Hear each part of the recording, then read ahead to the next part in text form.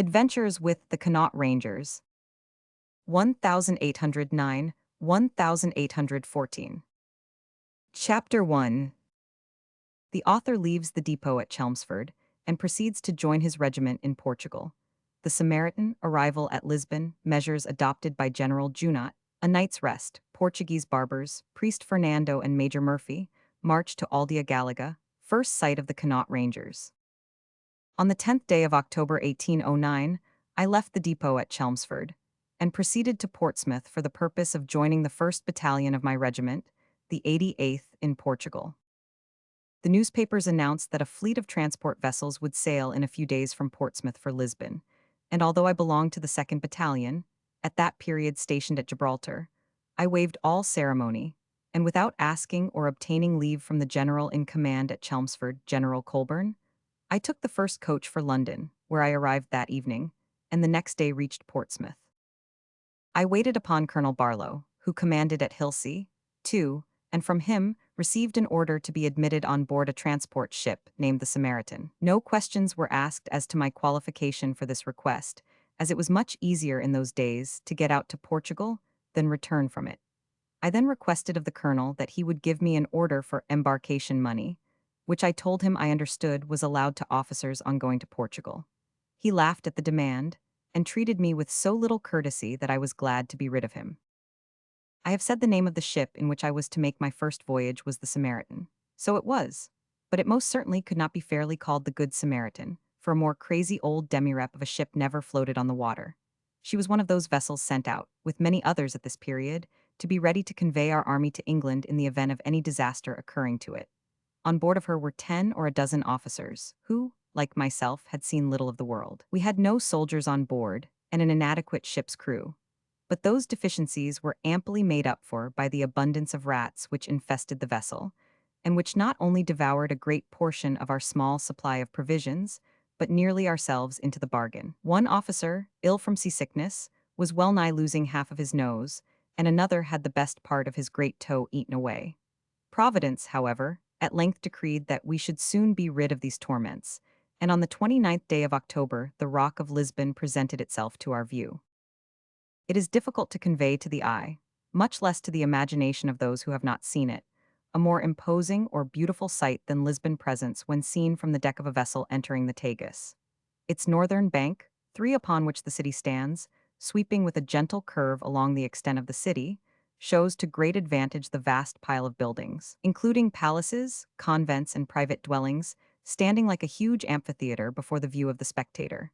The splendid gardens and orange groves, the former abounding with every species of botanical plant, while the latter, furnishing the eye with a moving mass of gold, presents a coup d'oeil which may be felt or conceived, but which cannot be described. Our vessel had scarcely reached the river when a pilot boat came alongside of us, and for the first time I had an opportunity of looking at the natives of Portugal. I confess I was inexpressibly disgusted. The squalid appearance of those half-amphibious animals, their complexion, their famished looks, and their voracious entreaties for salt pork, gave me but a so-so opinion of the patriots I had heard of and read of with so much delight and enthusiasm. Their bare throats, not even with muscle to recommend them, their dark eyes portraying more of the assassin than the patriot, and their teeth, white no doubt in comparison with their dark hides, was sufficient to stamp them in my eyes as the most ill-looking set of cutthroats I had ever beheld. Their costume, too, is anything but striking, except strikingly ugly. Short demi-petticoat trousers of white linen, a red sash, and their arms and legs naked, give them the appearance of a race of bad-bred North American Indians.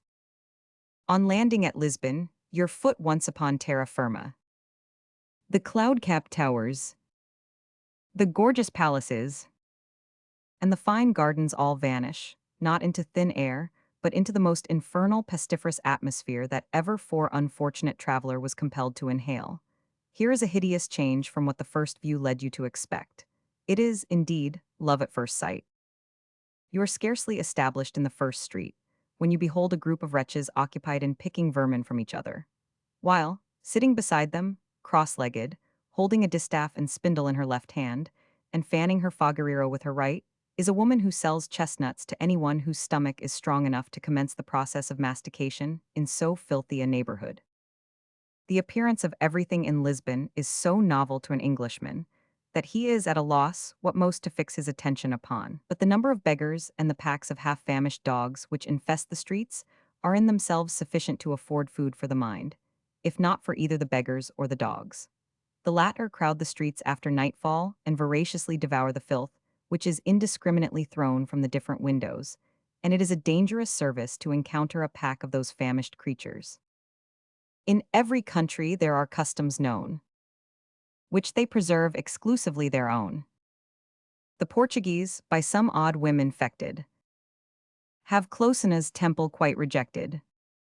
The French general, Junot, whatever his other faults might be, did a good thing in ridding Lisbon of this nuisance. On the fourth day after his arrival, he ordered all dogs found in the streets after nightfall to be shot, and the proprietor of every door before which was found any dirt, after a certain hour in the morning, he caused to pay a fine according to the quantity found in front of his premises. But Junot had been too long driven from Lisbon to have his orders respected at the period I write of, and we five were in consequence subjected to the annoyance of being poisoned by the accumulated filth, or to the danger of being devoured by the herds of dogs who seemed to consider these windfalls as their particular perquisite. The beggars, offensive as they were less so than the dogs, because in Portugal, as in most countries professing the Roman Catholic religion, the giving of alms is considered an imperative duty, and according to their means, all persons supply the wants of the poor. From the gates of the convents, and from the kitchens of the higher classes, food is daily distributed to a vast number of mendicants, and those persons actually conceive they have a right to such donations. Long habit has in fact sanctioned this right, and secure of the means to support their existence, they flock daily to their respective stations, awaiting the summons which calls them to the portal to receive the pittance intended for them. Thus it is that strangers suffer less inconvenience from this description of persons than they otherwise would, for the laziness of these wretches is so great, that although they will not hesitate to beg alms from a passing stranger, they will barely move from their recumbent posture to receive it, much less offer thanks for it. Satisfied with my first evening's excursion, I returned to the hotel where we had bespoken our dinner and beds. The former was excellent. Good fish, for which Lisbon is proverbial, ragouts and game, all well served up, gave us a gout for our wine. We discussed the merits of divers bottles, and it was late ere we retired to our chamber. I was going to say place of rest, but never was word more misplaced had I made use of it. Since the hour of my recollection, up to the moment that I write these lines, I never passed such a night. From the time I lay down, in hopes of rest, unto the dawning of morning, I never, for 5 minutes at a time, closed my eyes.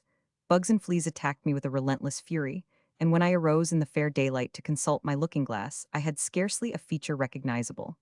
I was not, however, singular, for all my companions had shared the same fate. But it was absolutely necessary, before we attempted to perambulate the streets, that something should be done to render our appearance less horrible. We accordingly summoned the landlord with the view of ascertaining the name of some medical person who could administer to our wants. But he laughed at the idea of calling in surgical aid for so trifling a matter, which he said, and I believe him, was an everyday occurrence at his hotel. He recommended to us a man, as he was pleased to say, well skilled in such cases, and one who had made a comfortable competency by his close residence to the hotel we occupied. The person who could have doubted the latter part of our host's harangue must have indeed been casuistical, because the number of patients which, to our own ears, not our sight, for sight we had none, fell to him in one night, was a sufficient guarantee that his yearly practice must be something out of the common.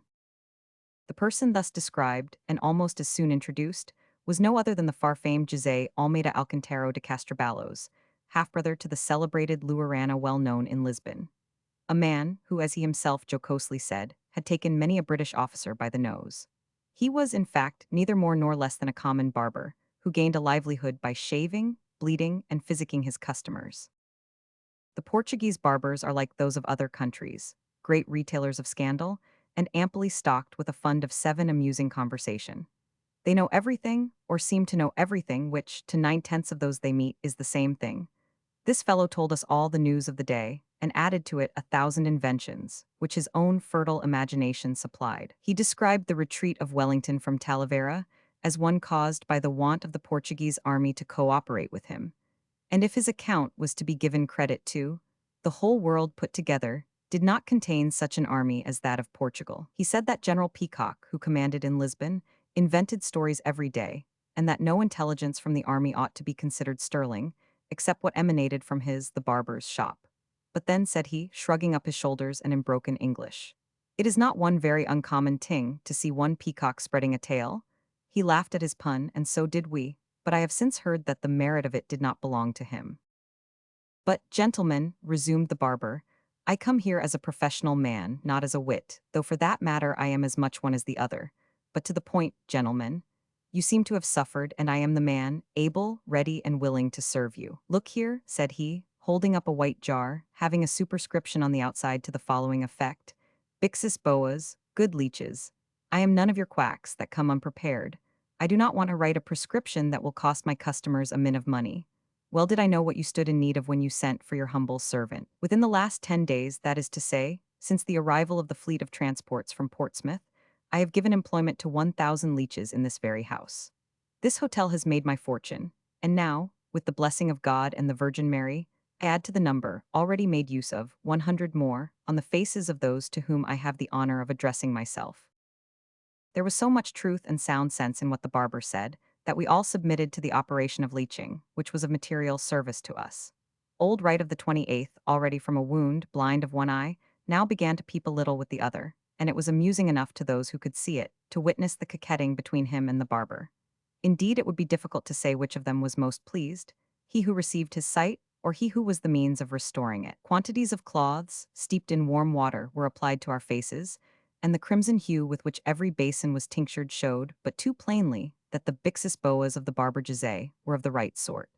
We kept our rooms the entire day, ate a moderate and light dinner, and at an early hour retired to our chambers, not without some misgivings of another night attack. But the barber assured us there was no danger, and whether it was that the vermin, which nearly devoured us on the preceding night, had gorged themselves, or that the applications which Jose Almeida had administered to our wounded faces was of that nature to give them a nausea towards us, I know not, but be this as it may, we enjoyed, unmolested, a comfortable night's repose, and in the morning our features had resumed their original shape and appearance. We were seated at breakfast when the barber again made his appearance. He congratulated us upon our recovery, received his fee, which was extremely moderate, and took his leave. I have not since seen him, or is it likely I ever shall. In 1809 he was approximating to his 60th year. Now 937 years added to 60 would make him rather an elderly person. However, should he be still alive, and able to fulfill the functions of his calling as well as he did when I met with him, I recommend him to all those who may visit Lisbon and require his aid. On the other hand, should he be no longer in the land of the living, I have paid his memory a just tribute, but not more than he deserved. At 12 o'clock I took a calash and reported myself to Major Murphy of the 88th, who commanded at Belem. By him I was received with great kindness, and asked to dine with him at 6 o'clock. I returned to our hotel, where I found my companions awaiting my arrival. Although not perfectly restored to their good looks, they agreed to accompany me in a stroll through the town, which was a different quarter from that we had before explored. It was more obscure, and overstocked with beggars of every grade.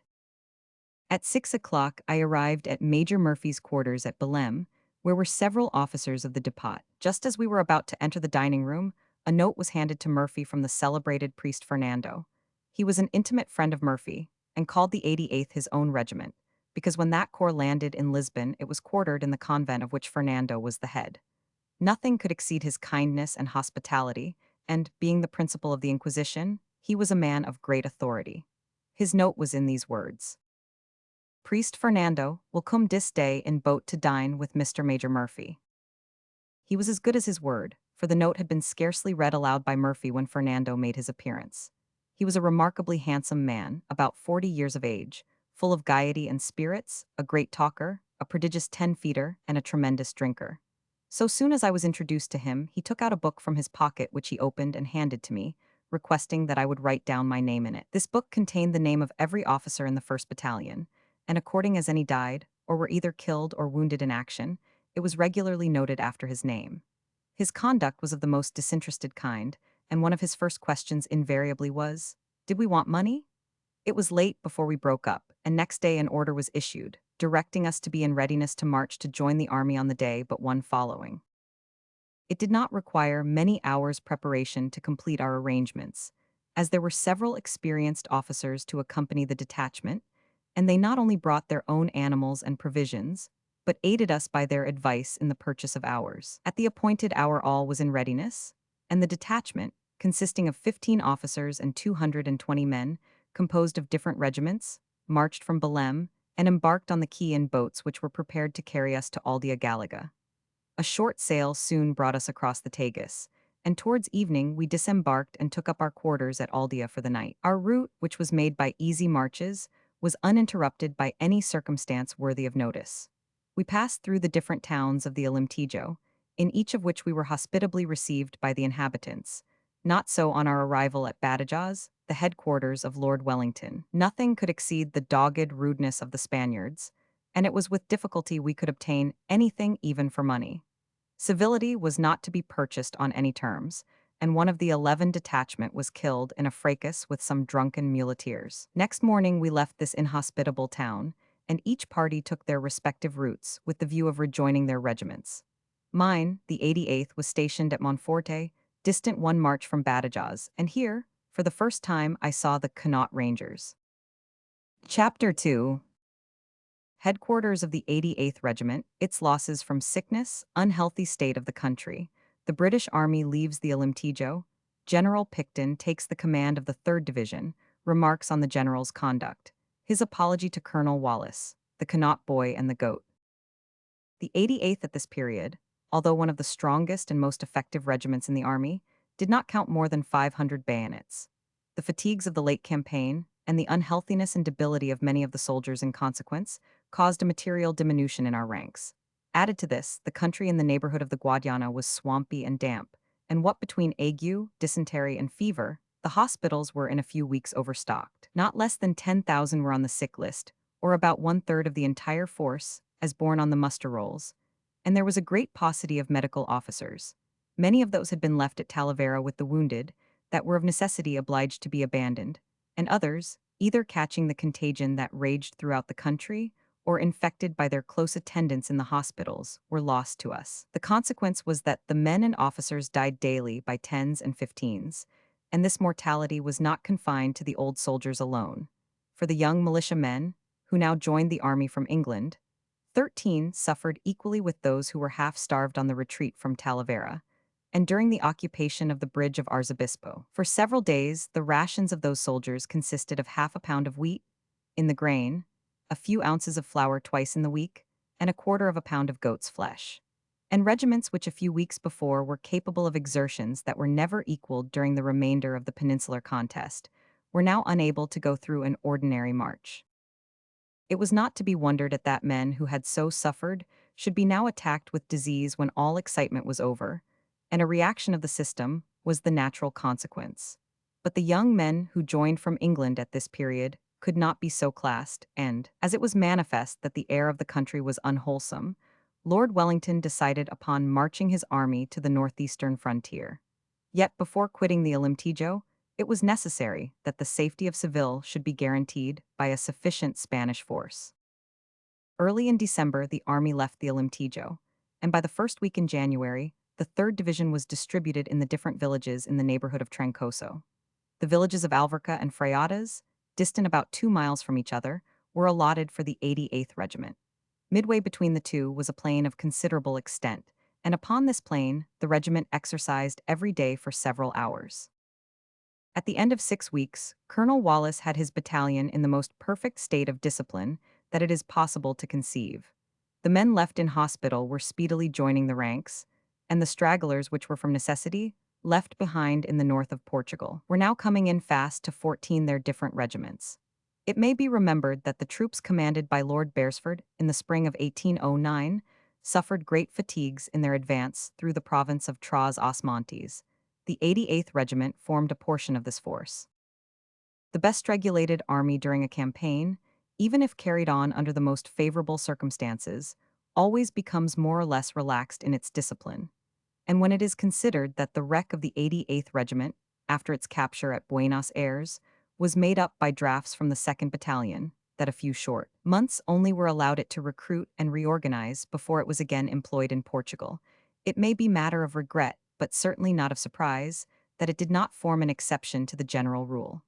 Many stragglers were left behind. Some preferred remaining with the Portuguese and never joined the army again. Nevertheless, many of the good soldiers who had been worn down by fatigue and were obliged to make a short stay, soon rallied, followed the track of their different regiments, and joined them by sixes and sevens. Others of a different stamp preferred remaining where they were, and continued under the hospitable roofs that had given them shelter, and made themselves useful to the inhabitants by assisting them to till their fields and gardens. Others, fatigued with the sameness of the scene, went through the country under pretense of seeking their different regiments, and in many instances committed acts that were disgraceful. And, strange to say, not the slightest effort was made to look after those stragglers, and collect the Wellington dispatches for the summer of 1809 contained two angry notes to Donkin, the brigadier commanding the 87th Anth, concerning the vast number of men absent from the ranks. Lut Gensarti Picton, GCB. London, Edward Arnold, 1902. 15 Several of these men were shot by the peasants, while others were made prisoners and were marched by the militia of the country to the nearest British depot. There they were either flogged, hanged, or shot, according to the nature of their different offenses. Others were sent under escorts to whatever corps they belonged. All this relaxation of discipline commenced, as we have shown, in the early part of 1809, while the regiments of which those marauders formed a portion, between that period and the end of the year, had marched over hundreds of miles, fought a battle in the heart of Spain, occupied a line of posts on the Guadiana, and finally, after the lapse of 10 months, took up new ground on the northeastern frontier of Portugal. It was at this time, and when the 3rd Division were stationed, as has been described, that General Picton joined the army. It would be impossible to deny that a very strong dislike towards the general was prevalent. His conduct at the island of Trinidad, while governor of that colony, and the torture inflicted, by his order, on Louise Calderon, a torture which, by the way, had been given up in our army as being worse than flogging, had impressed all ranks with an unfavorable opinion of the man. Besides this, the strong appeal made by Mr. Garrow, the Attorney General, to the jury by whom he was tried and found guilty, was known to all, and a very general, and I do believe a very unjust clamor was raised against him. From what I have just written, it will be seen in what sort of 16 estimation General Picton was held, and as we of his division had never seen him, his first appearance before his troops was looked for with no little anxiety. Our wishes were soon gratified, for, in a few days after his arrival at Trancoso, a division order was issued stating that on a certain day, which was named, the division should be under arms and ready to receive the general. Punctual to the appointed time, General Picton reached the ground, accompanied by his staff. Every eye was turned towards him, and as first impressions are generally very strong and very lasting, his demeanor and appearance were closely observed. He looked to be a man between 50 and 60, and I never saw a more perfect specimen of a splendid-looking soldier. In vain did those who had set him down in their own minds as a cruel tyrant seek to find out such a delineation in his countenance. No such marks were distinguishable. On the contrary, there was a manly open frankness in his appearance that gave a flat contradiction to the slander, and in truth Picton was not a tyrant, nor did he ever act as such during the many years that he commanded the 3rd Division. But if his countenance did not depict him as cruel, there was a caustic severity about it, and a certain curl of the lip that marked him as one who rather despised than courted applause. The stern countenance, robust frame, caustic speech, and austere demeanor told in legible characters that he was one not likely to say a thing and not do as he said. In a word, his appearance denoted him as a man of strong mind and strong frame. The division went through several evolutions, and performed them in a very superior manner indeed. The line marching and the echelon movements, for which the 88th under Wallace was so celebrated, seemed to surprise the general. He, however, said little. Once he turned to Wallace and said, in rather a disagreeable tone, "Very well, sir." The parade was about to be dismissed, and the general about to return to his quarters, when 2 marauders of the 88th were brought up in charge of a detachment of Portuguese militia. They had stolen a goat on their march up to join their regiment. The complaint was at once made to Picton, who ordered the men to be tried by a drumhead court-martial on the spot. This was accordingly done. The men were found guilty, and flogged on the moment in presence of the general. This act was considered by all as not good taste in General Picton on his first appearance amongst his troops. The offense committed by the soldiers could have been as well punished in front of their own regiment as in the presence of the entire division. And, besides this, there was no necessity for the generals remaining to witness the punishment. This act on his part caused those who had formed a favorable opinion from his appearance to waver, and the word tyrant was more than muttered by many of the division. So soon as the two soldiers were removed, after having received the number of lashes it was thought necessary to inflict, the general addressed the brigade in language, not of that bearing which an officer of his rank should use. For turning to the 88th, he said, "You are not known in the army by the name of Connaught Rangers, but by the name of Connaught Footpads." He also made some remarks on their country and their religion. Language like this was enough to exasperate the lowest soldier, equally with the colonel, who had done so much for 18 the regiment during his command. And Colonel Wallace, directly the parade was over, waited on General Mackinnon, who commanded the brigade, and requested that he would go to General Picton, and intimate to him that he conceived the abusive language which he had made use of towards the 88th was not just to the corps, or to himself as commanding officer of it. Mackinnon was a strict disciplinarian, but a man of an extremely mild temper, and he felt greatly annoyed at what had taken place. He readily complied with Colonel Wallace's request, and received for answer from Picton that he would remove those impressions when he again had an opportunity of assembling the division. A long period elapsed before the division was again brought together, and when it was Picton neglected, or perhaps forgot, to fulfill the promise he had made. Immediately after the parade, Wallace reminded General Mackinnon of what had before passed on the subject, and Mackinnon, for the second time, waited on Picton. The latter requested that Wallace should call upon him, which was immediately complied with, and then took place a memorable interview. When Wallace reached Picton's quarters, he found the general alone.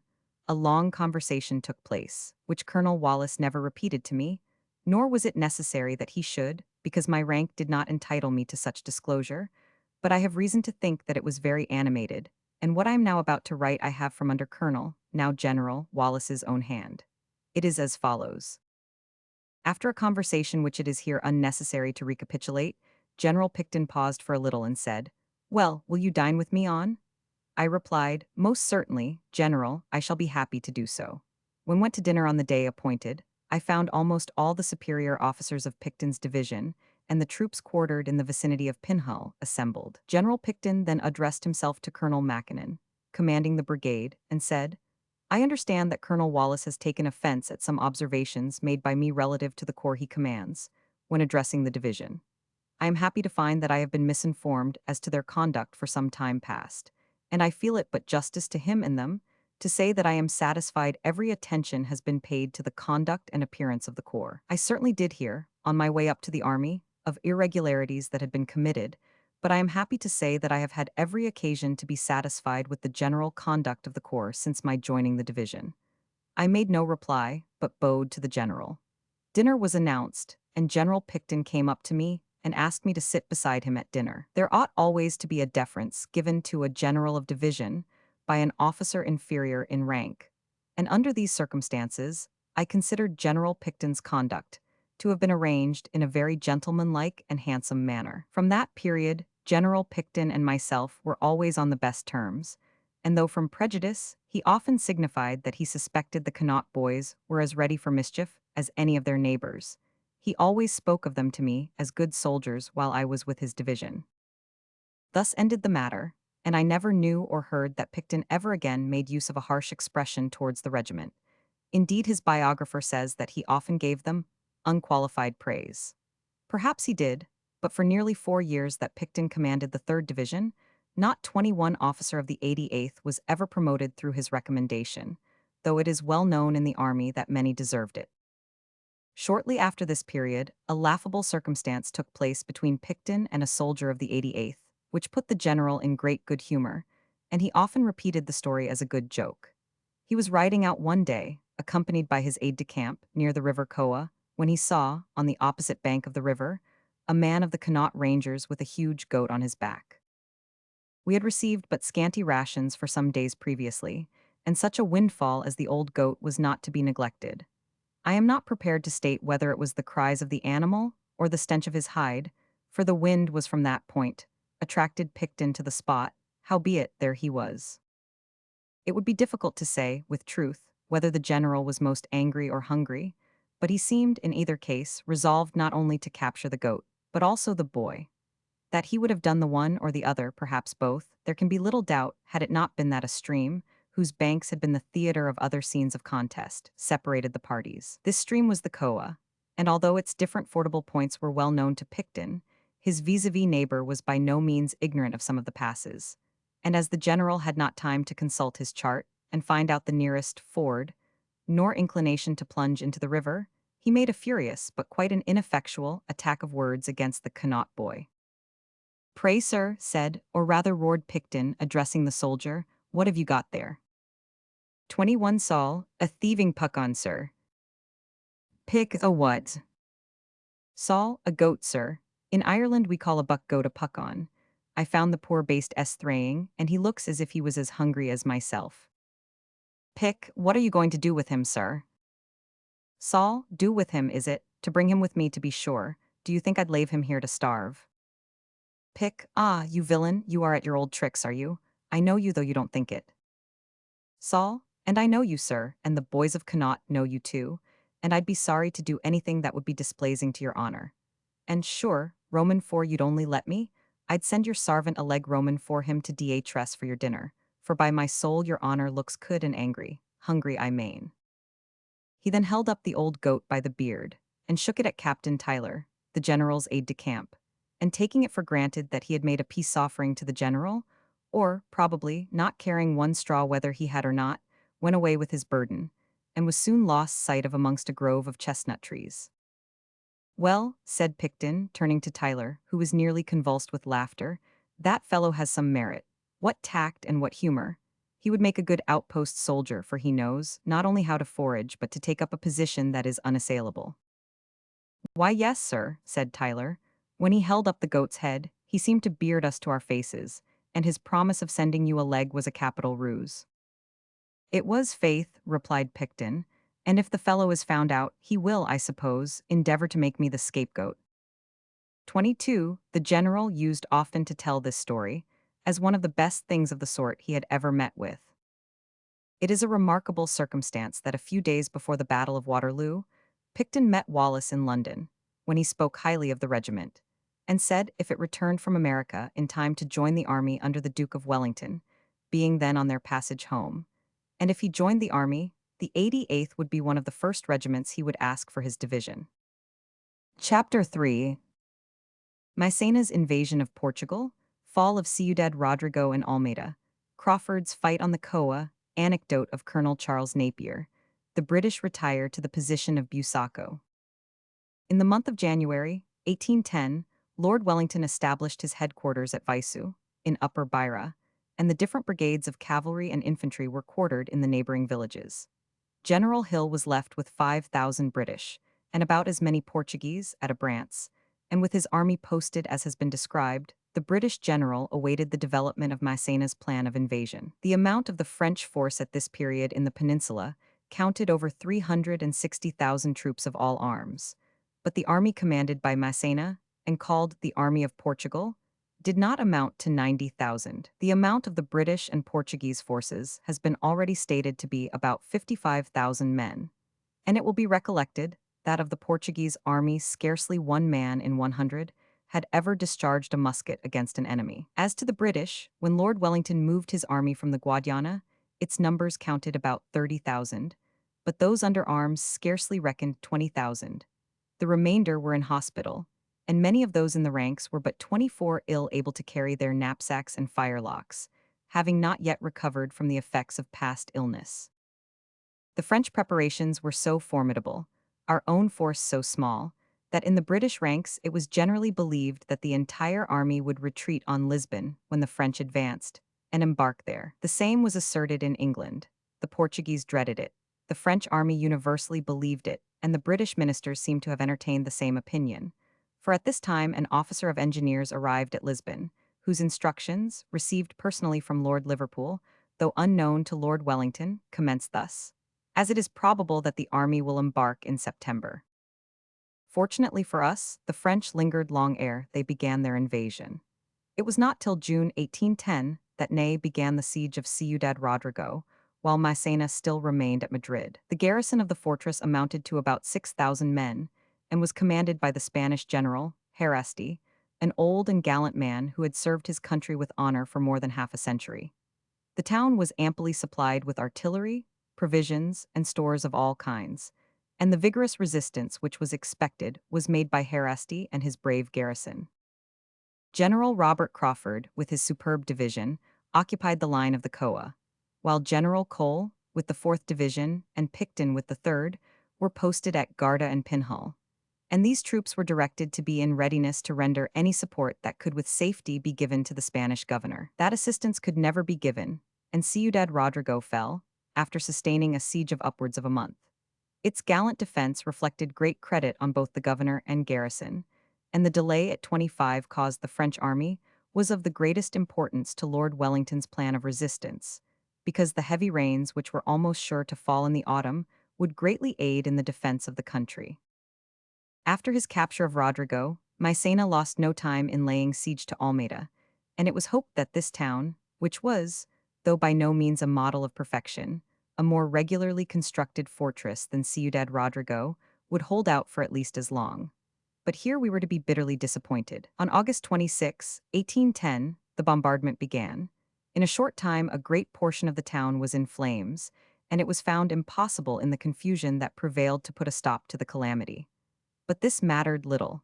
No great damage had been done to the walls, and the guns of the garrison replied with vigor. But at midnight a terrible explosion was heard, the castle was rent into 1,000 pieces, and the entire town disappeared, as if swallowed by an earthquake. This tremendous crash was heard for a distance of many leagues. The main magazine had been blown up by a French shell, and the governor, Colonel Cox, was obliged to surrender next day. While these events were taking place, a variety of movements between our advance and that of the enemy occurred. Upon one occasion, a portion of the 14th Dragoons came in contact with a body of the enemy's infantry, and their commanding officer, Colonel Talbot, fell in the midst of a square against which he made a gallant but fruitless charge. But this was of little import in comparison with what took place with the Light Division, under Crawford, on the banks of the Coa. His force consisted of 4,000 infantry, 1,000 cavalry, and a brigade of guns. The force opposed to him was about 6 times his own 26 number, but yet he, with a hardihood bordering on rashness, held his post and fought a very dangerous battle, contrary to orders, I believe, and lost upwards of 300 men with nearly 30 officers, and had it not been for the superior description of the troops he commanded, the division would have been destroyed to a man. The French, it is true, lost 3 times the number Crawford did, but what of that? Massena could have better spared 1,000 men than Wellington 100. It has been said that Crawford fully expected Picton would have joined him with the 3rd Division, stationed at Pinhall. The division of Picton were within hearing of the fire, but not a man was ordered to move to the support of Crawford. The wounded men and officers of the Light Division came into Pinhall in the best manner they could, some on foot, others on cars, and the 3rd Division were much excited at not being allowed to join their old companions. Colonel Wallace held the 88th in readiness, as I believe did every other officer commanding a battalion, and the division could have assembled and marched in 10 minutes had any order been given to that effect. However, the Light Division, after performing more than could have been expected, even from it, and doing so alone, without the aid which it looked for, and which might have been afforded it, held their ground and sustained no disaster, but on the contrary inflicted a severe loss on the enemy, and covered itself with glory. Crawford, after his gallant fight, lay, with his division, in the different villages in our front, and a quiet calm succeeded the first outburst. There was an inactivity in the movements of the enemy, notwithstanding that the soldiers 27 had been supplied with bread for many days, and a curious incident took place at the time that is worthy of mention. It shows the good terms upon which the British and French officers stood in regard to each other. Colonel Napier of the 50th Regiment, who had been badly wounded at Corunna, and who had been treated with much attention by Soult and Ney after he was made prisoner at that battle, stopped at Pinhall. He was on his parole, and when asked by some of our officers whom he knew where he was going, replied, "I am going to pass some time with my friend Marshal Ney." He did pass some time with him, and was an eyewitness to all that went on in his camp, but where such confidence was shown to any British officer, much less one of such high character and honor as Colonel Napier, it is needless to say that it was not forfeited. Napier, after having stayed with his friend Ney for some weeks, returned on his way to England, when en passant he found the ridge of Busaco was about to be contested, and the gallant colonel, although not on duty or in any way connected with the army, being in fact on his parole, wished to be a looker-on. It so happened that he was wounded while standing near Lord Wellington. His name was returned, and the French official paper, the Moniteur, made some remarks upon the colonel breaking his parole. It was, however, soon explained by the gallant officer, and in return the Paris papers did not let pass an occasion which afforded them amusement, and they quaintly remarked that a man who was so fond of French fire, after what he had got of it before, ought to live in France. After a good deal of delay and vacillation, it appeareth that Massena had at last seriously resolved on his enterprise. He had under his immediate command nearly 120,000 bayonets and sabres, but from this force some deductions must be made, by which it would appear that at the utmost he did not bring more than 60,000 fighting men across the Coa. Finally he passed that river, and our army retired towards the banks of the Mondego, and Lord Wellington was obliged to give battle. But this obligation did not emanate from him, quite the contrary. It was necessary that he should do something, and the thing was forced upon him by the refractory spirit of the Portuguese councils. If then he was to fight, for the first time, with an army of Portuguese to back him, he judged that the ridge of Busaco was a good spot to try them, and he accordingly resolved to take his stand there. This ridge of mountain extends for about 8 miles, and near its termination, and on a high point stands a convent, inhabited by monks and friars. The face of the mountain is rugged, filled with dells and dikes, and the intervening space between its base and the top is one mass of rock and heath. On the 26th of September, all the different corps were placed in the stations they should occupy, and the entire ridge of Busaco was fully manned. During the evening, we could perceive the enemy occupying their different stations in our front, and the light troops of both armies were warmly engaged along the entire of the line. At night we lay down to rest. Each man, with his firelock in his grasp, remained at his post, anxiously waiting the arrival of the morrow, which was destined to be the last that many amongst us were to behold. We had no fires, and the death-like stillness that reigned throughout our army was 29 only interrupted by the occasional challenge of an advanced sentry or a random shot fired at some imaginary foe. The night at length passed over, but long before the dawn of day, the warlike preparations of the enemy were to be heard. The trumpets sounded for the horsemen to prepare for the fight, and the roll of the drums and shrill notes of the fife gave notice to the French infantry that the hour had arrived when its claim to be the best in Europe was to be disputed. On our side all was still as the grave. Lord Wellington lay amongst his soldiers, under no other covering than his cloak, and as he passed through the ranks of the different battalions already formed, his presence and manner gave that confidence to his companions which had a magical effect. All was now ready on our part. The men stood to their arms, and as each soldier took his place in the line, his quiet demeanor and orderly but determined appearance was a strong contrast to the bustle and noise which prevailed amongst our opposite neighbors. But those preparations were of short continuance, and some straggling shots along the brow of the mountain gave warning that we were about to commence the Battle of Busaco. 1st Brigade, General Mackinnon. 1st Battalion 45th Foot, 74th Foot, 1st Battalion 88th Foot, Connaught Rangers. 2nd Brigade, General Lightburn. 2nd Battalion 5th Foot, 2nd Battalion 83rd Foot, 3 companies of 5th Battalion 60th Foot. Portuguese Brigade, Colonel Champlemonth Anst regiments of the line, each 2 battalions. Chapter 4. Battle of Busaco, daring advance of the French, the achievements of the 88th, adventure of Captain Seaton Alcabasa, remarks on the battle. This battle, fought upon the 27th September 1810, was one in which the losses of the French, and of the British and Portuguese army, commanded by Lord Wellington, were not of that magnitude to give it a first-rate place on the battle list.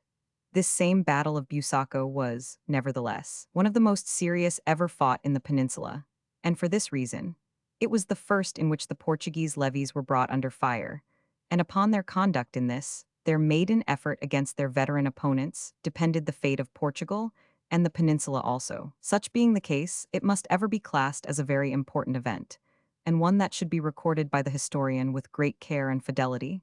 Yet, strange to say, there is not, that I have read, any faithful report of it in print. In vain do we turn even to Colonel Napier's splendid history of the war in 31, the Peninsula, in expectation of finding a correct account.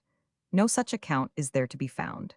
In all, therefore, that I am going to relate as to the part which the 3rd Division took in it, I shall keep as close as I possibly can to what I know to be the facts. On the morning of the 27th, the haze was so thick that little could be seen at any great distance, but the fire of the light troops along the face of the hill put it beyond doubt that a battle would take place. Lord Wellington was close to the brigade of Lightburn, and from the bustle amongst his staff, it was manifest that the point held by Picton's division was about to be attacked. Two guns belonging to Captain Lane's troop of artillery were ordered upon the left of the 88th Regiment and immediately opened their fire, while the Portuguese battery, under the German Major Ehrenschalt, passed at a trot towards the St. Antonio Pass, in front of the 74th British. A rolling fire of musketry, and some discharges of cannon, in the direction of St. Antonio, announced what was taking place in that quarter, and the face of the hill immediately in front of the brigade of Lightburn, and to the left of the 88th Regiment, was beginning to show that the efforts of the enemy were about to be directed against this portion of the ground held by the 3rd Division. The fog cleared away, and a bright sun enabled us to see what was passing before us. A vast crowd of tirailleurs were pressing onward with great ardor, and their fire, as well as their numbers, was so superior to that of our advance, that some men of the brigade of Lightburn, as also a few of the 88th Regiment, were killed while standing in line. A color sergeant named McNamara was shot through the head close beside myself and Ensign Ogan. Colonel King, commanding 32 the 5th Regiment, which was one of those belonging to Lightburn's brigade, oppressed by a desultory fire he was unable to reply to without disturbing the formation of his battalion, brought his regiment a little out of its range, while Colonel Alexander Wallace of the 88th took a file of men from each company of his regiment, and placing them under the command of Captain George Barry and Lieutenant William Mackey, ordered them to advance to the aid of our people, who were overmatched and roughly handled at the moment. Our artillery still continued to discharge showers of grape and canister at half range, but the French light troops, fighting at open distance, heeded it not, and continued to multiply in great force. Nevertheless, in place of coming up direct in front of the 88th, they edged off to their left, out of sight of that corps, and far away from Lightburn's brigade, and from the nature of the ground they could be neither seen nor their exact object defined. As they went to their left, our advance inclined to the right, making a corresponding movement. But though nothing certain could be known, as we soon lost sight of both parties, the roll of musketry never ceased, and many of Barry's and Mackey's men returned wounded. Those two officers greatly distinguished themselves, and Barry, though badly wounded, refused to quit the field. A soldier of Barry's company, of the name of Pollard, was shot through the shoulder, but seeing his captain, though wounded, continue at the head of his men, he threw off his knapsack and fought beside his officer. But this brave fellow's career of glory was short. A bullet penetrated the plate of his cap, passed through his brain, and he fell dead at Barry's feet. These were the sort of materials the 88th were formed of, and these were the sort of men that were unnoticed by their general. 33 Lord Wellington was no longer to be seen, and Wallace and his regiment, standing alone without orders, had to act for themselves. The colonel sent his captain of grenadiers, Dunn, to the right, where the rocks were highest, to ascertain how matters stood, for he did not wish, at his own peril, to quit the ground he had been ordered to occupy without some strong reason for so doing. All this time the brigade of Lightburn, as also the 88th, were standing at ordered arms. In a few moments Dunn returned almost breathless. He said the rocks were filling fast with Frenchmen, that a heavy column was coming up the hill beyond the rocks, and that the 4 companies of the 45th were about to be attacked. Wallace asked if he thought half the 88th would be able to do the business. "You will want every man," was the reply. Wallace, with a steady but cheerful countenance, turned to his men, and looking them full in the face, said, "Now, Connaught Rangers, mind what you are going to do. Pay attention to what I have so often told you, and when I bring you face to face with those French rascals, drive them down the hill. Don't give the false touch, but push home to the muzzle. I have nothing more to say, and if I had it would be of no use, for in a minute or two there'll be such an infernal noise about your ears that you won't be able to hear yourselves." This address went home to the hearts of us all, but there was no cheering. A steady but determined calm had taken the place of any lighter feeling, and it seemed as if the men had made up their minds to go to their work unruffled and not too much excited. Wallace then threw the battalion from line into column, 34 right in front, and moved on our side of the rocky point at a quick pace. On reaching the rocks, he soon found it manifest that Dunn's report was not exaggerated. A number of Frenchmen were in possession of this cluster, and so soon as we approached within range, we were made to appreciate the effects of their fire, for our column was raked from front to rear. The moment was critical, but Wallace, without being in the least taken aback, filed out the Grenadiers and the 1st Battalion Company, commanded by Captains Dunn and Dancy, and ordered them to storm the rocks, while he took the 5th Battalion Company, commanded by Captain Oates, also out of the column, and ordered that officer to attack the rocks at the opposite side to that assailed by Dunn and Dancy. This done, Wallace placed himself at the head of the remainder of the 88th and pressed on to meet the French column. At this moment, the four companies of the 45th, commanded by Major Gwynn, a little to the left of the 88th, and in front of that regiment, commenced their fire, but it in no way arrested the advance of the French column, as it, with much order and regularity, mounted the hill, which at this point is rather flat. But here, again, another awkward circumstance occurred. A battalion of the 8th Portuguese Infantry, under Colonel Douglas, posted on a rising ground on our right, and a little in our rear, in place of advancing with us, opened a distant and ill-directed fire, and one which would exactly cross the path of the 88th, as that corps was moving onward to meet the French column, which consisted of three splendid regiments, viz. the 2nd Light Infantry, the 36th, and the 70th of the line. Wallace, seeing the loss and confusion that would infallibly ensue, sent Lieutenant John Fitzpatrick, an officer of tried gallantry, with orders 35 to point out to this regiment the error into which it had fallen. But Fitzpatrick had only time to take off his hat and call out "Vamos, comrades," when he received two bullets, one from the Portuguese, which passed through his back, and the other in his left leg from the French, which broke the bone and caused a severe fracture. Yet this regiment continued to fire away, regardless of the consequences, and a battalion of militia, which was immediately in rear of the 8th Portuguese, took to their heels the moment the first volley was discharged by their own countrymen. Wallace threw himself from his horse, and placing himself at the head of the 45th Anth, with Gwynn of the 45th on the one side of him, and Captain Seaton of the 88th on the other, ran forward at a charging pace into the midst of the terrible flame in his front. All was now confusion and uproar, smoke, fire and bullets, officers and soldiers, French drummers and French drums knocked down in every direction. British, French, and Portuguese mixed together, while in the midst of all was to be seen Wallace, fighting, like his ancestor of old, at the head of his devoted followers and calling out to his soldiers to press forward. Never was defeat more complete, and it was a proud moment for Wallace and Gwynn when they saw their gallant comrades breaking down and trampling under their feet this splendid division, composed of some of the best troops the world could boast of. The leading regiment, the 36th, one of Napoleon's favorite battalions, was nearly destroyed. Upwards of 200 soldiers and their old colonel, covered with orders, lay dead in a small space, and the face of the hill was strewed with dead and wounded, which showed evident marks of the rapid execution done at this point. For Wallace never slackened his fire while a Frenchman was 36 within his reach. He followed them down the edge of the hill, and then he formed his men in line, waiting for any orders he might receive, or for any fresh body that might attack him. Our gallant companions, the 45th, had an equal share in the glory of this short but murderous fight. They suffered severely, and the 88th lost 9 officers and 135 men. The 8th Portuguese also suffered, but in a less degree than the other two regiments, because their advance was not so rapid, but that regiment never gave way nor was it ever broken. Indeed, there was nothing to break it, because the French were all in front of the 45th Anth, and if they had broken the Portuguese, they must have first broken the two British regiments, which it is well known they did not. The regiment of militia in their rear ran away most manfully, and if they were able to continue for any length of time the pace at which they commenced their flight, they might, I should say, have nearly reached Coimbra before all matters had been finally settled between us and the French. 2 of their officers stood firm, and reported themselves in person to Wallace on the field of battle, so there could be no mistake about them, no more than there was about the rest of their regiment. Meanwhile, Captains Dunn, Dancy, and Oates had a severe struggle with the French troops that occupied the rocks. Dunn's Sergeant Brazil killed a Frenchman by a push of his halbert, who had nearly overpowered his captain.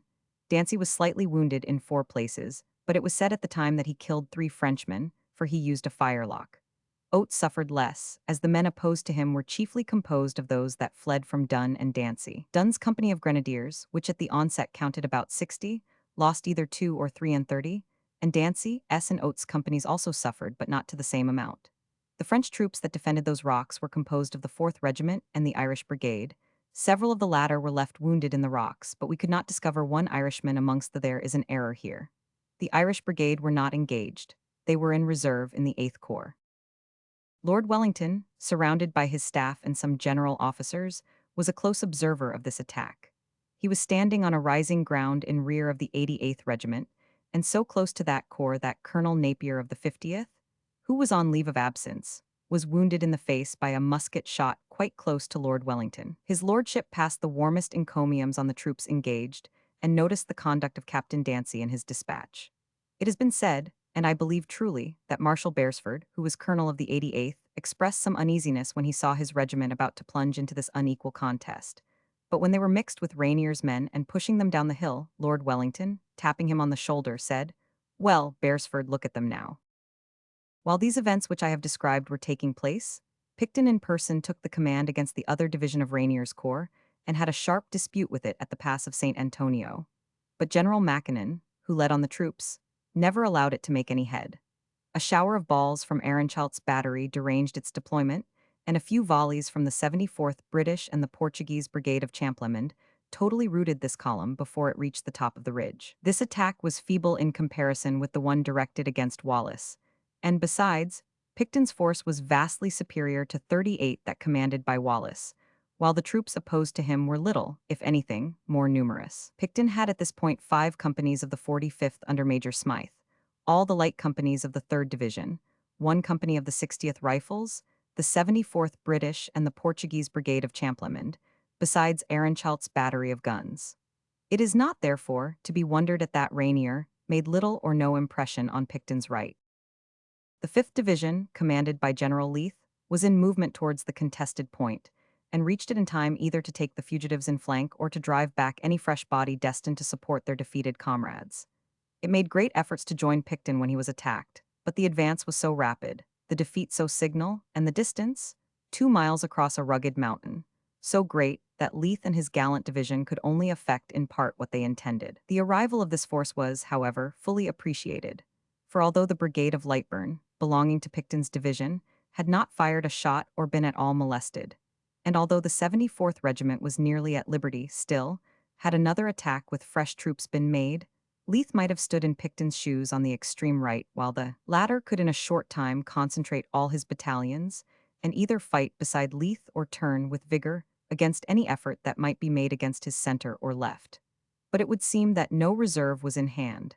At all events, none was thrown into the fight, and Massena gave up without a second trial that in which he lost many men and much glory. While Picton, Mackinnon, Wallace and Champlemond and Leith's division were occupied as I have described, the Light Division, under the gallant Robert Crawford, maintained a severe struggle against a large proportion of Ney's corps. Those French troops were driven down the hill with great loss, and the general of brigade, Simon, who headed and led the attack, was taken prisoner by the 52nd Regiment, and between 200 and 300 unwounded men shared the fate of their general. The leading brigade of Leith's division put to flight some of the enemy, who kept a hold of a rocky point on Picton's right, and had Picton been aware of their being there, he might have cut off their retreat, while Leith attacked them in front and flank. But their numbers were scanty, and they might not have been aware of the fate of their companions. Otherwise, they would in all probability have got out of Leith's clutches before his arrival, for their remaining in the rocks could be of no possible avail, and their force was too weak to hazard any serious attack on Picton's right. Indeed, they were routed by a battalion or 2 of Leith's division, and the entire British loss at this point did not count above 40 or 50. And thus ended a battle of which so many accounts have been given, all at variance with each other, and none more so than what I have just written. It has been said that Picton directed the attack of the 45th under Major Gwynn, the 88th under Wallace, and the 8th Portuguese under Douglas. Not one syllable of this is true.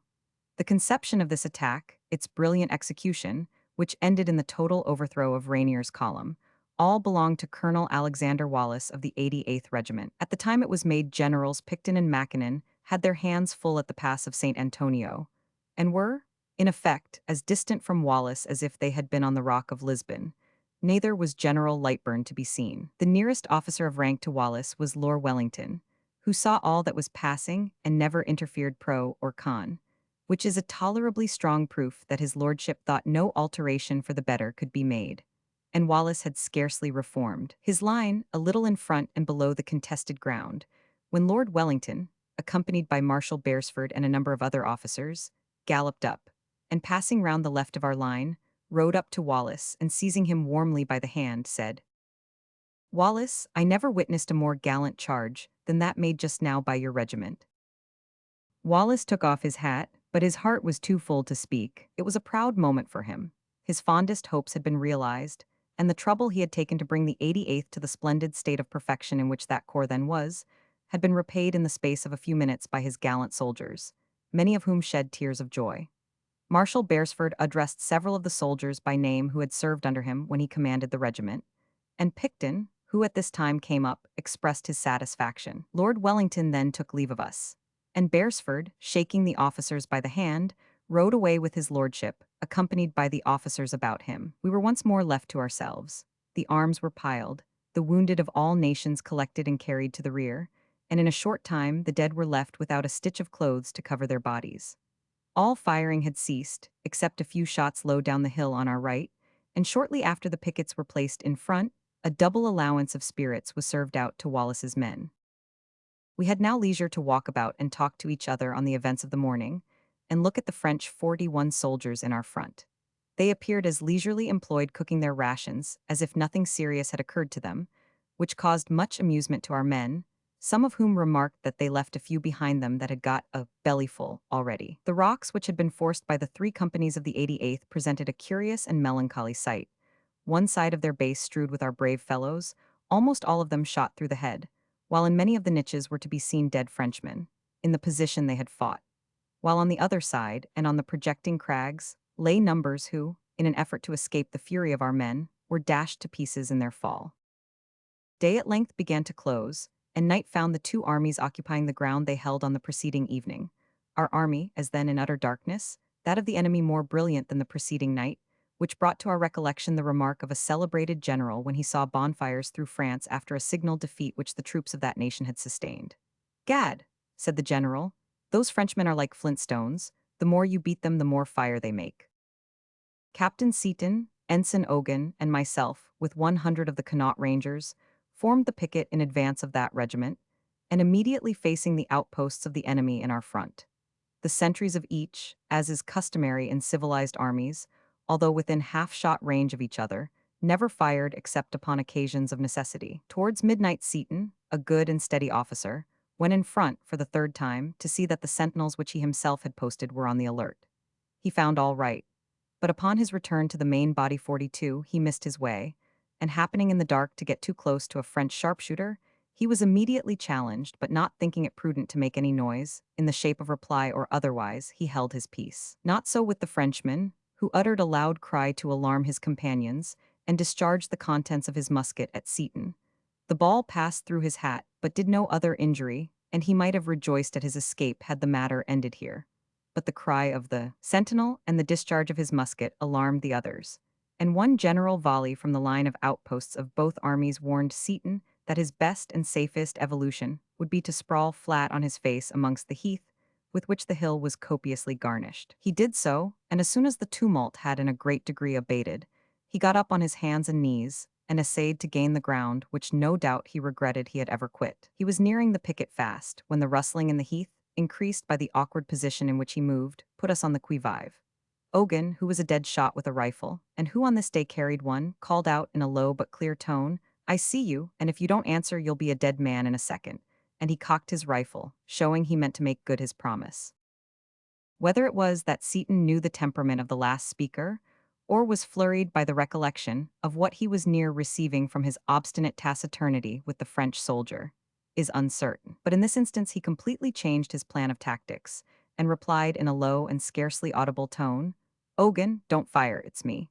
So soon as he recovered his natural and more comfortable position, for he was still all fours, we congratulated him on his lucky 43 escape, and I placed my canteen of brandy to his mouth. It did not require much pressing to prevail upon him to take a hearty swig, which indeed he stood much in need of. The night passed over without further adventure or annoyance, and in the morning the pickets on both sides were relieved. The dead were buried without much ceremony, and the soldiers occupied themselves cleaning their arms, arranging their accoutrements, and cooking their rations. The enemy showed no great disposition to renew his attack, and a few of us obtained leave to go down to the village of Busaco, in order to visit some of our officers, who were so badly wounded as to forbid their being removed further to the rear. Amongst the number was the gallant Major Silver of the 88th. He had been shot through the body, and though he did not think himself in danger, as he suffered no pain, it was manifest to the medical men he could not live many hours. He gave orders to his servant to leave him for a short time, and attend to his horses. The man did so, but on his return in about a quarter of an hour, he found poor Silver lying on his right side as if he was asleep. But he was dead.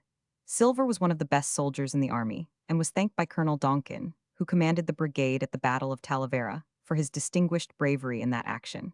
He was laid in a deep grave in the uniform he had fought and died in.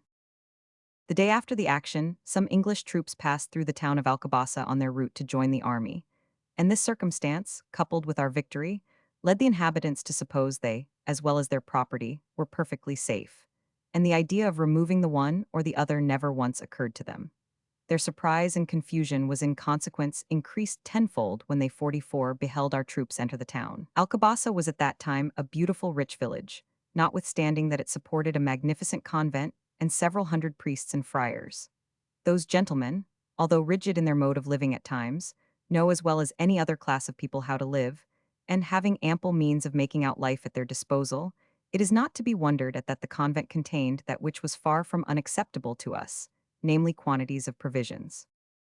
On our arrival in the town, the inhabitants, terrified at the possibility of being captured by the French, fled, leaving, in many instances, their houses in such haste as not to allow themselves time to take away anything, not even their silver forks and spoons, a luxury which almost the poorest family in Portugal enjoys.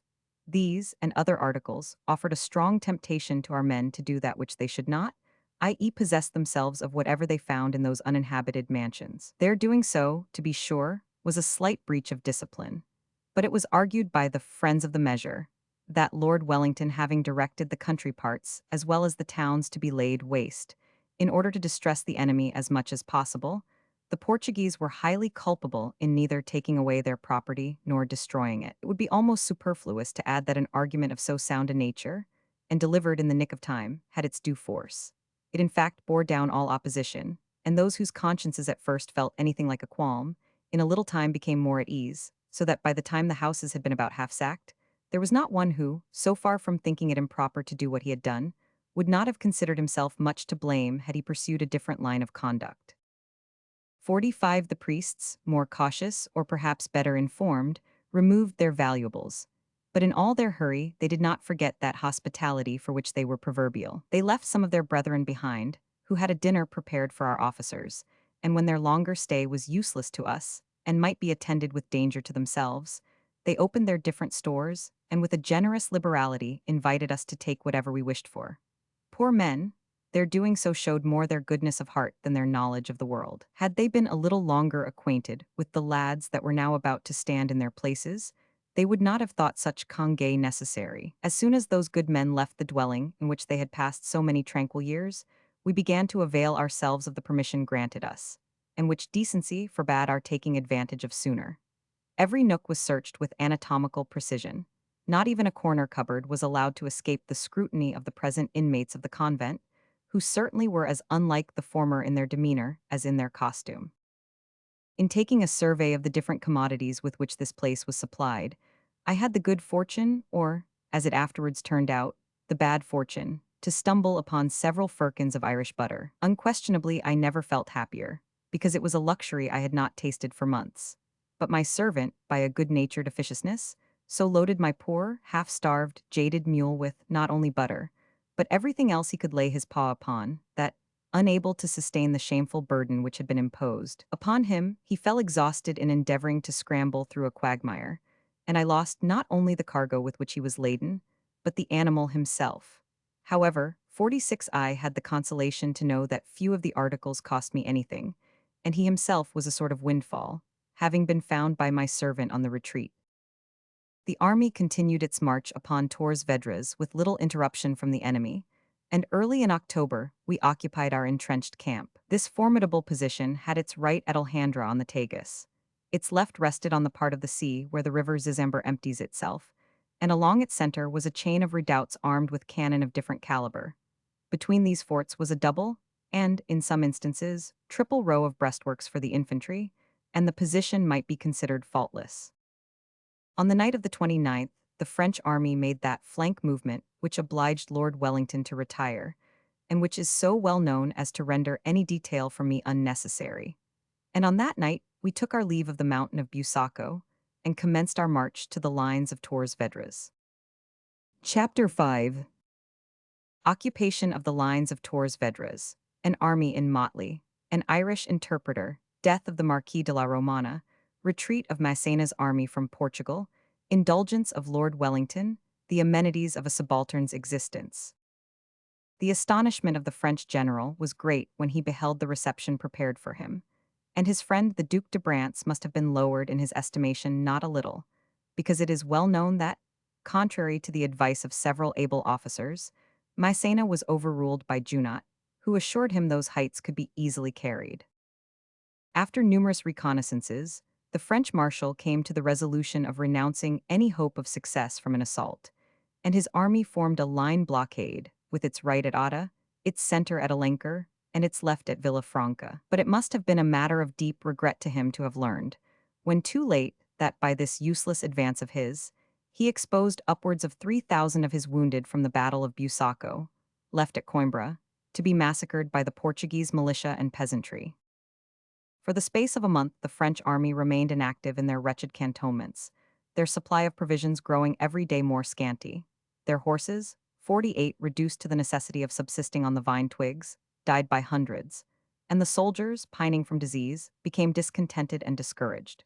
In consequence, the desertions increased with their increasing wants, and it appeared very evident that matters could not long continue in the state they had assumed at the beginning of November. Although our situation was, in every respect, better than that of the enemy, we were far from comfortable. Our huts, from want of any good materials to construct them, were but a weak defense against the heavy rains which fell at this time. We had no straw to serve for thatch, and the heath which we were obliged to use as a substitute, though it looked well enough when in full leaf and blossom, and was a delightful shelter in fine weather, became a wretched protection against the torrents that soon after inundated us. The inside of our habitation presented an appearance as varied as it was uncomfortable. At one end might be seen a couple of officers, with their cloaks thrown about them, snoring on a truss of straw, while over their heads hung their blankets, which served as a kind of inner wall, and for a time stopped the flood that deluged the parts of the hut not so defended. But this, by degrees, becoming completely saturated with rain, not only lost its original appearance, but what was worse, its original usefulness.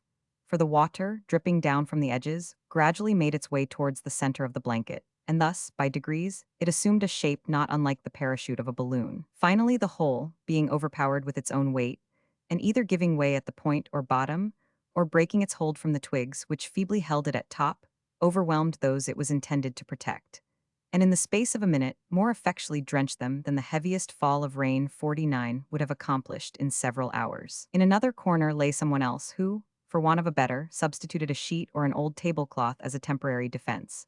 But this was even more disastrous than the blanket, for from the nature of its texture, and the imperfect manner in which it was from necessity pitched, it made but a poor stand. It soon performed the functions of a filtering machine, and with equal effect, though less force, was to the full as unserviceable as the blanket. Others, more stout and convivial, sat up smoking cigars and drinking brandy punch, waiting for the signal to proceed to our alarm post, a duty which the army performed every morning 2 hours before day. This was by no means a pleasant task. Scrambling up a hill of mud and standing shivering for a couple of hours in the dark and wet was exceedingly uncomfortable, but I don't remember to have heard one single murmur. We all saw the necessity of such a line of conduct, and we obeyed it with cheerfulness. On the 14th of November, Massena broke up his camp, and on that night his army was in full march upon Santerme. Ours made a corresponding movement, and the headquarters were on the 18th established at Cartaxo. It was the general opinion in the army that a battle in the neighborhood of Santerme would be the result of those maneuvers, and this opinion was strengthened by Lord Wellington making a reconnaissance on the 19th. But although those expectations were disappointed, the situation of the troops was much improved, and their comforts increased. Our division occupied the town of Torres Vedras, while the other corps were in the villages of Alenquer, Azambujo, and Alconter. The French army foraged the country between Santerme and the river Zezer. Santerre was much strengthened, and the two armies were thus circumstanced at the end of November 1810. Our fatigues being for a time at an end, we occupied ourselves in such pursuits as each of us fancied. We had no unnecessary drilling, nor were we tormented with that greatest of all bores to an officer at any time, but particularly on service, uniformity of dress. The consequence was that every duty was performed with cheerfulness. the army was in the highest state of discipline. And those gentlemen who had, or fancied they had, a taste for leading the fashion, had now a fine opportunity of bringing their talents into play. With such latitude, it is not to be wondered at that our appearance was not quite as uniform as some general officers would approve of, but Lord Wellington was a most indulgent commander. He never harassed us with reviews or petty annoyances, which so far from promoting discipline, or doing good in any way, have a contrary effect. A corporal's guard frequently did the duty at headquarters, and every officer who chose to purchase a horse might ride on a march, provided we brought our men into the field well appointed, and with 60 rounds of good ammunition each, he never looked to see whether their trousers were black, blue, or gray. And as to ourselves, we might be rigged out in all the colors of the rainbow if we fancied it. The consequence was that scarcely any two officers were dressed alike. Some with gray braided coats, others with brown. Some again liked blue, while many from choice or perhaps necessity stuck to the old red rag. Overalls of all things were in vogue, and the comical appearance of a number of infantry officers loaded with leather bottoms to their pantaloons, and huge chains suspended from the side buttons, like a Parsioff trooper's, was amusing enough. Quantities of hair, a regular Brutus, a pair of mustachios, and screw brass spurs were essential to a first-rate count, for so were our dandies designated. The cut-down hat, exactly a span in height, was another rage. This burlesque on a chapeau was usually out-topped by some extraordinary-looking feather, while again, others wore their hats without any feather at all. And indeed this was the most rational thing they did. In the paroxysm of a wish to be singularly singular, a friend of mine shaved all the hair off the crown of his head, and he was decidedly the most outre-looking man amongst us, and consequently the happiest. I myself had a hankering to be a count, and had I half as much money to spare as time, I should not have been outdone by any man in the army, so I hit upon the expedient of cutting my hat down a couple of inches lower than anyone else. This I thought would be better than nothing. Lieutenant Heppenstall, of the 88th Regiment, was nearly falling a sacrifice to the richness of his dress. He belonged to the light troops of our army at the Battle of Busaco, and was warmly engaged with the advance of the enemy. He was a man of the most determined bravery and gigantic strength, and more than once became personally engaged with the French riflemen. At one time, carried away by his daring impetuosity, he pursued his success so far as to be nearly mixed with the enemy. A number of Portuguese caçadores, coming up at this moment, mistook him for a French general officer, and attempted to make him prisoner. A scuffle ensued, in which he lost the skirts of his frock coat, and it was not until an explanation took place that he was enabled to join his regiment in this laughable trim, his beautiful gold-tagged frock being converted into a regular spencer. 52 Poor Heppenstall? It was his first appearance under fire, and it was not difficult for those who witnessed his too gallant debut to foresee that his career of glory would be short. He carried a rifle, and his unerring aim brought down many a man on the morning I am speaking of, but he did not long survive the praises so justly bestowed on him, and it will soon be my painful duty to record his death. Dress, however, with its attractions, by no means engrossed all our thoughts. Some were fond of shooting, and those whose tastes lay that way had plenty of sport, as the country abounded in game. Others took to horse racing, and here was a fine opportunity for the lovers of the turf and of dress to display their knowledge in. Both jockeys, adorned with all colors, were to be seen on the course, and the harlequin-like appearance of these equestrians was far from unpleasing. Some of the races were admirably contested, and afforded us as much gratification as those of Epsom and Doncaster, due to the visitants of those receptacles of rank and fashion. We had great inconvenience in making ourselves understood by our Portuguese allies, and a laughable circumstance of this sort took place between a friend of mine and a shoemaker, in the village of Rio Mayer. He left his boots, his only pair, to be mended, and understood they were to be put in serviceable condition for a crusado novo, less than 3 shillings of our money. Next day, on entering the shop, the man made 2 or 3 efforts to make the officer comprehend how well the work had been done, but it was all to no purpose, for my friend, not understanding one word of what was said, conceived the fellow wanted to impose a higher price upon him and got into a violent rage. An Irish soldier, belonging to the 88th Regiment, of the 53 name of Larisy, a shoemaker who had been working for the Portuguese, a common indulgence allowed to the tradesmen of the army, came up to his officer and thus accosted him. "Ah, your honor, I see you can't talk to him, but lave him to me. I've been working in his shop these 3 weeks, and, saving your presence, there isn't a bigger rascal in all Ireland. But I can spake as well as himself now, and I'm up to his ways." Larisy thus became interpreter and mediator, and it would be difficult to say in which character he best acquitted himself. Possessing no knowledge whatever of the language, notwithstanding his repeated assurances that he could talk it nately, he brought that happy talent for invention, for which the Irish most undeniably stand unrivaled, into play. Seizing one of the boots, he approached his employer, and suiting the word to the action, addressed him in the following words.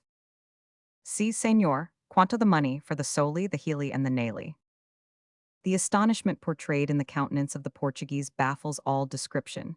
He surveyed Larisy from head to foot, and with much gravity of manner replied, En now entendo o que vos me dizes. And sure I'm telling him so, rejoined Larisy. What does the fellow say? Demanded my friend. What does he say? What does he say, is it?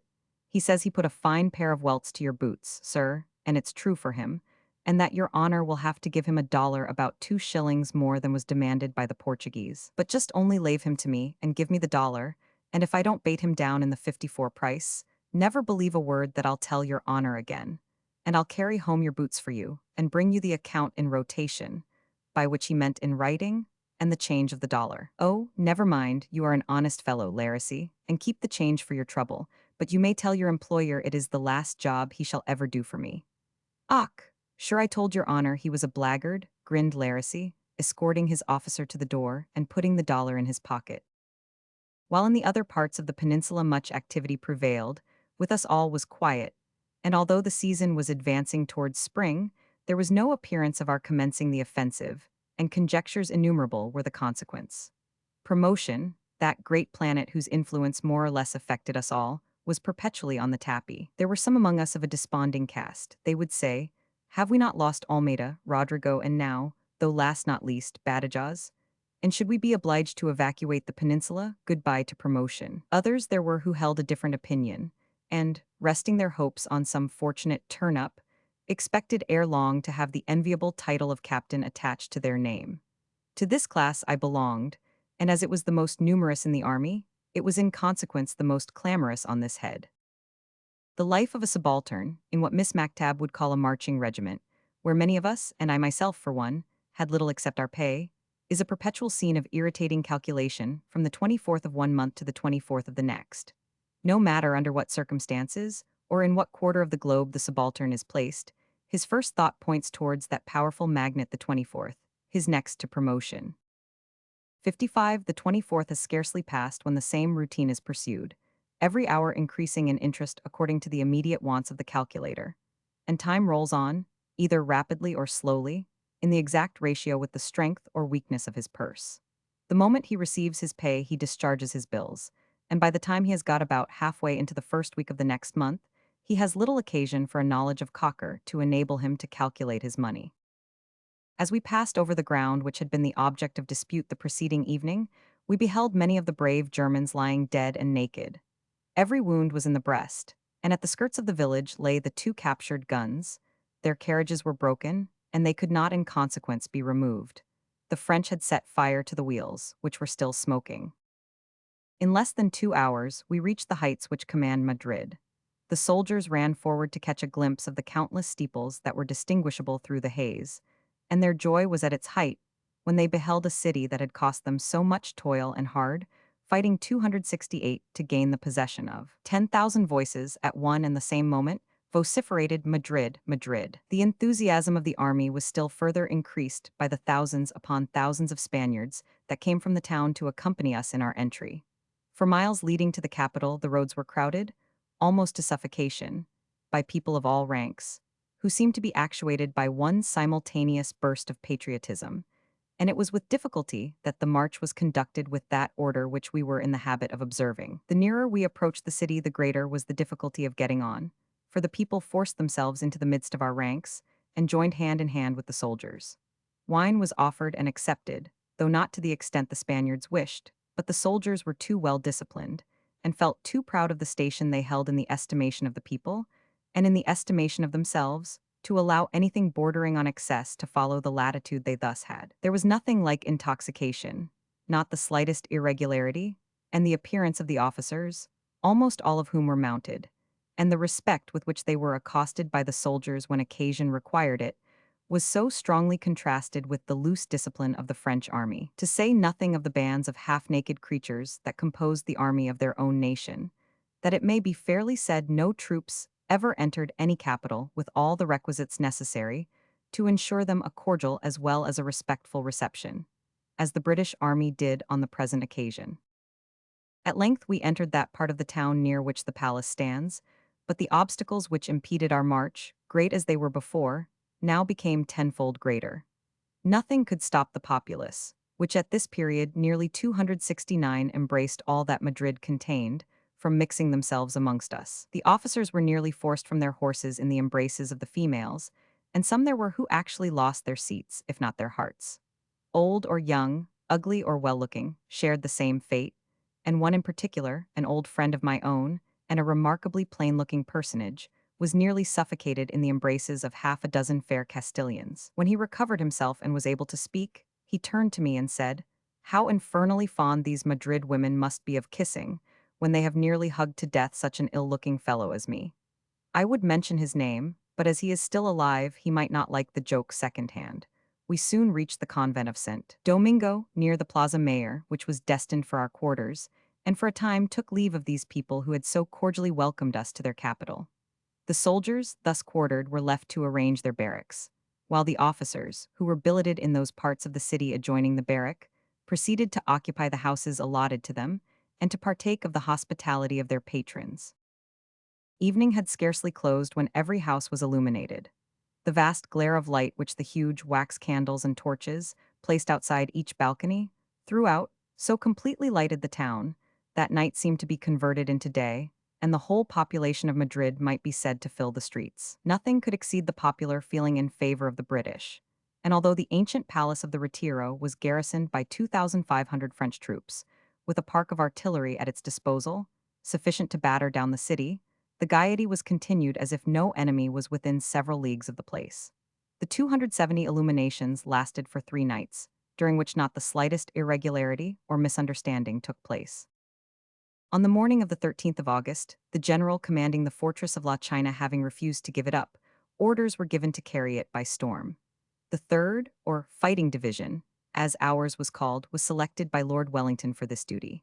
At 8 o'clock in the morning all the ladders were in readiness, and the division, commanded by Sir Edward Pakenham, defiled under the walls of the Botanic Gardens. The sappers had succeeded in opening several breaches in the wall, and the fire of the riflemen in the interior of the gardens announced that the attack of the outposts had commenced. 100,000 people of all ranks, ages, and sects crowded the streets, houses, and housetops to witness the contest.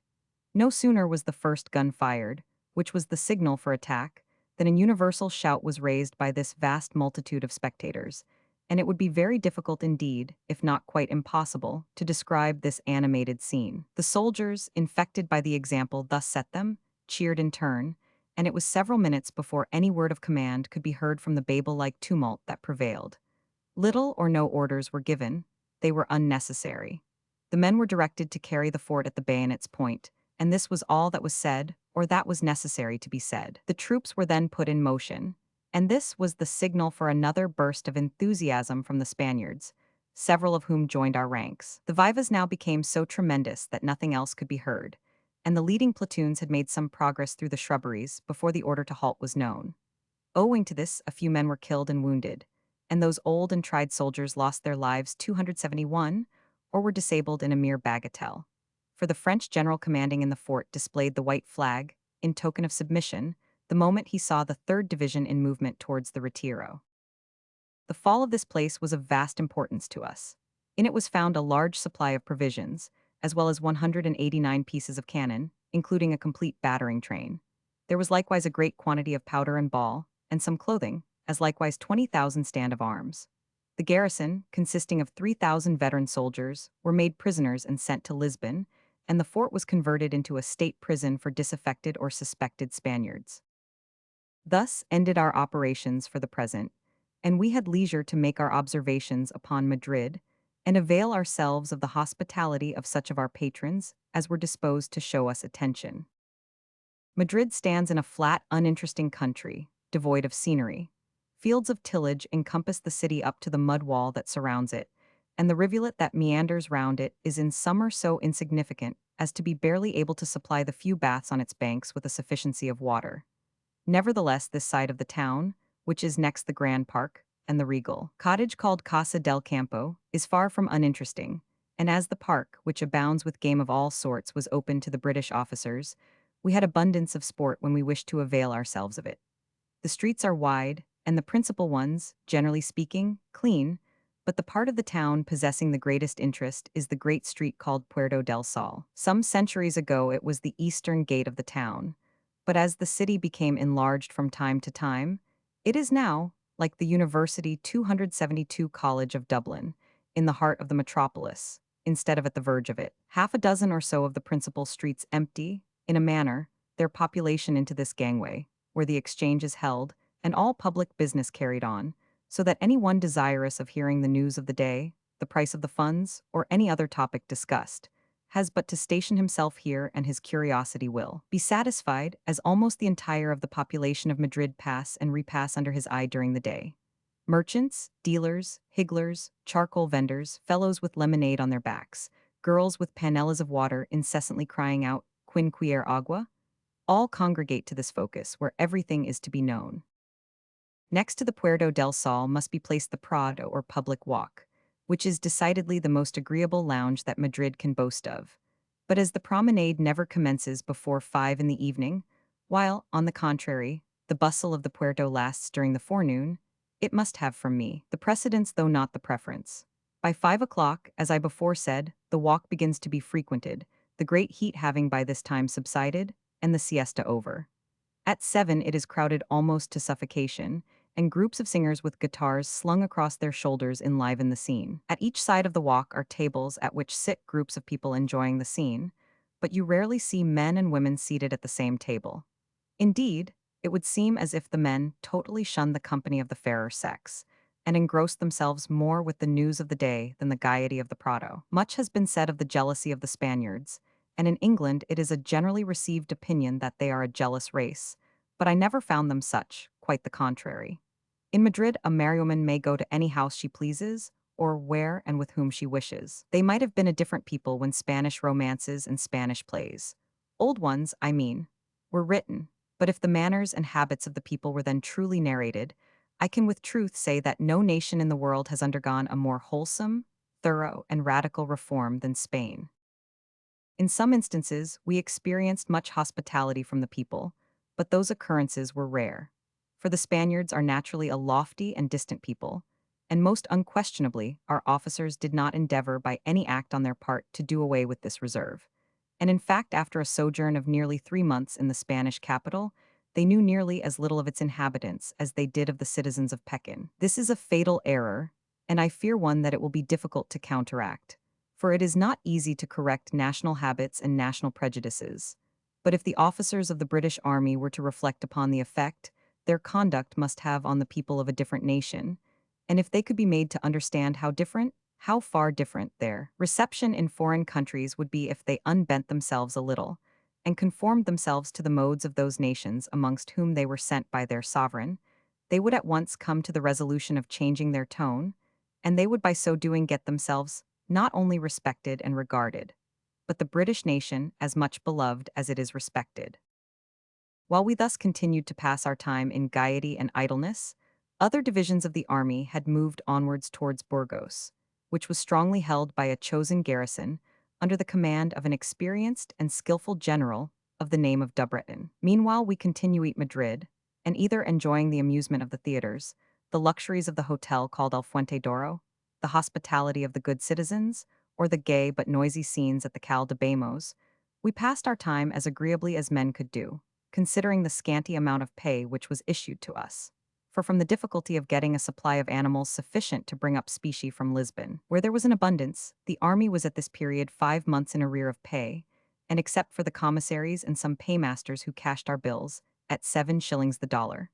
Many of us would have been in a sad plight. Those who were enabled to raise money at this enormous percentage got on well enough, but others, who were limited in their resources, were obliged perforce to be lookers-on at all that was passing. An event was now about to take place that engrossed much of the conversation of all Madrid, and created amongst the army no little curiosity. It was the condemnation to death, by the garrote, of a Spanish priest named Diego Lopez. This ill-fated man, it appears, had been, for some time previously to his arrest, in the pay of King Joseph. He acted as a spy, and gave circumstantial information of all that was passing in our army. Accurately acquainted with his proceedings, the police agents narrowly watched his motions. For some days he had been missing from his lodgings in the Cal de Barrio Nuevo. No inquiry was made after him by the police, they being too conversant in their calling to raise any suspicion in his breast by a step that they knew would be abortive. But his return was eagerly looked for, carefully watched, and his apprehension made more certain. At length he did return. It was midnight when he reached the barrier at the 275 Toledo gate, where a police agent was stationed. He was asked but few questions and was allowed to pass, and mounted as he was on a jaded horse, fatigued by a long journey, it was not difficult for the agent to keep near enough to him to track him unobserved to his dwelling. The trampling of his horse was soon recognized by an old woman who kept watch for his return. A light was placed at the window as a beacon that all was safe within, and he was about to dismount when he was seized by 3 police agents who hurried him away to the bureau of the director, while another entered his house for the purpose of seizing his papers.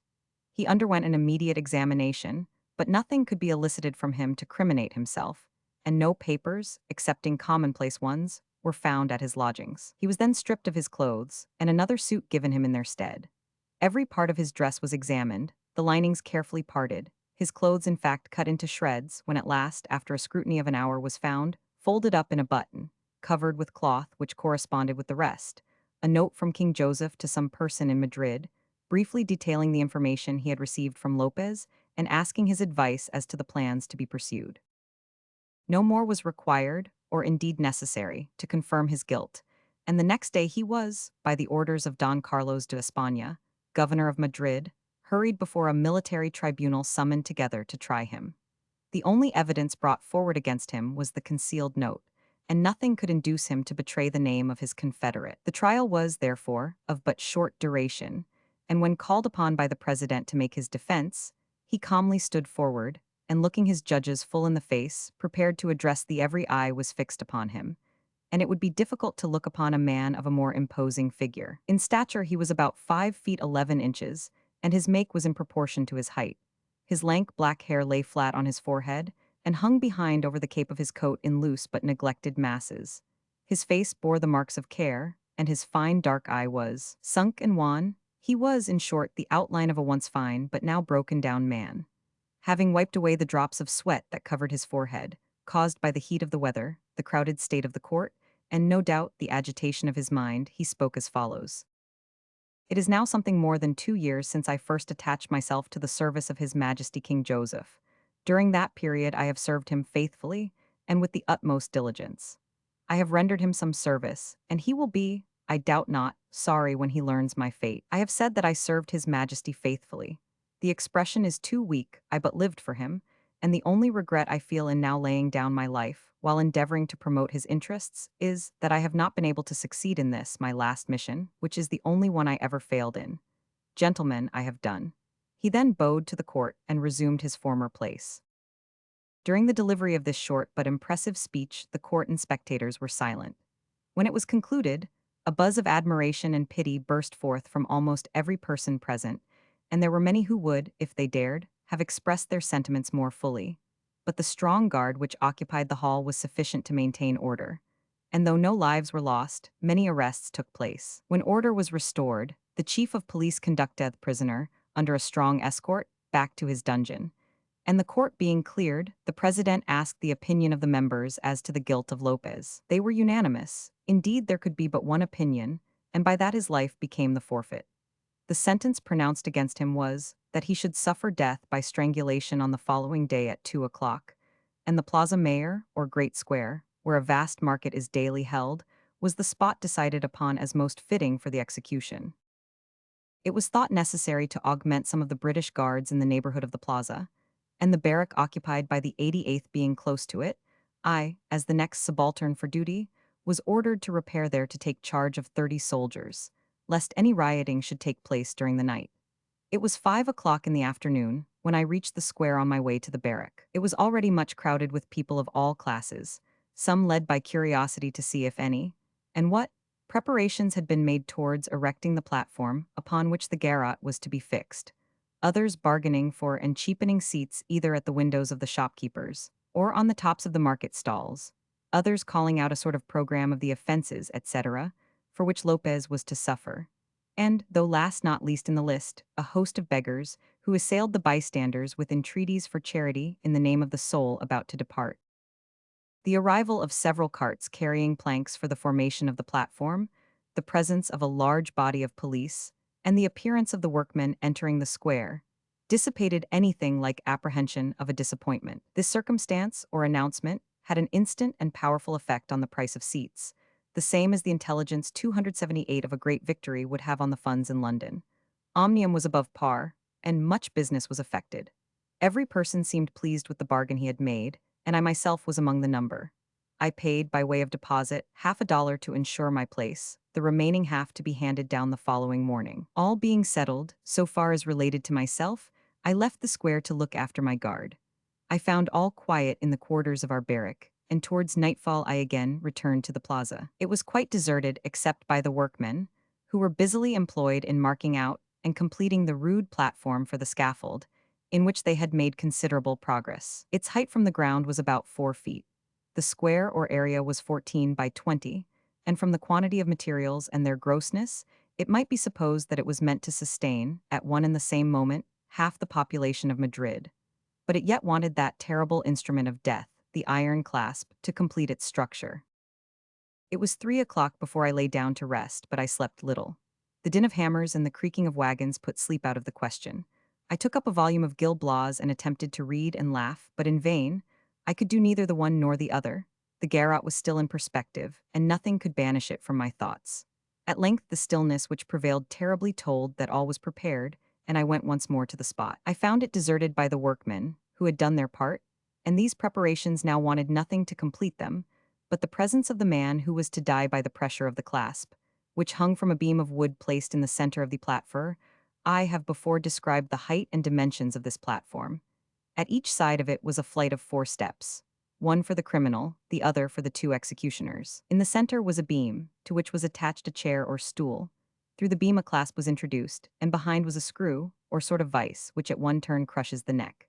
Having so far satisfied my curiosity, I once more returned to my post, and waited with impatience for the coming of the hour destined for the arrival of the priest. So early as 10 o'clock the square was thronged with Spanish troops, and the platform upon which the scaffold stood surrounded by a strong guard. Vast multitudes already began to congregate towards the spot, in order to take possession of the places they had paid for, or to secure those which would give them an opportunity of witnessing the execution. All business was at a standstill, and every idea, except that connected with the coming event, seemed to be extinct. By midday the square, the market sheds in its center, and the houses which formed it, were filled nearly to suffocation, and the other streets leading from the prison to the plaza were thronged with people of all ranks. At length the shouts raised in the streets nearest the prison announced the removal of the criminal, and the huzzas from that quarter were rapidly taken up as they passed onward towards the square. They increased by degrees, and like a vast torrent which is formed by tributary streams, each stream contributed its quota to the current, until at length it reached the vast vortex, the Plaza Mayor. At this place the shouts were so deafening that for some minutes it was impossible to ask a question, much less hear one. At length the head of the cavalcade was in sight, and a death-like silence followed the tumult that had preceded it.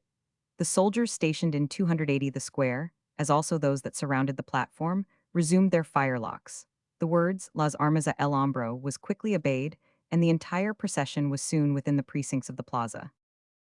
The convict, Lopez, dressed in black with a loose cloak covering his shoulders, was on horseback, attended by 2 priests, also mounted, one at each side of him.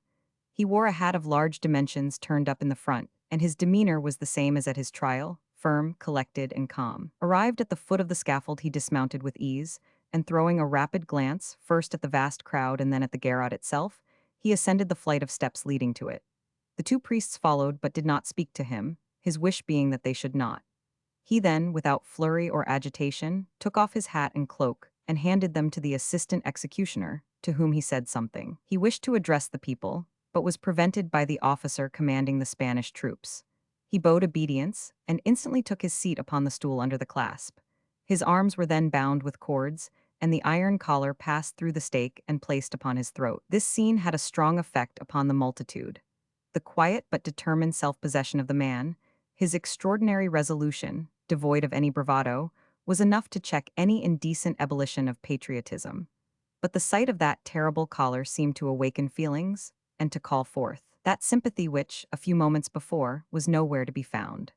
Women who, to their shame be it told, waved their handkerchiefs with joy upon his arrival at the scaffold, now might be seen covering their eyes to hide from their view the horrid sight, or to wipe away the tears that traced their cheeks. 281 all was now in readiness. The executioner stood behind, holding the screw with both hands. At each side was a confessor, and behind one was the assistant executioner, with a square piece of cloth in his hand.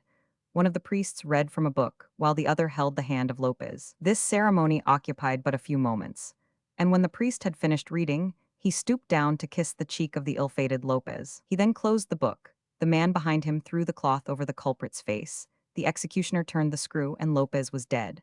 The two priests hurried down the steps, and in their confusion and fright, ran headlong under the horses of the cavalry which were posted round the scaffold. One of them, a corpulent man, as indeed most priests are, was dreadfully lacerated, but the other escaped uninjured. During the entire of this scene, the vast crowd preserved the most profound silence, but the sight they had just witnessed was succeeded by another of a more disgusting nature. The assistant executioner removed the cloth from the face of the dead man. It was perfectly black, the eyeballs were forced from their sockets, the throat was pressed quite flat, and the mouth, with the tongue hanging down on the chin, was dragged under the right ear. The troops then defiled out of the square. The multitude dispersed, and by 6 o'clock in the evening, not more than 20 persons were near the scaffold upon which the dead priest was still bound. The body was at length put into a cart, the platform was removed, and the spot which so short a time before was the theatre of this tragedy now bore no evidence of the horrid scene that had been acted upon it. Chapter 23. Arrests at Madrid, advantages of speaking French, seizure of Don Saturio de Padilla by the police. The author effects his liberation. A bull day at Madrid, private theatricals, French and English soldiers, blowing up the Retiro, retreat from Madrid, a pig hunt. The execution of the priest Lopez, narrated in the last chapter, was followed by many arrests.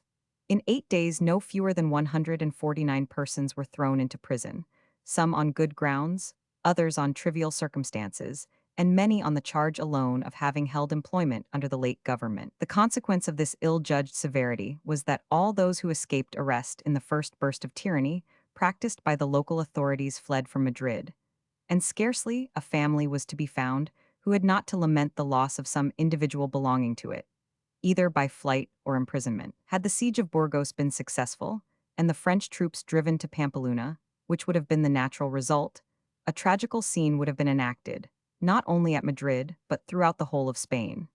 Yet all the time nothing but forgiveness for the past and promises for the future were to be heard of, except the daily and nightly imprisonments that took place. 2 evenings after the execution of Lopez, I met a 283 number of Spaniards at the house of my padrone, Don Miguel de Renza, who had himself been an engineer in the employment of the late King Charles IV. Different topics, as a matter of course, were discussed: the sieges of Rodrigo and Badajoz, the Battle of Salamanca, and the triumphant entry of our troops into the capital of Spain. Most of the party seemed well inclined towards us, and towards the king we proclaimed, Ferdinand VII. But there was little confidence amongst the party themselves, and there were some who would, if they dared, have spoken in favor of the French. One old Donna in particular was rather severe in her observations on the dress of the British officers, and remarked that not 1 in 50 of them could speak French. Whether it was that she was piqued at my paying much attention to a lady who sat near her, or that she wished to display her wit at my expense, I being nearer to her than any other Englishman, I can't say, but she turned round and asked if I spoke the French language. I replied that I understood it tolerably, but that I spoke it but indifferently. I thought so, was her reply. I knew by that young fellow's appearance he was a booby sot, said she, addressing one of her friends. This she spoke in the very worst French that ever came from the mouth of a Baston peasant. I was determined to have my revenge. I mustered up all my resolution, made a rapid repasser of all I had ever learned of French grammar, and took the first opportunity that presented itself to attack her. In a word, I completely outtalked her, outspoke her, and outcrowed her in the estimation of her friends, and she who had been so short a time before the leader of the opposition was mum for the remainder of the evening. Harmony was once more restored, and we were beginning to forget the bickerings that party feeling had introduced amongst us, when a violent knocking at the door from the street threw the company into consternation and dismay. Everyone looked confounded. Some were for barring the door, others wished to escape. But this was easier said than done, for in front stood the police agents, for it was them and none other, and in the rear, if rear it could be called, was nothing but a pile of buildings to the full as lofty as the house we inhabited. What is to be done? Was a demand much easier made than answered, though in fact the proper and only reply to be made was, open the door and see who the gentlemen are looking after. Several persons who had nothing to dread loudly called out for this proceeding, but it was far from palatable to the majority of the company. It was idle, however, to talk, and in fine, the massive door was heard to creak on its rusty hinges.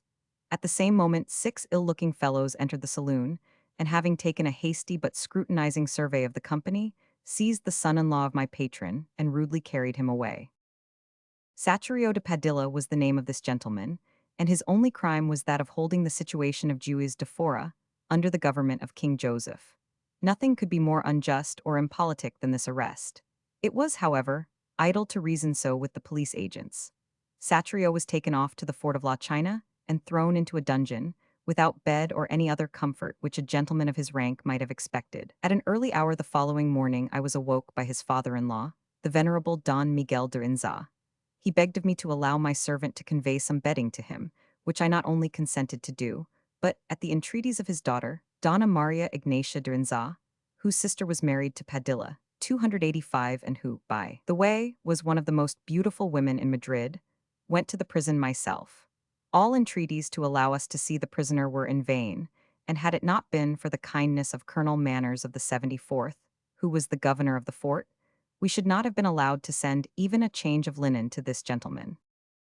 A week passed away, and no tidings were heard of Padilla, and his friends, fearing that he might be made away with, became extremely uneasy.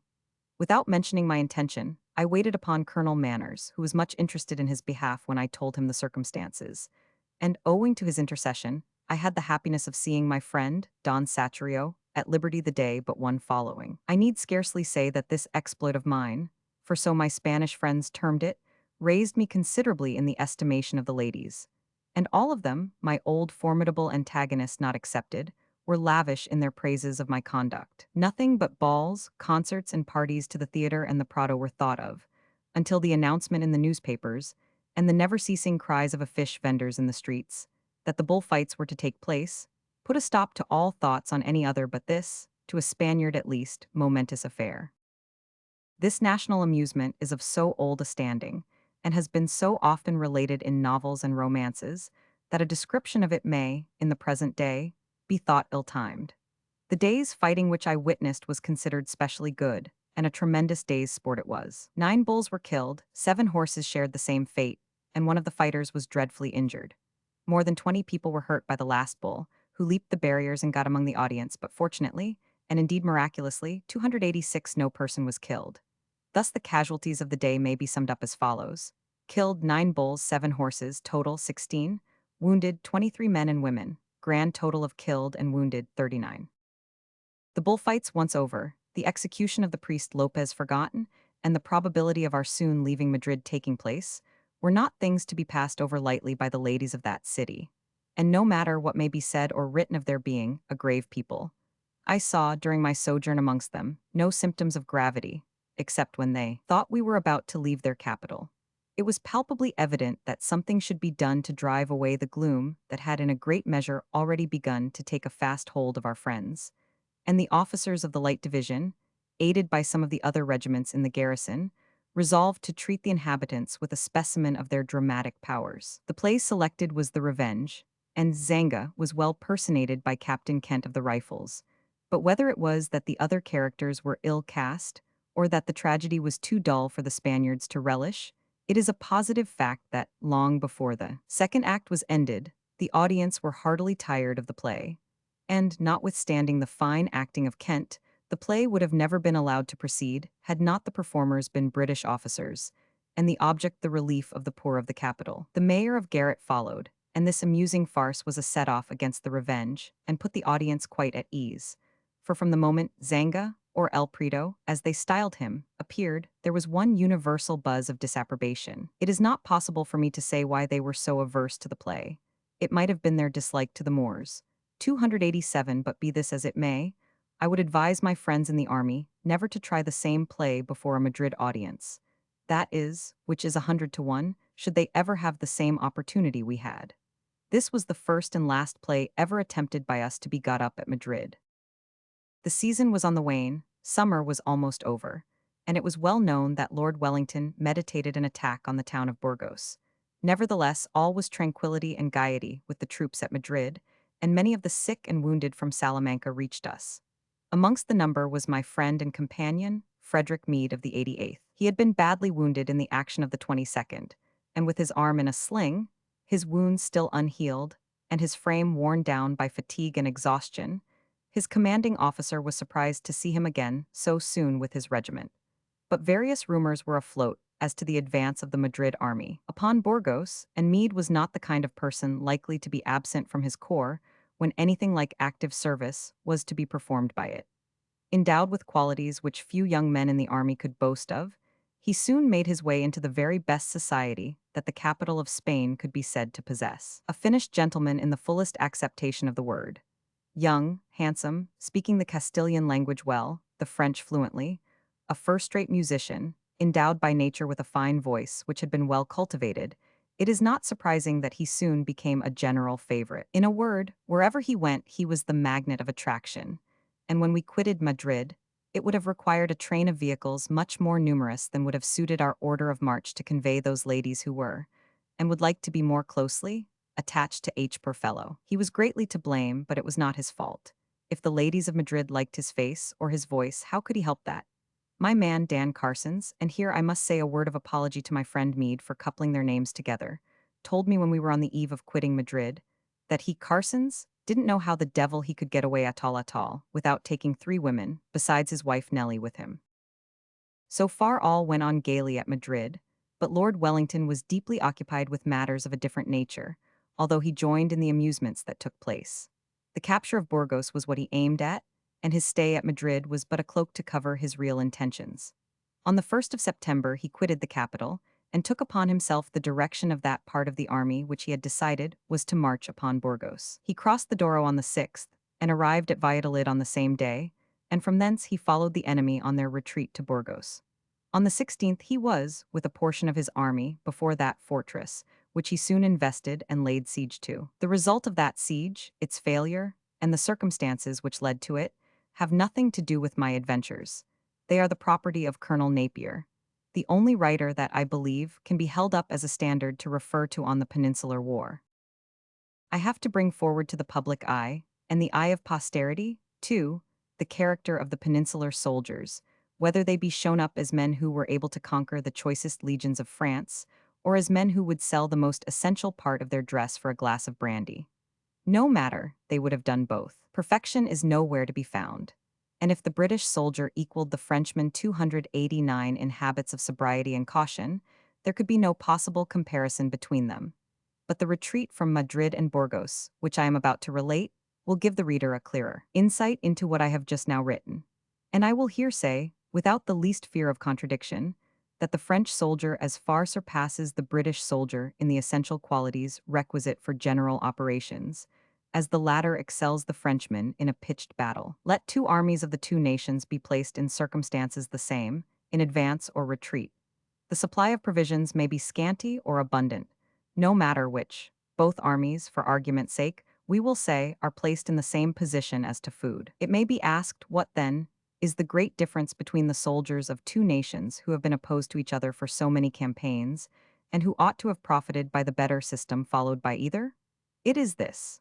The British soldier is not so moderate in his appetites as his neighbor, and he wants the head, which the other possesses, to control him. Give to a British regiment 10 days, nay 5 days bread at a time, and, as may be necessary, 5 days rations of spirits. At the end of the 2nd day, not the 5th, to which period it ought to last, what quantity will be forthcoming? Not 1/2 ounce of bread or 1/2 pint of spirits. 1/2 pint, did I say? Not 1 thimbleful, nay, less than that, not 1 drop.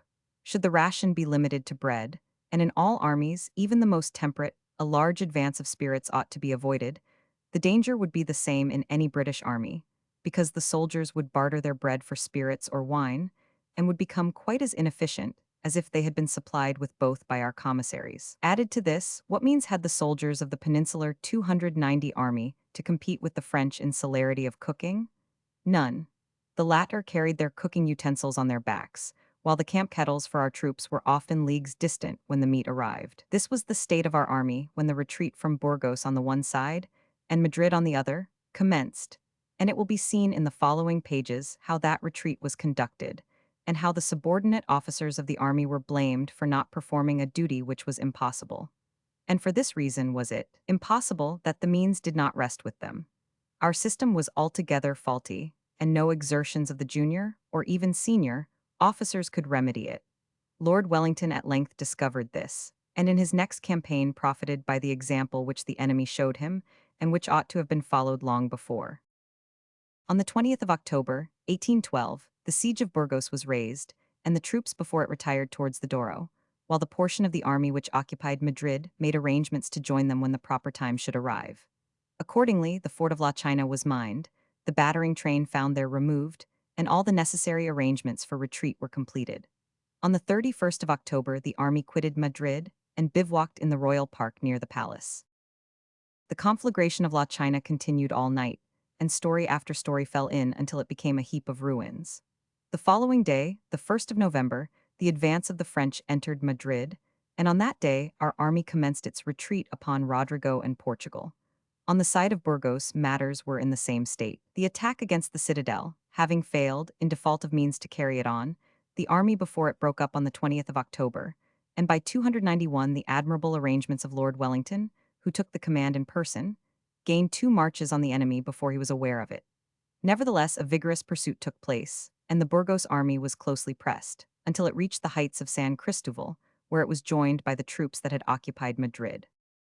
Up to this time no serious disaster had occurred, although from the heavy rains that had fallen, which rendered the roads nearly impassable, and the scanty supply of rations which the troops received, it was feared that, if Soult pressed on vigorously, our army would shortly become much disorganized. But the marshal took 6 days, that is to say, from the 10th to the 16th of November, to examine the ground occupied by the British general. On the 14th, our army was in battle array close to the spot where we had fought the Battle of Salamanca the July before, but Soult, although at the head of 90,000 soldiers and 200 pieces of cannon, declined the offer and confined his operations to the sending a brigade or two on the line of our communication with Rodrigo. On the 17th, Lord Wellington commenced his march for the frontiers of Portugal, and from that moment he was closely pursued by Marshal Soult. The rain fell in torrents, almost without any intermission. The roads could no longer be so called, they were perfect quagmires.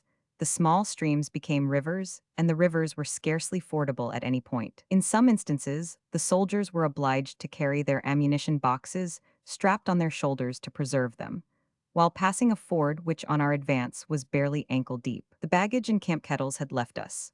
The former we never saw until we reached Rodrigo, and the latter rarely reached us until 2 o'clock in the morning, when the men, from fatigue, cow make but little use of them. The wretched cattle had to be slaughtered, as our rations seldom arrived at their destination before the camp kettles, and when both arrived, there was not one fire in our bivouac sufficient to boil a mess. Officers as well as soldiers had no covering except the canopy of heaven. We had not one tent, and the army never slept in a village. We thus lay in the open country, our clothes saturated with rain, half the men and officers without shoes, nothing to eat, or, at all events, no means of cooking it. What then could be much worse than the situation in which the army was placed? But this was not the worst because, from the nature of the retreat and the pursuit, neither the cavalry nor artillery horses could be supplied with forage. The retreat each day generally began at 4 in the morning, in the dead dark of night. Towards 8 the army had gained perhaps 6 miles, perhaps not 5, start of the enemy. At 10 they were at our heels. The rear, as a matter of necessity, for the preservation of the whole, was then obliged to face about and show a front, to enable the remainder to proceed on their retreat. The position taken up was, as a matter of course, according to the urgency of the moment, sometimes in a vast tract of plowed land, where the troops were drawn up ankle-deep in mud. In this position, those who were not fighting were obliged to remain, in their tattered uniforms, worn to rags after 2 years' service, scarcely a good pair of shoes or trousers on any, and the greater part without the former. The ague had also attacked the bulk of the army, and as the soldiers picked up the acorns that fell from the oak trees, these, by the way, are the property of the pigs in Spain, but the pigs, fortunately for themselves, had not yet appeared in the woods we now traversed. Many were 293 unable to eat them, so much were they enfeebled by the disorder. Yet under all these privations, the soldiers, at least the Connaught Rangers, never lost their gaiety. Without shoes they fancied themselves at home, and there were few, I believe, who would not have wished themselves there in reality. Without food they were nearly at home, and without a good coat to their backs equally so. My man Dan Carsons came up to me, and with a broad grin said, "By Gor, sir, this same place, at the time we were, and had been for hours before, standing in a wet ploughed field, puts me greatly in mind Roman for Madrid." Of Madrid, why Dan, no two places can be more unlike. By Jassus, sir, they're as like as two paisa, only that we want the houses, and the fires, and the mate, and the da trink, and the women. But excepting that, don't the jaws Roman for the boys with the ague, when they rattle so, put your honor greatly in mind Roman for the castanets. Dan's joke was not quite so palatable as it might have proved at a more fitting opportunity, or in a more fitting place. For at that moment I felt a queer sort of motion about my own jaws, which in less than an hour proved itself to be a confirmed attack of ague. On this night the rain never ceased. The rations could not be cooked, having arrived too late, and the army had no food except biscuit. What I have related took place on the 16th.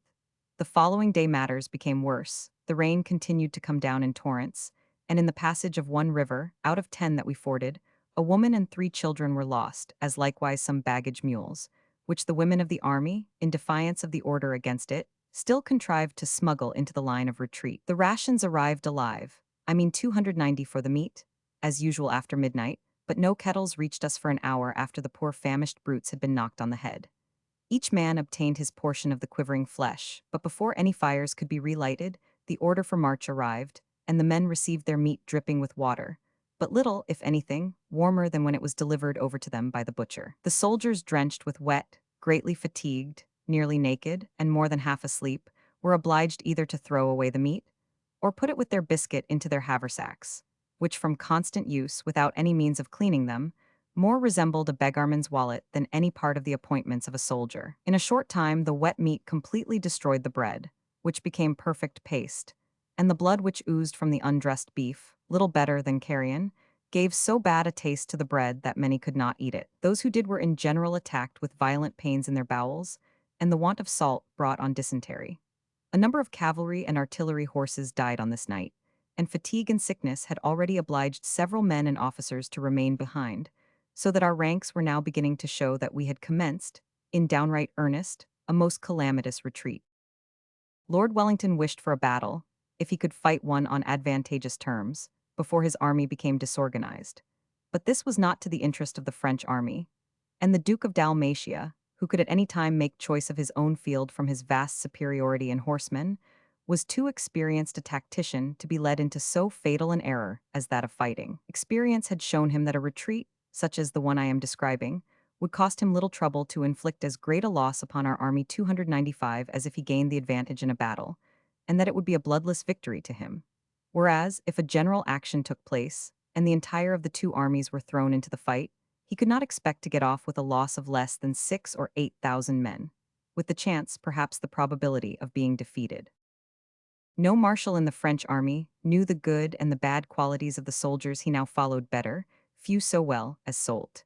He had pursued them to Corunna and fought them at Albura. Knowing then, as he did, their imperfection in retreat and their superlative perfection in a pitched battle, it would have been strange had he risked by a battle. What it was as clear as the noonday he would gain without one, namely, the loss to us of several thousand men and horses, who, if they did not fall into his hands or die on the retreat, were sure to be lost to our ranks in consequence. Of its effects, the game was in his hands, and if he lost it by bad play, the fault would be his and his only. He did not do so but played a safe game, and when battle was offered him near Salamanca, he reneged. He finessed well, and though he did not drive us before him at the point of the bayonet, his flank movement on the Rodrigo line, by a side wipe, effected his purpose just as well for him. A circumstance occurred on this day that so strongly marks the difference between the British soldiers and the soldiers of any other nation on such a retreat as we were engaged in, that I cannot avoid noticing it. I have already said that we had no means of cooking our meat, and that the soldiers and officers, for all shared the same privations alike, carried their meat raw or nearly raw. Consequently, it was not an additional supply of raw material that we so much needed as the means of dressing what we had. Nevertheless, 296 towards noon, while a portion of the army was engaged in a warm skirmish with the enemy's advance, which lay through a vast forest of oak, some hundreds of swine, nearly in a wild state, were discovered feeding upon the acorns which had fallen from the trees the autumn before. No flag of truce ever sent from the advance post of one army to the advance of another had a more decisive effect. Our soldiers immediately opened a murderous fire upon the pigs, who suffered severely on the occasion, being closely pursued on the route, which they followed with that stupid, and for them, on this occasion, fatal, pertinacity which the pig tribe are so proverbial for, namely, going to the rear when they ought to go straight forward. Had this herd of swine deviated from the old beaten track of pigs in general, had they, in short, gone forward instead of rearward, many valuable lives, in the eyes of the owners at least, would have been saved, because they would have soon reached the French advance, and our fellows, once more placed vis-a-vis with the riflemen of the grand nation, would have left off the pursuit, if for nothing else but to save their bacon. This rencontre, one of the most curious that came within my knowledge during my peninsular campaigns, or indeed during my sojourn in this world, led to consequences the most comic as well as tragic. Colonel O'Shea, who commanded the cavalry of the French advance ordered to support the tirailleurs, was astounded when he saw the direction which the British fire took. He could not be mistaken. The fire of the advance of his own soldiers had slackened, ceased. It immediately occurred to him that some corps must have got in rear of our advance, and he galloped up to the tirailleurs to ascertain the real state of affairs. He was soon undeceived, but when he learned the cause of the retrograde movement on the part 297 of our men, he could not avoid, and who could, laughing heartily. Meanwhile, the discomfited and routed pigs fled, and soon got out of the clutches of the advanced guard. The bulk of the fugitives took the road to their rights, but here they were again wrong. Had those ill-fated animals known anything of the rules of the road, they would have kept to the left. On the right they were encountered by a nearly famished brigade that had received no rations at all in the preceding 24 hours. And when they were, as has been seen, so roughly handled by men whose haversacks were amply stocked with meat, what chance had they? I ask the question fearlessly. Of any mercy from a body of famished, ferocious fellows? The question I have just put is easily answered. They had none to expect, and none did they receive. Neither age nor sex was spared, and out of this fine herd of swine, scarcely 1 in 100 escaped unhurt. No victory was ever more complete, and the grunting and squeaking of the wounded pigs and hogs throughout the forest was a sad contrast with the merriment of the soldiers, who toasted, on the points of their bayonets, intended for other and more noble game, the mangled fragments of their former companions. Day was drawing to its close, and the 3rd Division, commanded by Sir Edward Pakenham, was about to retire from the ground it had held during several hours in face of the enemy, when a warm fire of musketry on our left led us to suppose we were outflanked. The officers of the staff galloped in the direction from whence the firing proceeded. Sir Edward did the same, but it was some time before they reached the scene of action. In the meantime, the different regiments were so arranged as to be ready either to advance 298 or retreat, as circumstances might require, and the French corps in our front made demonstrations of a similar kind. In this state of suspense, we remained for nearly an hour, when at last Sir Edward returned, with the news that the firing was caused by a fresh attack on the pigs that had escaped the first brunt of the attack against them. He ordered the different advance posts to be placed, which he superintended in person. The soldiers then prepared to fell timber for fires, and some ran to an uninhabited village. They were all uninhabited on the line of our march for that matter, for the purpose of getting dry wood, that is to say, the doors and roofs of the houses, to enable us to light up the green timber, which was the only fuel we could command. The soldiers and officers of all ranks were nearly exhausted from cold and wet, and had the village in question belonged to the King of England, much less to a parcel of Spanish peasants, it would have shared the same fate as the one in question. The party from the village soon arrived, some bringing doors, others articles of different kinds of household furniture, such as chairs, tables, and bedsteads, but nothing in the shape of food was to be found. No doubt, had it been day, something might be got at, but warmth was what we stood in need of more than food. Several of us still carried the parboiled beef of the night before, and when the fires were lighted, we made a shift to roast it either on our swords, bayonets, or bits of sticks, which we formed into respectable skewers. This operation finished, the fire around which each group sat or stood, in order of companies, their arms regularly piled behind them, was replenished with green and dry timber, according to our supply of each or both. The soldiers then placed their knapsacks round the outer part of the circle, 299, and having given the best place to their officers inside the circle, all lay down together, or at their own choice, with their feet towards the heat of the fire. Some arranged in this manner, others did not lie down at all, and those who had captured a door propped it up as a defense against the rains and winds. There were others who got a blanket and fixed it with branches of trees and stones against some uneven spot, and lay down in the mud. It was, in fact, all mud and wet, and in whatever manner we accommodated ourselves according to circumstances, whether walking, standing, or sleeping, it was of little difference. No matter what mood any of us might have been disposed to follow, the imperative had the call, and, as has been seen, we could not decline it. Verbum sat sapienti. Thus ended the operations of this day. Officers and soldiers were placed exactly, or nearly, as I have described. Many were so feeble as not to be capable of the least exertion. Others, on the contrary, were hale and stout, and I myself was amongst the number of the latter. I had lain some time with my feet near the fire, but I dreaded an attack of ague, and I walked about to keep my body warm, which was but thinly clad.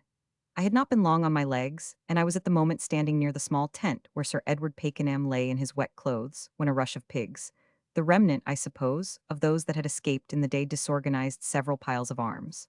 The soldiers stood up, and every man seized his firelock. A Portuguese regiment near us, thinking the enemy were at their heels, began to fire right and left, without knowing what they fired at. Sir Edward Pakenham ran out of his tent, and while in the act of mounting his horse and giving directions to his orderly dragoon, the man was shot dead by the side of the generate. Required some time before the confusion that prevailed could be remedied. But the soldiers never for a moment lost their presence of mind, and the third division was formed with astonishing celerity in battle array. The error into which the Portuguese had fallen was with some difficulty remedied, and, except a few men who were wounded, nothing serious happened. The pigs, who were the cause of all, escaped without any loss, but whether they ever found their way back to their original owners I know not. Trifling as the affair was, with troops less accustomed and less ready to face an enemy than those that composed the third division, it might have had a different result. The march was continued the following morning. The troops commenced the retreat some hours before day. Towards 10 o'clock, the enemy's advance were at the heels of the rear guard, which, as before, disputed the ground. A rapid stream on the Rodrigo side of the village of San Munoz was to be passed before the rear could be considered safe. Many regiments had already forded the river, but one entire brigade was missing, and the haze was so great that it was difficult to distinguish any object clearly. Pakenham's division was already on the left bank of the stream, while the brigade of 9-pounders, commanded by that admirable officer, Captain Douglas, opened its fire on the French advance. This, for a moment, arrested their progress, but O'Shea, at the head of 1,500 dragoons, passed between the French infantry and the river, and, disregarding the fire of our artillery, overtook the brigade before it had passed the ford. The confusion at this point was great. Some men were sabred, but the fire of Douglas's guns caused the French dragoons many casualties, and they galloped back to their former ground. The safety of the brigade, which was missing 301, was thus ensured. But Sir Edward Paget, who had gone in quest of it, and who knew nothing of what had taken place at the river's edge, was taken prisoner by O'Shea. We thus lost our second in command, as also many men, and the cavalry and artillery horses had become so enfeebled for want of forage that it was manifest our retreat, if vigorously followed by Soult, would, as a matter of necessity, have been protected by the infantry alone. But Soult either could not or would not press us, and the remainder of the day passed over languidly. Chapter 24. Sufferings of the Army on the Retreat, Jokes of the Connaught Rangers, Letter of Lord Wellington, the Junior Officers, Costume of the Author during the Retreat, and Unusual Enjoyment. Notwithstanding the attitude of Pakenham's troops, and the excellent arrangement of the park of artillery under Douglas, the troopers of O'Shea still menaced the ford. A brigade of French guns ascended the heights, and opened their fire upon the 3rd Division, but they were replied to with vigor by Douglas, who on this day surpassed himself. And the decided superiority which his fire had over that of the enemy was so palpable that, after a short trial, the French left the heights. Day was drawing to its close, and our march, as usual, commenced soon after dark. The entire day had been one of drizzling wet, but towards evening, the rain came down in torrents. The army had to march 2 leagues ere they reached the point marked out for them on the line of retreat, and it would be difficult to describe the wretched state of the troops. The cavalry half dismounted, the artillery without the requisite number of horses to draw the ammunition cars, much less the guns, the infantry without shoes or nearly so, and the roads, even in the broad day, nearly impassable, made the march of this night one of 303 great loss. When a halt occurred, which was often unavoidable in consequence of the guide mistaking the way, or because of the narrowness of a part of the road, or the difficulty of ascertaining the pass of a river, those in the rear fell down asleep, and it was next to impossible to awaken them, so much were they exhausted. It then became incumbent on every man who was awake to rouse those in his front, who impeded the line of march, not only of the individual himself, but of the army in general. Nevertheless, many were obliged to stay behind, and were abandoned to their fate. None but the stout and hale could bear up against the inclemency of the weather and the want of food. But the worst of all was the wretched state of the horses of the cavalry and artillery. These poor animals, when they reached the place marked out for our resting for the night, had not one morsel to eat, for it was absolutely impossible to forage for them at such an hour and under such circumstances, and the consequence was that many died from cold and famine, either in the harness of the artillery or under the saddles of the dragoons. It was 9 o'clock this night of the retreat before we reached the ground where we were to rest, and we had scarcely lit our fires when the bullocks and kettles arrived. This circumstance, a rare one, put us in good spirits, and by the time we had eaten our first meal that day we became more gay, and the boys of the 88th had their joke about the slaughter of the pigs by the 4th Division, of which I have made some slight mention in the last chapter. That I might have said more on the subject I am aware, for it was a subject that much might be said upon, but, had I done so, my readers perhaps would consider me a bore. However, the Connaught Rangers would have, and had, their joke at the expense of the 304 defunct pigs. Jack Richardson, of the Light Infantry Company, said, "The poor craters must be blind entirely when they run into the mouth of the 4th Division." "No," replied my man Dan Carsons, "they weren't blind all out, but perhaps they had a sty in their eye." This sally of Dan was loudly applauded, and this kind of gaiety of spirit never forsook the men of the 88th under any circumstances. It was well for themselves, and for the service also, for I believe no regiment in the peninsula had more uphill work to contend against than the ill-fateth. No matter, all that is past and gone now, and those who survive and recollect the events that took place during their stay in the 3rd Division are now changing positions. They had uphill work then, now they are going down the hill. It is, nevertheless, a galling reflection to those who bravely earned notice and promotion to find themselves passed over, while others, of regiments in the same division, and under the same general, and placed in circumstances the same, and sometimes less hazardous, have been lauded and promoted, when we of the 88th were not even noticed. But I am digressing. After Carson's pun, we soon fell asleep, and were again on our legs at 4 in the morning. But our appearance was greatly changed for the worse. Several soldiers had died during the night from exhaustion and cold, and those who had shoes on them were soon stripped of so essential a necessary, and many. A young fellow was too happy to be allowed to stand in a dead man's shoes. Others were so crippled as to be scarcely able to stand to their arms.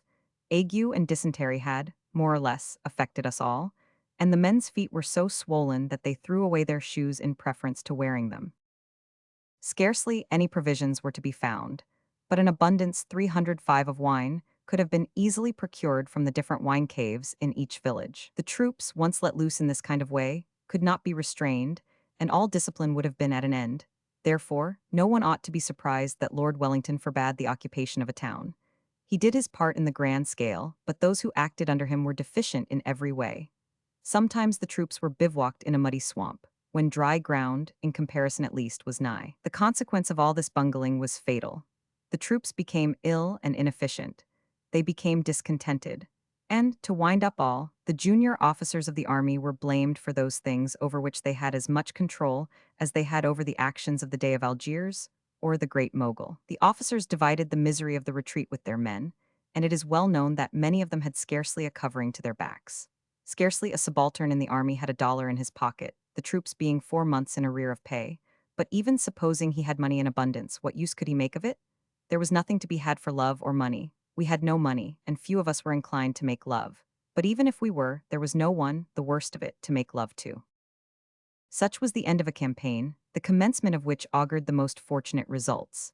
The men who composed this fine army, which at Rodrigo, Badajoz, and Salamanca carried all before them, were now greatly changed for the worse. Scarcely a man had shoes.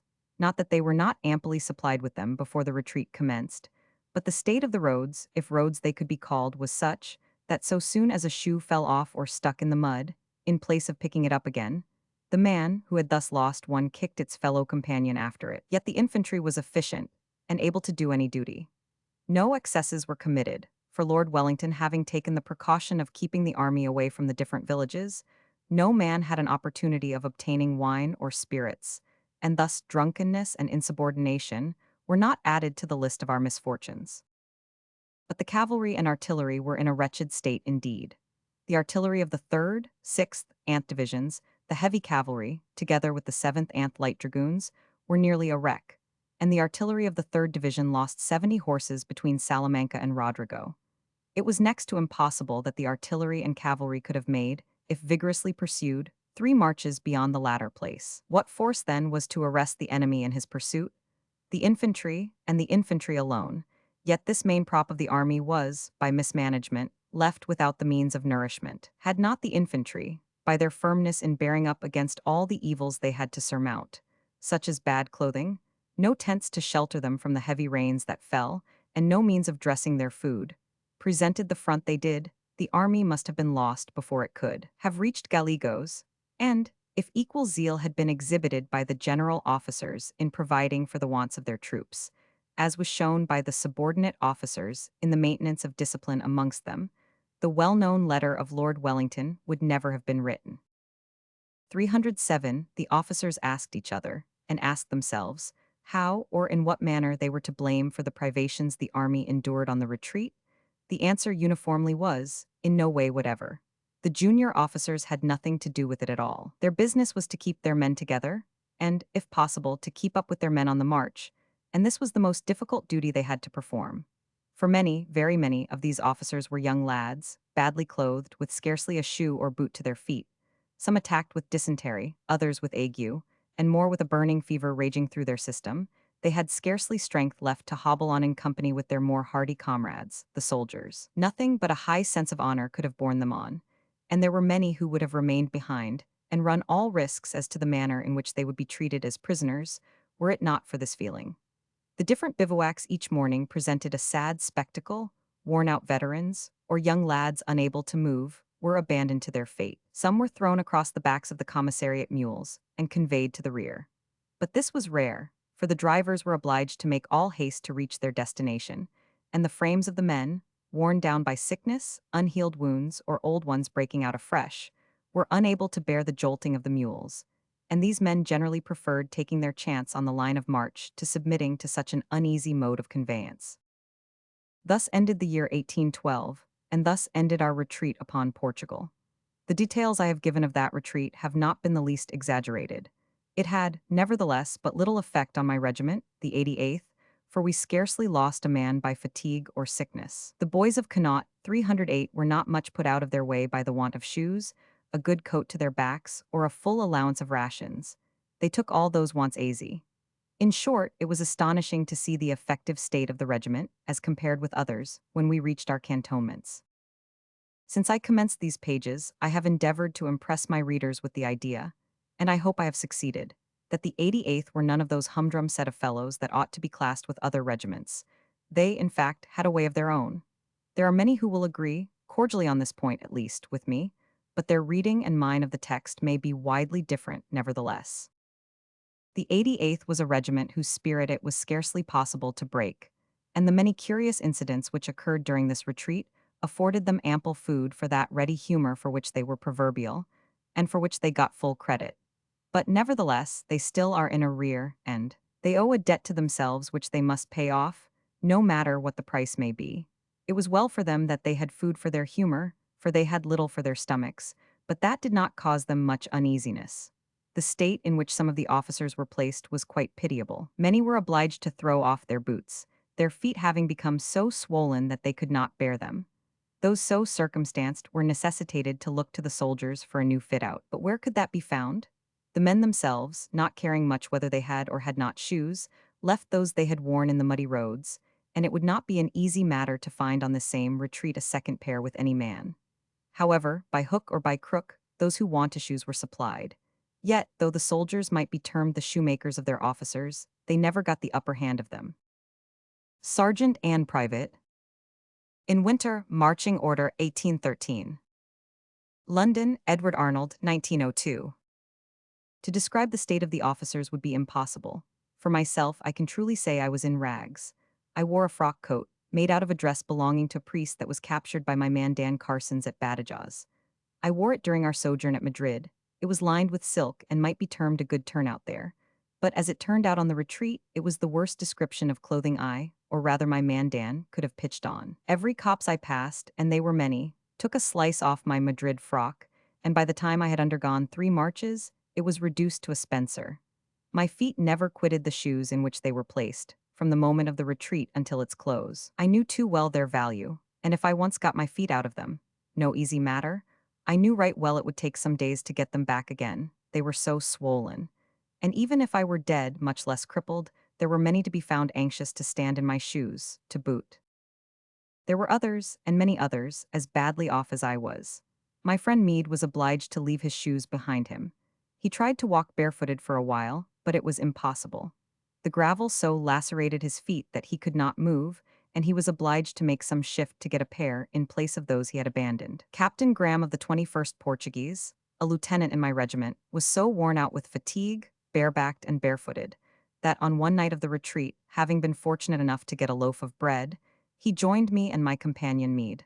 But so unable was he to eat of the food he brought to share with 310 us, that he fell down on the ground and never tasted a morsel of it. It is, therefore, tolerably clear to any man possessing common understanding that the junior officers of the army, from the neglect of their superiors, were not in a state to do more than they did. The retreat still continued, but the army was unmolested, and at length, after an absence of so many days, we once more got sight of our baggage. The poor animals that carried it were in a bad state, but they were even better than our cavalry or artillery horses. Of the former, 3/4 of the men were dismounted, and the latter could, with difficulty, show 3 horses in place of 8 to a gun. On this night, I think it was the 26th of November, that is to say, 4 weeks, less by 2 days since we left Madrid, I enjoyed what I never expected to see again, a hearty meal.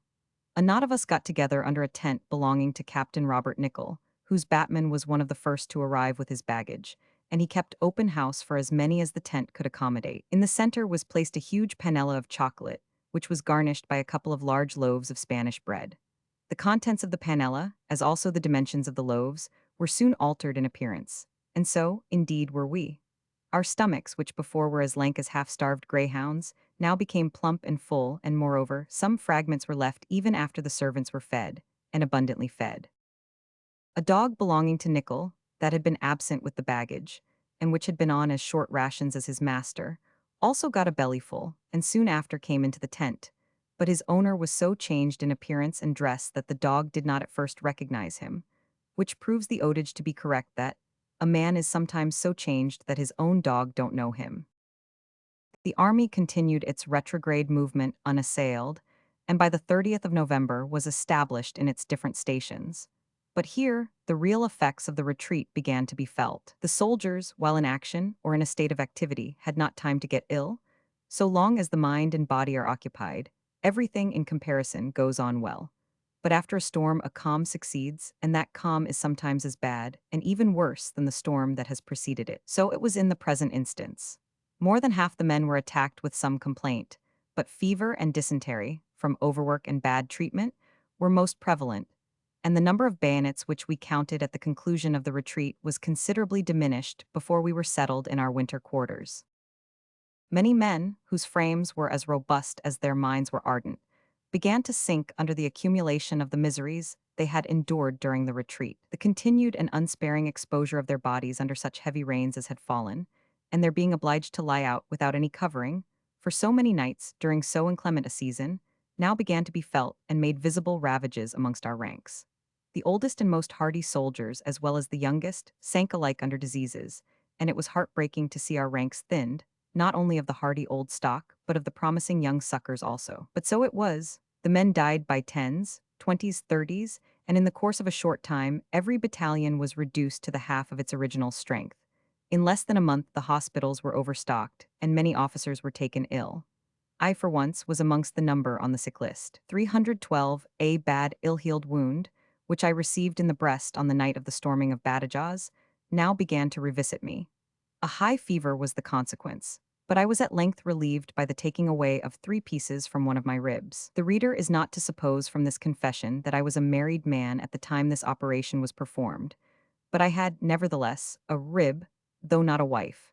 And as to the pieces which I lost, it would be but a useless task to look after them now. The sergeant major's wife, a fine, fat, well-looking woman, amongst many others, was taken ill and visited with a bad fever. She was the sister of my man, Dan Carson's, and had kept close with the regiment from the time of its first landing in the peninsula to the time I am now speaking of. She acted in many a useful capacity towards the officers. She supplied us with wine and bread, and every other comfort she could afford us, and was, in fact, a necessary appendage to the officers, for she was one of the best foragers I ever saw in the 88th Regiment, and the army knows, the Peninsular Army, I mean, that we had some good ones. But this poor woman lost 2 fine mules during our retrograde movement, as also the cargoes with which they were laden, amounting to a good round sum, which at the lowest estimate I must value to be worth $300. This loss affected her. She had left no stone unturned to realize it, and this untoward event brought on a violent fit of illness. The fatigue she had undergone, no doubt, aided the cause of her disorder, but be this as it may, she became quite delirious. While in her bed, she could not be made to understand that the army was not in full retreat. "Where," she would exclaim, "are my mules?" My man Dan was in constant attendance upon 313 his sister, and was, as a matter of course, continually intoxicated. If she got better, he would say that he took a little DA-trop, more than usual for joy. If she relapsed, he did the same to DA-trone grief. So that between Dan's joy and Dan's grief, to say nothing of my own helpless state, I was anything but well off. At length the poor woman became quite insane, but she still looked up to Dan as her she-tanker. Nevertheless, Dan always paid her that respect which he conceived due to the wife of the sergeant major, and always called her Mistress O'Neill. She, on the contrary, forgetting the station she held, always called her brother Dan. "Och then," said she, "Dan, what do the French mean at all? Where do they mean to drive us to? Ain't my mules gone and our baggage gone and still we're on the retreat? Haven't they taken all from us, even our necessaries? Where do they mean to send us to?" "By gob, Mistress O'Neill," replied Dan with a broad grin, "I think they mean to send us all to pot." Chapter 25. End of the Burgos retreat, cantonments in Portugal. Rest at last, shocking effects of excess in eating, the neighborhood of Memento de Beira, wolves. The author employed to cater for his regiment on St. Patrick's Day is attacked by wolves on his return measure for measure. Dan Carson's prognostication, which closed the last chapter, was not fulfilled, although a retreat on Portugal was necessary. Once clear of the Spanish frontier, we arrived, by easy marches, at the different towns and villages appointed for our occupation, while the French army retraced their steps, and, it is to be presumed, followed the course we had taken, though not exactly the same route. The village of Liamel was the one allotted to the 88th, and was also the headquarters of Sir John Keane, the general of brigade, and his staff. This town, distant about 5 leagues from the city of Lamigo, and 2 from Memento de Beira, was by no means a bad resting place for men who had for so many days, and in such inclement weather, inhabited no town, or slept, if sleep it could be called, under any covering except their tattered uniforms. But the transition was too sudden, and it is not difficult for the reader to see what the consequence was. An abundant supply of money, a great plenty of wine, meat, and poultry were things not to be lightly treated by a parcel of men in a state of nakedness and starvation. In a word, all were bought up greedily, and as greedily devoured. But the frames of the soldiers had undergone a great change. Their stomachs were much weakened by the bad diet they had heretofore tasted, and the disordered state of their bowels was such, that in 5 cases out of 6 the soldiers were attacked with some complaint or other. The officers suffered little because they had a greater command over themselves, but I knew an instance of a man of the company I commanded, his name was Travers, eating, for 1 week, independent of his rations, the head of an ox daily. Reader, do not laugh at this. It is a true but melancholy picture, not a laughable one, of what a half-starved man will do when opportunity favors. The result, as might have been foreseen, was fatal. A violent inflammation of the bowels took place, and the poor fellow died in the most excruciating agonies. No remedy of our doctors could relieve him, They did all they could, but in vain. The country in the neighborhood of Liamil, and between that town and Momento de Beira, is in the highest degree grand. It moreover abounded in game, and officers who were fond of their gun, or of coursing, had ample opportunities of enjoying both. There was, however, one drawback, which was an unpleasant one, and that was the vast number of wolves that infested the mountains. These fierce animals were so terrific when pressed by hunger, that in one instance they seized the head of a sheep which was in a house, having made their way under the door. The owner, hearing the cries of the animal, rushed to its assistance, and, catching hold of the hind legs, dragged it back, but the head and a part of the neck were carried away by the wolves.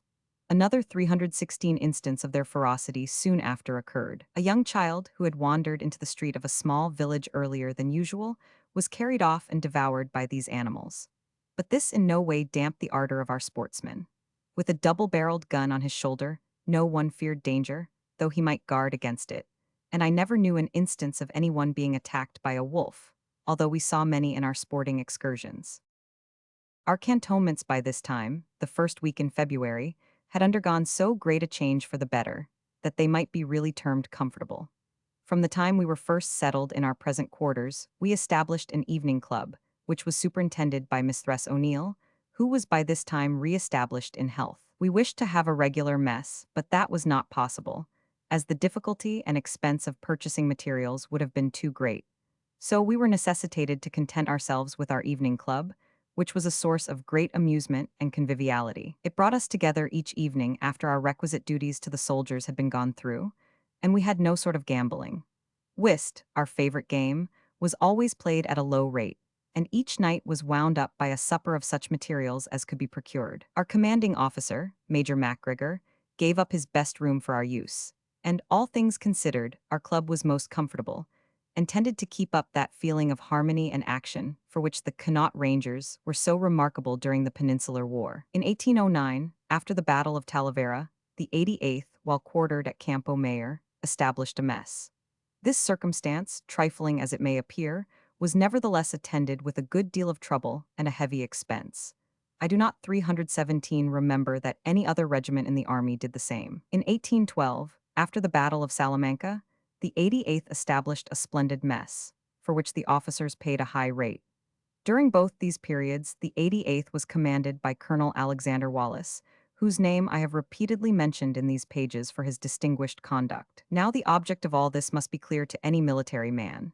It had but one object, and one only, the keeping up a gentlemanly and social feeling amongst the corps. And when, as has been seen, such feelings did exist, will any man give credit to the calumnies that have been attempted to be fastened upon the Connaught Rangers by the biographer of the late Sir Thomas Picton? Sir John Keane was to dine with the regiment on St. Patrick's Day. Even at this early period I was their caterer, although in a far different way from that in which I am now employed. Then I catered for their stomachs, their fame. Now I cater for their honor, their fame. At an early hour on the 15th of March, mounted on a good mule, with $50 in my pocket, I left my regiment on the route to the city of Vizu, with a carte blanche to do the best I could in the purchase of provisions. I was followed by my man Dan, who had for his assistant, or coadjutor as he styled him, my batman, Jack Green, as handy a boy as ever listed in the ranks of the Connaught Rangers. The mule they took charge of was little inferior to the one I rode, but their pace was of necessity slower, as he was encumbered not only with a pair of panniers, destined to carry the prog for our St. Patrick's dinner, but also with the weight of Dan and Jack, who arranged themselves in the best manner they could astride his back. Vizu is 5 leagues from Liamil, but, as I knew the country tolerably 318 well, I struck out of the high road, and, crossing the mountains, reached the town some hours before my servants.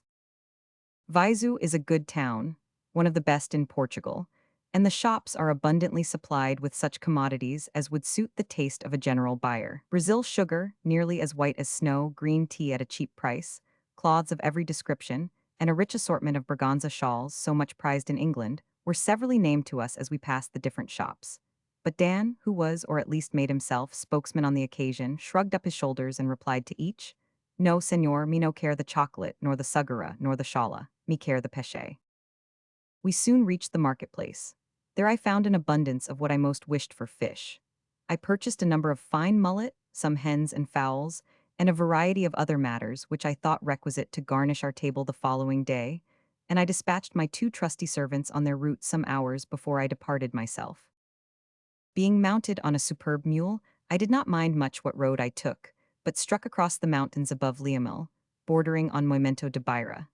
Before I reached the passes I so well knew, it became dark, and I lost my way. On reaching a small village, I was informed by the peasants that I was still 2 leagues from Liamil, had a bad and difficult country to traverse before I could reach the road, and that the mountains were infested with wolves.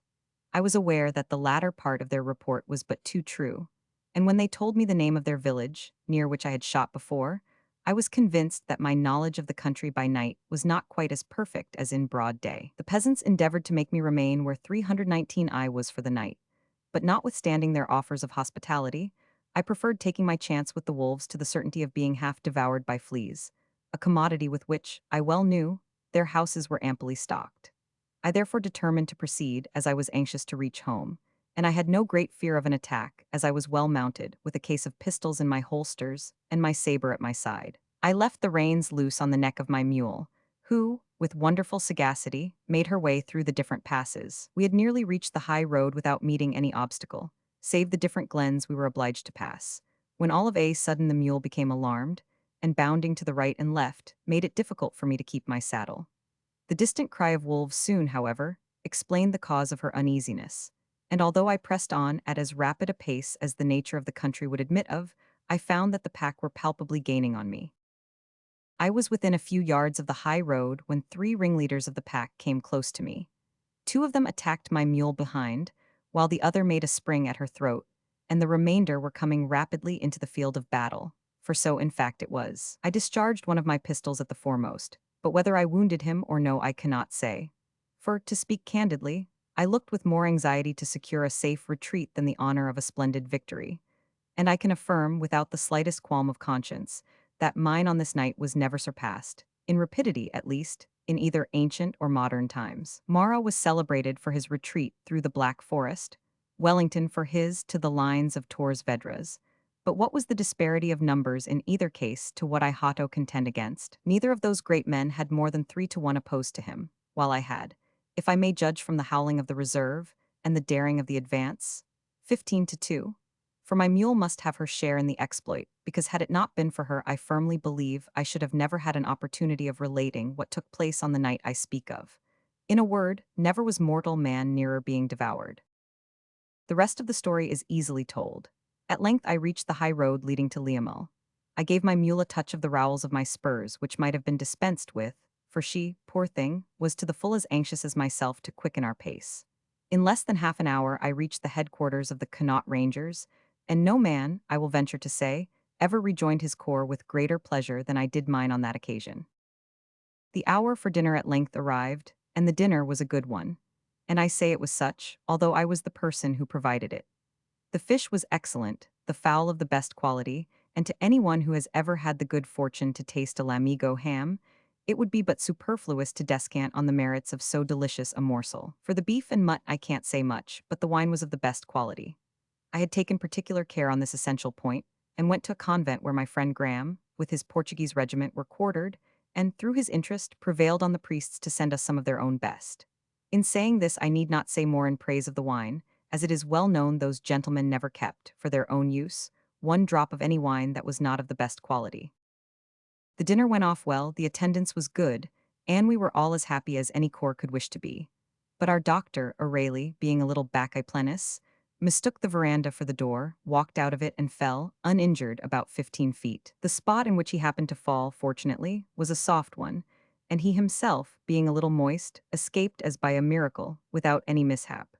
Next morning I examined the spot, and was struck with astonishment at the exactness of the impression his features had left. Had he sat to have his likeness taken, and undergone the troublesome process of having his face daubed over with paste, it could not have been more perfect, and thus in a second of time, without any trouble to himself, he performed what would have cost him a full half-hour at least, with a great deal of annoyance into the bargain had he regularly allowed a sculptor to take his bust.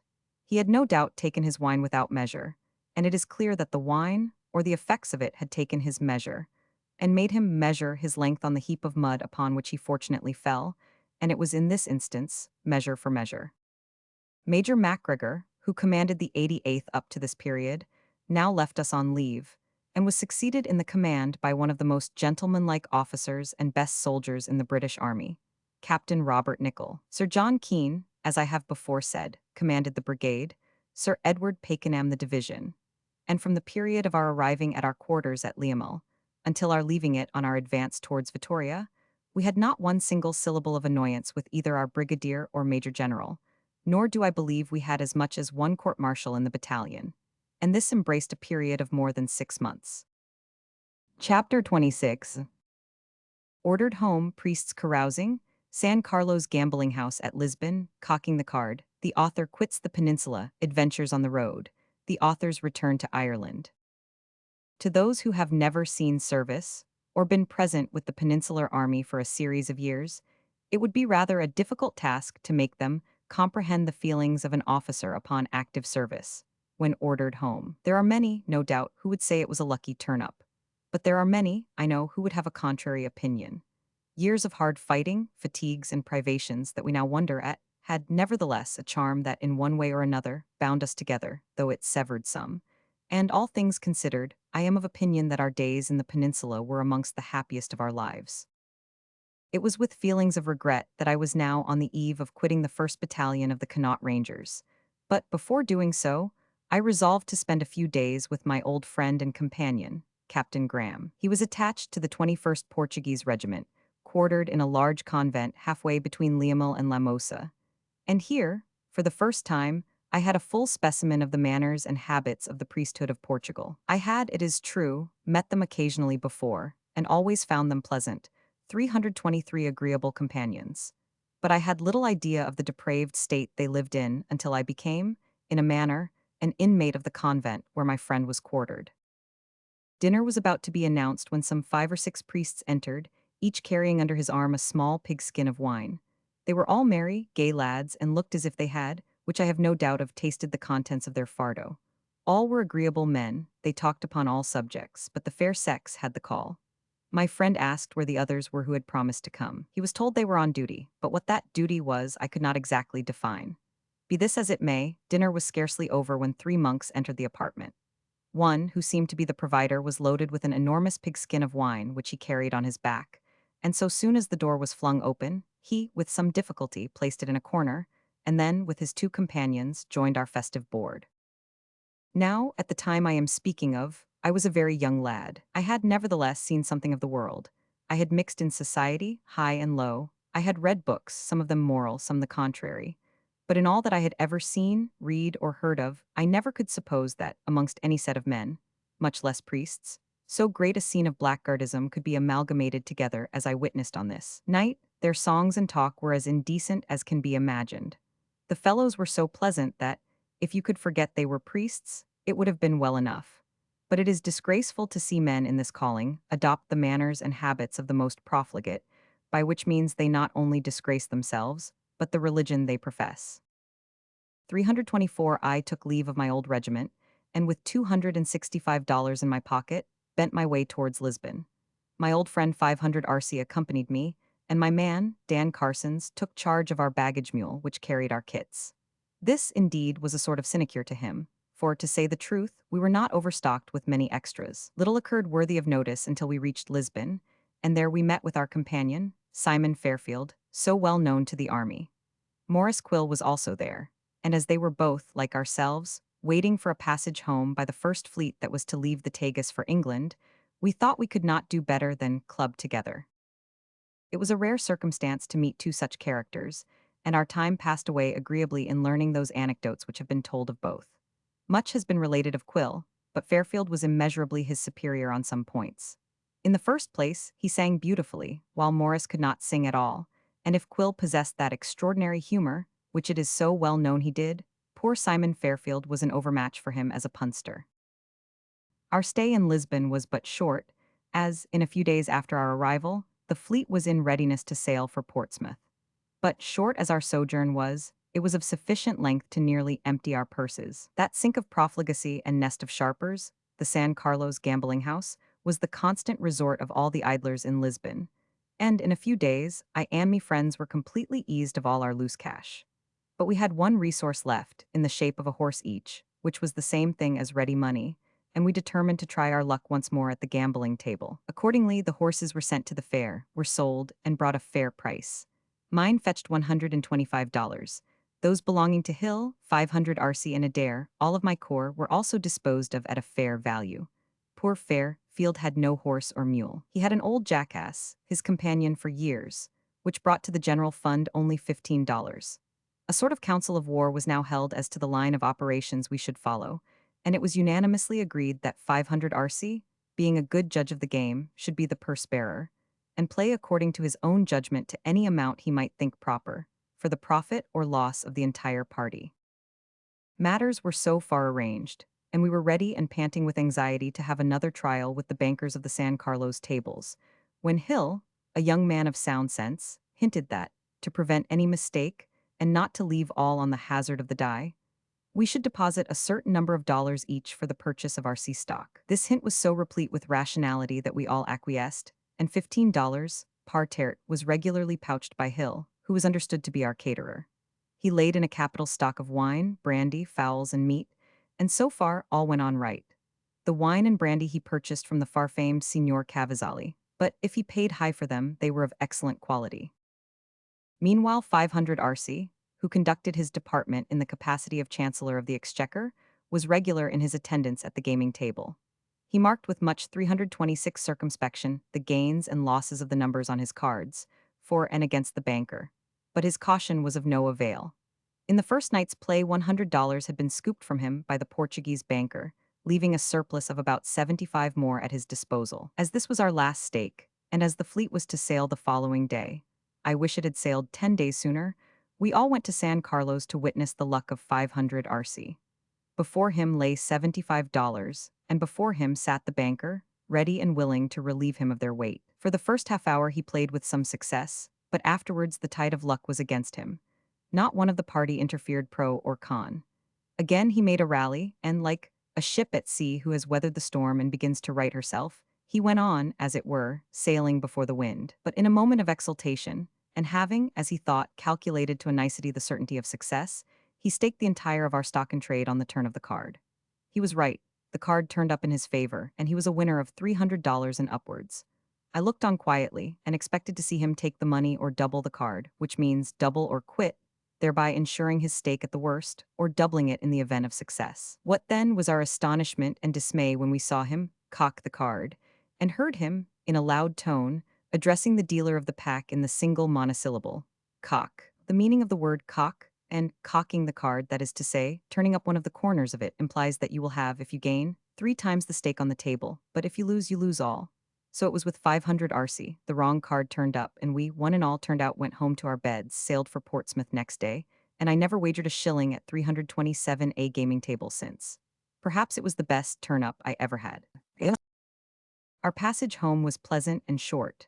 No incident worth relating occurred, and in 12 days after we left Lisbon, we found ourselves off Spithead.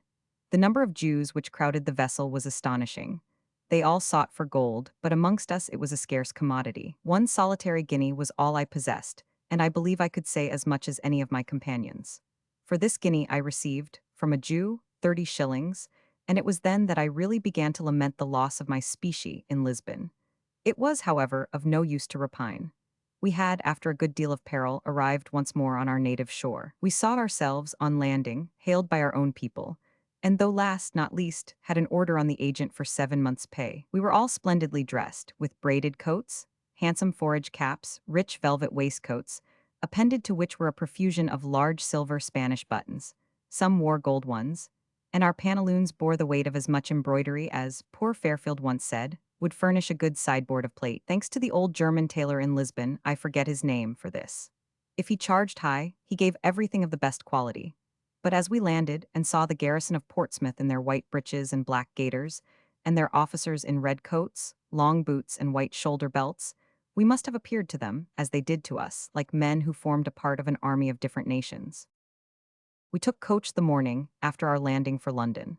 After a few days spent there in sightseeing and amusements, I set out to visit my family in Ireland. I took my place on the top of the Liverpool coach, and, with a light heart, 328 viewed the beautiful country we passed over. The contrast it presented to that which I had but a few weeks before left was great indeed, and I felt a pride when I reflected that I, humble as I was one of those who had fought and bled not only for my country's honor, but my country's safety. My servant, Dan Carsons, sat behind and kept all the outside passengers near him, either in astonishment at the tales he recounted as to what he had seen, or in roars of laughter at some of his adventures, which he told without any scrupulous qualms as to whether they were true or not. He had made himself so agreeable to those behind that, at the first stage, where we changed horses, some of the front passengers requested he would take his place with them. But there was no vacant seat, and no one seemed disposed to resign his place, so I thought the best plan was for me to go behind, which, I said, I preferred to the front, and my man Dan was installed beside the driver. The laughter in front was, if possible, louder than it had been before in the rear, while Dan was recounting his peninsular reminiscences. We reached Liverpool without any adventure, and next day sailed for Dublin. In those days which I write of we did not use steam, and a 3-day passage from Liverpool to Dublin was quite a common thing, and it was the practice then to lay in a sea stock for a voyage of 4 or 5 days. This was a matter of easy accomplishment, and having laid in a fair supply of edibles, etc., we set sail, and on the 3rd day arrived in Dublin. After remaining in the capital 1 day, I parted from my old companion, 500 RC, and took the first coach for the Kildare road, while 500 RC brought himself to an anchor in the Ennies Mail. Our leave of absence was for 3 months, and before the expiration of that time, 329, the 2nd Battalion of the regiment, was expected in Ireland, so we did not calculate on a long separation, nor were we mistaken. It would be tedious and uninteresting to give any minute detail of my reception amongst my family and friends. Those sort of adventures read well in novels, but I do not think my readers will be displeased with me for leaving them out. As a matter of course, all my acquaintances got round me, and I had to recount all my 4 years' adventures in the peninsula. And, while I was so employed in the drawing room, my man Dan fulfilled his part in the kitchen, and, I have little doubt, did much more justice to the matter than I did. When my leave expired, I took leave of my friends and joined the 2nd Battalion, which was stationed at Fermo.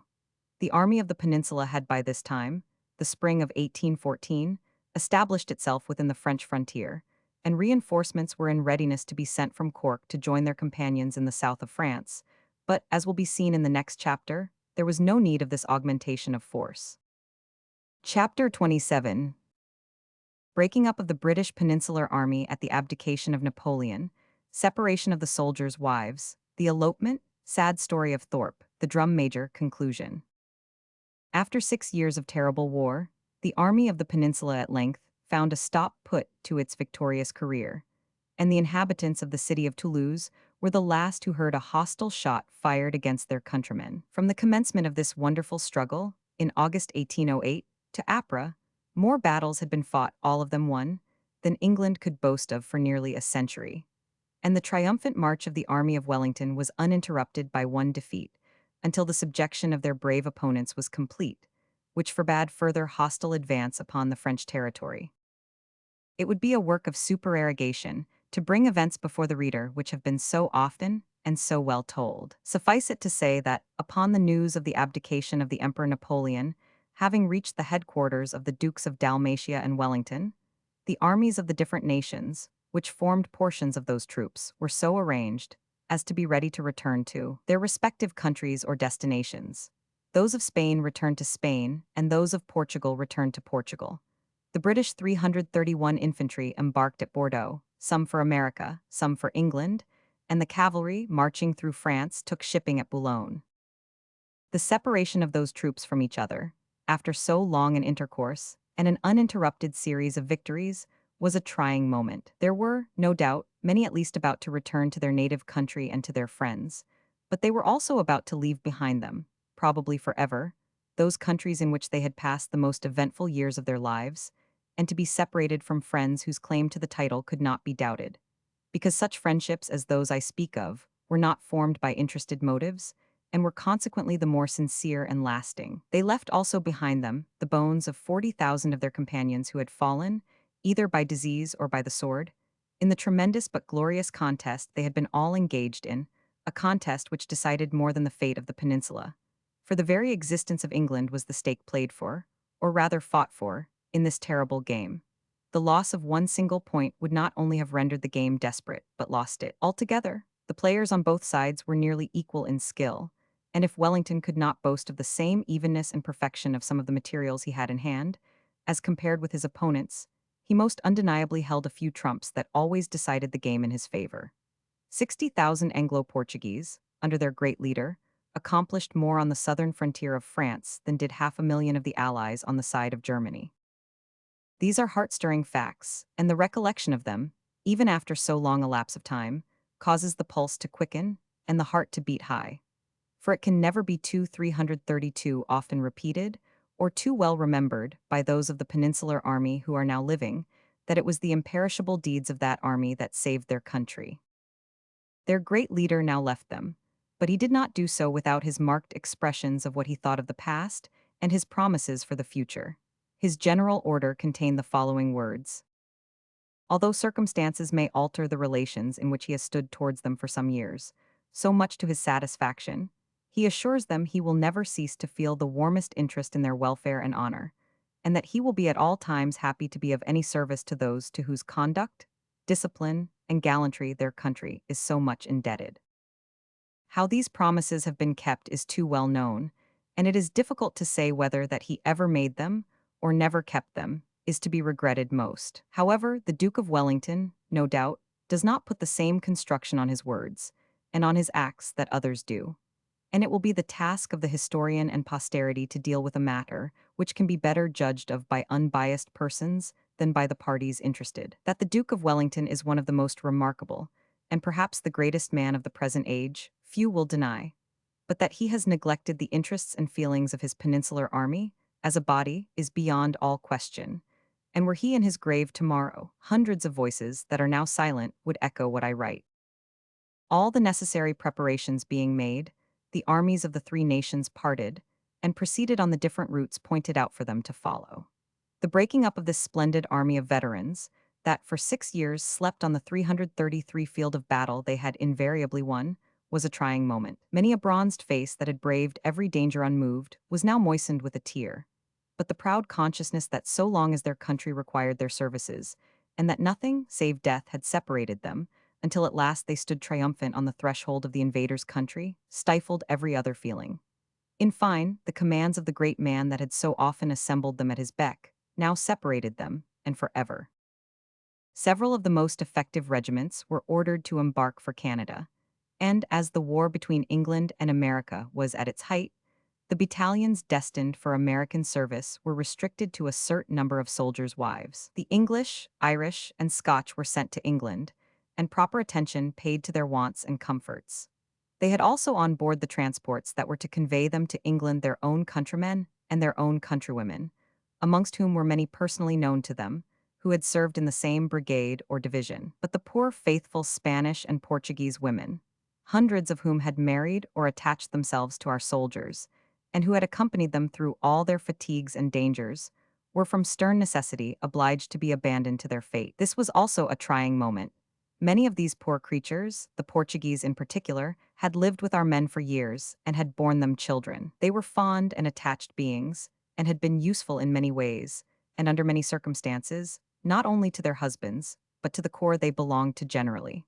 Some had amassed money, heaven knows how, but others were without a sixpence to support them on their long journey to their own country, and most 334 of them were nearly naked. The prospect before them was hideous, and their lamentations were proportionate, for many, though they had a country to return to, had neither friends to welcome them nor a home to shelter them, for in this war of extermination, life as well as property was lost. The soldiers were 7 months in arrear of pay, and the officers were as badly off. Nevertheless, subscriptions were raised, and a fund, small no doubt in proportion to their wants, enabled relief to be portioned amongst all. This partial and insufficient aid did not, nor could not, however, lessen the real bitterness of the scene, for many of those devoted beings, now outcasts, about to traverse hundreds of miles ere they reached their homes, if homes they found any, had followed their husbands through the hottest of the battlefield, had staunched their wounds with their tattered garments or moistened their parched lips, when without such care death would have been certain. They had, when such aid was not required, devoted days and nights in rendering those attentions, which only they who have witnessed them can justly appreciate. Yet these faithful and heroic women were now, after those trials, to be seen standing on the beach. while they witnessed with bursting hearts the filling of those sails, and the crowding of those ships that were to separate them forever from those to whom they had looked for protection and support. In this list there was one female, a lady, I call her so, for her rank and prospects entitled her to the appellation I have given her, who was as much to be pitied as the rest, though her circumstances were widely different. She was a beautiful woman, only daughter of the wealthy Jewess de Fora of Campo Mayor. During the autumn of 1809, when a portion of the Peninsular Army, after the Battle of Talavera, 335 was quartered in that town, this girl, for so she was then, fell in love with the drum major of the 88th Regiment. His name was Thorpe. As in most cases of the sort, both parties had made up their minds to the consequences. The girl was determined to elope with Thorpe, and Thorpe was equally resolved to carry her off, but this required measures as well as means. Touching the latter, Thorpe was amply supplied, for he was pay sergeant of a company, and, moreover, received constant remittances from his father, who was a man of respectability in Lancashire. In a word, Thorpe was a gentleman and lived and died a hero.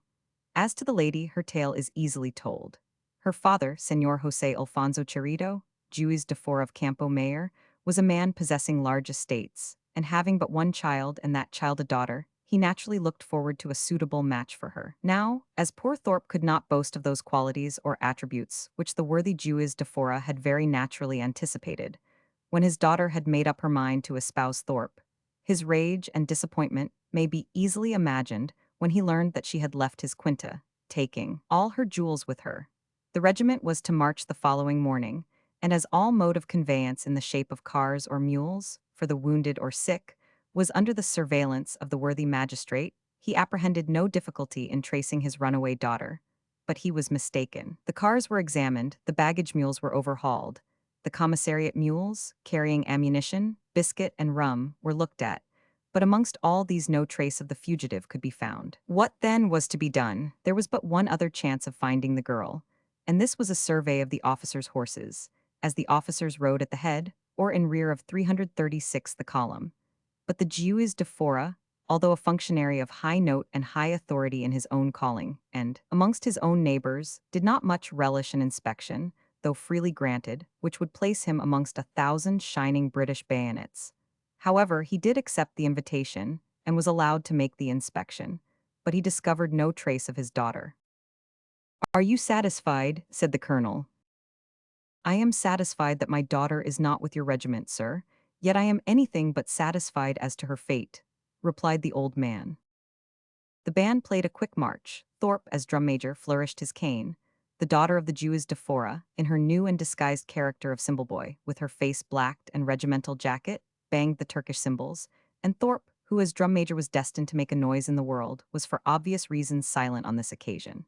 The regiment reached Monteforte the same day, and the padre of that town performed the marriage ceremony in due form.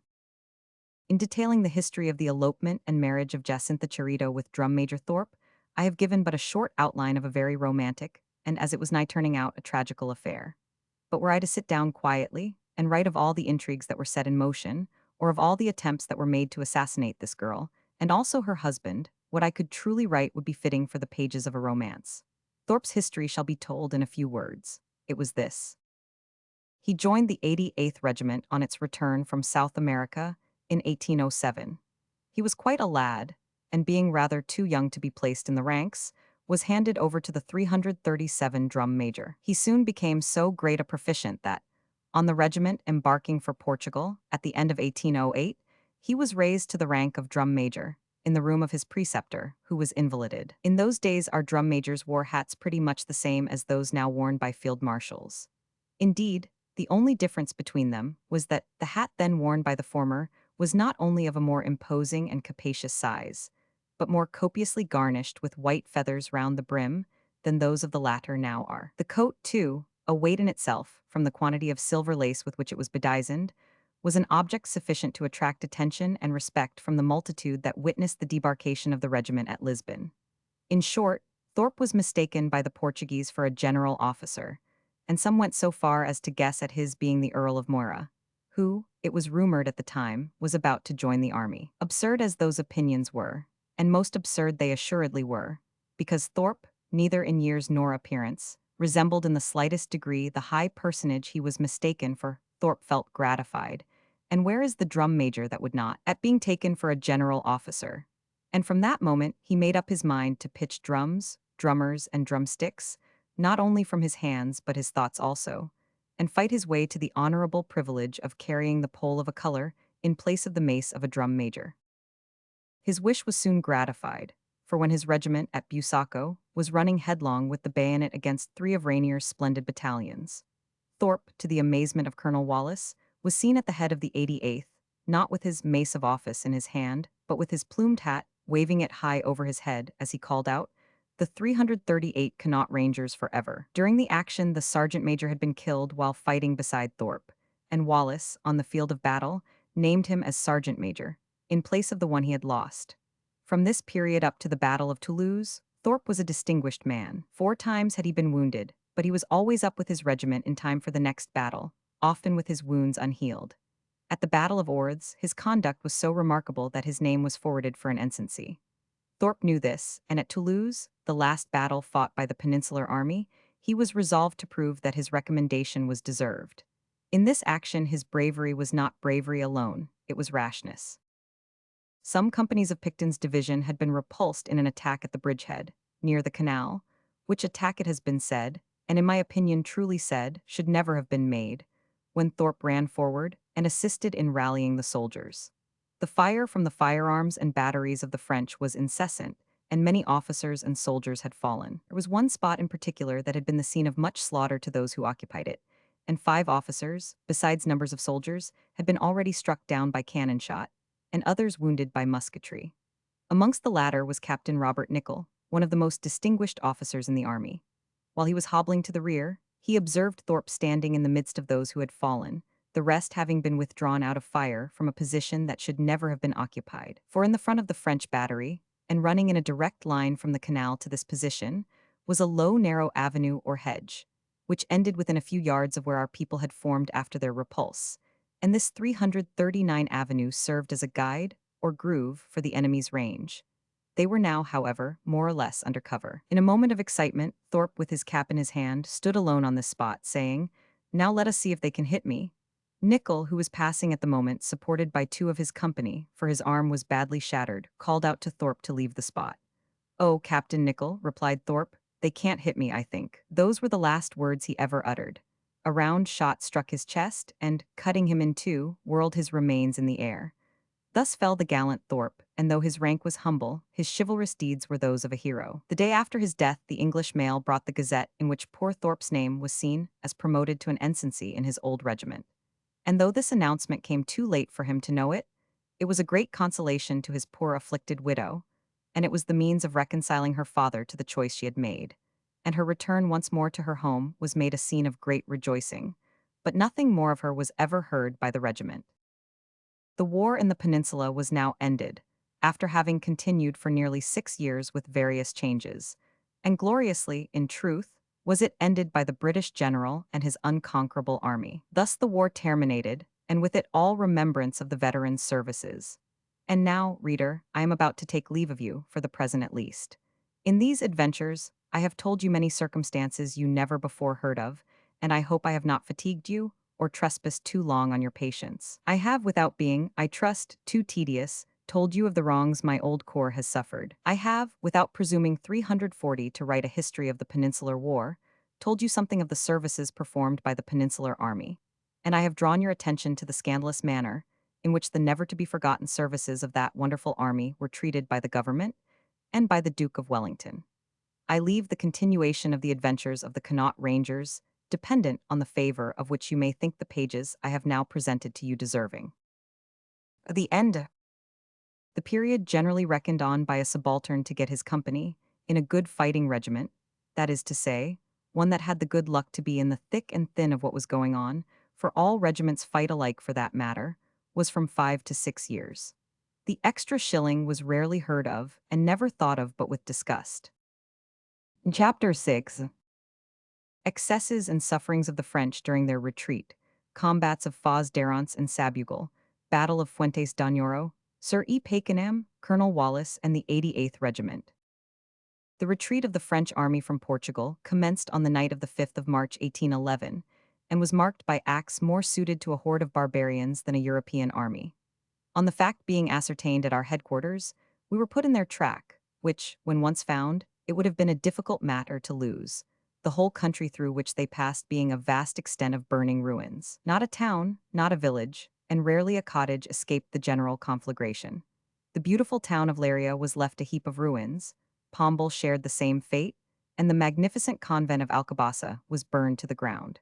Two of the finest organs in Europe were destroyed by this wanton act, and a century will be insufficient to repair the evils which a few months inflicted on this unfortunate country. Scenes of the most revolting nature were the natural attendants on such a barbarous mode of warfare, and scarcely a league was traversed by our army, in its advance, without our eyes being shocked by some frightful spectacle. The French army was doubtless much exasperated against 57 the Portuguese nation, in consequence of the manner in which they destroyed what would have contributed to the comforts of men who had been half-starved for 6 months.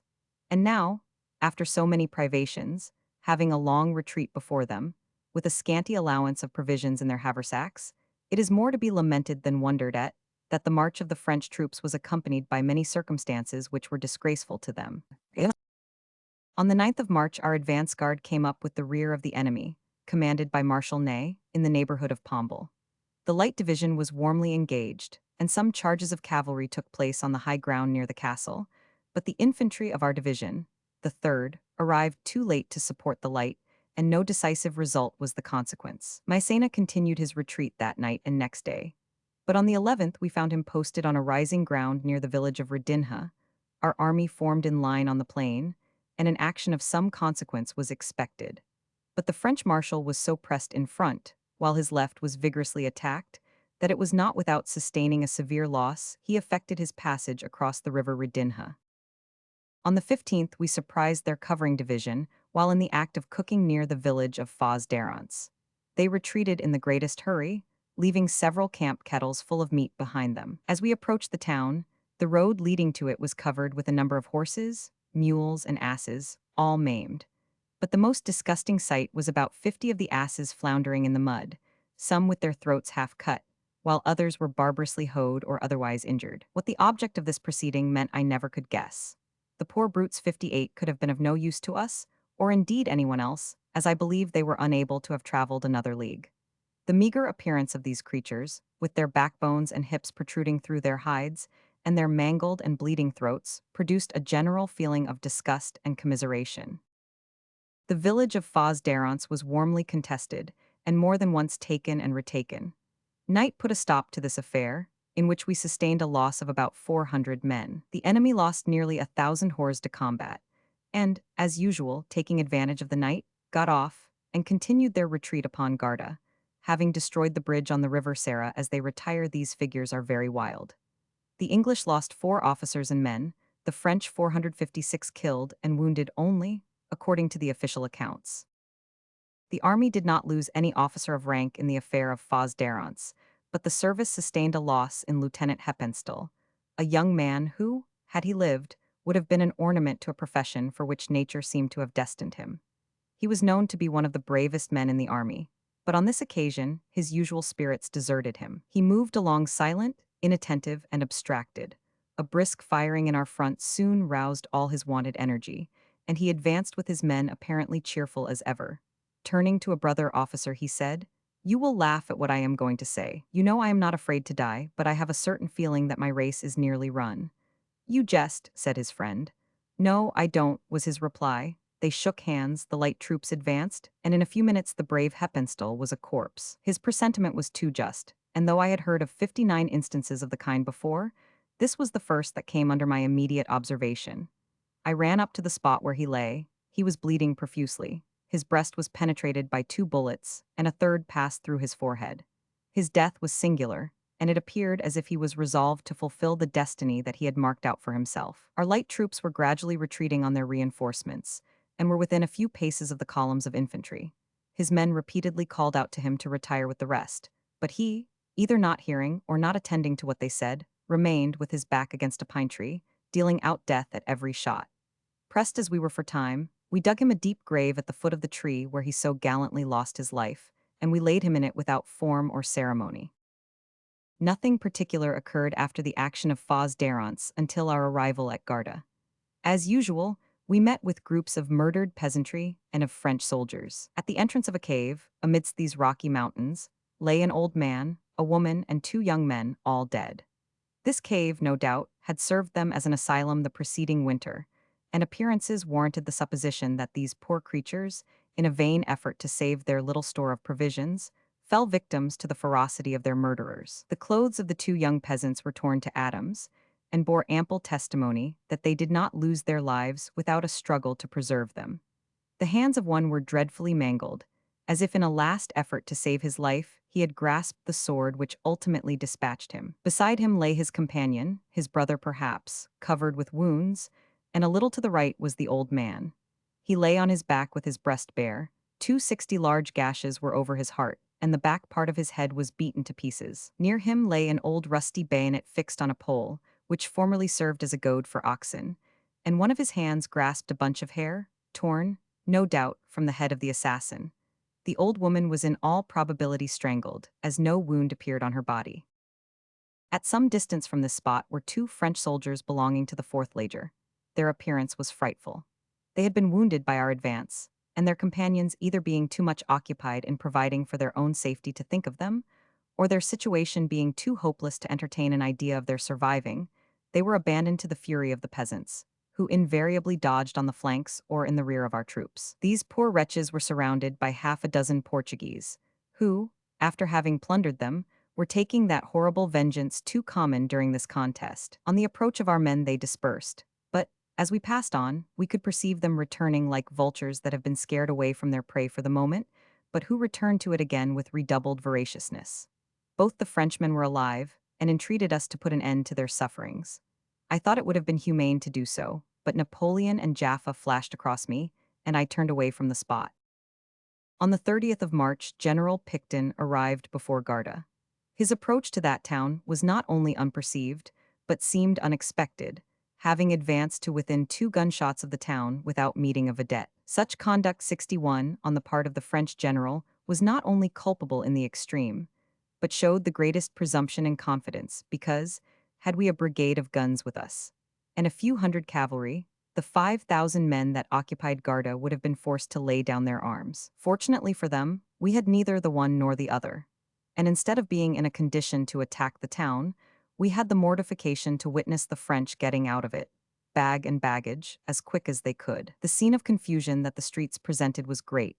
Infantry, artillery, and baggage, men, women, and children, all mixed pell-mell together, hurrying to the high road leading to Sabugal. Our cavalry came up shortly after the enemy had evacuated the place, but too late to do much good. Some prisoners and baggage and a few head of cattle were captured, and we took up our quarters in the town for the night. On the 3rd of April we again, and for the last time in Portugal, encountered the enemy at Sabugal. The Light Division had a gallant affair with the corps of General Rainier, and though greatly outnumbered, they not only succeeded in forcing the position, but captured a howitzer and several prisoners. The 3rd Division soon after reached the ground, and its leading battalions, especially the 5th Regiment, had deployed, and having thrown in a heavy fire, were advancing with the bayonet, when a violent hailstorm came on and completely hid the two armies from each other. Rainier hurried his divisions off the field, and this unlooked-for event snatched a brilliant exploit from us, as the total overthrow of this corps would have been in all probability the result. The French suffered severely, but they never fought 62 better. So rapidly did they fire that, instead of returning their ramrods, they stuck them in the ground for expedition, and continued to fight until overpowered by our men, who are certainly better at close fighting than long shot. Enemy fought their howitzer well, and almost all the gunners lay dead about it. A young artillery officer was the first I took notice of. His uniform was still on him, an unusual thing. He wore a blue frock coat, across his shoulder hung his cartouche box, and the middle of his forehead was pierced by a musket ball. His features, which were beautiful, showed, nevertheless, a painful distortion, and it was evident that the shock which deprived him of life, though momentary, was one of excruciating agony. Beside him lay one of the gunners, whose appearance was altogether different from that of his officer. A round shot had taken off his thigh a few inches below the groin, and his death, though not as instantaneous, seemed to be void of pain. The bare stump exhibited a shocking sight. The muscles, arteries, and flesh, all hanging in frightful confusion, presented the eye with a horrid sample of the effects of those means, made use of by man for his own destruction. The ramrod of the gun was near him. His back rested against one of the wheels, and there was that placid look in his countenance which would lead you to think he had sat himself down to rest. The wounded having been all removed, and the enemy continuing their retreat, we bivouacked on the ground they had occupied at the commencement of the action, and the next day we went into cantonments. The French recrossed the Agde, and Portugal was, with the exception of Almeida, freed from their presence, after they had occupied it for nearly 8 months, and had inflicted on the inhabitants every misery it is possible to conceive. 4 weeks had scarcely elapsed when we were again called into action. On the 2nd of May, Marshal Massena passed the river Agde at Rodrigo and moved upon Almeida in order to supply it with provisions. He had left a garrison of 3,000 men in that fortress, commanded by General Brenier, in whom he placed much confidence. The French marshal stationed his army on the river Azava, in the neighborhood of Carpio, Espeja, and Gallegos, and next day the 3rd made a movement on Almeida. Lord Wellington made a corresponding movement, and our army occupied a fine line of battle, its right at Nava de Ver, the center at Fuentes d'Añoro, and the left resting on the ruins of the Fort de la Concepción. In our front ran the little stream of Añoro. General Pack's brigade of Portuguese invested Almeida. Without waiting to ascertain the strength or weakness of the position, Marshal Massena, with that impetuosity which had formerly characterized him, ordered the village of Fuentes d'Añoro to be carried. And to make his success certain, the entire of the 6th Corps was employed in the attack. The town was at this time occupied by some of our 1st Division, consisting of the Highland regiments, supported by others of the line, and the light companies of the 1st Anid Divisions, commanded by Major Dick of the 42nd Highlanders and Colonel Williams of the 60th. The village was taken and retaken several times, and night found both armies occupying a part each. Massena, perceiving that the obstacles opposed to his carrying this point, which he considered the key of our position, were too great for him to surmount, employed himself during the 4th of May in reconnoitering our line, and in making preparations for the battle which was to take 64 place the following day. On our side we were not inactive. The avenues leading to Pozzobolo and Fuentes were barricaded in the best manner the moment would allow. Temporary defenses were constructed at the heads of the different streets, and trenches dug here and there as a protection against the impetuous attacks expected from the cavalry of General Montbrun. We lay down to rest perfectly assured that every necessary precaution had been taken by our general. And as to the result of the battle, we looked upon that as certain, a series of engagements with the enemy having taught us to estimate our own prowess. And being a good deal overcome with the heat of the weather, we lay down to rest and slept soundly. Day had scarcely dawned when the roar of artillery and musketry announced the attack of Fuentes d'Añoro and Pozzobolo. 5,000 men filled the latter village, and after a desperate conflict carried it with the bayonet. General Montbrun, at the head of the French cavalry, vigorously attacked the right of our army, but he was received with much steadiness by our 7th Division, which, though it fought in line, repulsed the efforts made to break it, and drove back the cavalry in confusion. The light troops, immediately in front of the 1st Anid Divisions, were in like manner charged by bodies of the enemy's horse, but by maneuvers well executed. In proper time, these attacks were rendered as fruitless as the main one against the right of our army. The officer who commanded this advance, either too much elated with his success, or holding the efforts of the enemy in too light a point of view, unfortunately extended his men once more to the distance at which light troops usually fight. The consequence was Fada, the enemy, though defeated in his principal attack, was still powerful as a minor antagonist, and seeing the impossibility of success against the main body, redoubled his efforts against those which were detached. Accordingly, he charged with impetuosity the troops most exposed, amongst whom were those I have been describing. The bugle sounded to close, but whether to the center, right, or left, I know not. Certain it is, however, that the men attempted to close to the right, when to the center would have been more desirable, and before they could complete their movement the French cavalry were mixed with the Colonel Hill of the Guards. He was taken prisoner. Our division was posted on the high ground just above this plain. A small rugged ravine separated us from our comrades, but although the distance between us was short, we were in effect as far from them as if we were placed upon the rock of Lisbon. We felt much for their situation, but could not afford them the least assistance, and we saw them rowed down and cut to pieces without being able to rescue them, or even discharge one musket in their defense. Our heavy horse and the 16th Light Dragoons executed some brilliant charges, in each of which they overthrew the French cavalry. An officer of our staff, who led on one of those attacks, unhorsed and made prisoner Colonel Lamotte of the 15th French Chasseurs. But Don Julian Sanchez, the guerrilla chief, impelled more by valor than prudence, attacked with his guerrillas a first-rate French regiment. The consequence was the total overthrow of the Spanish hero.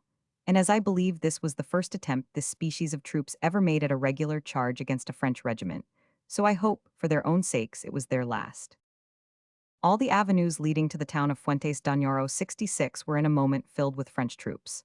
It was occupied by our 71st Anth Highlanders, the 83rd, the light companies of the 1st Anid divisions, and some German and Portuguese battalions, supported by the 24th, 45th, 74th, Anth British regiments, and the 9th Anth Portuguese.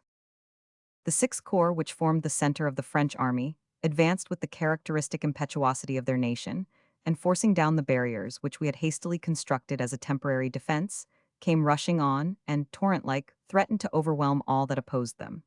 Every street and every angle of a street were the different theaters for the combatants. Inch by inch was gained and lost in turn. Whenever the enemy were forced back, fresh troops and fresh energy on the part of their officers impelled them on again, and towards midday the town presented a shocking sight.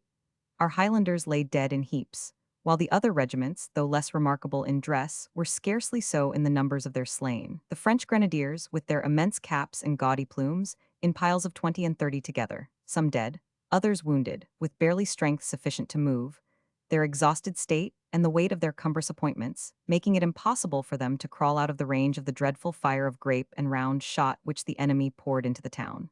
Great numbers perished in this way, and many were pressed to death in the streets.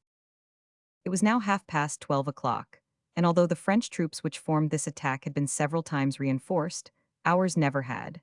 Nevertheless, the town was still in dispute. Massena, aware of its importance and mortified at the pertinacity with which it was defended, ordered a fresh column of the 9th Corps to reinforce those already engaged. Such a series of attacks, constantly supported by fresh troops, required exertions more than human to withstand. Every effort was made to sustain the post, but efforts, no matter how great, must have their limits.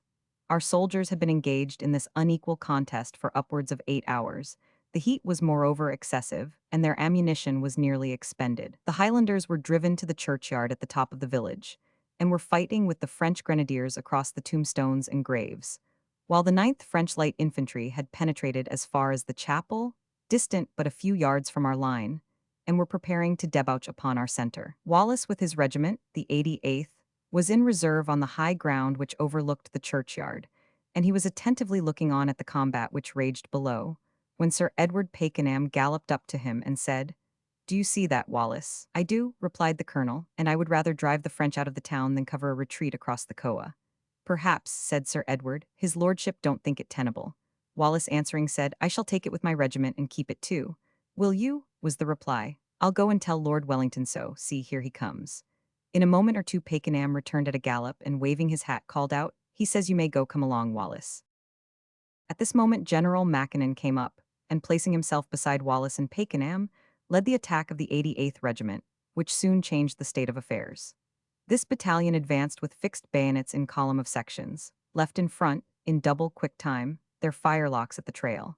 As it passed down the road leading to the 68 Chapel, it was warmly cheered by the troops that lay at each side of the wall, but the soldiers made no reply to this greeting. They were placed in a situation of great distinction, and they felt it. They were going to fight, not only under the eye of their own army in general, but also in the view of every soldier in the French army. But although their feelings were wrought up to the highest pitch of enthusiasm, not one hurrah responded to the shouts that welcomed their advance. There was no noise or talking in the ranks. The men stepped together at a smart trot, as if on a parade, headed by their brave colonel. It so happened that the command of the company, which led this attack, devolved upon me. When we came within sight of the French 9th Regiment, which were drawn up at the corner of the chapel, waiting for us, I turned round to look at the men of my company. They gave me a cheer that a lapse of many years has not made me forget, and I thought that that moment was the proudest of my life. The soldiers did not look as men usually do going into close fight, pale. The trot down the road had heightened their complexions, and they were the picture of everything that a chosen body of troops ought to be. The enemy were not idle spectators of this movement.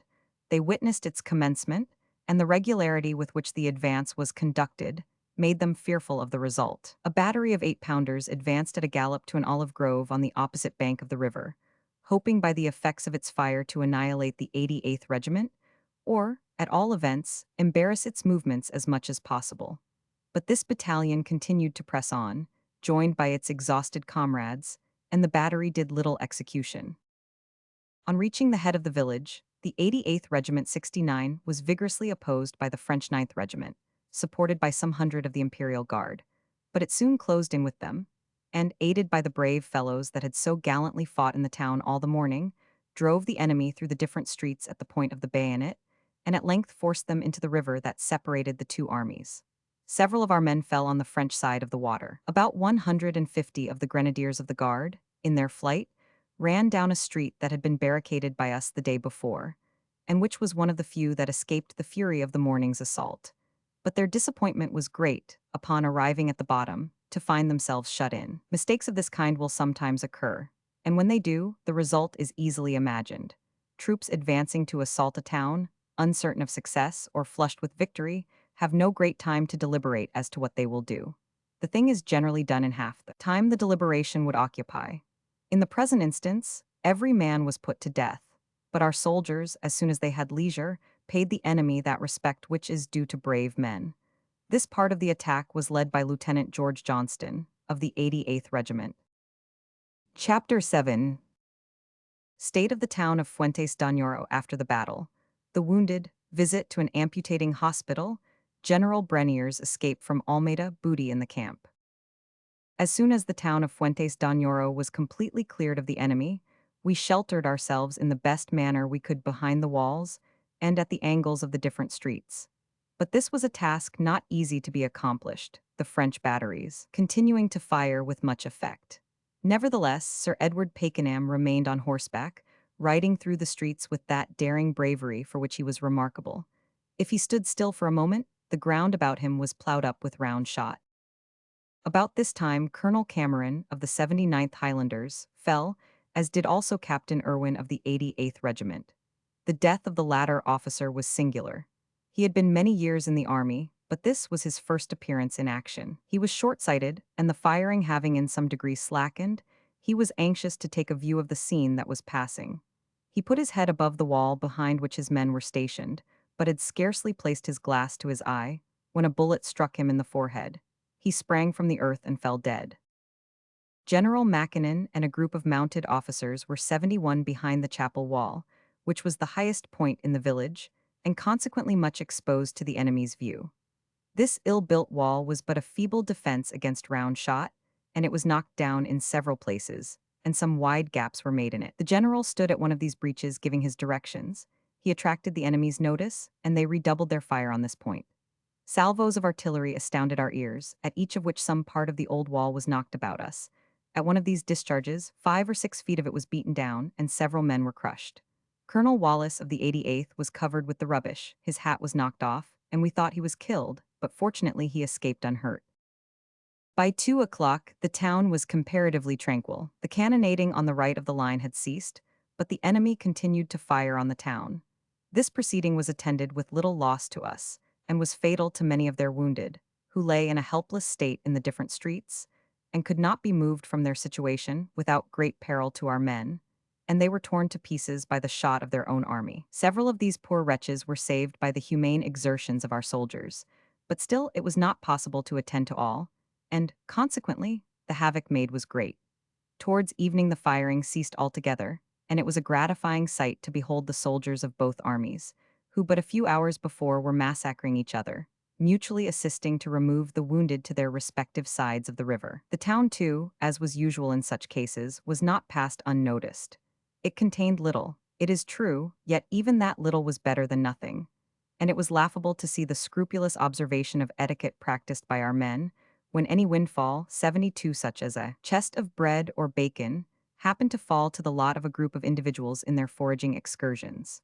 The following was the method taken to divide the spoil, and as no national distinction was thought of, the French as well as the British shared in whatever was acquired. An old experienced stager or two took upon themselves the responsibility of making a division of the plunder, according to the number that were present at the capture. This done, one of the party was placed with his back to the booty, when one of those who had partitioned it called out with an audible voice, "Who is to have this?"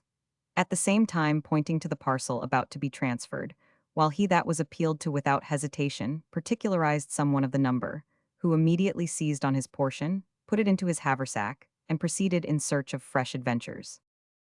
We had now leisure to walk through the town and observe the effects of the morning's affray. The two armies lost about 5,000 men, and as the chief of this loss was sustained by the troops engaged in the town, the streets were much crowded with the dead and wounded. French and British lay in heaps together, and it would be difficult to say which were most numerous. Some of the houses were also crowded with dead Frenchmen, who either crawled there after being wounded, in order to escape the incessant fire which cleared the streets, or who, in a vain effort to save their lives, were overpowered by our men in their last place of refuge, and several were thrust halfway up the large Spanish chimneys. General Mackinnon, who directed the attack of the 88th Regiment and accompanied it in its advance, ordered it to retire to the position it had previously occupied, and as he 73 was unwilling to attract the notice of the enemy too much, he desired that this operation should be performed by companies. My company, or at least the one I commanded, was the first to quit the town. As I approached the spot where Sir Edward Pakenham was on horseback, he said, "Where are you going, sir?" Not at the moment recognizing the regiment. I told him that General Mackinnon had desired me to retire, but of course if he wished me to stay I would. "Oh no," said he, "the 88th have done enough for this day. But the regiment that replaces you would do well to bring a keg of ammunition, each man in addition to his 60 rounds, for, while I have life, the town shall not be taken." He was in a violent perspiration and covered with dust, his left hand bound round with his pocket handkerchief, as if he had been wounded. He was ever in the hottest of the fire, and if the whole fate of the battle depended upon his own personal exertions, he could not have fought with more devotion. Lord Wellington caused the village of Fuentes d'Oñoro to be occupied by 5,000 fresh troops. The light division was selected for this service, and it passed us about 5 o'clock on the evening of the 5th. General Crawford took the command of this post, and every precaution was resorted to strengthen the town. Temporary walls were thrown up at the bottom of the streets, carts and doors were put into requisition to barricade every pass, but as it turned out, those observances were unnecessary, for Marshal Massena, giving up all idea of success, declined any further contest. Thus was the object of his movement frustrated, a battle lost, and Almeida left to its fate. Our wounded were removed to Villa Formosa, and Lord Wellington decided upon diminishing his front. By this 74 movement, we lost our communication with Sabugal, but we effectually covered Almeida and still possessed the pass of Castello Bomb. At 9:30 at night, the regiments which had so bravely defended Fuentes d'Oñoro passed us, as we were about to lie down to rest. They were much fatigued, and we were struck with their diminished appearance. The 79th Highlanders, in particular, attracted our notice. We asked them what their loss had been. They said, 13 officers, including their colonel, Cameron, and more than 300 rank and file, and the soldiers were nearly correct in their estimate. The next day, the 6th, we had no fighting. Each army kept its position, and Villa Formosa continued to be the receptacle for the wounded. This village is beautifully situated on a craggy hill, at the foot of which runs the little stream of Oñoro. Its healthful and tranquil situation, added to its proximity to the scene of action, rendered it a most desirable place for our wounded. The perfume of several groves of fruit trees was a delightful contrast to the smell that was accumulating on the plain below, and the change of scene, added to a strong desire to see a brother officer, who had been wounded in the action of the 5th, led me thither. On reaching the village, I had little difficulty in finding out the hospitals, as every house might be considered one, but it was some time before I discovered that which I wished for. At last I found it. It consisted of 4 rooms, in it were pent up 12 officers, all badly wounded. The largest room was 12 feet by 8, and this apartment had for its occupants 4 officers. Next the door, on a bundle of 75 straw, lay 2 of the 79th Highlanders, one of them shot through the spine. He told me he had been wounded in the streets of Fuentes on the 5th, and that although he had felt a good deal of pain before, he was now perfectly easy and free from suffering. I was but ill skilled in surgery, but nevertheless I disliked the account he gave of himself. I passed on to my friend. He was sitting on a table, his back resting against a wall. A musket ball had penetrated his right breast, and passing through his lungs came out at his back, and he owed his life to the great skill and attention of Doctors Stewart and Bell of the 3rd Division. The quantity of blood taken from him was astonishing, 3, and sometimes 4 times a day they would bleed him, and his recovery was one of those extraordinary instances seldom witnessed. In an inner room was a young officer shot through the head. His was a hopeless case. He was quite delirious and obliged to be held down by 2 men. His strength was astonishing, and more than once, while I remained, he succeeded in escaping from the grasp of his attendants. The Scotch officer's servant soon after came in, and stooping down, inquired of his master how he felt but received no reply. He had half turned on his face. The man took hold of his master's hand. It was still warm, but the pulse had ceased. He was dead. The suddenness of this young man's death sensibly affected his companions, and I took leave of my friend and companion, Ogan, fully impressed with the idea that I should never see him again. I was on my return to the army when my attention was arrested by an extraordinary degree of bustle, and a kind of half-stifled moaning, in the yard of a quinta, or nobleman's house. I looked through the grating, and saw about 200 wounded soldiers waiting to have their limbs, 76 amputated, while others were arriving every moment. It would be difficult to convey an idea of the frightful appearance of these men. They had been wounded on the 5th, and this was the 7th. Their limbs were swollen to an enormous size.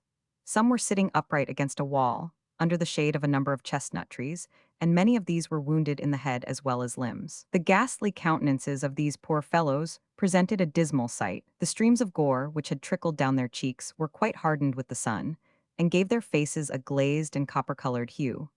Their eyes were sunk and fixed, and what between the effects of the sun, of exhaustion and despair, they resembled more a group of bronze figures than anything. Human, there they sat, silent and statue-like, waiting for their turn to be carried to the amputating tables. At the other side of the yard lay several whose state was too helpless for them to sit up. A feeble cry from them occasionally, to those who were passing, for a drink of water, was all that we heard. A little farther on in an inner court were the surgeons. They were stripped to their shirts and bloody. Curiosity led me forward. A number of doors, placed on barrels, served as temporary tables, and on these lay the different subjects upon whom the surgeons were operating. To the right and left were arms and legs, flung here and there without distinction, and the ground was dyed with blood. Dr. Bell was going to take off the thigh of a soldier of the 50th, and he requested I would hold down the man for him. He was one of the best-hearted men I ever met with, but, such is the force of habit, he seemed insensible to the scene that was passing around him, and with much composure was eating almonds out of his waistcoat pockets, 77 which he offered to share with me, but, if I got the universe for it, I could not have swallowed a morsel of anything. The operation upon the man of the 50th was the most shocking sight I ever witnessed. It lasted nearly half an hour, but his life was saved. Turning out of this place towards the street, I passed hastily on. Near the gate, an assistant surgeon was taking off the leg of an old German sergeant of the 60th. The doctor was evidently a young practitioner, and Bell, our staff surgeon, took much trouble in instructing him. It is a tolerably general received opinion that when the saw passes through the marrow, the patient suffers most pain, but such is not the case. The first cut and taking up the arteries is the worst. While the old German was undergoing the operation, he seemed insensible of pain when the saw was at work. Now and then he would exclaim in broken English, as if wearied, "Oh, mein Gott, is she off still?" But he, as well as all those I noticed, felt much when the knife was first introduced, and all thought that red-hot iron was applied to them when the arteries were taken up. The young doctor seemed much pleased when he had the sergeant fairly out of his hands, and it would be difficult to decide whether he or his patient was most happy. But, from everything I could observe, I was of opinion that the doctor made his debut on the old German's stump. I offered up a few words, prayers they could not be called, that, if ever it fell to my lot to lose any of my members, the young fellow who essayed on the sergeant should not be the person to operate on me. Outside of this place was an immense pit to receive the dead from the general hospital, which was close by. 12 or 15 bodies were flung in at a time, and covered with a 78 layer of earth, and so on, in succession, until the pit was filled. Flocks of vultures already began to hover over this spot, and Villa Formosa was now beginning to be as disagreeable as it was the contrary a few days before. This was my first and last visit to an amputating hospital, and I advise young gentlemen, such as I was then, to avoid going near a place of the kind, unless obliged to do so. Mine was an accidental visit. Massena, renouncing all hope of gaining any advantage by a fresh attack upon our position, recrossed the river Agda with his army, and left the governor of Almeida to shift for himself.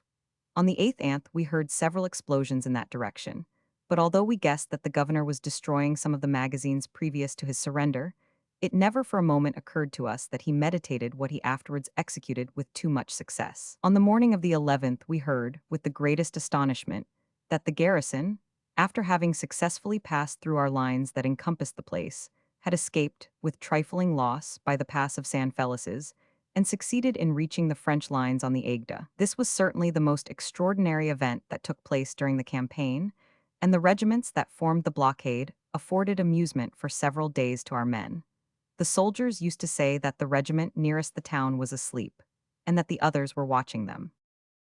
The command of the army of Portugal was now transferred to Marshal Marmont, Duke of Ragusa. Massena returned to France in ill health and ill humor, in consequence of the bad success of his combinations since his elevation to the command of this army, which, it was confidently stated, was to drive the English from the peninsula. 79. With the qualifications of our new antagonist we were unacquainted, except that, having been for a considerable time aide-de-camp to the Emperor Napoleon, we looked upon him as something out of the common way, a kind of rara avis.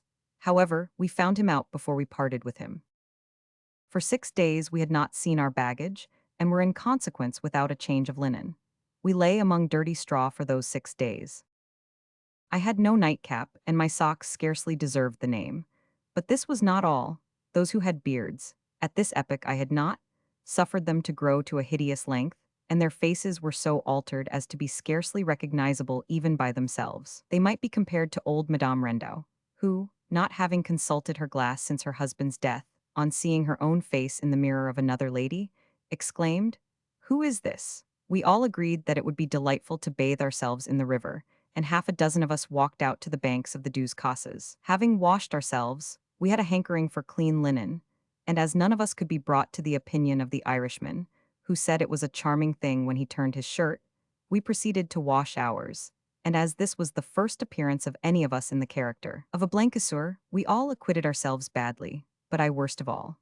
In an unguarded moment I flung my unfortunate shirt a little farther than the others did, and not being quite as light as the day it came out of the fold, it sank to the bottom, and I never saw it afterwards. I soon discovered the cause of my mishap, a small whirlpool, which at the moment appeared in my eyes little inferior to Charybdis, carried it into its vortex, and left me shivering and shaking 80 like a solitary heron watching for a fish by the bank of a river. This accident, however, happened at rather a lucky time. Our men had ransacked the French knapsacks with tolerable effect, and as soon as my mishap was known to the men of the company, I was not long wanting the means to supply my loss. At another time, this might not have been a matter of easy accomplishment, because it is well known in the army that the men in my regiment were never remarkable for carrying too great a kit. The soldiers, as was their custom, made a display of the different articles they had picked up.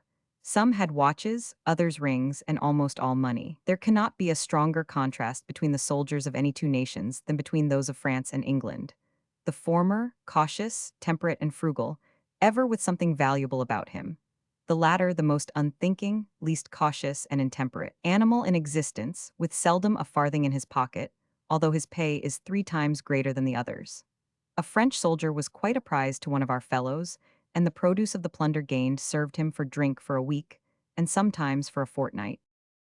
I knew a soldier once make a capture of $1,300, which having squandered, this same man, in less than a year afterwards, was tried for his life for a highway robbery, and he would have been hanged had not a Portuguese woman proved an alibi in his favor. The booty taken by him, for I am convinced the woman swore falsely to save his life, amounted to 6 vintums, or about 8 pence sterling.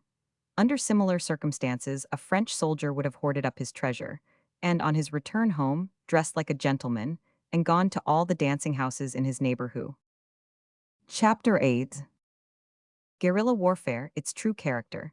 The 3rd Division marches for the Alemtejo.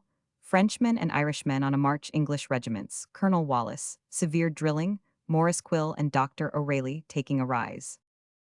We occupied our old quarters at Nava de Ver, and were well received by the inhabitants, who preferred taking a quiet view of the combats of the 3rd Anth to taking a part in both or either. Their plan of operations was of a far different sort, and although unattended with any danger to themselves, was fraught with the most disastrous consequences to their foes, which is, no matter what may be urged against it, the very essence of the art of war.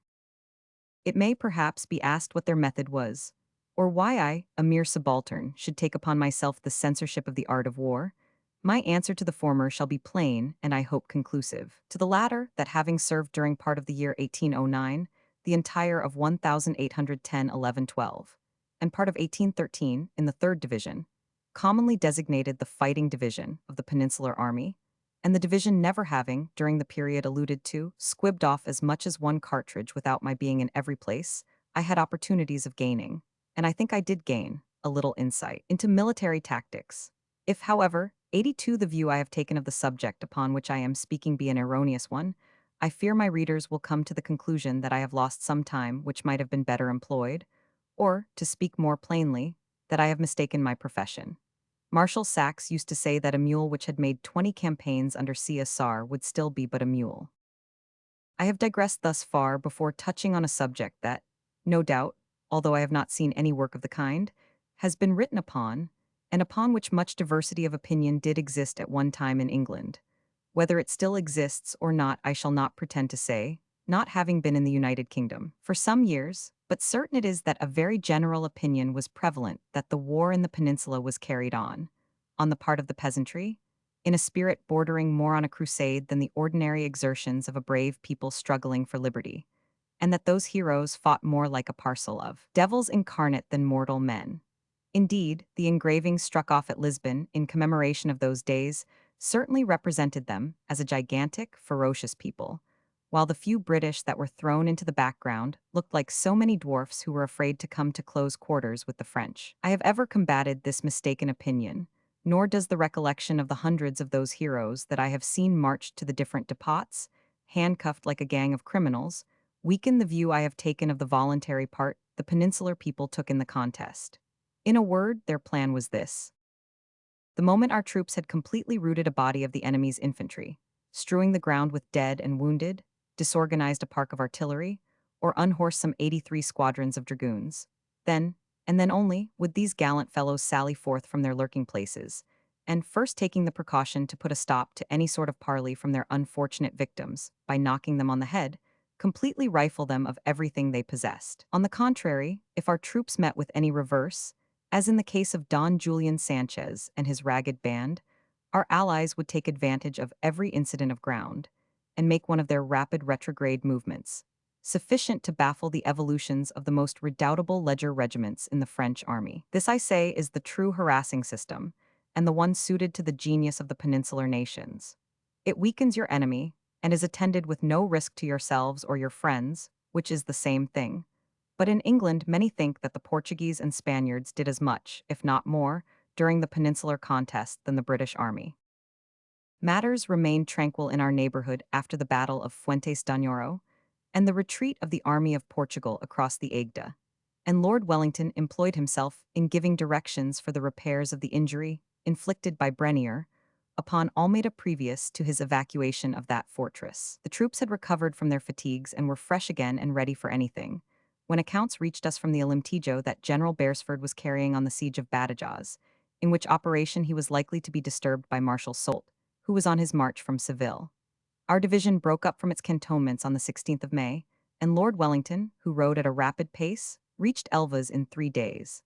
There he received the report of the Battle of Albuera. 84 the weather was fine, and we continued our route without any forced marches, taking the old beaten track through Castelo Branco, Neza, and Portillogur. Our march was uninterrupted by any particular incident. We had no enemy near us, and were therefore left to ourselves. The French army have the character of being the best marchers in Europe, and I know from experience that no men, to use a phrase of the fancy, understand better than they do how to hit and get away.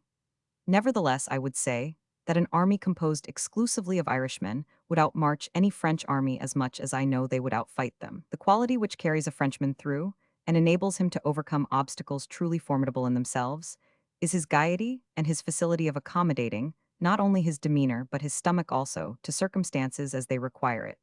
An Irishman is to the full as gay as a Frenchman, if he does not possess his piquant wit, and I don't say that he does not. He has in a paramount degree the rich humor of his own country, which is nowhere else to be found. He can live on as little nourishment as a Frenchman. Give him his pipe of tobacco, and he will march for 2 days without food and without grumbling. Give him, in addition, a little spirits and a biscuit, and he will work for a week. This will not be a task so easy of accomplishment to the English soldier. Early habits have given him a relish for good eating, and plenty of it too. If he has not a regular allowance of solid food, it is certain he will not do his work well for any great length of time. But an Irish fellow has been accustomed all his life to be what an Englishman would consider half-starved. Therefore, quantity or quality is no great consideration with him. His stomach is like a corner cupboard. You might throw 85 anything into it. Neither do you find elsewhere the lively thought, the cheerful song or pleasant story, to be met only in an Irish regiment. We had a few Englishmen in my corps, and I do not remember ever to have heard one of them attempt a joke. But there are those who think an Irish regiment more difficult to manage than that of any other nation. Never was there a more erroneous idea. The English soldier is to the full as drunken as the Irish, and not half so pleasant in his liquor. These opinions are, however, mere matter of fancy. Some of our best regiments were English, and one, to please me, decidedly the finest in the Peninsular Army, the 43rd, was principally composed of Englishmen. Then there was that first-rate battle regiment, the 45th, a parcel of Nottingham weavers, whose sedentary habits would lead you to suppose they could not be prime marchers. But the contrary was the fact, and they marched to the full as well as my own corps, which were all Irish save 3 or 4. But if it come to a hard tug, and that we had neither rations nor shoes, then, indeed, the Connaught Rangers would be in their element, and outmarch almost any battalion in the service. And for this plain reason, that scarcely one of them wore many pairs of shoes prior to the date of his enlistment. And as to the rations, the most part of them at all events, a dozen times had been in all probability the outside of their acquaintance with such delicacies. But the grand secret in a good marching, good fighting, or loyal regiment, one not given to a habit of deserting, is being well commanded. Because the finest body of men may be ruined, the efforts of the bravest regiment paralyzed, and the best disposed corps become marauders and deserters, from having an inefficient man at their Colonel Alexander Wallace, who commanded us for so many years, and under whom the regiment repeatedly covered itself with glory, was the very chief we wanted. Although a Scotchman himself, he was intimately acquainted with the sort of men he had under him, and he dealt with them and addressed their feelings in a way that was peculiar to himself and suited to them. In action, he was the same as on parade, and in either case he was as he should be. If we were placed, as we often were, in any critical situation, he would explain to the soldiers what he expected them to do. If in danger of being charged by cavalry, he would say, "Mind the square. You know I often told you that if ever you had to form it from line, in face of an enemy, you'd be in a D ugly way and have plenty of noise about you. Mind the tellings off and don't give the false. Touch to your right or left-hand man. For by D, if you're once broken, you'll be running here and there like a parcel of frightened pullets." But Colonel Wallace was out of his place as a mere commander of a regiment. He was eminently calculated to head a division, because he not only possessed that intrepidity of mind which would brave any danger, but genius to discover the means of overcoming it. It was by his foresight that our brave companions, the 45th, were sustained in their unequal contest with Rainier's division at Busaco, and Lord Wellington, who saw and fully appreciated the maneuver, rode up to the 88th Regiment, and seizing Colonel Wallace by the hand, said, "Upon my honor, Wallace, I never witnessed a more gallant charge than that just now made by your regiment. The dead and wounded of the 2nd Anth Leger, the 15th Anth, 4 French regiments which were opposed to the 88th singly, lay thick on the face of the hill, and their numbers gave ample testimony 87 that we deserved the praises bestowed upon us by our general. The 45th also came in for their share of praise, and no battalion ever merited it better than they did. At one time they were engaged with nearly 10 times their own number. It was the fashion with some to think that the 88th were a parcel of wild rattling rascals, ready for a row, but loosely officered. The direct contrary was the fact. Perhaps in the whole British Army there was not one regiment so severely drilled. If a man coughed in the ranks, he was punished. If the sling of the firelock, for an instant, left the hollow of the shoulder when it should not, he was punished. And if he moved his knapsack when standing at ease, he was punished, more or less, of course, according to the offense. The consequence of this system, exclusively Colonel Wallace S., was that the men never had the appearance of being fatigued upon a march, and when they halted, you did not see them thrusting their firelocks against their packs to support them. Poor Bob Hardiman of the 45th said the reason the Connaught Rangers carried their packs better than any other regiment was that they never had anything in them. And, to speak candidly, we never had more than was necessary, and in truth it was very little that satisfied our fellows. At drill, our maneuvers were chiefly confined to line marching, echelon movements, and formation of the square in every possible way, and in all these we excelled. Colonel Wallace was very unlike an old major who, having once got his battalion into square, totally forgot how to get it out of it. Having tried several ways, each time more effectually clubbing the sections, he thus addressed his officers and soldiers. Gentlemen, I can clearly discern that there is 88A something wanting, and I strongly recommend you, when you reach your barracks, to peruse Dundas. Men, you may go home, and he thus dismissed. The Dundas is the famous drill book of Sir David Dundas, who succeeded the Duke of York as commander-in-chief. I never remember our having as much as one adjutant's drill. All was done by the commanding officer himself. Our adjutant was left ill at Lisbon, and he that acted was more of a good penman, an essential point, than a drill. I forget now how the circumstance of our having been sent an adjutant from the guards occurred, but one of their sergeant majors did reach us in the capacity of adjutant. On his arrival at headquarters, he dined with the colonel, who invited him to attend parade the next morning. We were under arms at 10 and never once ordered arms until 2. Not a man fell out of the ranks, not a man coughed, and not a man moved his pack. When the drill was over, "Well," said Colonel Wallace, "what do you think of the state of the battalion?" "Very steady indeed, sir," replied the guardsman. He left us that night, and we never saw him afterwards. On the 24th of May, we reached Campo Mayor, and here I became acquainted with Morris Quill. It would be quite idle in me to attempt giving any very detailed account of a character so well known, one who, whenever he opened his mouth, was sure to raise a laugh, and often before he had time to speak.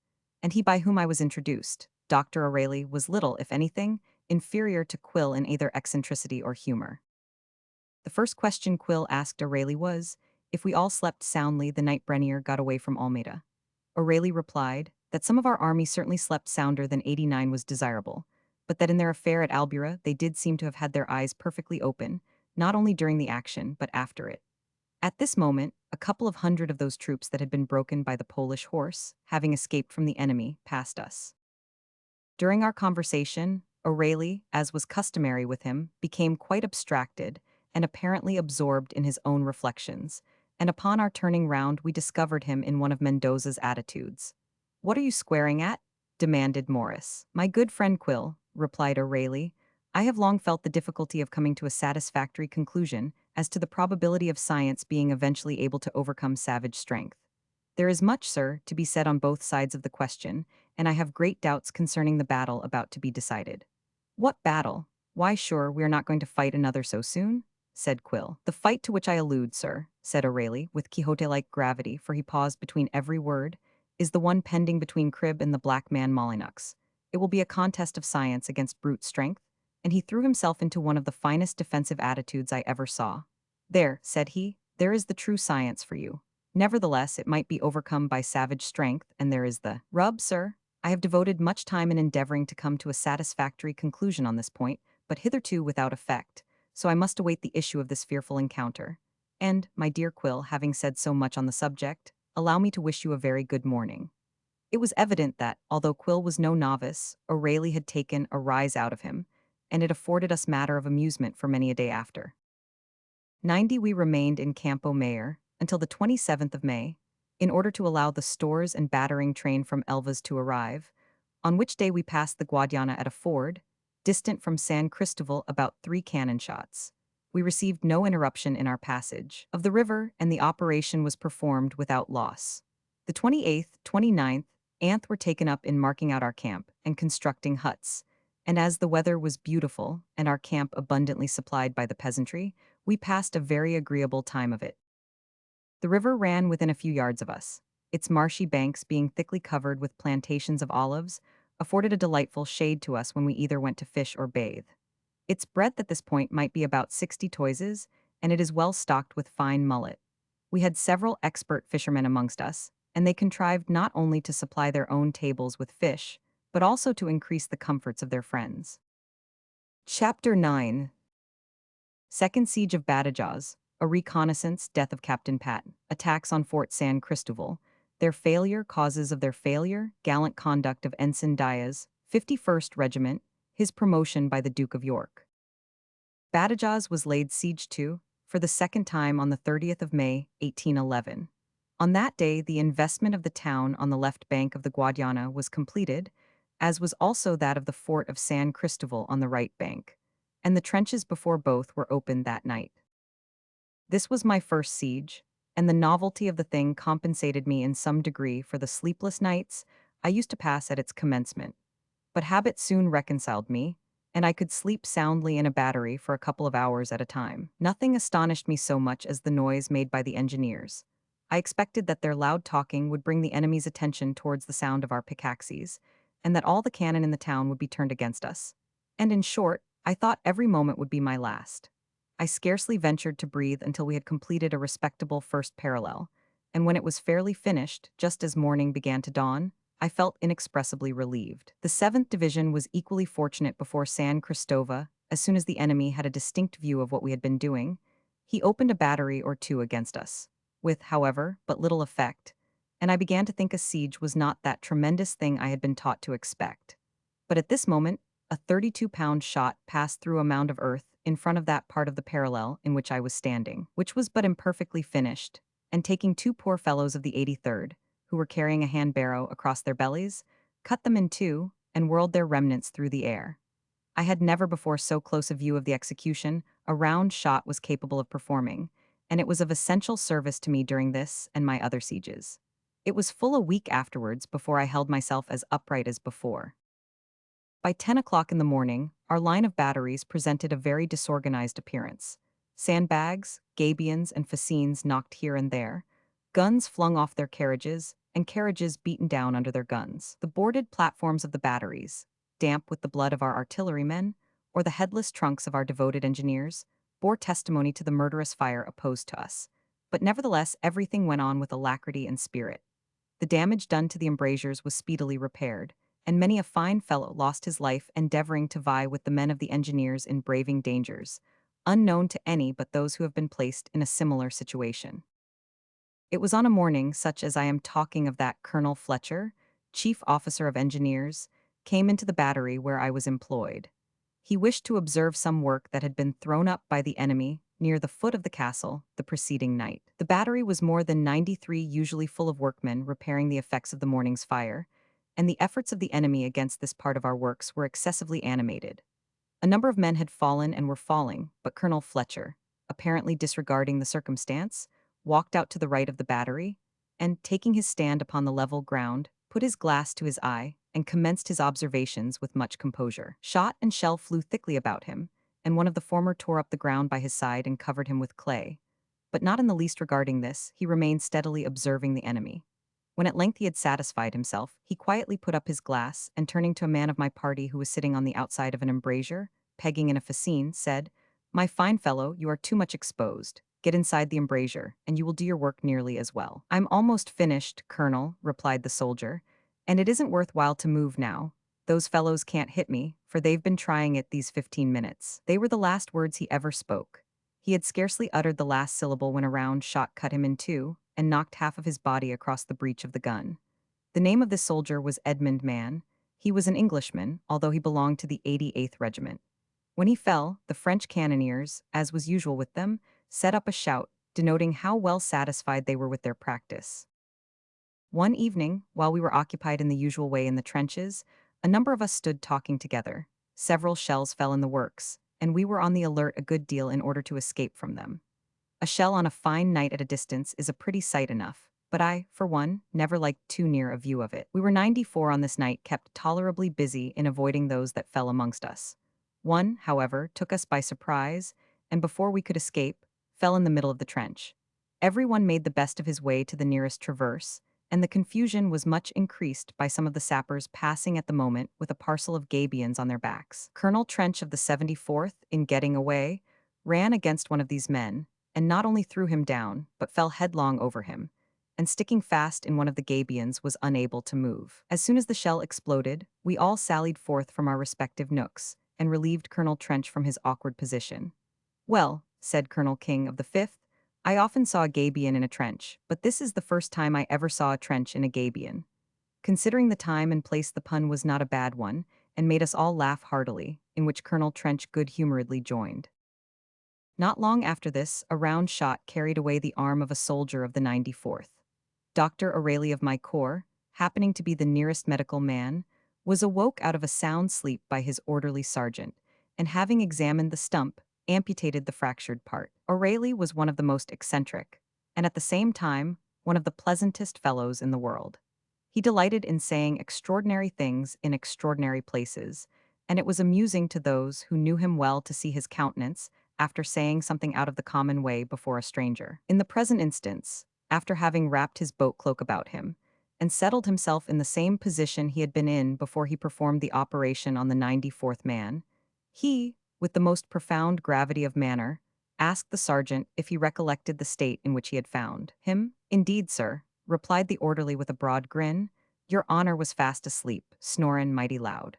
"Well then, sir, if you return here in 5 minutes, in all human probability you will find me in precisely the same situation." And he immediately fell asleep, or feigned to do so. On the evening of the 5th, I was sent in advance with a covering party of 40 men. We were placed some distance in front of the works, and as usual received directions to beware of a surprise. Our batteries were all armed, and a sortie from the garrison was not improbable. The night was unusually dark, and except an occasional shell from our mortars, the striking of the clocks in the town, or the challenge of the French sentinels along the battlements of the castle, everything was still. A man of a fanciful disposition, or indeed of an ordinary way of thinking, is seldom placed in a situation more likely to cause him to give free scope to his imagination than when lying before an enemy on a dark night. Every sound, the very rustling of a leaf, gives him cause for speculation. Figures will appear, or seem to appear, in different shapes. Sometimes the branch of a tree passes for a tremendous fellow with extended arms, and the waving of a bush is mistaken for a party crouching on their hands and knees. I don't know why it was, but I could not divest myself of the idea that an attack upon our lines was meditated. I cast a look at my men as they lay on the ground, and saw that each held his firelock in his grasp, and was as he should be. Half an hour passed away in this manner, but no sound gave warning that my suspicions were well founded. The noise of the workmen in the trenches lessened by degrees, and as the hour of midnight approached there was, comparatively 96 speaking, a death-like silence. I went forward a short distance, but it was a short distance, for in truth, to say the least of it, I was a little hipped. I even wished the enemy would throw a shot or two against our works to give a fillip to my thoughts. Heavens, how I envied the soldiers, who slept like so many tops and snored so loud. I went forward again, but had not proceeded more than about 100 paces when I heard voices whispering in my front, and upon observing more minutely in the direction from whence the sounds proceeded, I saw distinctly two men. The uniform of one was dark, the other wore a large cloak, and I could hear his saber clinking by his side as he approached me. At the instant, I do not know what sum I would have considered too great to have purchased my ransom, and placed me once more at the head of my men. I need scarcely say that I regretted the step I had taken, but it was too late. The figures continued to advance towards the spot where I was crouched, and were already within a few paces of me. I did not know what to do. I dreaded remaining stationary, and I was ashamed to run away. There was not a moment to be lost, and I made up my mind to sell my life dearly. I sprang up with my drawn saber in my hand, and called out as loud as I was able, and it was but a so-so effort. Who goes there? My delight was great to find, in place of two Frenchmen, the advance, as I expected, of several hundred, Captain Patton of the Engineers attended by a sergeant of his corps.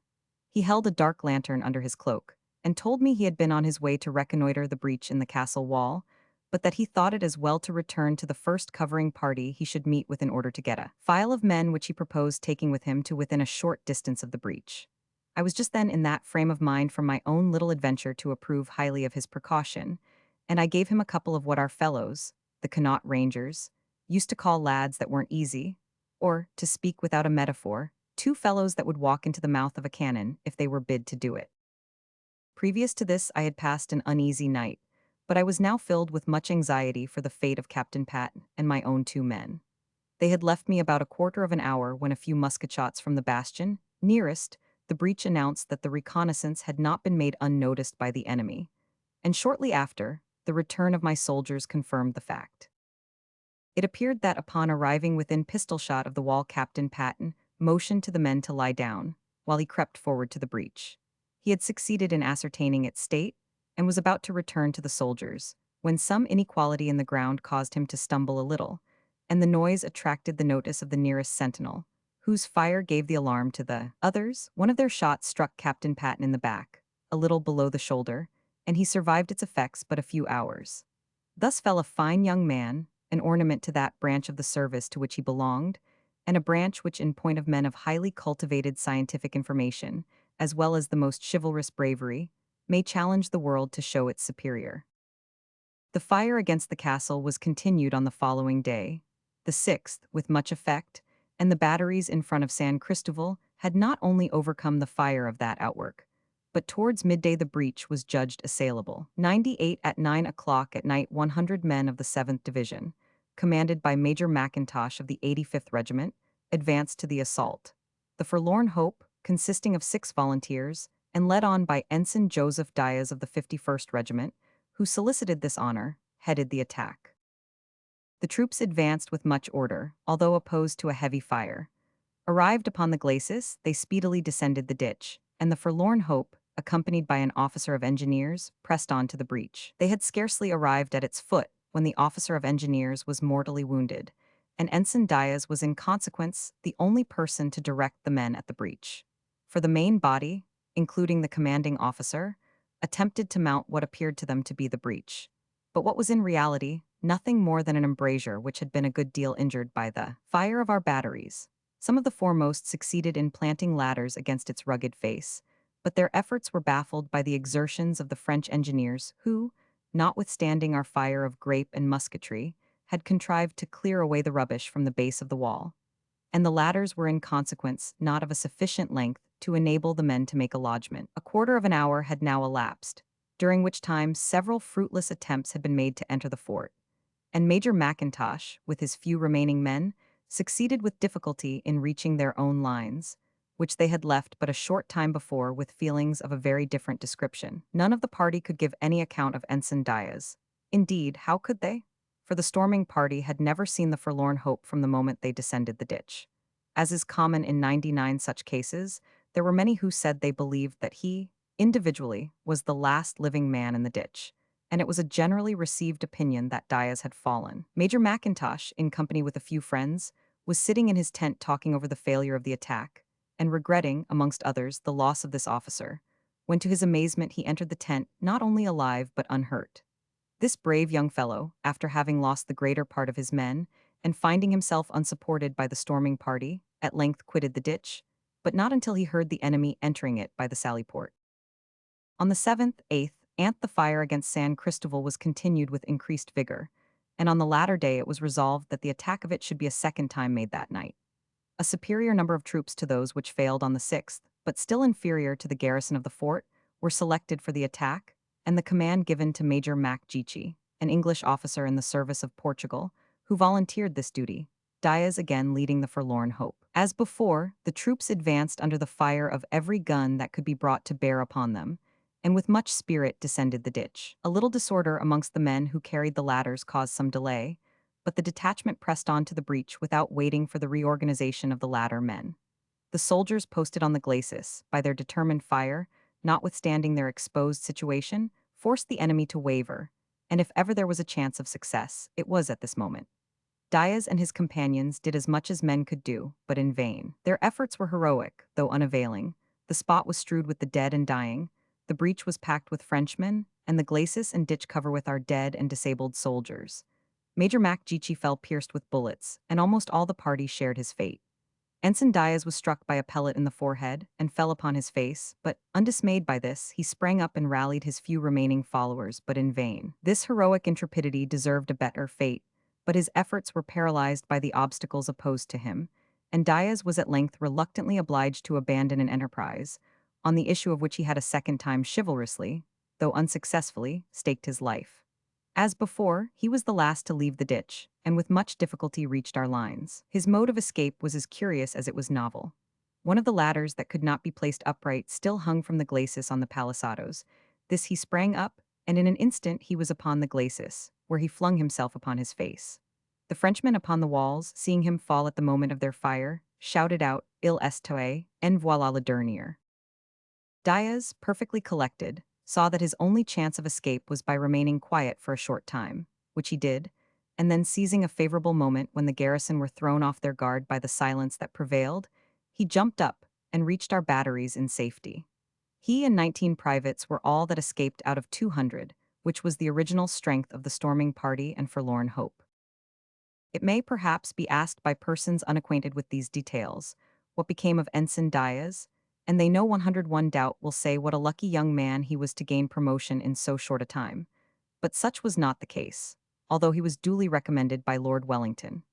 This was no doubt an oversight, as it afterwards appeared, but the consequences have been of material injury to Ensign, now Captain Diaz. This officer, like most brave men, was too modest to press his claim, and after having served through the entire of the Peninsular War, and afterwards at the memorable Battle of Waterloo, he, in the year 1820, 10 years after his gallant conduct, was, by a mere chance, promoted to a company, in consequence of the representation of Colonel Gurwood, another, but more lucky forlorn hope man, to Sir Henry Torrens.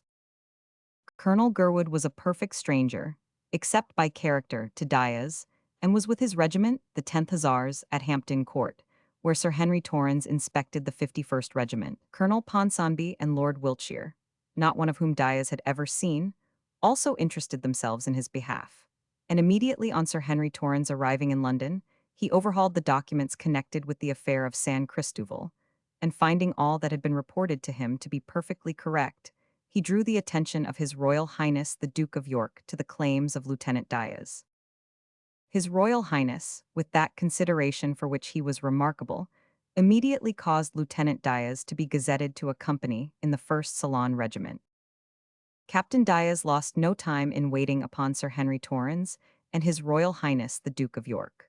The Duke received him with his accustomed affability, and after regretting that his promotion had been so long overlooked, asked him what leave of absence he would require before he 102 joined his regiment. Captain Diaz said, 6 months if His Royal Highness did not think it too long. Perhaps, replied the Duke, you would prefer 2 years. Captain Diaz was overpowered by this considerate condescension on the part of the Duke, and after having thanked him, took a respectful leave, but the number of campaigns he had served in had materially injured his health, and he was obliged to retire on the half-pay of his company. Chapter 10. We withdraw from Badajoz, dislike of the British soldier for siege work, affair of El Badan, gallant conduct of the 5th Anth regiments, narrow escape of the 88th from being made prisoners, Picton's conduct on the retreat of Ginaldo. At 11 o'clock at night, on the 9th of June, 1811, the siege of Badajoz virtually ceased. From the moment the second attack against San Cristobal was repulsed, Lord Wellington resolved to make the best of a bad business, and he converted the siege into a blockade. On the 10th, the battering train and stores were removed from the trenches, and by the 13th our works were clear. The town was closely blockaded until the 17th, on which day we broke up from before the place, and crossing the Guadiana by the ford above San Cristobal, reached the banks of the Caya, in the neighborhood of Aranches, a little after noon.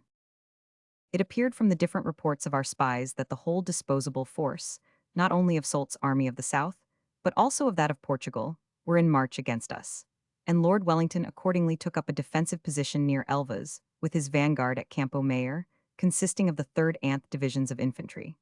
The Dukes of Dalmatia and Ragusa formed their junction at Badajoz on the 28th, and the two marshals dined there together on that day. Great praise was bestowed upon General Philippon for his fine defense of the place, and, as a matter of course, much bombastic stuff was trumpeted forth in the papers about the valor displayed by the imperial soldiers on the occasion. Our losses were rated at more than 4 times their real amount, and though no blame was attached by the enemy to our troops, the engineers were attacked with a severity that I have reason to think was unjust.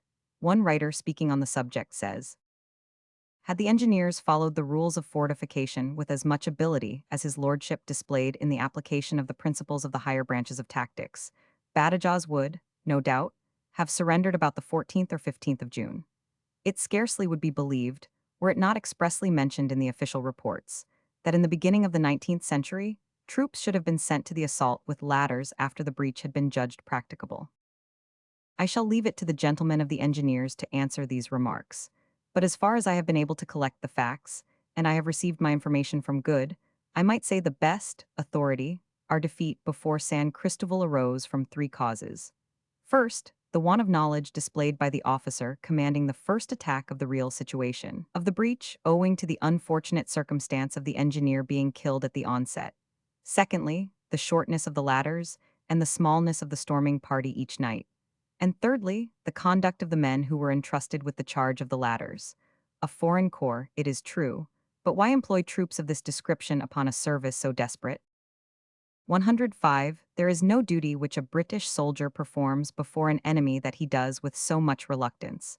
A retreat always accepted, as working in trenches. Although essentially necessary to the accomplishment of the most gallant achievement a soldier can aspire to, the storming a breach. It is an inglorious calling, one full of danger, attended with great labor, and, what is even worse, with a deal of annoyance. And, for this reason, that the soldiers are not only taken quite out of their natural line of action, but they are, if not entirely, at least partially, commanded by officers, those of the engineers, whose habits are totally different from what they have been accustomed to.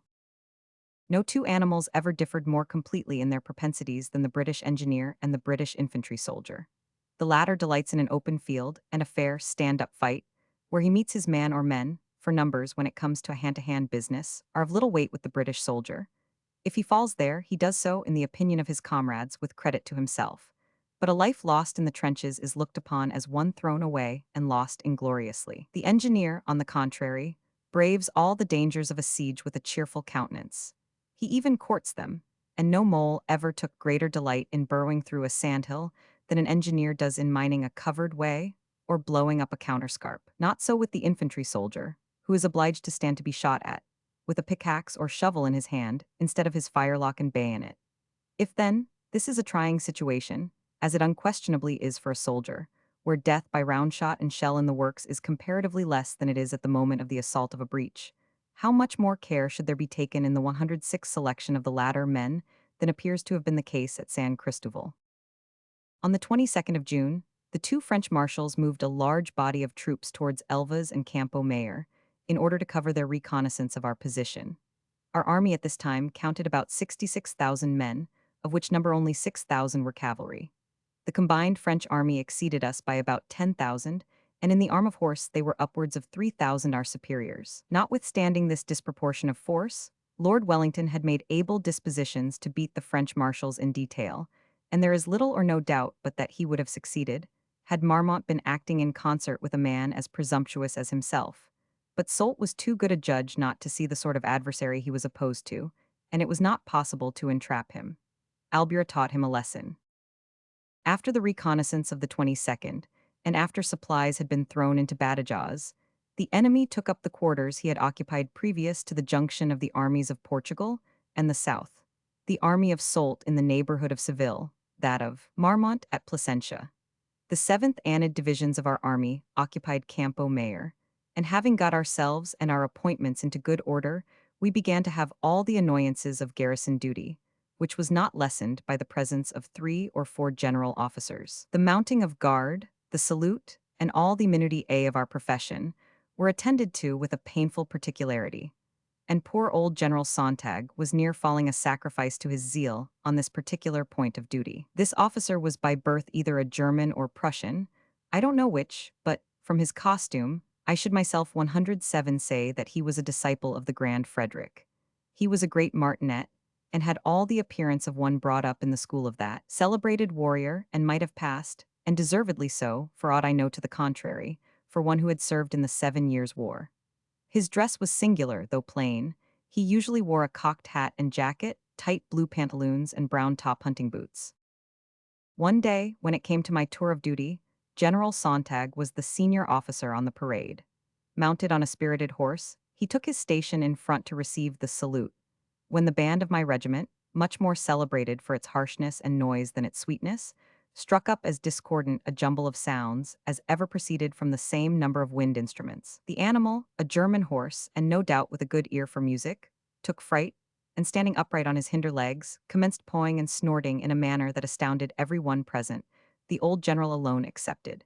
He continued immovably steady in his saddle, from which a less skillful or an inexperienced rider must inevitably have been flung, and sawed his horse's mouth with such effect as to compel him to resume his former and more natural position. But unfortunately, at this moment the drum major, who justly estimated the cause of the refractory movements of the brute, made a flourish with his mace as a token for the band. Music I can't call it to desist, and so terrified the animal that he made a sudden plunge to get away, but was so firmly held by the grip of his rider that his feet came from under him, and both the general and his charger were prostrate on the ground in a second. It was an alarming, as well as a ludicrous exhibition. For 108 a moment, the general was unable to disentangle his foot from one of the stirrups, and when he got rid, after much exertion, of this encumbrance, he lost not only his hat but his wig also. Providentially, he sustained no injury, and everyone was glad of it. He was a man much esteemed in his brigade, and had perhaps the largest nose in the world. He was humorously styled by some marshal, nay. His nose hung in two huge flaps under his cheekbone, and their color and size were like two red mogul plums. Joe Kelly said that he would be a capital gardener, because he always had his fruit under his eye. A few weeks terminated our sojourn here, and the day of our leaving it was a delightful one to us all. We marched to the northern frontier, which we considered as our own natural element. For in Estremadura, we witnessed nothing but reverses, and our division had no opportunity of keeping up its established name. The country between the river Coa and the Agda was filled with troops. The 3rd Division occupied Aldea de Pont, Albergaria, and the neighboring villages. Gallegos, Espeja, Carpio, El Badan, and Pastors were likewise occupied, and Ciudad Rodrigo might be said to be invested. The garrison were, at all events, much circumscribed in the extent of country for their foragers, but nevertheless they made some successful excursions to the nearest villages, such as Pastors and El Badan. The 11th Light Dragoons, stationed at the latter, were considerably annoyed by the nocturnal visits of the garrison. A regiment of infantry was, therefore, thought necessary to cooperate with the cavalry, and mine, the 88th, was the one selected. General Picton, no matter what his other faults might be, and who is there amongst us without one, knew well what he was about when he sent the 109 Rangers of Connaught to support the 11th. He was aware that before many hours after their arrival in their quarters, they would be tolerably well acquainted with the resources of the country about them, and that though now and then, perhaps, in a case of emergency, they might enlist an odd sheep or goat into their own corps, they would not allow the French to do it. The general was right, and thought it better that a few sheep should be lost than an entire pen of them carried off in triumph, and our dragoons, the worst of it, bearded to the edge, almost of their sabres. We were not long unemployed. On the 10th night after our arrival, the enemy made a formidable attack on our outposts at the village of Pastors. The advanced sentry, Jack Walsh, passed the word to the next, who communicated with the picket, and in an instant every man was on his legs. Walsh waited quietly until the French officer who headed the advance approached to within a few paces of where he was standing, when he deliberately took aim at him and shot him dead. The remainder retired for a moment, panic-struck, no doubt at the fate of their leader. They, however, rallied, for they were not only brave, but, what is almost as great a stimulus, hungry, and they forced our advance to give way. But Colonel Alexander Wallace, placing himself at the head of his men, drove back this band of cormorants, and they never molested us afterwards. Notwithstanding that we were thus placed with respect to Rodrigo, the army of Portugal maintained its position. The army of the north, commanded by Count d'Orsay, remained in its cantonments on the Douro, and Rodrigo was thus abandoned to its own resources. Lord Wellington was not an idle spectator of this supineness, 110, on the part of the two French generals. As early as the month of August, he directed that a large number of the tradesmen of our army, with a proportion of officers, should be attached to the engineers, in which branch we were deficient in point of numbers. And these men in less than 6 weeks gained much useful information, and besides, made a quantity of fascines and gabions sufficient for the intended operations. By the 5th of September, the town of Ciudad Rodrigo was completely blockaded, and we were employed in making arrangements for its siege when the two generals, d'Orsay and Marmont, made theirs to drive us back on Portuga, i.e., the men who in civil life had been smiths, carpenters, joiners, etc. On the 22nd of September, they formed their junction at Tamames, which is about 3 leagues distant from Rodrigo. Their united force amounted to 60,000 men, including 6,000 horse. Ours to not quite 50,000, including the force necessary to observe the garrison. We could not, therefore, taking it for granted, as a matter of course, that we wished to maintain the blockade, have brought 40,000 bayonets and sabres into the field, with an inferiority, too, in cavalry of 2,000. This, in a country so well calculated for the operations of that arm, at once decided Lord Wellington, and he raised the blockade on the 24th. Early on the morning of the 25th, the French army were in motion. The cavalry, under General Montbrun, supported by several battalions of infantry, advanced upon the position held by our 3rd Division. But the overzeal of Montbrun and the impetuosity of his cavalry would not allow them to keep pace with the infantry, who were in consequence completely 111 distanced at the onset, and never regained their place during the day. The ground occupied by the 3rd Division was of considerable extent, and might, to an ordinary observer, appear to be such as to place that corps in some peril of being defeated in detail. For instance, the 5th Regiment, supported by the 77th, two weak battalions, barely reckoning 700 men, were considerably to the left and in advance of El Badan, and were distant upwards of 1 mile from the 45th, 74th Anth, while the 83rd Anth British and the 9th Anth's Portuguese were little, if anything, closer to those two battalions. Some squadrons of the 1st German Hussars Anth Light Dragoons supported the advance, and a brigade of 9-pounders, drawn by mules and served by Portuguese gunners, under the command of a German major named Ehrenschalt, crowned the causeway occupied by the 5th Anth. These dispositions were barely completed when Montbrun, at the head of his veteran host, came thundering over the plain at a sweeping pace. 10 of his squadrons dashed across the ravine that separated them from Ehrenschalt's battery, which opened a frightful fire of grape and canister at point-blank distance. But although the havoc made by those guns was great, it in no way damped the ardor of the French horse. They panted for glory, and nothing of this kind could check their impetuosity. Once fairly over the ravine, they speedily mounted the face of the causeway, and desperately but heroically charged the battery. Nothing could resist the torrent. The battery was captured and the cannoneers massacred at their guns. In an instant the 5th, commanded by the gallant Major Ridge, formed line, threw in an effective running fire. Steadily 112 ascended the height, charged the astonished French dragoons, and having repulsed and poured a volley into the latter, as they rushed down the opposite face of the hill, recaptured the guns, with which, joined by the 77th, they deliberately retired across the open plain, after a long and determined stand against the enemy's cavalry and artillery, and only retreating when the approach of a strong body of French infantry rendered such a movement imperative.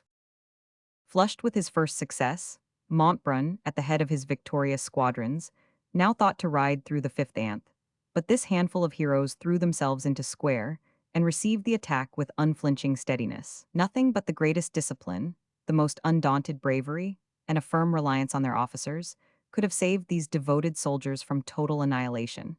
They were attacked with a fury unexampled on 3 faces of the square.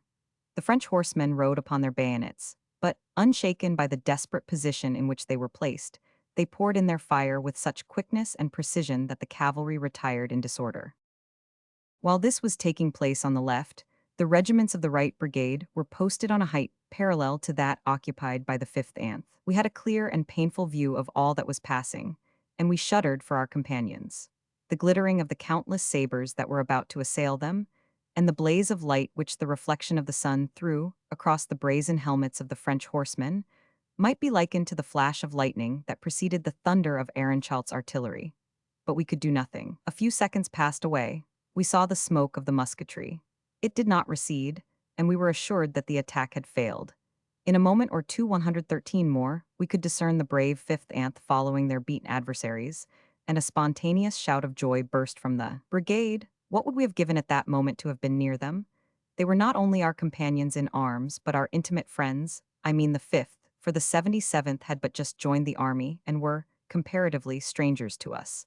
But we were now menaced ourselves. From the great space that intervened between the regiments that had been engaged and those that had hitherto been unoccupied, it was not easy, taking into account the mass of French cavalry that covered the plain, to reunite the 3rd Division. Lord Wellington, it is true, was on the spot, but the spot was a large one, with but few troops to cover it, and had the French cavalry done their duty on that day, I doubt much if the 3rd Division would not have ceased to exist. Meanwhile, the time was passing away without the enemy undertaking anything serious. But the 5th Anth, and the other troops under General Colville, seeing the danger of their position, and profiting by the inaction of the French troopers, who seemed to be paralyzed after their failure, made one of the most memorable retreats on record, across the plain, surrounded by 3 times their own number of horse, and exposed to the fire of a battery of 8-pounders. But the 45th, 74th, Anth had not yet been able to disentangle themselves from the rugged ground and vineyards to the rear of El Badan, and their junction with the remainder of the division might be said to be at this moment 3 o'clock, rather problematical because the French light horse and Polish lancers, not meeting with a force of our cavalry sufficient to stop their progress, spread themselves over the face of the country, capturing our baggage and stores, and threatening 114 to prevent the junction of the right brigade with the other 2. While the French might be said to have the undisputed possession of the entire field of battle, over which they were pouring an immense mass of dragoons, followed by infantry and artillery, the regiments of our division which were in column continued their retrograde movement upon Fuentegonaldo. The 45th Anth had by this time cleared the rugged ground and enclosures, and were in march to join the remainder of the column. But the 88th were most unaccountably left in a vineyard, which was enclosed by a loose stone wall. In the hurry of the moment they might, and I believe would, have been forgotten, had not the soldiers, who became impatient upon hearing the clashing of weapons outside the enclosure, burst down several openings in the wall, by which means they not only saw the danger of the position in which their comrades were placed, but also the hopelessness of their own, if they did not speedily break down the walls that incarcerated them. For our first Hussars Anth light dragoons were giving way before the overpowering weight of the enemy's horse, while the bulk of the 3rd Division were marching in a line parallel to the enclosure occupied by the 88th. So it was manifest that if this regiment did not at the instant break from its prison, a few moments would have decided its fate, and left the 3rd Division minus the Connaught Rangers. Each moment that we remained was of consequence, and the delay of 5 minutes would have been fatal. We were without orders, and were at a loss how to act. But nothing tends more to bring the energies of men into action than their seeing clearly the danger that they are placed in, and the consciousness that their only means of escaping it depends 115 upon their firm reliance on themselves. Some officers called out to have the wall broken down, and in a second several openings were made in it. Every officer made the greatest efforts to supply, by his own particular dispositions, such as were on the whole necessary. But an operation of so delicate a nature, made in the face of a powerful antagonist, could not be performed with as much order and regularity as was desirable. From the great coolness of the men, and the intelligence and gallantry of the officers, the regiment was at last extricated from its dangerous position. But it was far, very far from being safe yet. And had the French dragoons, at the close of the day, shown the same determination they did at its commencement, not one man of the 88th would have escaped. We had scarcely cleared the enclosure when we witnessed a series of petty combats between our horse and that of the enemy, some of whom had posted themselves directly between us and our entrenched camp at Fuentegonaldo. Immediately in our front, some of Lord Wellington's staff were personally engaged with the French troopers, and one of them, either Captain Berg or the young Prince of Orange, owed his life to the excellence of his horse. Lieutenant King of the 11th Dragoons lost one arm by a saber cut. Pryor of the same regiment had all his front teeth knocked out by a musket shot, and Mrs. Howley, the black cymbleman's wife of the 88th, was captured by a lancer. The fate of the officers I have mentioned was deplored, but the loss of Mrs. Howley was a source of grief to the entire division. The officers so maimed might be replaced by others, but perhaps in the entire army such another woman, take her for all in all, as Mrs. Howley could not be found. The 88th at length took its place in the column at quarter 116 distance, and the 3rd Division continued its retrograde movement. Montbrun, at the head of 15 squadrons of light horse, pressed closely on our right flank, and made every demonstration of attacking us with the view of engaging our attention, until the arrival of his infantry and artillery, of which latter only one battery was in the field. But General Picton saw the critical situation in which he was placed, and that nothing but the most rapid, and at the same time most regular, movement upon Gonaldo could save his division from being cut off to a man. For 6 miles across a perfect flat, without the slightest protection from any incident of ground, without artillery, and I might say without cavalry, for what were 4 or 5 squadrons to 20 or 30? Did the 3rd Division continue its march. During the whole time, the enemy's cavalry never quitted them. A park of 6 guns advanced with the cavalry, and taking the 3rd Division in flank and rear, poured in a frightful fire of round shot, grape, and canister. Many men fell in this way, and those whose wounds rendered them unable to march were obliged to be abandoned to the enemy. This was a trying and pitiable situation for troops to be placed in, but it in no way shook the courage or confidence of the soldiers. So far from being dispirited or cast down, the men were cheerful and gay, the soldiers of my corps, the 88th, telling their officers that if the French dared to charge, every officer should have a nate horse to ride upon. General Picton conducted himself with his accustomed coolness. He remained on the left flank of the column, and repeatedly cautioned the different battalions to mind the quarter distance and the tellings off. Your safety, added he, my credit and the honor of the army is at 117 stake. All rests with you at this moment. We had reached to within a mile of our entrenched camp, when Montbrun, impatient lest we should escape from his grasp, ordered his troopers to bring up their right shoulders and incline towards our column. The movement was not exactly bringing his squadrons into line, but it was the next thing to it. And at this time, they were within half pistol shot of us. Picton took off his hat and, holding it over his eyes as a shade from the sun, looked sternly, but anxiously at the French. The clatter of the horses and the clanking of the scabbards were so great when the right half squadron moved up, that many thought it the forerunner of a general charge. Some mounted officer called out, "Had we not better form square?" "No," replied Picton. "It is but a ruse to frighten us, but it won't do." At this moment a cloud of dust was discernible in the direction of Ginaldo. It was a cheering sight.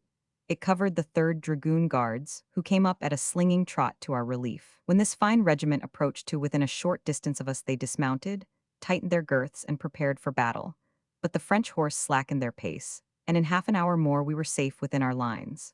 The Light Division, which were also critically circumstanced on this memorable day, joined us in the morning, and thus the whole army was reunite. Chapter 11. Retreat of the French army, vultures on the field of battle, the Light Division and private theatricals, Major Lecky and the musician, privations, the Connaught Rangers and the sheep, deficient kits, Darby Rooney and General Mackinnon. The Duke of Ragusa and the Count d'Orsay employed themselves the whole of the day.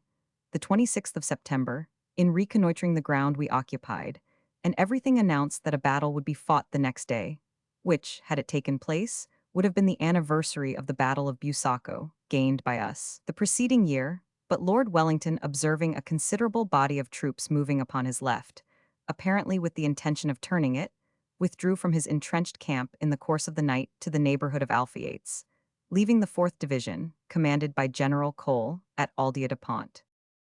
At break of day on the 27th, the French army were in motion, but their surprise seemed great on finding our lines unoccupied. Marmont pushed his advance upon the village of Aldia-de-Pont, and a gallant affair for our 4th Division took place there. The 2 regiments of Fusiliers particularly distinguished themselves, and repulsed the enemy at 119 the point of the bayonet. Night put an end to this affair, which cost us a couple of hundred men, and nearly double that number fell on the side of the French. The enemy being but ill supplied with provisions, and the country in which they now were, Portugal, being quite unsuited to their operations, as well as unable to supply their wants. The French marshal, having provisioned Rodrigo, which was the object sought for when he formed his junction with the Army of the North, resolved upon retracing his steps, which he did on the following day, the 28th. Lord Wellington issued a most flattering order to the troops engaged on the 25th, and so delighted was he with the conduct of the 5th Anth that he held them up as an example to the army. On the 29th we went into cantonments, our division occupying Aldia-de-Pont, and until our arrival there, I had no idea the loss of men and horses on the 27th had been so great. The ground was thickly covered with both, and immense numbers of vultures had already established themselves in the neighborhood. These birds, the sure harbinger of a disputed field, crowded around us in vast flocks. Whether this was owing to the lateness of the season, or to a scantiness in the supply of their accustomed food, I know not. But the voracity of these birds, and consequently their boldness, was beyond anything I had ever before witnessed. In many instances they would throw off their ordinary wariness, and strut before the carcass they were devouring, as if they supposed we were about to dispute their pretensions to it. But it is astonishing what birds of this description will do when really pressed by hunger. Fuente Ginaldo was occupied by our Light Division, who made that town agreeable both to themselves and also to 120 their brothers in arms, not only by their hospitality, but by the attraction of their theatrical performances, which were got up in a style quite astonishing, considering the place and the difficulties which they must have found in supplying themselves with suitable costume.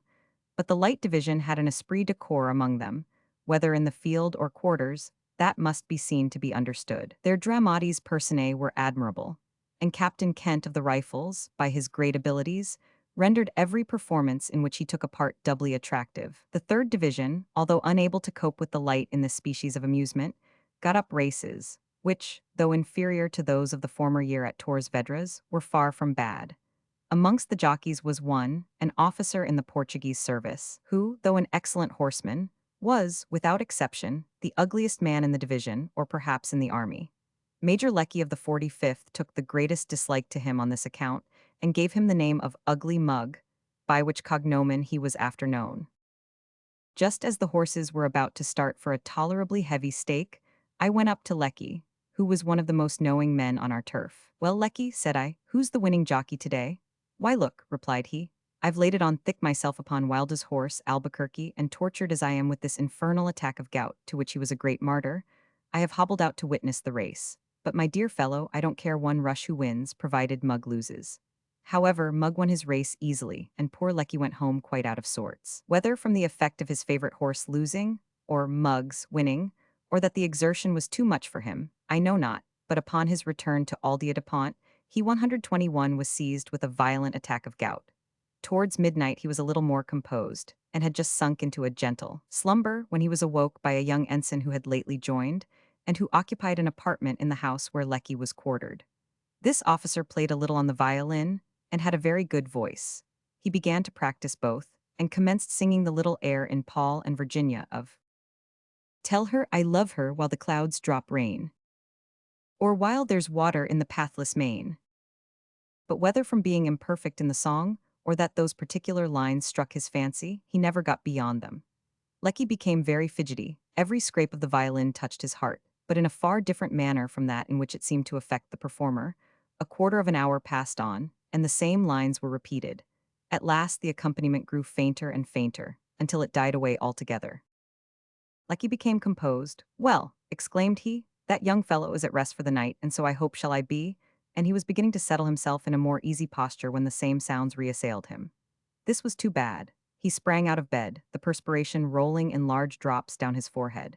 He rushed to the door of the ensign's apartment, which he forced at one push, and in a second was standing before the astonished musician in his shirt. The fatal words, "Tell her I love her," had just been uttered, and he was preparing to add, "while the clouds drop rain," when Lecky exclaimed, "By God, sir, I'll tell her anything you wish if you'll only allow me to sleep for half an hour." It would be impossible to convey an idea of the confusion of 122 the young man upon finding his commanding officer before him at such a time, and upon such an occasion. He made 1,000 apologies, and poor Lecky, who was one of the pleasantest fellows in the world, in spite of his pain, could not avoid laughing at the occurrence, which amused him to the hour of his death. Matters being in the state I have described in the month of October 1811, and as there was no likelihood of any active operations taking place, we began to make ourselves as comfortable as the wretched village of Aldea-de-Pont would admit of. Any person acquainted with a Portuguese cottage will readily acknowledge that a good chimney is not its forte. We therefore turned all the skill our masons possessed to the construction of fireplaces that would not smoke, and it required all their knowledge in the arcana of their profession to succeed even in part. However, they did succeed, partially, I must admit, but it was easy to satisfy us, and we made up for the badness of our fireplaces by stocking them abundantly with wood, of which article there was no lack, but we had barely sufficient straw to keep our horses and mules alive, much less afford ourselves a bed. In the entire village, I believe, there were not a dozen mattresses. Provisions were but ill supplied us, and we were reduced to subsist upon half allowance of bad biscuit. As to money, we had scarcely a sou, for although there was plenty of specie in Lisbon for our use, the want of animals to convey it to the army left us as ill off as if there had not been a dollar in the chest of the paymaster general. So that between smoky houses, no beds, little to eat, and less money, we were in anything but what might be termed good winter quarters. This state of privation was sadly annoying to the soldiers, and the men of my corps, or, as I am more in the habit of 123 calling them, the boys, were much perplexed as to what they would do.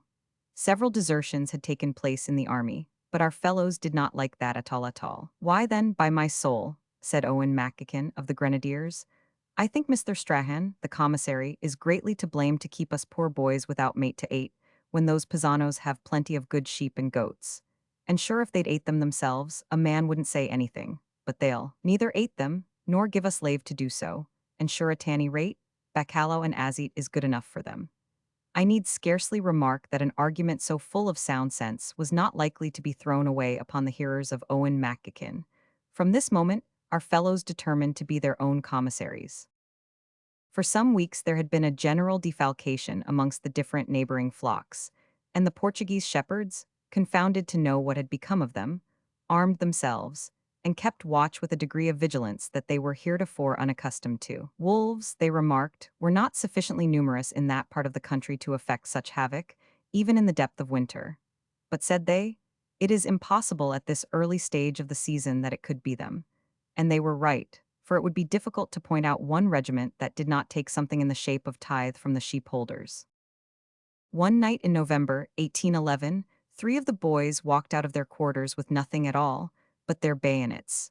Macakin headed them. The sheepfold they assailed was defended by 5 armed Portuguese. But what did the boys care for that? After nearly sending the unfortunate men to the other world, they very deliberately 124 tied their arms and legs together to keep them easy, as they afterwards said, and then performing the same office to 3 sheep, they left their owners to look after the remainder.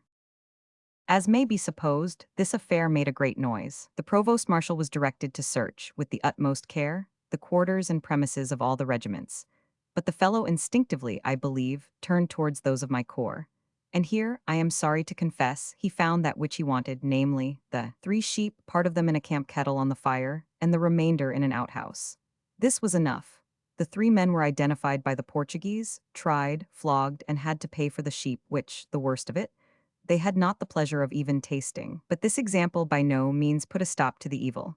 The sheepfolds were plundered, the shepherds pummel, and our fellows flogged without mercy. General Picton at length issued orders, directing the rolls of the regiment to be called over by an officer of each company at different periods during the night, and by this measure the evil was remedied. But we did not get credit for even this. That pleasantest of all pleasant fellows, Bob Hardiman of the 45th, used to say, in jest, that instead of the officers going round the quarters, we entrusted the duty to a sergeant. And, according to Bob's account, the manner of his performing the duty was as follows.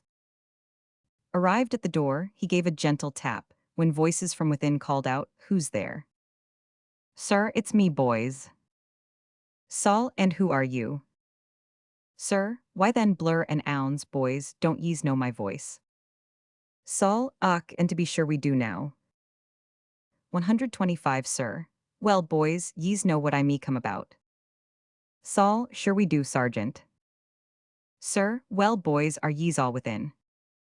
"Saul, within is it, to be sure we are, why, where else would we be?" "Sir, that's right, boys, but boys, take care, are yees all in bed?" "Saul, in bed, sure we are, and all asleep too." "Sir, och, that's right, honies, it's myself that's proud to find yees grown so regular." And having thus performed his duty, he wished them good night. But poor Bob Hardiman was one of those sort of fellows that could say a thing, and make you laugh at it too, although at your own expense, that if another person attempted, he would get his teeth knocked down his throat. He verified a saying in his own county, Galway, that one man in that country might steal a horse with impunity, when another daren't look over the hedge where he was grazing. At Aldea-de-Pont, the headquarters of our division, all was quiet, and although our allowance of provisions was scanty, and our supply of money scarcely sufficient to procure us salt and rice for our soup, the division, nevertheless, was in high order. We had a good deal of drill and regular examinations of the men's kits, a very necessary precaution with all regiments, and with my corps as well as another. At an inspection of this kind by General Mackinnon, he found fault, and deservedly so, I must confess, with the scanty manner in which some of the men of my company were supplied. The general was too much the gentleman to row, or call names, but it was clear from his manner that he was far from satisfied with the wardrobe displayed by 126 these fellows. Indeed, if he was, it would have been easy to please him. At last coming to a boy of the name of Darby Rooney, whose knapsack was what a Frenchman would term vidi, or, to speak more intelligibly, one that contained nothing whatever but his watch-coat, a piece of pipe-clay and button-brush. He seemed thunderstruck, as well he might, for I believe he ne'er had looked upon its like before. With more asperity of manner than I ever observed him to make use of, he asked Darby to whose squad he belonged. Darby Rooney understood about as much English as enabled him to get over a parade tolerably, but a conversation such as the general was about to hold with him was beyond his capacity, and he began to feel a little confused at the prospect of a tete-a-tete with his general. "Squidha, squadha, cad dersh vernin," said he, turning to the orderly sergeant, Pat Gaffney, who did not himself speak the English language quite as correctly as Lindley Murray. "Whist, ye bastoon," said Gaffney, "and don't make a baste of yourself before the general." "Why," said General Mackinnon, "I believe he don't understand me." "No, sir," replied Gaffney, "he don't know what your honor manes." The general passed on, taking it for granted that the man had never heard of a squad, and making some gentlemanlike observations on the utility of such partitions of a company, expressed himself satisfied with the fine appearance of the regiment, and our inspection ended. With credit to us, this solitary instance accepted. This was, however, enough. Ill nature and scandal seldom lack arguments. They are ever ready to take a hint, and it is 127 unnecessary that a report should be as true as the gospel to form a foundation for their belief of it. An hour had not elapsed when the entire division were made acquainted, through some of our friends, with the story. Groups of officers might be seen together, God forgive them, laughing at our expense. "Well," cried one, "did you hear what happened with the Connaughts today?" "No," replied a second, "but I'll bet $20, I guess. Another sheep or goat found in their quarters." "No, but when General Mackinnon inspected them just now, there was not one man in the regiment who knew what a squad was." "I would have sworn it," replied a third. An old crone of a major now joined the group, and shaking his head said, "Ah, they are a sad set. Poor idiot." The 88th was a more really efficient regiment than almost any two corps in the 3rd Division. Chapter 12. Officers and Sergeants, Fairfield and his Bad Habit, Regimental Mechanism, Impolitic Familiarity, 3rd Division at the Siege of Ciudad Rodrigo, Lieutenant 500 Arcee and Audie Brophy, the Irish pilot. The joke about Darby Rooney's wardrobe, and the conversation that took place between him and General Mackinnon was circulated throughout the army, and I believe there was not one regiment unacquainted with the circumstance. Indeed, so general was its circulation, that it reached the headquarters of Lord Wellington himself, and, if report spoke truly, which it doesn't always do, it caused his lordship to laugh heartily. I have myself, before and since I wrote the story, often been asked if it was really a fact that we had no squads in the companies of my regiment, and I have invariably answered that we had not, and that every iota told by Bob Hardiman was true, for I think Bob's description of the Connaught Rangers altogether too rich to be contradicted or even altered. But were I myself to give a full and true account of the boys, I would set them down as a parcel of lads that took the world easy, or, as they themselves would say, aisy, with a proper share of that nonchalance which is only to be acquired on service, real service. But I cannot bring myself to think them, as many did, a parcel of devils. 129. Neither will I by any manner of means try to pass them off for so many saints. But the fact is, and I have before said so, that there was not one regiment in the Peninsular Army more severely, perhaps so severely, drilled as mine was. But I also say, without the slightest fear of contradiction, that the officers never tormented themselves or their men with too much fuss. We approached their quarters as seldom as we possibly could, I mean as seldom as was necessary, and thereby kept up that distance between officers and privates so essential to discipline. This we considered the proper line of conduct to chalk out, and we ever acted up to it. We were amused to see some regiments whose commanding officers obliged every subaltern to parade his men at bedtime in their blankets. Why? They looked like so many hobgoblins. But if such an observance were necessary as far as concerned the soldiers, surely a sergeant ought to be able to do this much. If a selection of good sergeants and corporals be made by the officer at the head of a regiment, and if that officer will only allow those individuals to do their duty, there is not the least doubt but that they will do it. I peril myself upon the assertion, and I bet a sovereign that the guards agree with me. I well remember some regiments managed in the opposite way during the Peninsular War. Those poor fellows were much to be pitied, for they were not only obliged to fag, but to dress also, with as much scrupulous exactness as the time and place would admit of. What folly! But was Lord Wellington to blame for this? Unquestionably not. He never troubled his head about such trifles, and had the commanding officers of corps followed the example set them, of not paying too much respect to minutiae by the commander-in-chief, the 130 situation of the junior officers in the army would have been far different from what it was. Another custom prevailed in many regiments, which was attempted to be got up in mine, but we crushed it in its infancy. It was the sending a surgeon or his assistant to ascertain the state of an officer's health, should he think himself not well enough to attend an early drill. We had in my old corps, amongst other characters, one that, at the period I am writing about, was well known in the army to be as jovial a fellow as ever put his foot under a mess stable. His name was Fairfield, and though there were few who could sing as good a song, there was not in the whole British Army a worse duty officer. Indeed, it was next to impossible to catch hold of him for any duty whatever, and so well known was his dislike to all military etiquette, that the officer next to him on the roster, The moment Fairfield's name appeared for guard mounting or court-martial, considered himself as the person meant, and he was right 9 times out of 10. The frequent absence of Fairfield from drill, at a time, too, when the regiment was in expectation of being inspected by the general of division, obliged the officer commanding to send the surgeon to ascertain the nature of his malady, which from its long continuance, on occasions of duty, strongly savored of a chronic complaint. The doctor found the invalid traversing his chamber rather lightly clad for an indisposed person.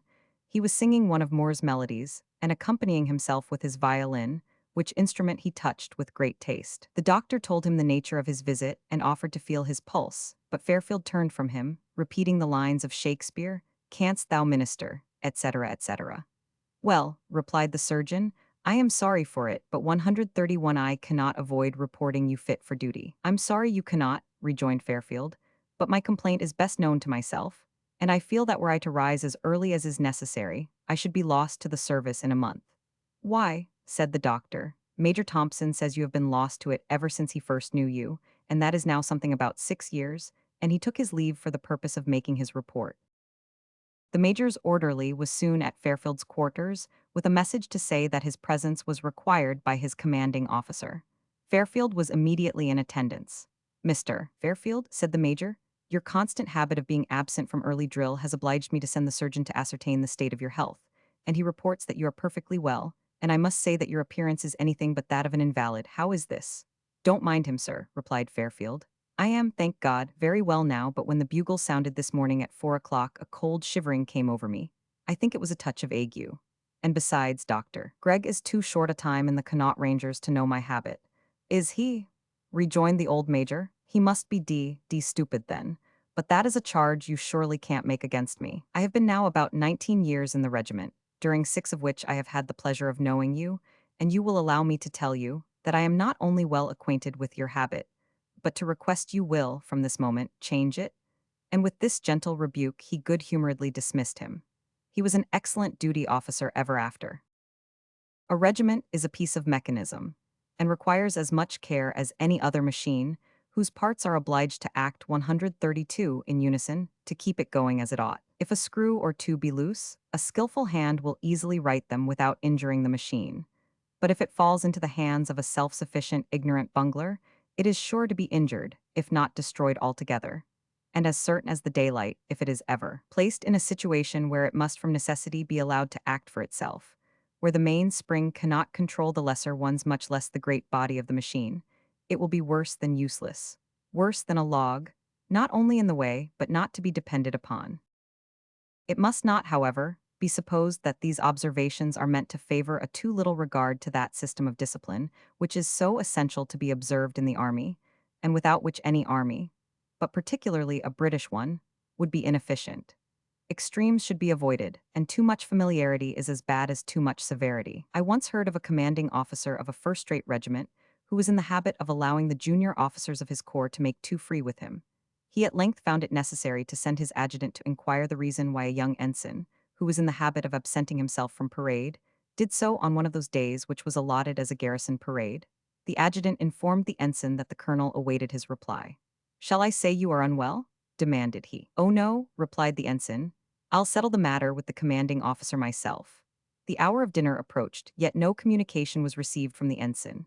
Passing from his quarters to the mess room, the commanding officer met the ensign, and was about to accost him when the latter turned his head aside and declined recognizing his colonel, who, upon arriving at the mess room, was so dejected as to attract the notice of 133 all the officers. Upon being asked why he was so out of spirits, the colonel, good easy man, told a round, unvarnished tale, and in conclusion added, "I thought nothing of his not answering my message, but I cannot express how much I am hurt at the idea of his cutting me as he did when I wished to speak with him."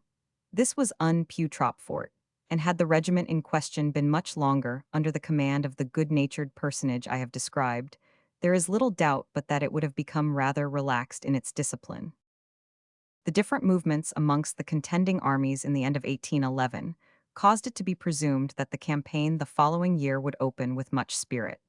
And so it did, although earlier than was anticipated. Marmont, thinking himself safe till the spring, had not only quartered his army in very extensive cantonments, but also detached General Montbrun, with 3 divisions, to cooperate with Marshal Suchet in the Kingdom of Valentia. Intimately acquainted with these details, Lord Wellington redoubled his efforts in the arrangement of all that was necessary to carry on the siege of Ciudad Rodrigo with vigor.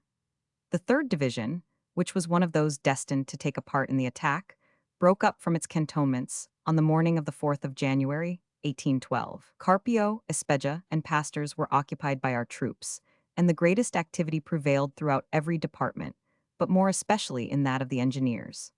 All the cars in the country were put into requisition for the purpose of conveying fascines, gabions, and the different materials necessary to the convent of La Caridad, distant a league and a half from Rodrigo. The guns were at Gallegos, and everything was in that state of preparation, which announced that a vigorous 134 attack was about to be made, in the depth of a severe winter, against a fortress that had withstood for 25 days all the efforts of Marshal Massena in the summer of 1810, when it was only occupied by a weak garrison of Spaniards. Yet, nevertheless, everyone felt confident, and the soldiers burned with impatience to wipe away the blot of the former year in the unfortunate siege of San Cristobal and Badajoz. I have before mentioned that we had not an effective corps of engineers, I mean in point of numbers. To remedy this defect, a proportion of the most intelligent officers and soldiers of the infantry were selected during the autumn months and placed under the direction of Colonel Fletcher, the chief engineer. They were soon taught how to make fascines and gabions, and what was of equal consequence, how to use them. They likewise learned the manner of working by sap, and by this means that branch of our army, which was before the weakest, had now become very efficient. The morning of the 4th of January was dreadfully inauspicious. The order for marching arrived at 3 o'clock, and we were under arms at 5. The rain fell in torrents, and the village of Aldia de Pont, which the brigade of General Mackinnon occupied, was a sea of filth. The snow on the surrounding hills drifted down with the flood and nearly choked up the roads, and the appearance of the morning was anything but a favorable omen for us, who had a march of 9 leagues to make ere we reached the town of Robalda on the river Agda, which was destined to be our resting place for the night. At 6:30 the brigade was in motion, and I scarcely remember a more disagreeable day. The rain which had fallen in the morning was succeeded by snow and sleet, and some soldiers, who sunk from cold and fatigue, fell down 135 exhausted, soon became insensible, and perished. Yet, strange to say, an Irish woman of my regiment was delivered of a child upon the road, and continued the march with her infant in her arms. Notwithstanding the severity of the day, it was impossible to avoid occasionally smiling at the outre appearance of some of the officers. The total disregard which the commander-in-chief paid to uniformity of dress is well known, and there were many on this day who were obliged to acknowledge that they showed more taste than judgment in their selection. Captain Adair of my corps nearly fell a victim to the choice he had made on this our first day of opening the campaign of 1812. He wore a pair of boots that fitted him with a degree of exactness that would not disgrace a hobie. The heels were high and the toes sharply pointed. His pantaloons were of blue web. His frock coat and waistcoat were tastefully and fashionably chosen, the former light blue richly frogged with lace, the latter of green velvet with large silver Spanish buttons, but he forgot the most essential part of all, and that was his boat cloak. For the first 10 or 12 miles he rode, but the cold was so intense that he was obliged to dismount, and unquestionably his dress was but ill calculated for walking. The rain with which his pantaloons were saturated was by this time nearly frozen, for the day had begun to change, and he became so dreadfully chafed that he was necessitated to give up the march, and we left him at a village halfway from Robalda, resembling more one of those which composed the army of martyrs than that commanded by Lord Wellington. I myself was nearly in as bad a state, but being a few years younger and more serviceably clad, I made an effort to get on. 136 we had by this time, 8 o'clock at night, proceeded a considerable way in the dark, and, as may be supposed, it was a difficult matter to keep the men together as compactly as could be wished. Whenever an opportunity occurred, a jaded soldier or 2 of my regiment used to look in on our Spanish friends, and if they found them at supper, they could not bring themselves to refuse an offer to take share of what was going. And, to say the truth, this was no more than might be expected from a set of fellows who belonged to a country so proverbial for its hospitality to strangers as theirs Ireland was. Besides this, the men of the Connaught Rangers had a way of making themselves at home that was peculiar to them and for which, whatever else might be denied them, they got full credit. Bob Hardiman used to say they had a taking way with them. Passing a hamlet a short distance from Robalda, we saw a number of Spaniards, women as well as men, outside the door of a good-looking house. Much altercation was apparently taking place. At length, a soldier named Adi Brophy rushed out with half a flitch of bacon under his arm. A scuffle ensued, and Lieutenant 500 RC, to whose company the soldier belonged, ran up to inquire the cause of the outcry, but it was soon too manifest to be misunderstood. The war whoop was raised against our man, who, on his part, as stoutly defended himself, not by words alone but by blows, which had nearly silenced his opponents when he was seized by my friend 500 RC. Picaroon, ladrone, and other opprobrious epithets were poured with much volubility against him, but he, with the greatest sang-froid, turned to his officer and said, "Be aisy now, and don't be vexing yourself with them or the likes of them. Wasn't it for you I was making a bargain? And didn't I offer the value of it? 137 don't I see the way you're lost with the hunger, and the divil a bit Roman 4 rations you'll get 8 tonight. Och, you crater, Roman for your poor mother, that's dead. Was to see you after such a condition. It's she that id believed Roman for herself for letting you away from her at all. Well, said 500 RC, softened, no doubt, and who would not at such a speech? What did you offer for it? What did I offer for it, is it? Fate then, I offered enough, but they made such a noise that I don't think they heard me. For, upon my soul, I hardly heard myself with the uproar they made. And sure I told them Roman for I hadn't money enough to pay for it, and it was true for me I hadn't, unless I got it dog cheap. You had, but they don't like a bone in my skin, or in yours either, and that is the reason they are after offending me after such a manner. And didn't one of the women get my left thumb into her mouth, and grunch it like a bit of mate? Look at it, said he in conclusion, at the same time thrusting his bleeding hand nearly into 500 RC's face. Fate and Roman for your honor hadn't come up. It's my belief she would have bit it clean off at the knuckle. This speech, delivered with a rapidity and force that was sufficient to overwhelm the most practiced rhetorician, carried away everything along with it, like chaff before a whirlwind, and 500 RC made all matters smooth by paying the price demanded, $2. And the piece of bacon was carried away by Adi, who was a townsman of 500 RC's, and who repeatedly assured him he would do more than that to sarve him. It was impossible to avoid paying a tribute of praise to Adi Brophy for the tact with which he avoided the storm with which he was threatened.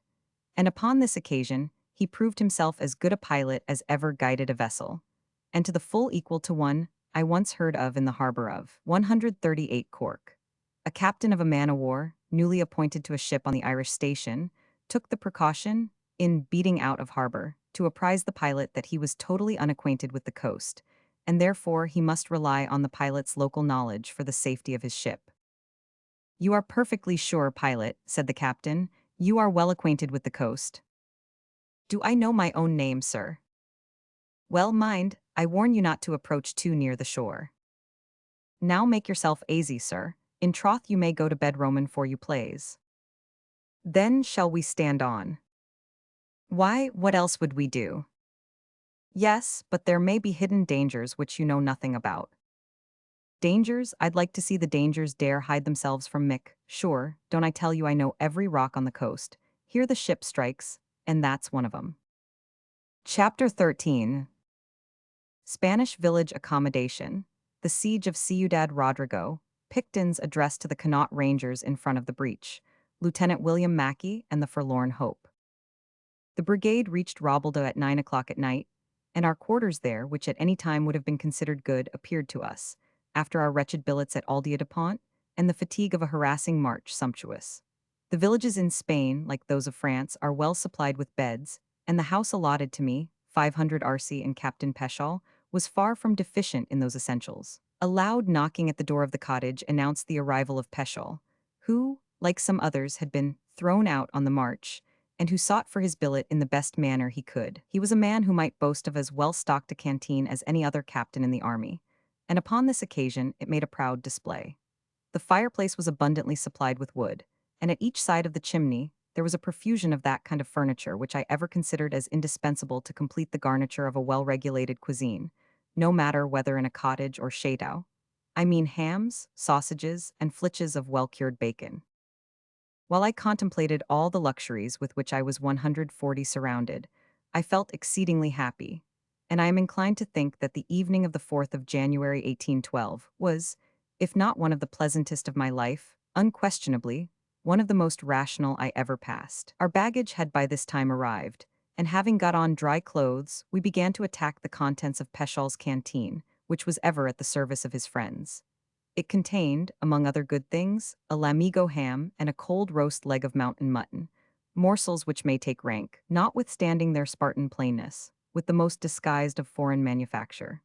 It is scarcely necessary to add that we did ample justice to the viands placed before us, and having taken a sufficient libation of brandy punch, in which the Spaniard joined us, we turned our thoughts to our beds.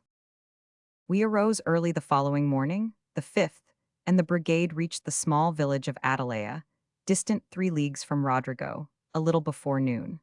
That fortress was completely invested on the evening of the 7th, and dispositions were made to commence operations against it on the night following. Ciudad Rodrigo stands upon an eminence, on the right bank of the river Agda, and is difficult of access. It had been, since its occupation by the French, much strengthened by the construction of a redoubt on the hill above St. Francisco. Some old convents in the suburbs were also turned into defenses, and these places no longer presented their original peaceful appearance, but were, in fact, very respectable outworks, and tended much to our annoyance and loss at the commencement of the siege. To be safe against a coup de main, Rodrigo would require a force of from 5 to 6,000 troops, and its present garrison did not reckon anything like 3,000 bayonets. It was therefore manifest that, notwithstanding the unfavorable time of the year, it must fall, if not speedily succored. Yet it would seem that Marshal Marmont took no measures to make a diversion in its favor. Strongly impressed with this state of the matter, our commander saw the advantage he would have over his opponent by acting with as little delay as possible. Protected by a strong escort, Lord Wellington carefully reconnoitered the town on the 8th, and shortly after dark, 300 men of the Light Division, headed by Colonel Colborne of the 52nd, were formed for the attack of St. Francisco.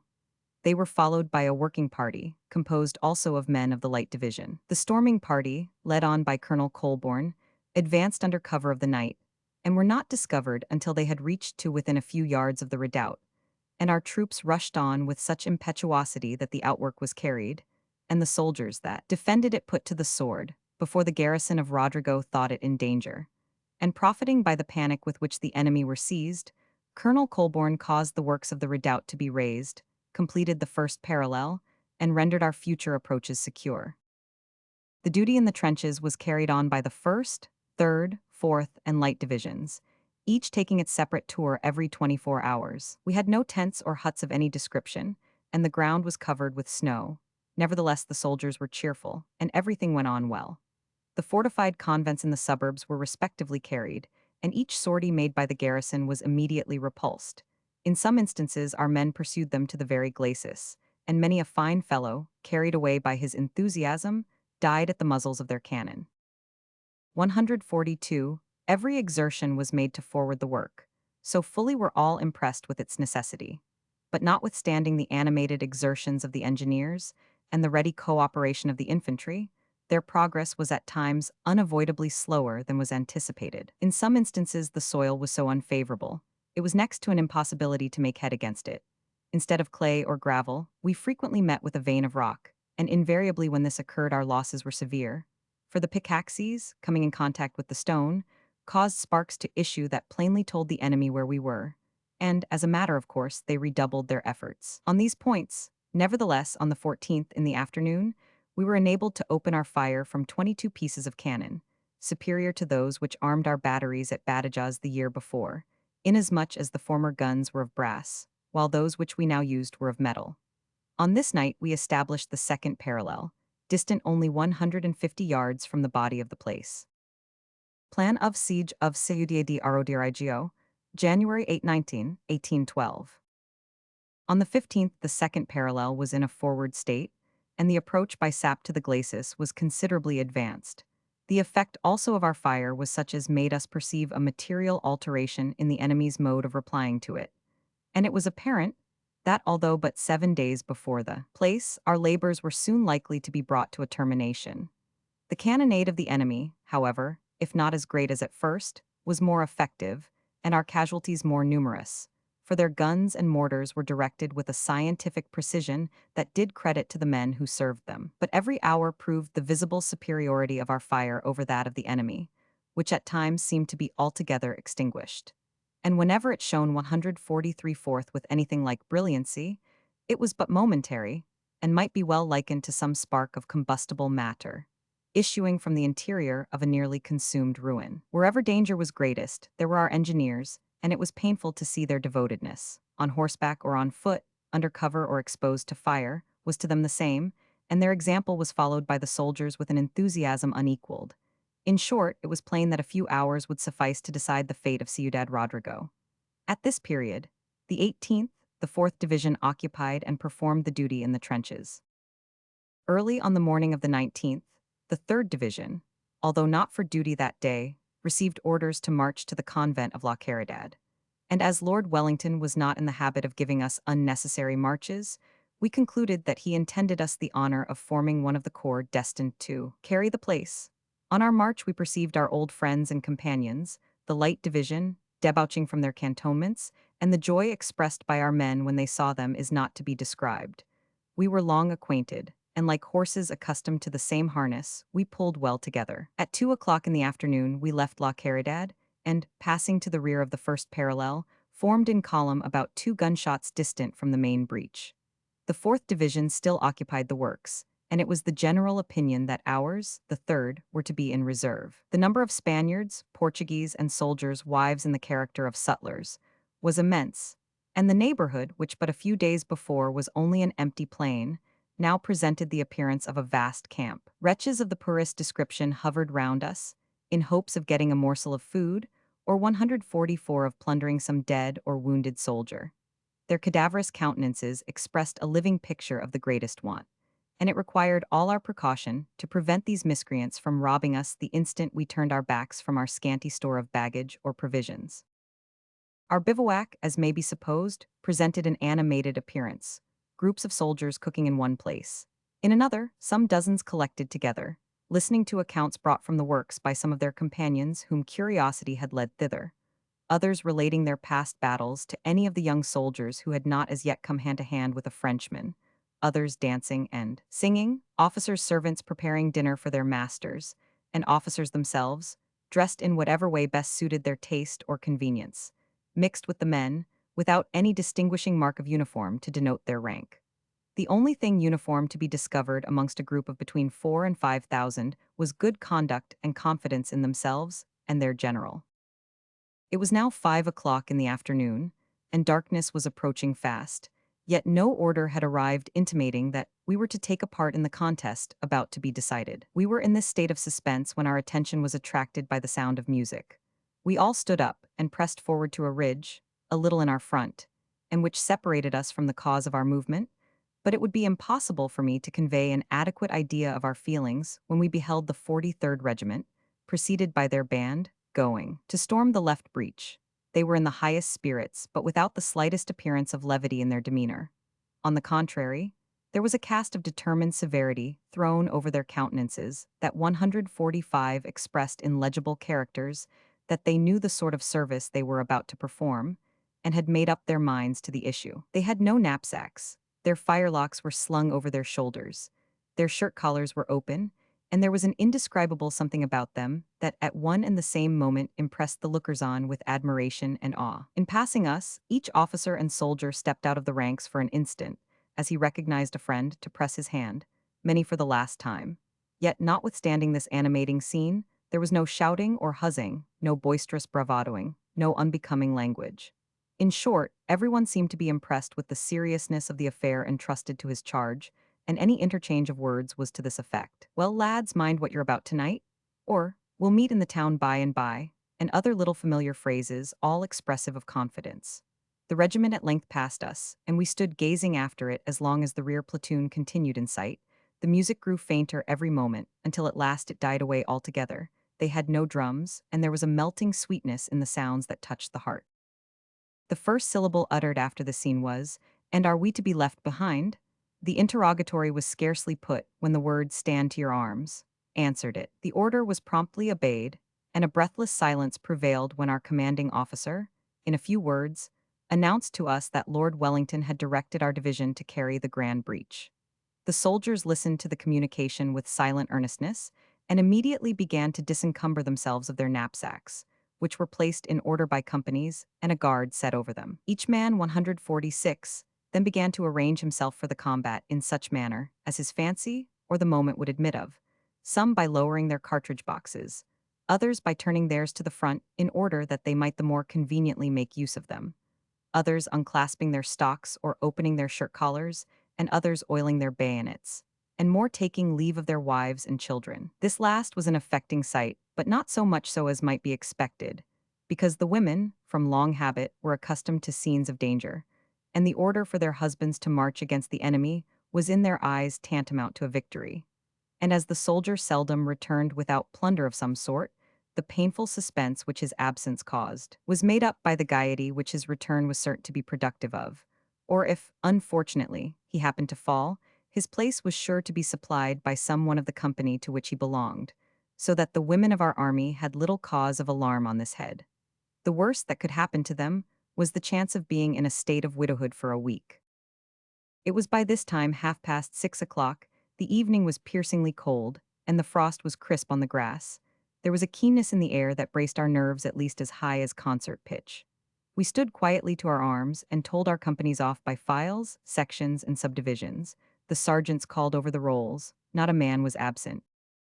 It appears it was the wish of General Mackinnon to confer a mark of distinction upon the 88th Regiment, and as it was one of the last acts of his life, I shall mention it. He sent for Major Thompson, who commanded the battalion, and told him it was his wish to have the forlorn hope of the grand breach led on by a subaltern of the 88th Regiment, 147, adding at the same time that, in the event of his surviving, he should be recommended for a company.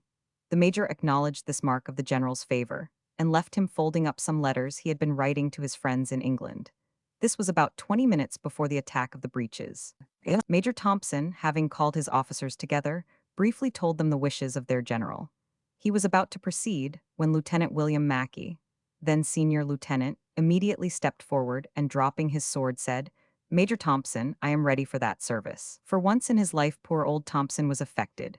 Mackey was his own townsman. They had fought together for many years, and when he took hold of his hand and pronounced the words, "God bless you, my boy," his eye filled, his lip quivered, and there was a faltering in his voice which was evidently perceptible to himself, for he instantly resumed his former composure, drew himself up, and gave the word, "Gentlemen, fall in," and at this moment Generals Picton and Mackinnon, accompanied by their respective staffs, made their appearance amongst us. Long harangues are not necessary to British soldiers, and on this occasion but few words were made use of. Picton said something animating to the different regiments as he passed them, and those of my readers who recollect his deliberate and strong utterance will say with me that his mode of speaking was indeed very impressive. The address to each was nearly the same, but that delivered by him to the 88th was so characteristic of the general, and so applicable to the men he spoke to, that I shall give it word for word. It was this: "Rangers of Connaught, it is not my intention to expend any powder this evening. We'll do this business with the good iron." I before said the soldiers were silent. So they were, but the man who could be silent after such an address, made in such a way, and in such a place, had better have stayed at home. It may be asked, what did they do? Why, what would they do, or would anyone do, but give the loudest hurrah he was able? Chapter 14. Storm of Ciudad Rodrigo, gallant conduct of 3 soldiers of the 88th, desperate struggle and capture of a gun, combat between Lieutenant Faris and the French grenadier, a Connaught Ranger transformed into a sweep, anecdote of Captain Robert Hardiman of the 45th, death of General Mackinnon, plunder of Ciudad Rodrigo, excesses of the soldiers. The burst of enthusiasm caused by Picton's address to the Connaught Rangers had scarcely ceased, when the signal gun announced that the attack was to commence. Generals Picton and Mackinnon dismounted from their horses, and placing themselves at the head of the right brigade, the troops rapidly entered the trenches by sections right in front. The storming party, under the command of Major Russell Manners of the 74th, heading it, while the Forlorn Hope, commanded by Lieutenant William Mackey of the 88th, and composed of 20 volunteers from the Connaught Rangers, led the van, followed closely by the 45th, 88th, Anth British, and the 9th Anst Portuguese. The 77th Anid British, belonging to the left brigade, brought up the rear and completed the dispositions. While these arrangements were effecting opposite the Grand Breach, the 5th Anth, belonging to the left brigade of the 3rd Division, were directed to clear the ramparts and Fosse Bray Wall, and the 2nd Regiment of 150 Portuguese Caçadores, commanded by an Irish colonel of the name of O'Toole, was to escalade the curtain to the left of the lesser breach, which was attacked by the Light Division under the command of General Robert Crawford. It wanted 10 minutes to 7 o'clock when these dispositions were completed. The moon occasionally, as the clouds which overcast it passed away, shed a faint ray of light upon the battlements of the fortress, and presented to our view the glittering of the enemy's bayonets as their soldiers stood arrayed upon the ramparts and breach, awaiting our attack. Yet, nevertheless, their batteries were silent, and might warrant the supposition to an unobservant spectator that the defense would be but feeble. The two divisions got clear of the covered way at the same moment, and each advanced to the attack of their respective points with the utmost regularity. The obstacles which presented themselves to both were nearly the same, but every difficulty, no matter how great, merged into insignificance when placed in the scale of the prize about to be contested. The soldiers were full of ardor, but altogether devoid of that blustering and bravadoing which is truly unworthy of men at such a moment, and it would be difficult to convey an adequate idea of the enthusiastic bravery which animated the troops. A cloud that had for some time before obscured the moon, which was at its full, disappeared altogether, and the countenances of the soldiers were for the first time, since Picton addressed them, visible. They presented a material change. In place of that joyous animation which his fervid and impressive address called forth, a look of severity, bordering on ferocity, had taken its place. And although ferocity is by no means one of the characteristics of the British soldier, there was, most 151 unquestionably, a savage expression in the faces of the men that I had never before witnessed. Such is the difference between the storm of a breach and the fighting a pitched battle. Once clear of the covered way, and fairly on the plain that separated it from the fortress, the enemy had a full view of all that was passing. Their batteries, charged to the muzzle with case shot, opened a murderous fire upon the columns as they advanced, but nothing could shake the intrepid bravery of the troops. The light division soon descended the ditch and gained, although not without a serious struggle, the top of the narrow and difficult breach allotted to them. Their gallant general, Robert Crawford, fell at the head of the 43rd, and his second in command, General Vandeleur, was severely wounded, but there were not wanting others to supply their place. Yet these losses, trying as they were to the feelings of the soldiers, in no way damped their ardor, and the brave light division carried the left breach at the point of the bayonet. Once established upon the ramparts, they made all the dispositions necessary to ensure their own conquest, as also to render every assistance in their power to the 3rd Division in their attack. They cleared the rampart which separated the lesser from the grand breach, and relieved Picton's division from any anxiety it might have as to its safety on its left flank. The right brigade, consisting of the 45th, 88th, and forming the van of the 3rd Division, upon reaching the ditch, to its astonishment, found Major Ridge and Colonel Campbell at the head of the 5th Anth mounting the Fosse Bray wall. These two regiments, after having performed their task of silencing the fire of the French troops upon the ramparts, with a noble emulation resolved to 152 precede their comrades in the attack of the grand breach. Both parties greeted each other with a cheer, only to be understood by those who have been placed in a similar situation. Yet the enemy were in no way daunted by the shout raised by our soldiers. They crowded the breach, and defended it with a bravery that would have made any but troops accustomed to conquer waver. But the fighting division were not the men to be easily turned from their purpose. The breach was speedily mounted, yet, nevertheless, a serious affray took place ere it was gained. A considerable mass of infantry crowned its summit, while in the rear and at each side were stationed men, so placed that they could render every assistance to their comrades at the breach without any great risk to themselves. Besides this, 2 guns of heavy caliber, separated from the breach by a ditch of considerable depth and width, enfiladed it, and as soon as the French infantry were forced from the summit, these guns opened their fire on our troops. The head of the column had scarcely gained the top, when a discharge of grape cleared the ranks of the 3 leading battalions, and caused a momentary wavering. At the same instant, a frightful explosion near the gun to the left of the breach, which shook the bastion to its foundation, completed the disorder. Mackinnon, at the head of his brigade, was blown into the air. His aide-de-camp, Lieutenant Beresford of the 88th, shared the same fate, and every man on the breach at the moment of the explosion perished. This was unavoidable, because those of the advance, being either killed or wounded, were necessarily flung back upon the troops that followed close upon their footsteps, and there was not a sufficient space for the men who were ready to sustain those placed hors de combat to rally. For in 153 instant all was confusion. The blaze of light caused by the explosion resembled a huge meteor, and presented to our sight the havoc which the enemy's fire had caused in our ranks. While from afar the astonished Spaniard viewed for an instant, with horror and dismay, the soldiers of the two nations grappling with each other on the top of the rugged breach which trembled beneath their feet, while the fire of the French artillery played upon our columns with irresistible fury, sweeping from the spot the living and the dead. Amongst the latter was Captain Robert Hardiman and Lieutenant Pierce of the 45th, and many more whose names I cannot recollect. Others were so stunned by the shock, or wounded by the stones which were hurled forth by the explosion, that they were insensible to their situation.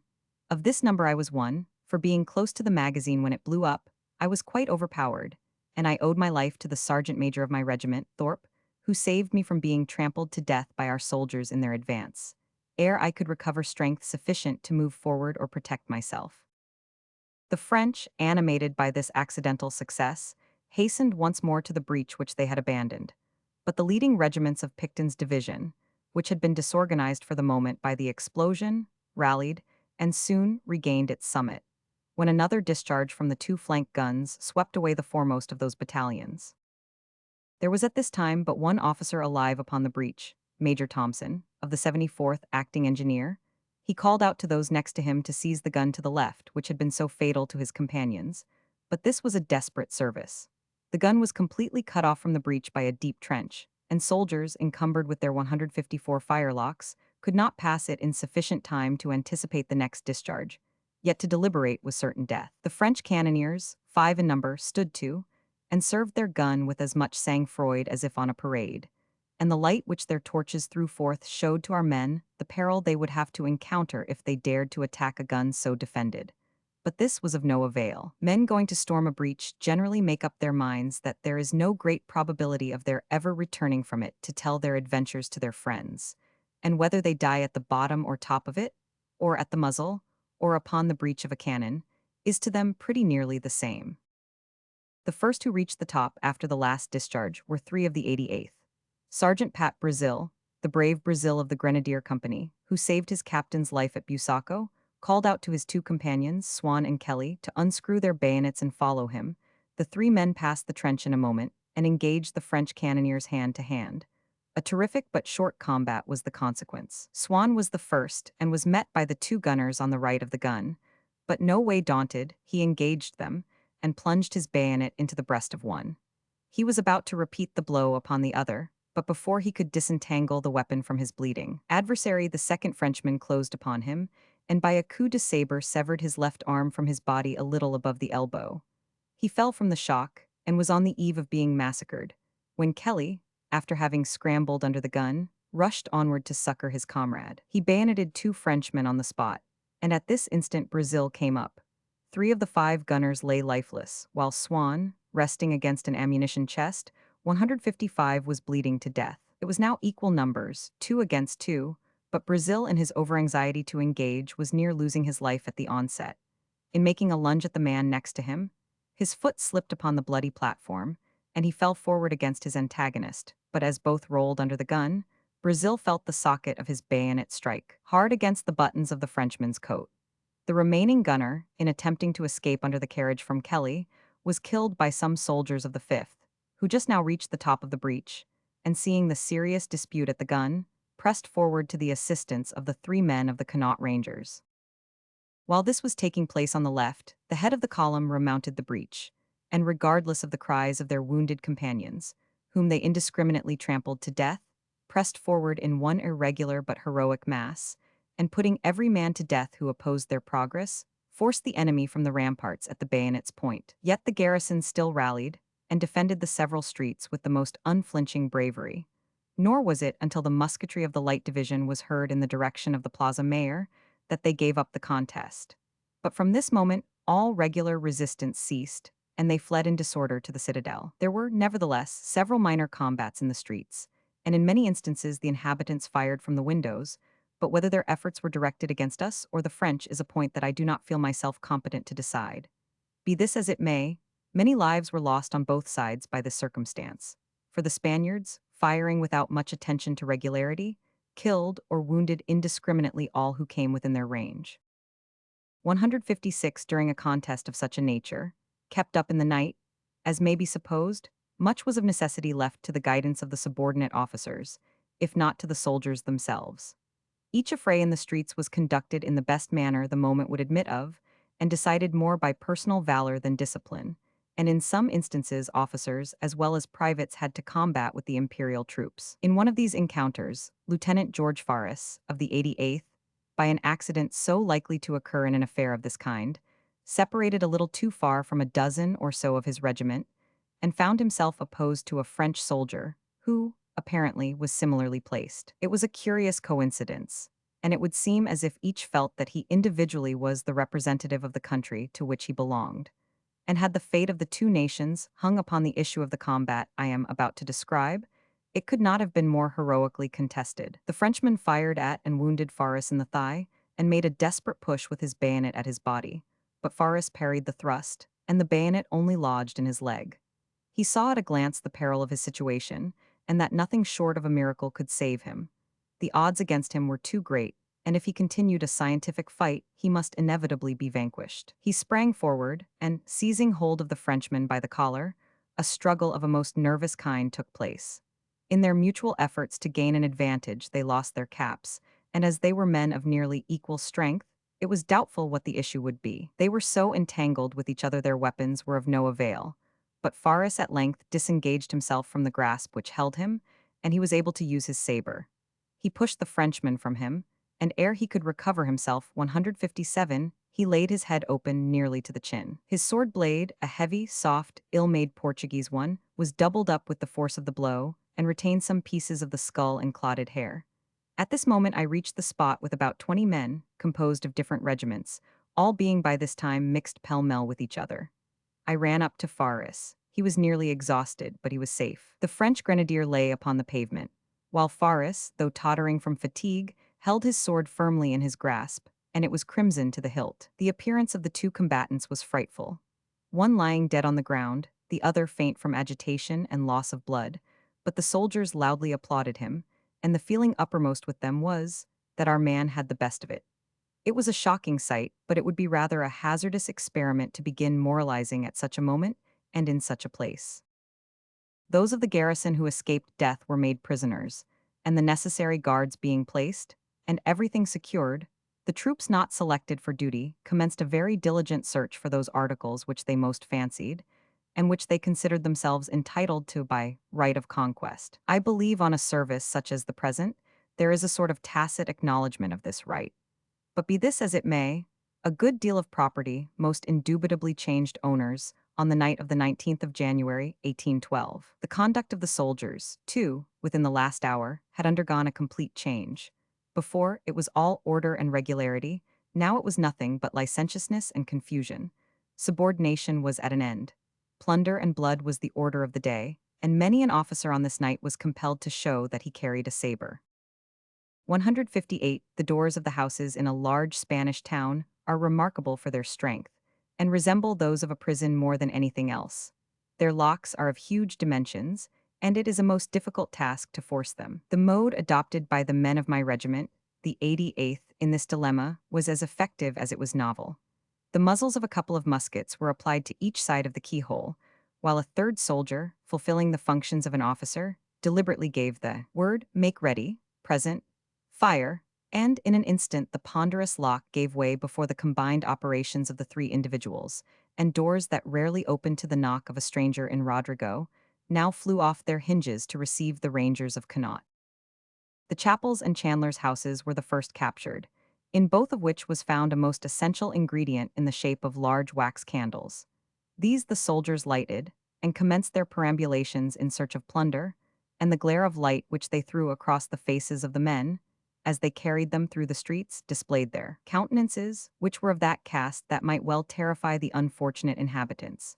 Many of the soldiers with their faces scorched by the explosion of the magazine at the Grand Breach, others with their lips blackened from biting off the ends of their cartridges, more covered with blood, and all looking ferocious, presented a combination sufficient to appall the stoutest heart.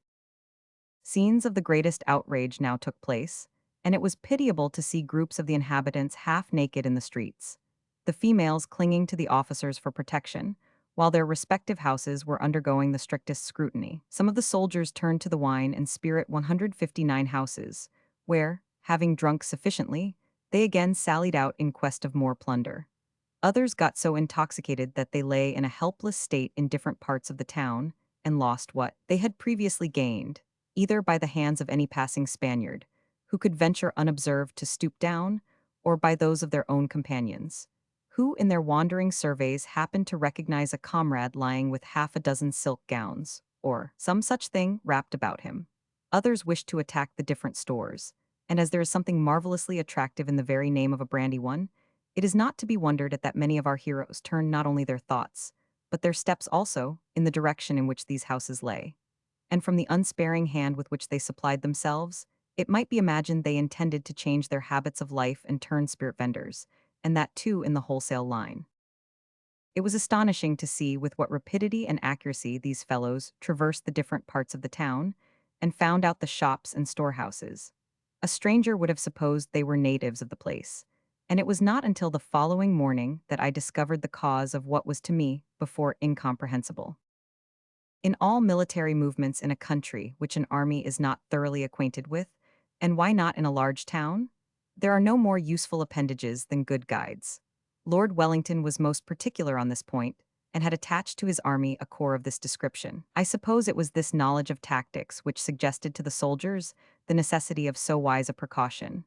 Accordingly, every group of individuals was preceded by a Spaniard, who, upon learning the species of plunder wished for by his 160 employers, instantly conducted them to the most favorable ground for their operations. By this means, the houses were unfurnished with less confusion than can be supposed, and had it not been for the state of intoxication that some of the young soldiers, mere tyros in the art of sacking a town, had indulged themselves in, it is inconceivable with what facility the city of Ciudad Rodrigo would have been eased of its superfluities. And the conductor himself was not always an idle spectator.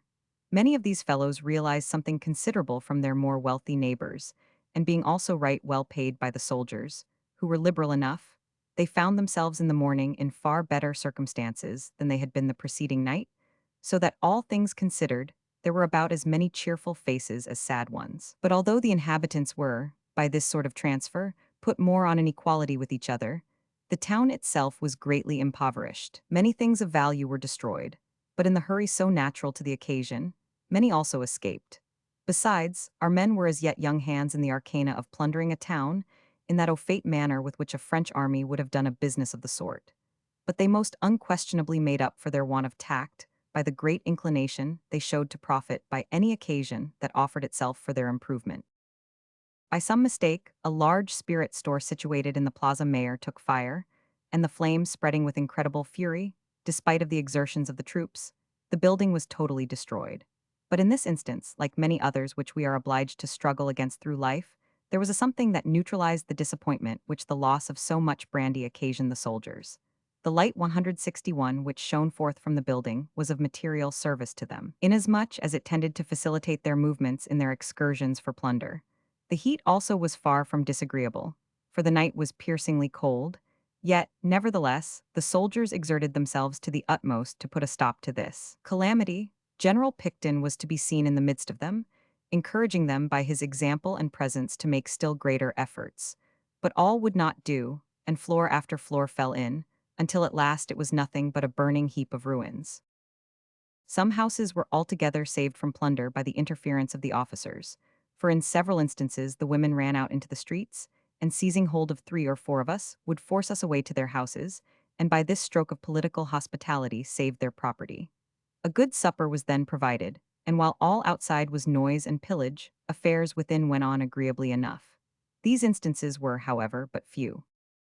In the house where I and 4 other officers remained, we fared remarkably well, and were passing the night greatly to our satisfaction, when we were aroused by a noise like a crash of something heavy falling in the apartment above us. As may be supposed, we did not remain long without seeking to ascertain the cause of this disturbance.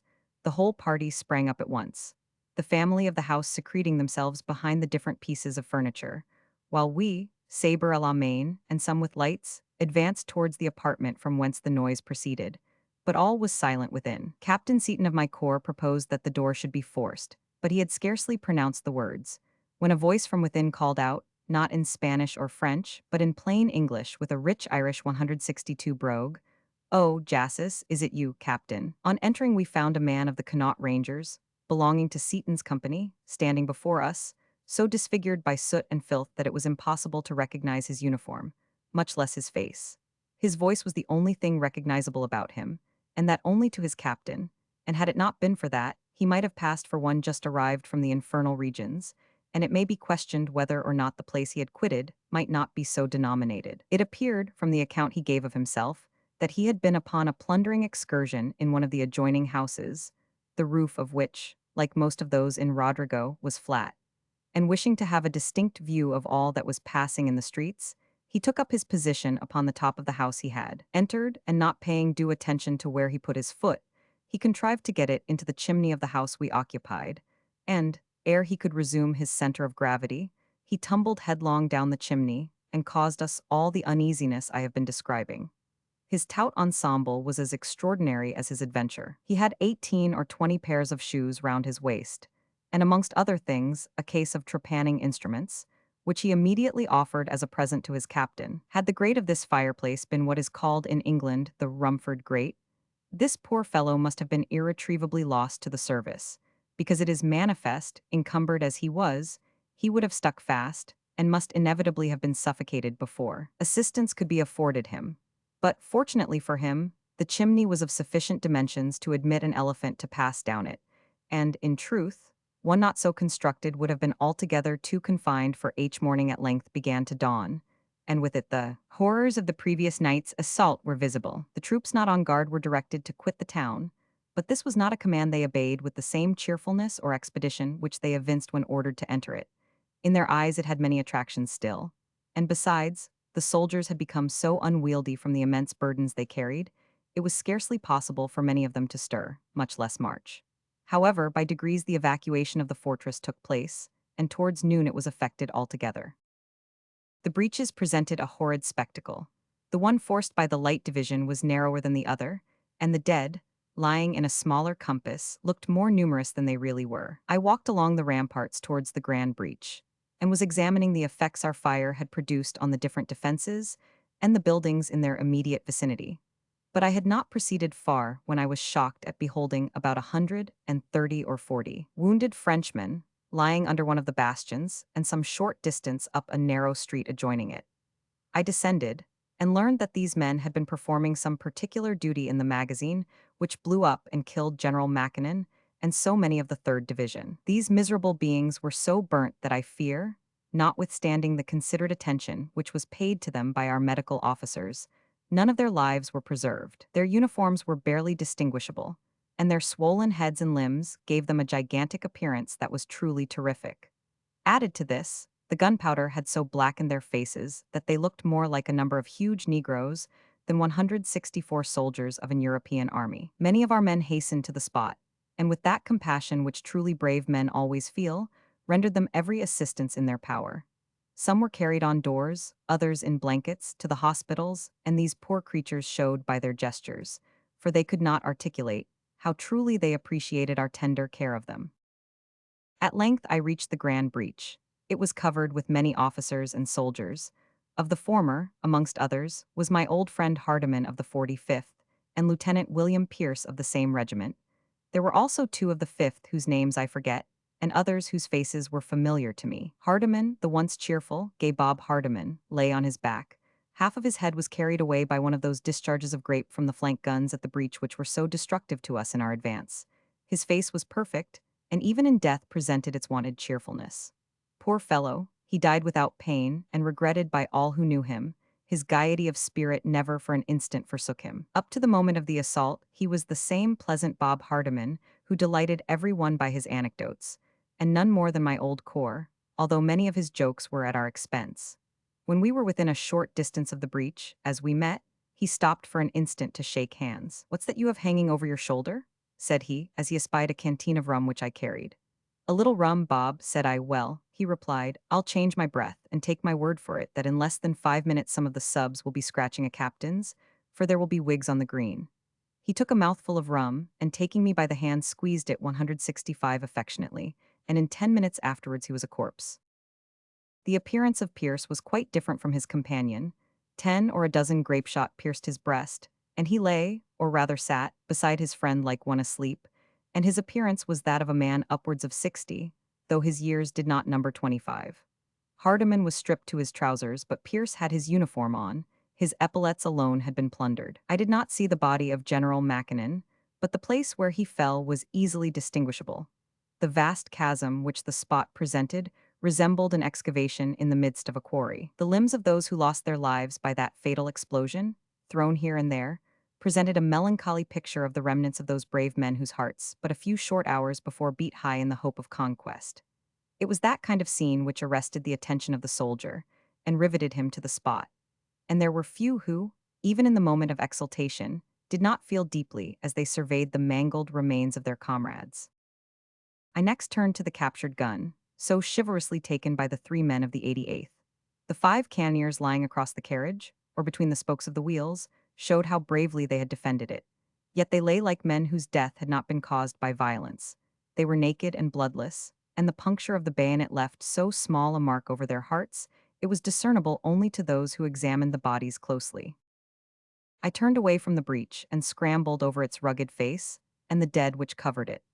On reaching the bivouac we had occupied the preceding evening, I learned with surprise that our women had been engaged in 166A contest, if not as dangerous as ours, at least one of no trivial sort. The men left as a guard over the baggage, on hearing the first shot at the trenches, could not withstand the inclination they felt to join their companions. And although this act was creditable to the bravery of the individuals that composed the baggage guard, it was nigh being fatal to those who survived, or, at least, to such as had anything to lose except their lives, for the wretches that infested our camp attempted to plunder it of all that it possessed. But the women, with a bravery that would not have disgraced those of ancient Rome, defended the post with such valor that those miscreants were obliged to desist, and our baggage was saved in consequence. We were about to resume our arms when General Picton approached us. Some of the soldiers, who were more than usually elevated in spirits on his passing them, called out, "Well, General, we gave you a cheer last night. It's your turn now." The General, smiling, took off his hat and said, "Here, then, you drunken set of brave rascals, hurrah! Well, soon be at Badajoz." A shout of confidence followed. We slung our firelocks, the bands played, and we commenced our march for the village of Adelea in the highest spirits, and in a short time lost sight of a place, the capture of which appeared to us like a dream. Chapter 15. Results of the siege of Ciudad Rodrigo, the town revisited, capture of deserters, sale of the plunder, army rests in cantonments, and execution of deserters, a pardon that came too late. The fortress of Ciudad Rodrigo fell on the 11th day after its investment, and taking into account the season of the year, the difficulty of the means to carry on the operations, and the masterly manner in which Lord Wellington baffled the vigilance of the Duke of Ragusa, the capture of Rodrigo must ever rank as one of the most finished military exploits upon record and a chef d'oeuvre of the art of war. Our loss was equal to that of the enemy. It amounted to about 1,000 hors de combat, together with 3 generals. Of the garrison, but 1,700 were made prisoners, the rest being put to the sword. So soon as my regiment reached the village, I obtained leave to return to Rodrigo, for I was anxious to see in what situation the family were with whom I, in common with my companions, had passed the preceding night. Upon entering the town, I found all in confusion. The troops ordered to occupy it were not any of those which had composed the storming divisions, and although the task of digging graves and clearing away the rubbish about the breaches was not an agreeable one, they nevertheless perform it with much cheerfulness. Yet in some instances, the soldiers levied contributions upon the unfortunate inhabitants, light ones it is true, and for the reason that little remained with them to give, or, more properly speaking, withhold. But the provost marshal was so active in his vocation that this calamity was soon put a stop to, and the miserable people, who were in many instances in a state of nudity, could without risk venture to send to their more fortunate neighbors for a supply of those articles of dress which decency required. Upon reaching the house I had rested in the evening before, I was rejoiced to find it uninjured, and the poor people, upon once more seeing me, almost suffocated me with their caresses, and their expressions of gratitude knew no bounds for our having preserved their house from pillage. Having satisfied myself that my padrona and her daughters had escaped molestation, I took my leave of them, and once more visited the large breach. On my way thither I saw the French garrison preparing to march, under an escort of Portuguese troops, to the fortress of Almeida. They were a fine-looking body of men, and seemed right well pleased to get off so quietly. They counted about 1,800, and were all that escaped, unhurt of the garrison. At the breach there were still several wounded men, who had not been removed to the hospitals. Amongst them was a fellow of my own corps, of the name of Dugan. He was badly wounded in the thigh, the bone of which was so shattered as to protrude through the skin. Near him lay a French soldier, shot through the body, quite frantic from pain, and in the agonies of death. The moment Dugan observed me, he called out most lustily, "Och, for the love of Jassus, Mr. Grattan, don't lave me here near this villain that's after 169 cursing me to no end." I observed to Dugan that the poor fellow was in a much worse state than even himself, and that I doubted whether he would be alive in 5 minutes. At this moment the eyes of the Frenchman met mine.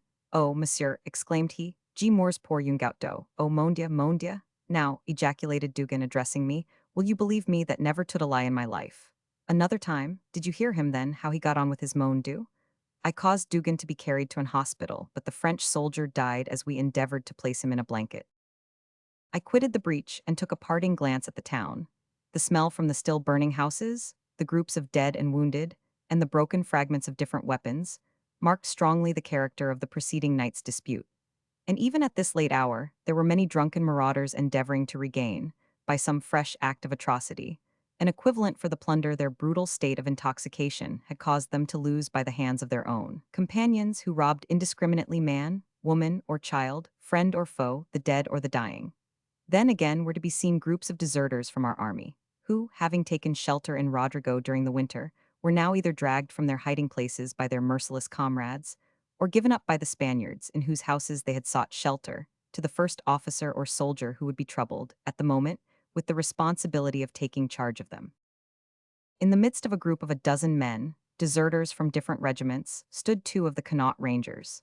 No matter what their other faults might be, desertion was not a species of delinquency they were addicted to, and as 170 the fate of one of these men, indeed both of them, for that matter, was a little tragical, I purpose giving it a nook in my adventures. The two culprits to whom I have made allusion were as different in their characters as persons. One of them, Mangan, was a quiet, well-disposed man, short in stature, a native of England, and, as a matter of course, a heavy feeder, one that could but ill put up with short allowance, and in consequence left the army when food became as scarce as it did in the winter of 1811. The other, a fellow of the name of Curtis, an Irishman, tall and lank, was, like the rest of the boys from that part of the world, mighty aisy about what he ate, provided he got a reasonable supply of drink. But as neither the one nor the other were convenient during the period in question, they both left an advanced post one fine night, and resolved to try the difference between the French commissariat and ours.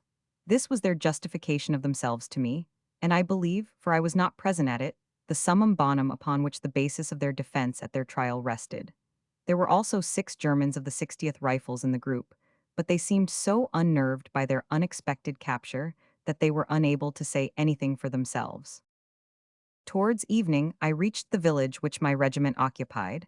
An altered scene presented itself. The soldiers busied in arranging their different articles of plunder, many of them clad in the robes of some priest, while others wore gowns of the most costly silk or velvet.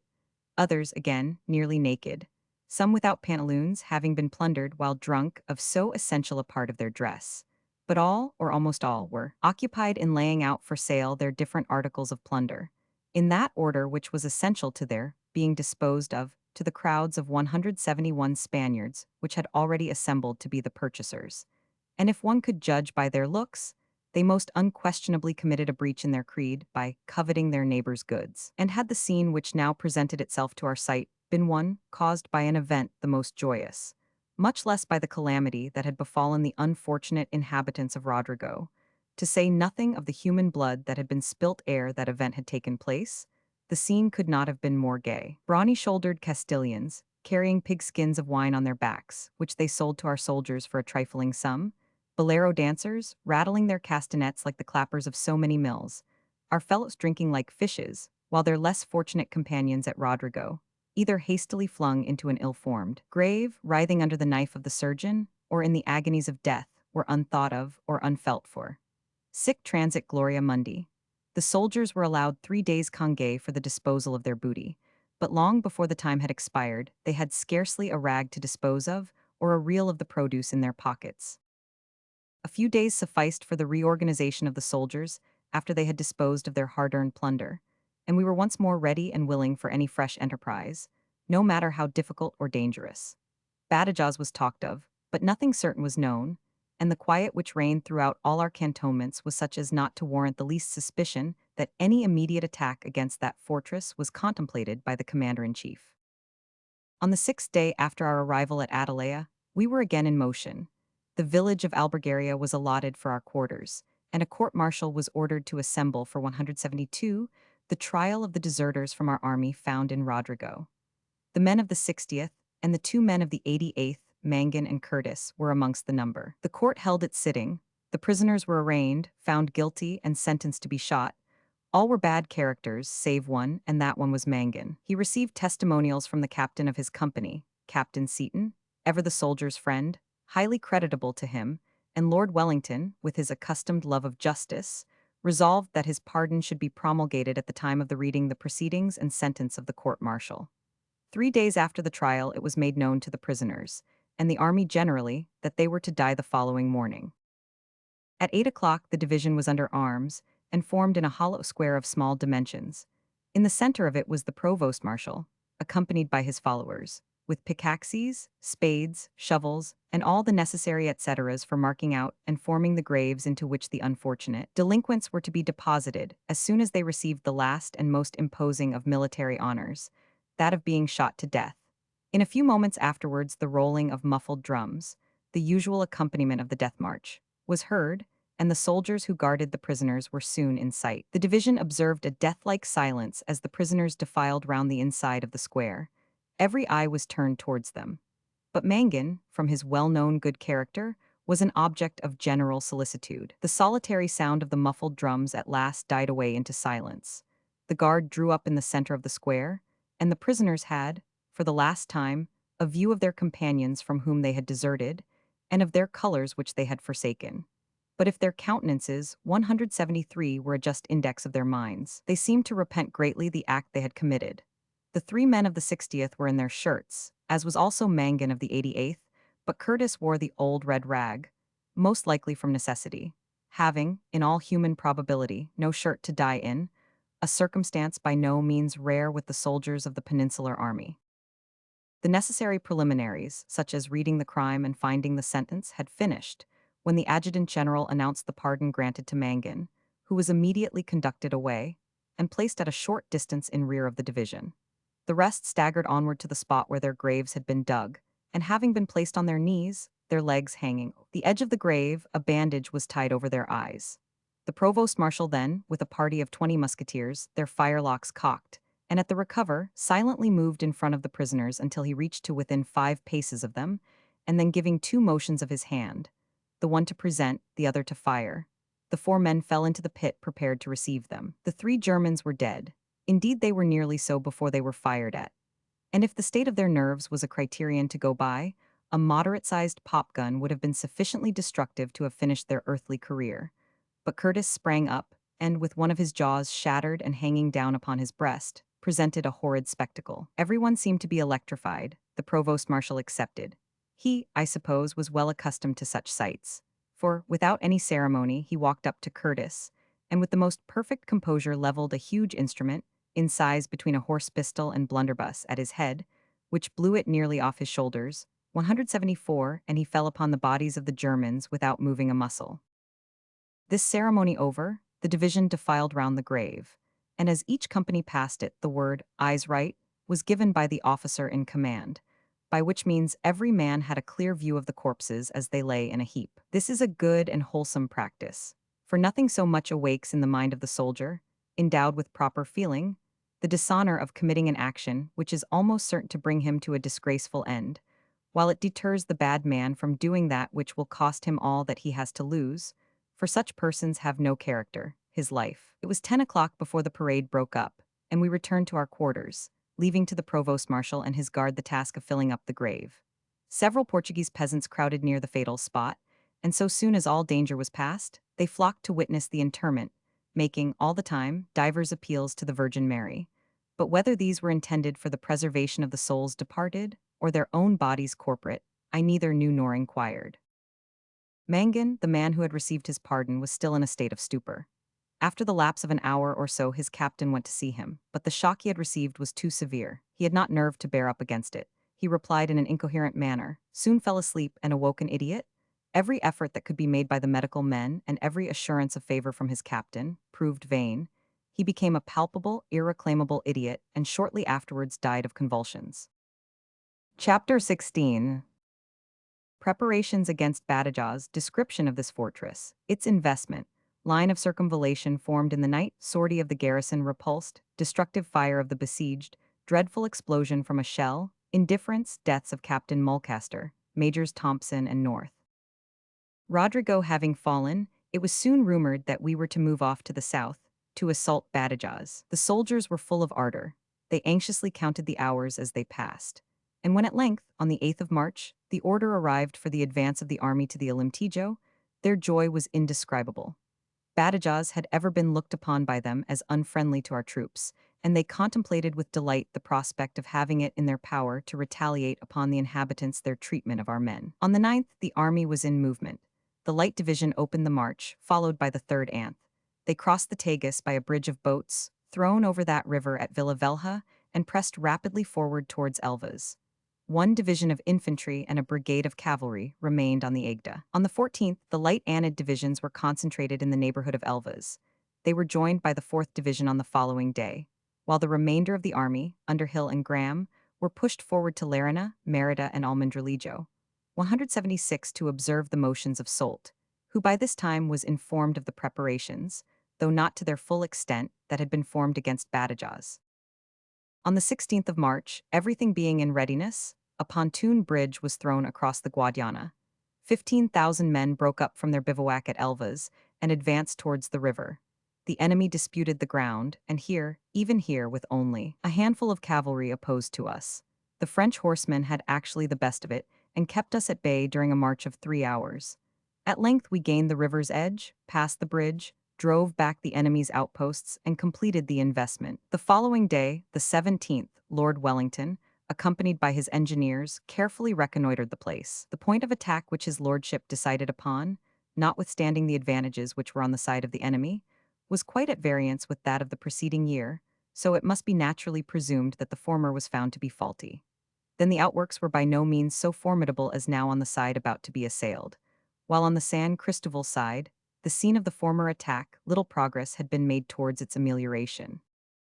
The evening of the 17th of March had scarcely closed when 3,000 men broke ground before the fort of La Picurina, at the distance of 150 yards. The night was unusually dark, the wind was high, and the rain fell in torrents, all of which favored the enterprise. The soldiers, accustomed to fatigues, and knowing by experience, if for nothing but their own safety, the necessity of getting on rapidly with their work, exerted themselves to their utmost, and when the gray dawn of morning made its appearance, the enemy beheld with surprise, through the 177 mist that surrounded them, the first parallel of our works completed, without their having anticipated it, or having thrown one shot in the direction of our workmen. But as the fog cleared away, it was too palpable to be misunderstood that, despite of the sagacity of General Count Philippon and his devoted garrison, a line of circumvallation had been cut close to one of the best of their outworks, without their having the remotest idea of the attempt. The different alarm bells in the town rang a loud peal, and in less than half an hour a tremendous cannonade was opened upon us from the guns of the fort as well as the town itself. Some men were killed and several wounded, but excepting this, no loss was sustained. The works were uninjured, their progress unimpeded, and this, our first attempt for the 3rd time, was crowned with that unlooked-for success which was a good omen for the future. The entire of the 18th, the rain continued to fall, and the trenches were already nearly knee-deep with water, but by the great exertions of the engineers and the persevering resolution of the soldiers, the works were pushed on with extraordinary vigor, the earth not being as yet sufficiently saturated to lose its consistency. On the night of the 18th, it rained still more heavily.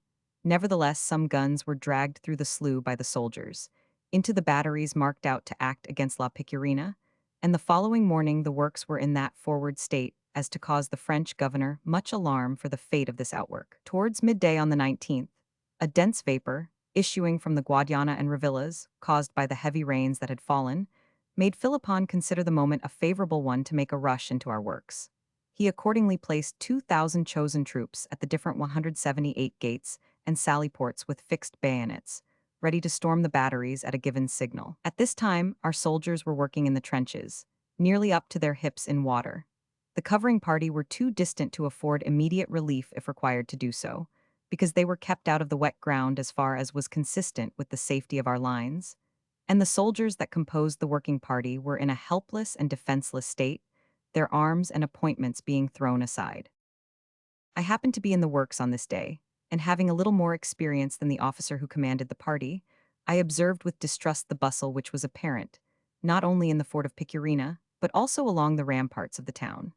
Without waiting the formality of telling the commanding officer what I thought, I, on the instant, ordered the men to throw by their spades and shovels, put on their appointments, and load their firelocks. This did not occupy more than 3 minutes, and in a few seconds afterwards, the entire trenches to our right were filled with Frenchmen, the workmen massacred, and the works materially damaged.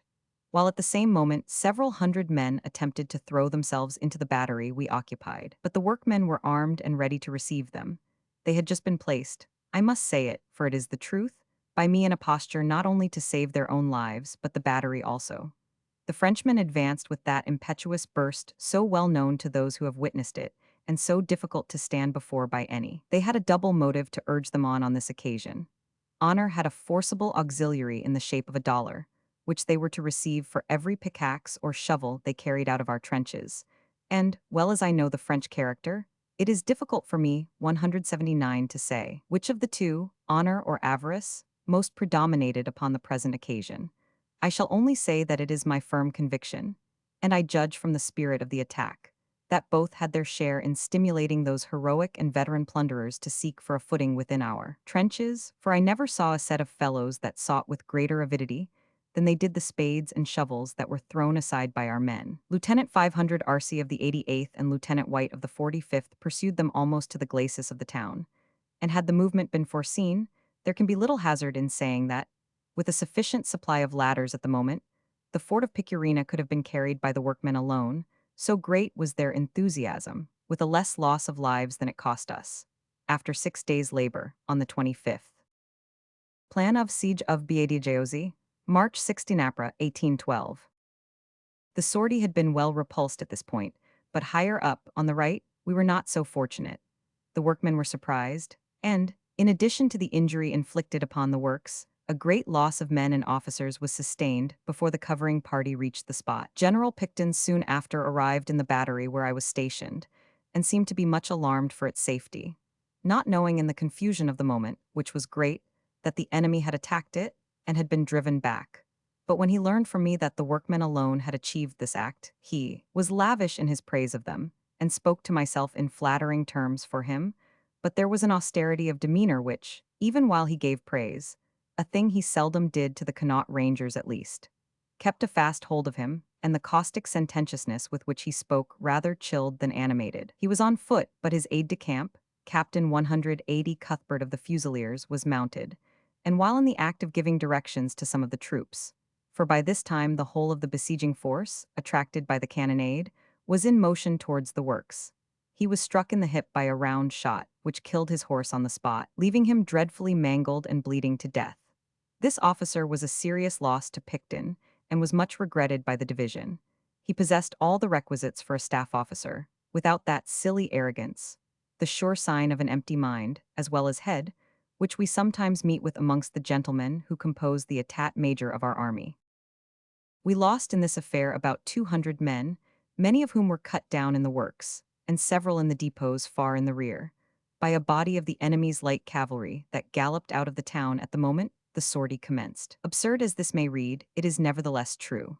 The garrison of Badajoz, cooped up within its walls, without a foot of ground that they could call their own beyond the glacis, and, in a manner, begirt by an army of 15,000 men, were, by their admirable arrangement of their forces, or by the superlative neglect of our people, enabled to ride through our lines unopposed by a single dragoon, from right to left, Brilliant, however, as was this exploit, it was of no such service to the garrison.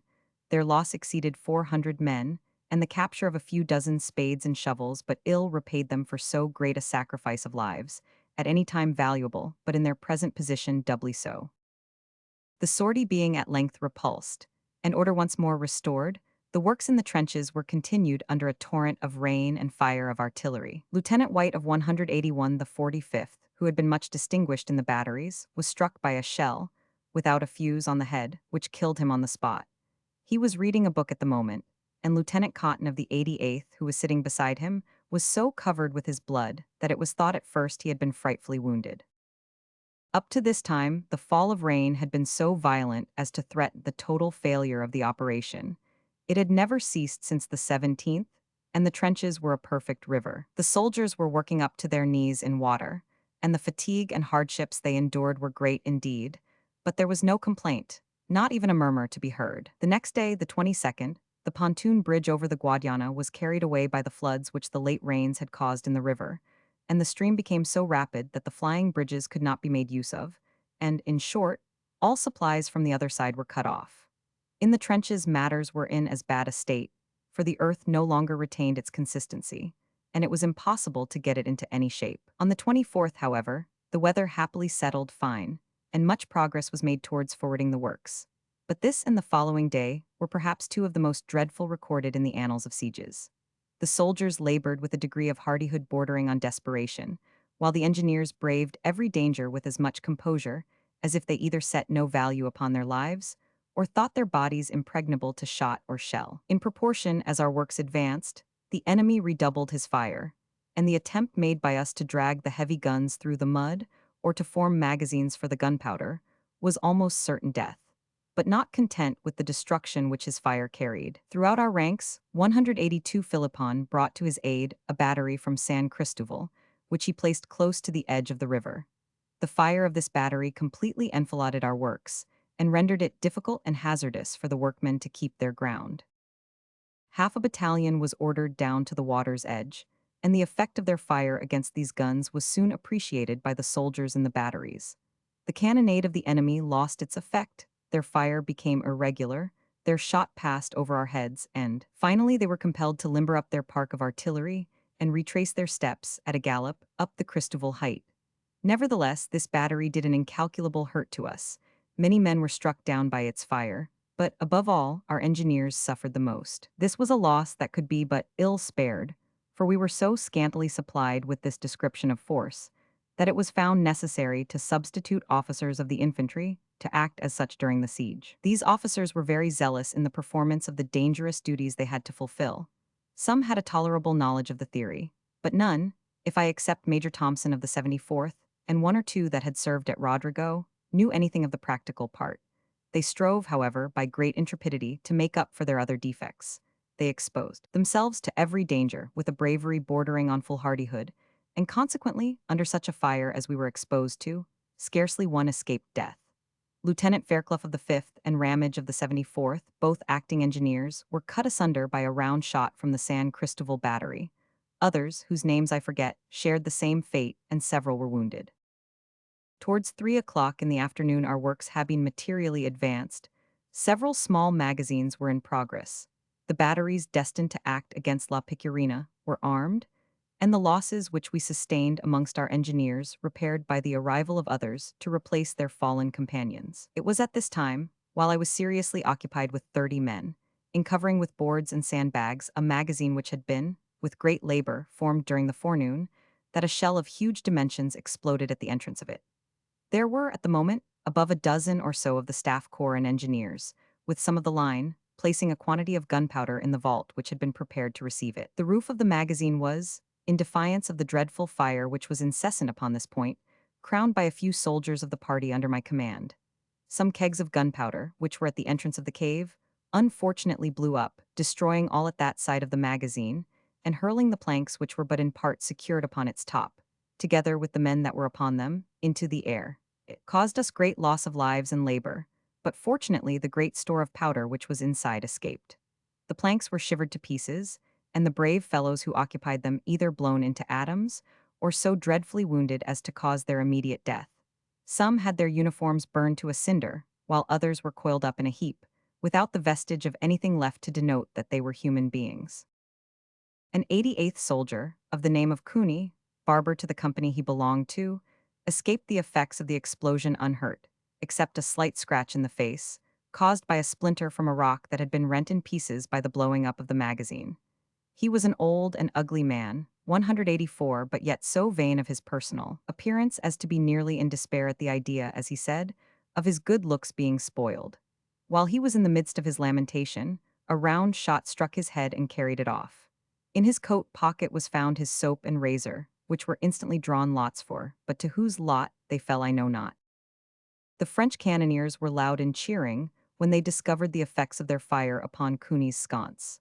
Our men cheered in turn, and continued to crown the top of the already half-dismantled magazine, but as fast as they mounted it, they were swept off its face by the overwhelming fire. From the town, yet notwithstanding the great loss of lives that had already taken place, and the almost certain death which awaited all who attempted to remain on the magazine, it was never for 5 minutes unoccupied, and by 4 o'clock in the afternoon, it might be said to be perfectly finished. Baffled in his endeavors to stop our progress, Philippon was determined to make it cost us as dear as he could. 12 additional guns were brought from the unemployed batteries and placed along the curtain and barbette. These, at half-range distance, without the means on our side to reply to them, were fired with a fearful precision. It was next to impossible to stand under it, but the soldiers, on this day, surpassed all their former efforts. The fire of 80 pieces of artillery was employed in vain against them. The works were repaired so soon as injured, and everything warranted the opinion that, should the night prove fine, our batteries would open the following day. Captain Mulcaster, of the engineers, by his heroic conduct, stimulated the soldiers wonderfully. No danger could unnerve him, or prevent his exposing himself to the hottest of the French fire, and for a time he escaped unhurt, but at length, 185 while standing on a rising ground in front of the battery number 1, a 24-pound shot struck him in the neck, and carried away his head and part of his back and shoulders. The headless trunk was knocked several yards from the spot, but was speedily carried to the engineer camp by some of the brave men who, but a few short moments before, looked upon what was now an inanimate lump of clay, with that admiration naturally inspired by one of the finest as well as the most intrepid young men in the army. For he had endeared himself to the soldiers as much by his kind manner to them as by his total disregard of danger to himself. It is well known that infantry soldiers had a great dislike to being placed under the control of the engineer officers, who exacted, or at least they thought so, too much from them. But Captain Mulcaster had a manner, peculiar to himself, that gained him the goodwill of all. Major Thompson of the 88th soon after fell. He was observing a party of the enemy, who were rowing a bateau across the inundation of the Revillas, with a reinforcement of men, intended to succor the troops that occupied the ravelin of San Roque. This operation, although embracing but a small portion of the garrison, was one of a very delicate nature, inasmuch as the distance between our works and the inundation was so short as to enable us to command with musketry its entire span. But the governor, ever ready in strategy, provided against even this chance of his plans for defense being marred. He caused to be constructed a large bateau, or perhaps, more properly speaking, a raft. The side of it which faced our lines was raised by light poles to the height of 4 feet, through which were intertwined wattles of osier. By this means, a support sufficiently strong, without being too cumbrous to impede the movement of the 186 raft, was completed, and the inside was carefully padded with hay, or such light matter. It made a sufficient defense against musketry, without any danger of the machines losing its center of gravity. To stop as much as possible this operation, several hundred riflemen were placed in advance, and so soon as the machine was discovered in motion on the water, a heavy fire was opened. A corresponding demonstration was made by the enemy, sustained by several batteries, and those mutual efforts were always productive of a heavy loss of lives on both sides, but particularly on ours, because the enemy's line of musketry commanded us at a distance of 350 yards, and up to this time, we had not one gun to answer their powerful salvos. Major Thompson, who was in command of the riflemen, was in conversation with an aide-de-camp belonging to the staff of Marshal Beresford at the moment he fell. A musket ball struck him in the right temple, and passing through the brain, killed him on the spot. He had been but just gazetted to his majority, by purchase, and had served with the army from the campaign in Holland in 1794 to the moment of his death. without ever having been absent from his regiment in any of the battles in which it had been engaged, a few of which have been recorded by me. Captain Seaton, an officer of precisely the same standing and services, succeeded him in the command of the 88th and led his regiment up the ladders on the night of the storming of Badajoz, but he gained no promotion except in his regular turn. And he was the only commanding officer of a battalion in the 3rd Division that did not get a brevet step. Towards evening, the fire against La Picurina was so effective that Lord Wellington resolved to storm it after dark. Chapter 17. State of the enemy's fort La Picurina from our fire. Attempt to storm it, desperate defense of the garrison. It is carried by assault, preparations for the grand attack, frightful difficulties of the enterprise, the attack and defense, slaughter of the besiegers, Badajoz taken. At about 3 o'clock in the afternoon of the 25th of March, almost all the batteries on the front of La Picurina were disorganized, its palisades beaten down, and the fort itself, having more the semblance of a wreck than a fortification of any pretensions, presented to the eye nothing but a heap of ruins. But never was there a more fallacious appearance.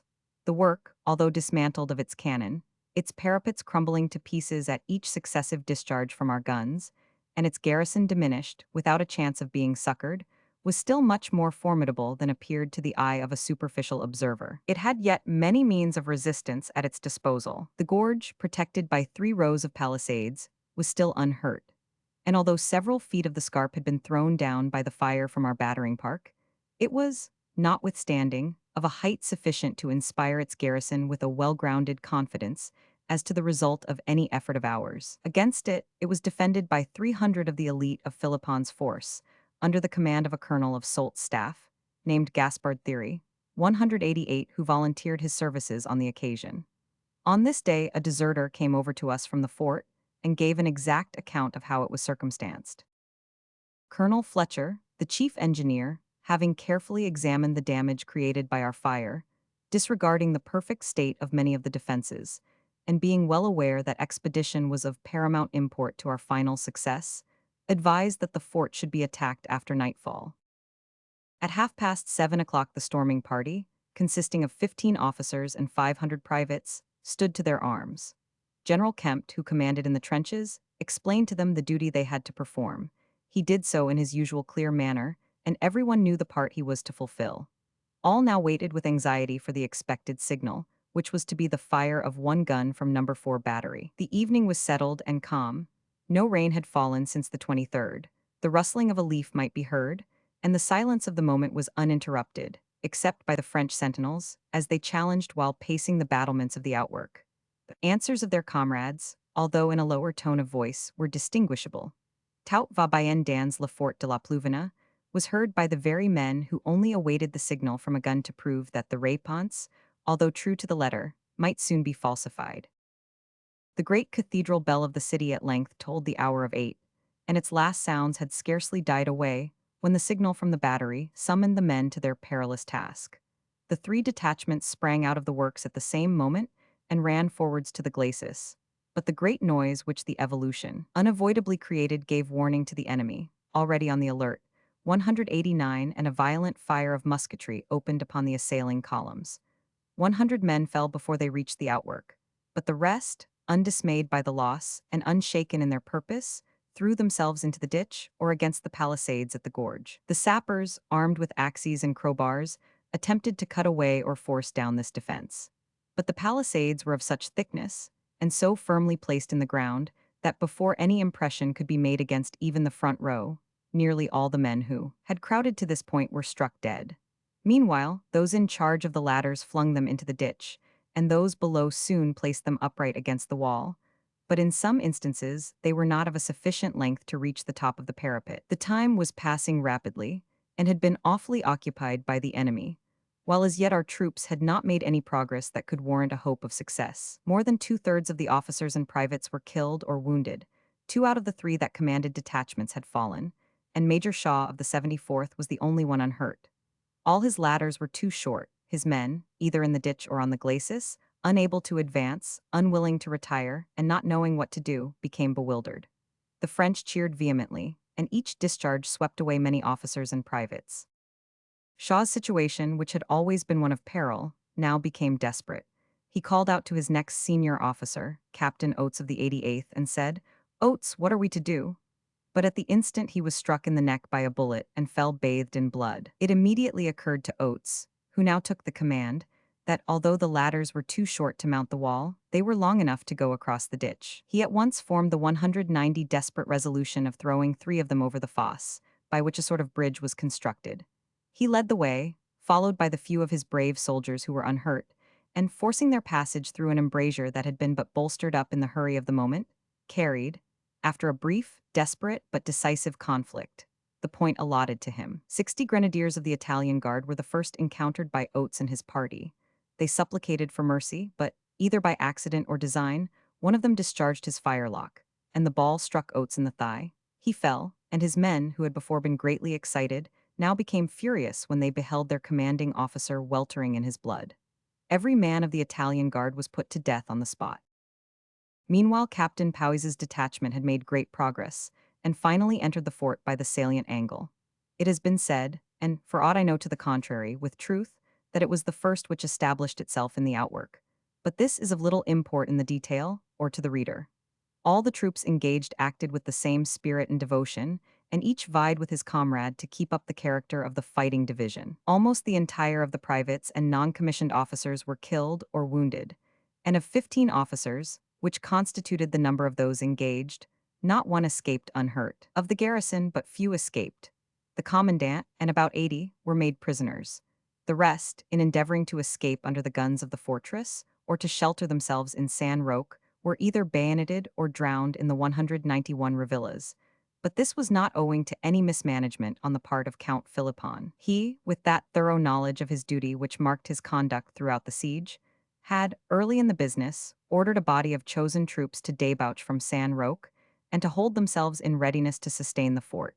But the movement was foreseen. A strong column, which had been placed in reserve, under the command of Captain Lindsay of the 88th, met this reinforcement at the moment they were about to sustain their defeated companions at La Picurina. Not expecting to be thus attacked, these troops became panic-struck, soon fled in disorder, and, running without heed in every direction, choked up the only passage of escape that was open for the fugitives from the outwork, and, by a well-meant but ill-executed evolution, did more harm than good. So soon as the result of this last effort to succor the fort was apparent to Philippon, he caused a violent cannonade to be opened against it, but it was not of long duration, and our engineers, profiting by the quiet which reigned throughout the enemy's batteries, pushed forward the second parallel with great success. A corps of sappers, under my command, were charged with the work of dismantling the fort, and before day we had nearly completed its destruction. Thus terminated the siege and storming of La Picurina, after a lapse of 8 nights and 9 days of unprecedented labor and peril. It might be said that its capture opened to us the gates of Badajoz, or at all events put the key of that fortress into our hands. It nevertheless cost us some trouble before we could make use of the key so gained. Never, from the commencement of the war until its termination, was there a more gallant exploit than the storming of this outwork. 192, on the 30th of March, 2 breaching batteries, armed with 26 guns of heavy caliber, and of the very best description, opened their fire to batter down the face of the 2 bastions of Santa Maria and the Trinidad. And notwithstanding every effort which the powerful resources of the enemy enabled him to command, it was abundantly manifest that a few days would suffice to finish the labors of the army before Badajoz. The breaching batteries, which opened their fire on the 30th, were effective beyond our expectations against the works, and the sappers had made considerable progress towards completing a good covered way for the troops to debouch from in their attack of the breaches. On the 25th, 32 sappers were placed under my command, but on the night of the 4th of April, their numbers were reduced to 7. I lost some of the bravest men I ever commanded, but, considering the perils they encountered, it is only surprising how any escaped. We were frequently obliged to run the flying sap so close to the battlements of the town that the noise of the pickaxes was heard on the ramparts, and, upon such occasions, the party were almost invariably cut off to a man. But it was then that the courage of the brave fellows under my orders showed itself superior to any reverse, and what was wanted in force was made up by the most heroic bravery of individuals. There were 3 men of my own regiment, Williamson, Bray, and Macgowan, and I feel happy in being able to mention the names of those heroes. When a fire, so destructive as to sweep away all our Gabions, took place, those men would run forward with a fresh supply, and, under a fire in which it was almost impossible to live, place them in order for the rest of the party to shelter themselves, while they threw up a sufficiency of earth to render 193 them proof against musketry. This dangerous duty was carried on for 11 successive nights, that is to say, from the 25th of March to the 5th of April. On this day the batteries of the enemy were nearly crippled, and their replies to our fire scarcely audible. The spirits of the soldiers, which no fatigue could damp, rose to a frightful height. I say frightful, because it was not of that sort which alone denoted exultation at the prospect of their achieving an exploit which was about to hold them up to the admiration of the world. There was a certain something in their bearing that told plainly that they had suffered fatigues which they did not complain of, and had seen their comrades and officers slain while fighting beside them without repining, but that they smarted under the one and felt acutely for the other. They smothered both, so long as their minds and bodies were employed. Now, however, that they had a momentary license to think, every fine feeling vanished, and plunder and revenge took their place. Their labors up to this period, although unremitting and carried on with a cheerfulness that was astonishing, hardly promised the success which they looked for. And the change which the last 24 hours had wrought in their favor caused a material alteration in their demeanor. They hailed the present prospect as the mariner does the disappearance of a heavy cloud after a storm, which discovers to his view the clear horizon. In a word, the capture of Badajoz had long been their idol. Many causes led to this wish on their part.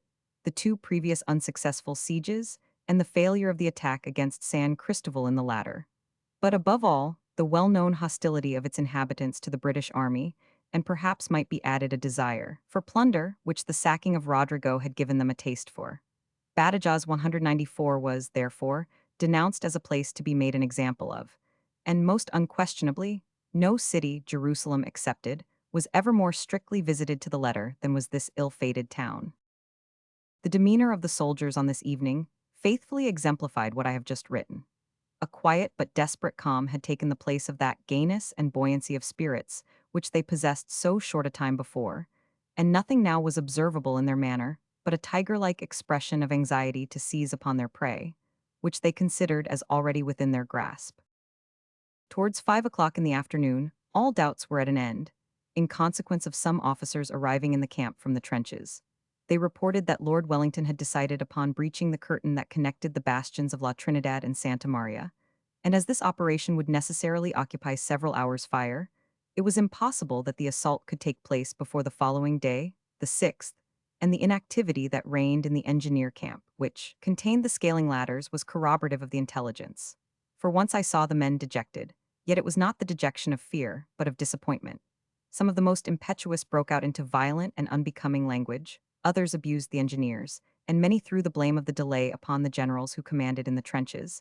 But all, even the most turbulent, admitted that the delay must be necessary to our success, or Lord Wellington would not allow it. The night at length passed over, and the dawn of morning ushered in a day pregnant with events that will be recorded in our history, as amongst the most brilliant that grace its annals.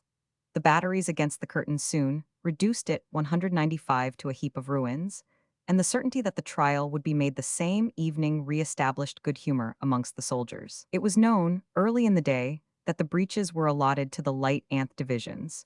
To the 5th, the task of escalading the town on the side of the St. Vincent bastion, and to Picton, with his invincible 3rd, to carry the castle by escalading its stupendous walls, upwards of 30 feet high.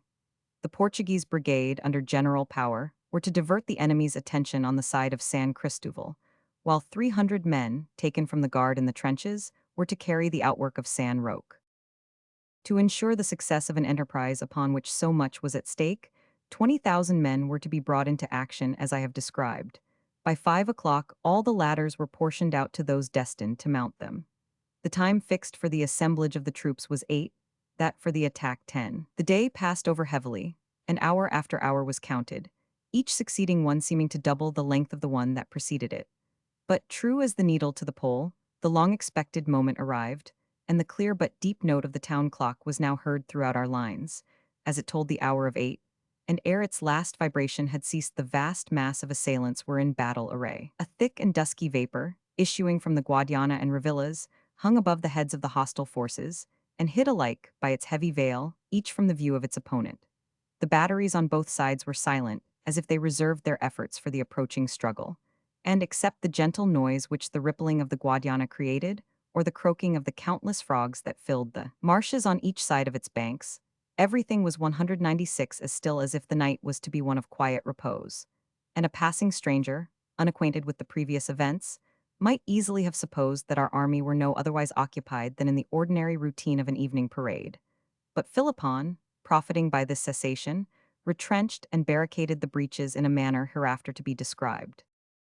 So soon as each division had formed on its ground in open column of companies, the arms were piled, and the officers and soldiers either walked about in groups of 5 or 6 together, or sat down under an olive tree to observe, at their ease, the arrangements of the different brigades which were to take a part in the contest. Then again might be seen some writing to their friends. A hasty scroll, no doubt, and in my opinion an ill-timed one. It is a bad time at the moment of entering a breach to write to a man's father or mother, much less his wife, to tell them so. And besides, it has an unseasonable appearance in the eyes of the soldiers, who are decidedly the most competent judges of what their officers should be, or at least what they would wish them to be, which is tantamount at such a crisis. There is a solemnity of feeling which accompanies the expectation of every great event in our lives, and the man who can be altogether dead to such feeling is little, if anything, better than a brute. The present moment was one that was well calculated to fill every bosom throughout the army, for, mixed with expectation, hope, and suspense, it was rendered still more touching to the heart by the music of some of the regiments, which played at the head of each battalion as the soldiers sauntered about to beguile the last hour many of them were destined to live. The band of my corps, the 88th, all Irish, played several airs which exclusively belonged to their country, and it is impossible 197 to describe the effect it had upon us all. Such an air as Savernine Deelish is sufficient, at any time, to inspire a feeling of melancholy, but on an occasion like the present it acted powerfully on the feelings of the men. They thought of their distant homes, of their friends, and of bygone days. It was Easter Sunday, and the contrast which their present position presented to what it would have been were they in their native land afforded ample food for the occupation of their minds. But they were not allowed time for much longer reflection. The approach of General Kempt, accompanied by his staff, was the signal for the formation of the column of attack, and almost immediately the men were ordered to stand to their arms. Little, if any, directions were given. Indeed, they were unnecessary, because the men, from long service, were so conversant with the duty they had to perform that it would have been but a waste of words and time to say what was required of them. All was now in readiness. It was 25 minutes past 9. The soldiers, unencumbered with their knapsacks, their stocks off, their shirt collars unbuttoned, their trousers tucked up to the knee, their tattered jackets so worn out as to render the regiment they belonged to barely recognizable, their huge whiskers and bronzed faces, which several hard-fought campaigns had changed from their natural hue, but above all their self-confidence, devoid of boast or bravado, gave them the appearance of what they in reality were, an invincible host. The division now moved forward in one solid mass, the 45th leading, followed closely by the 88th Anth. The brigade of Portuguese, consisting of the 9th Anst regiments of the line, under Colonel de Champlamond, were next, while the 5th, 77th, 83rd Anth under Colonel Campbell brought up the rear. Their advance was undisturbed until they reached the Revillas. But at this spot some fireballs which the enemy threw out caused a great light, and the 3rd Division, 4,000 strong, was to be seen from the ramparts of the castle. The soldiers, finding they were discovered, raised a shout of defiance, which was responded to by the garrison, and in a moment afterwards every gun that could be brought to bear against them was in action. But no way daunted by the havoc made in his ranks, Picton, who just then joined his soldiers, forded the Revillas knee-deep, and soon gained the foot of the castle wall, and here he saw the work that was cut out for him, for he no longer fought in darkness. The vast quantity of combustible matter which outtopped this stupendous defense was in a blaze, and the flames which issued forth on every side lighted not only the ramparts and the ditch, but the plain that intervened between them and the Revillas. A host of veterans crowned the wall, all armed in a manner as imposing as novel. Each man had beside him 8 loaded firelocks, while at intervals and proportionably distributed were pikes of an enormous length, with crooks attached to them, for the purpose of grappling with the ladders. The top of the wall was covered with rocks of ponderous size, only requiring a slight push to hurl them upon the heads of our soldiers, and there was a sufficiency of hand grenades and small shells at the disposal of the men that defended this point to have destroyed the entire of the besieging army. While on the flanks of each curtain, batteries, charged to the muzzle with grape and case shot, either swept away entire sections or disorganized the ladders as they were about to be placed, and an incessant storm of musketry, at the distance of 15 yards, completed the resources the 199 enemy brought into play, which, as may be seen, were of vast formidableness. To oppose this mass of warriors and heterogeneous congregation of missiles, Picton had nothing to depend upon for success but his tried and invincible old soldiers. He relied firmly upon their devoted courage, and he was not disappointed. The terrible aspect of the rugged wall, 30 feet in height, in no way intimidated them, and under a frightful fire of small arms and artillery, the ponderous ladders were dragged into the ditch, and, with a degree of hardihood that augured well for the issue, were planted against the lofty battlements that domineered above his soldiers' heads. But this was only the commencement of one of the most terrific struggles recorded. During this hard-fought night, each ladder, so soon as placed upright, was speedily mounted and crowded from the top round to the bottom one. But those who escaped the pike thrusts were shattered to atoms by the heavy crossfire from the bastions, and the soldiers who occupied them, impaled upon the bayonets of their comrades in the ditch, died at the foot of those ladders which they had carried such a distance and with so much labor. An hour had now passed over. No impression had been made upon the castle, and the affair began to have a very doubtful appearance, for already well nigh half of the 3rd Division had been cut off. General Kempt, commanding the right brigade, fell wounded early in the night, and the 88th Regiment alone, the strongest in the division, lost more than half their officers and men, while the other regiments were scarcely in a better condition. Picton, seeing the frightful situation in which he was placed, became uneasy. But the good will with which his brave companions 200 exposed and laid down their lives reassured him. He called out to his men, told them they had never been defeated, and that now was the moment to conquer or die. Picton, although not loved by his soldiers, was respected by them, and his appeal, as well as his unshaken front, did wonders in changing the desperate state of the division. Major Ridge of the 5th, by his personal exertions, caused 2 ladders to be placed upright, and he himself led the way to the top of one, while Canch, a grenadier officer of the 5th, mounted the other. A few men at last got footing on the top of the wall. At the same time, Lieutenant William Mackey of the 88th, he who led the forlorn hope at Rodrigo, unnoticed, still a lieutenant, and Mr. Richard Martin, son of the member for Galway, who acted as a volunteer with the 88th during the siege, succeeding in mounting another. Mackey, ever foremost in the fight, soon established his men on the battlements, himself unhurt, but Martin fell desperately wounded. A general rush to the ladders now took place, and the dead and wounded that lay in the ditch were indiscriminately trampled upon, for humanity was nowhere to be found. A frightful butchery followed this success, and the shouts of our soldiery, mingled with the cries of the Frenchmen, supplicating for mercy or in the agonies of death, were heard at a great distance. But few prisoners were made, and the division occupied, with much regularity, the different points allotted to each regiment. Meanwhile, the ravelin of San Roque was carried by the gorge, by a detachment drawn from the trenches, under the command of Major Wilson of the 48th, and the engineers were directed to blow up the dam and sluice that caused the inundation of the Revillas, by which means the passage of that river between La Picurina and the breaches could be more easily effect one entire regiment of Germans, called the Regiment of Hesse-Darmstadt, that defended the ravelin were put to death.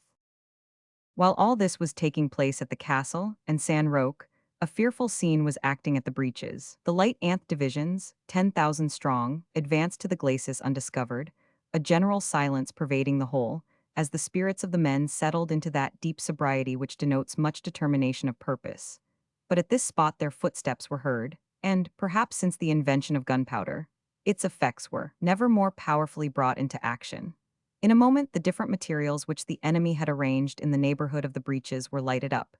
Darkness was converted into light, torches blazed along the battlements, and a spectator, at a short distance from the walls, could distinguish the features of the contending parties. A battery of mortars, doubly loaded with grenades, and a blaze of musketry, unlike anything hitherto witnessed by the oldest soldier, opened a murderous fire against the 2 divisions.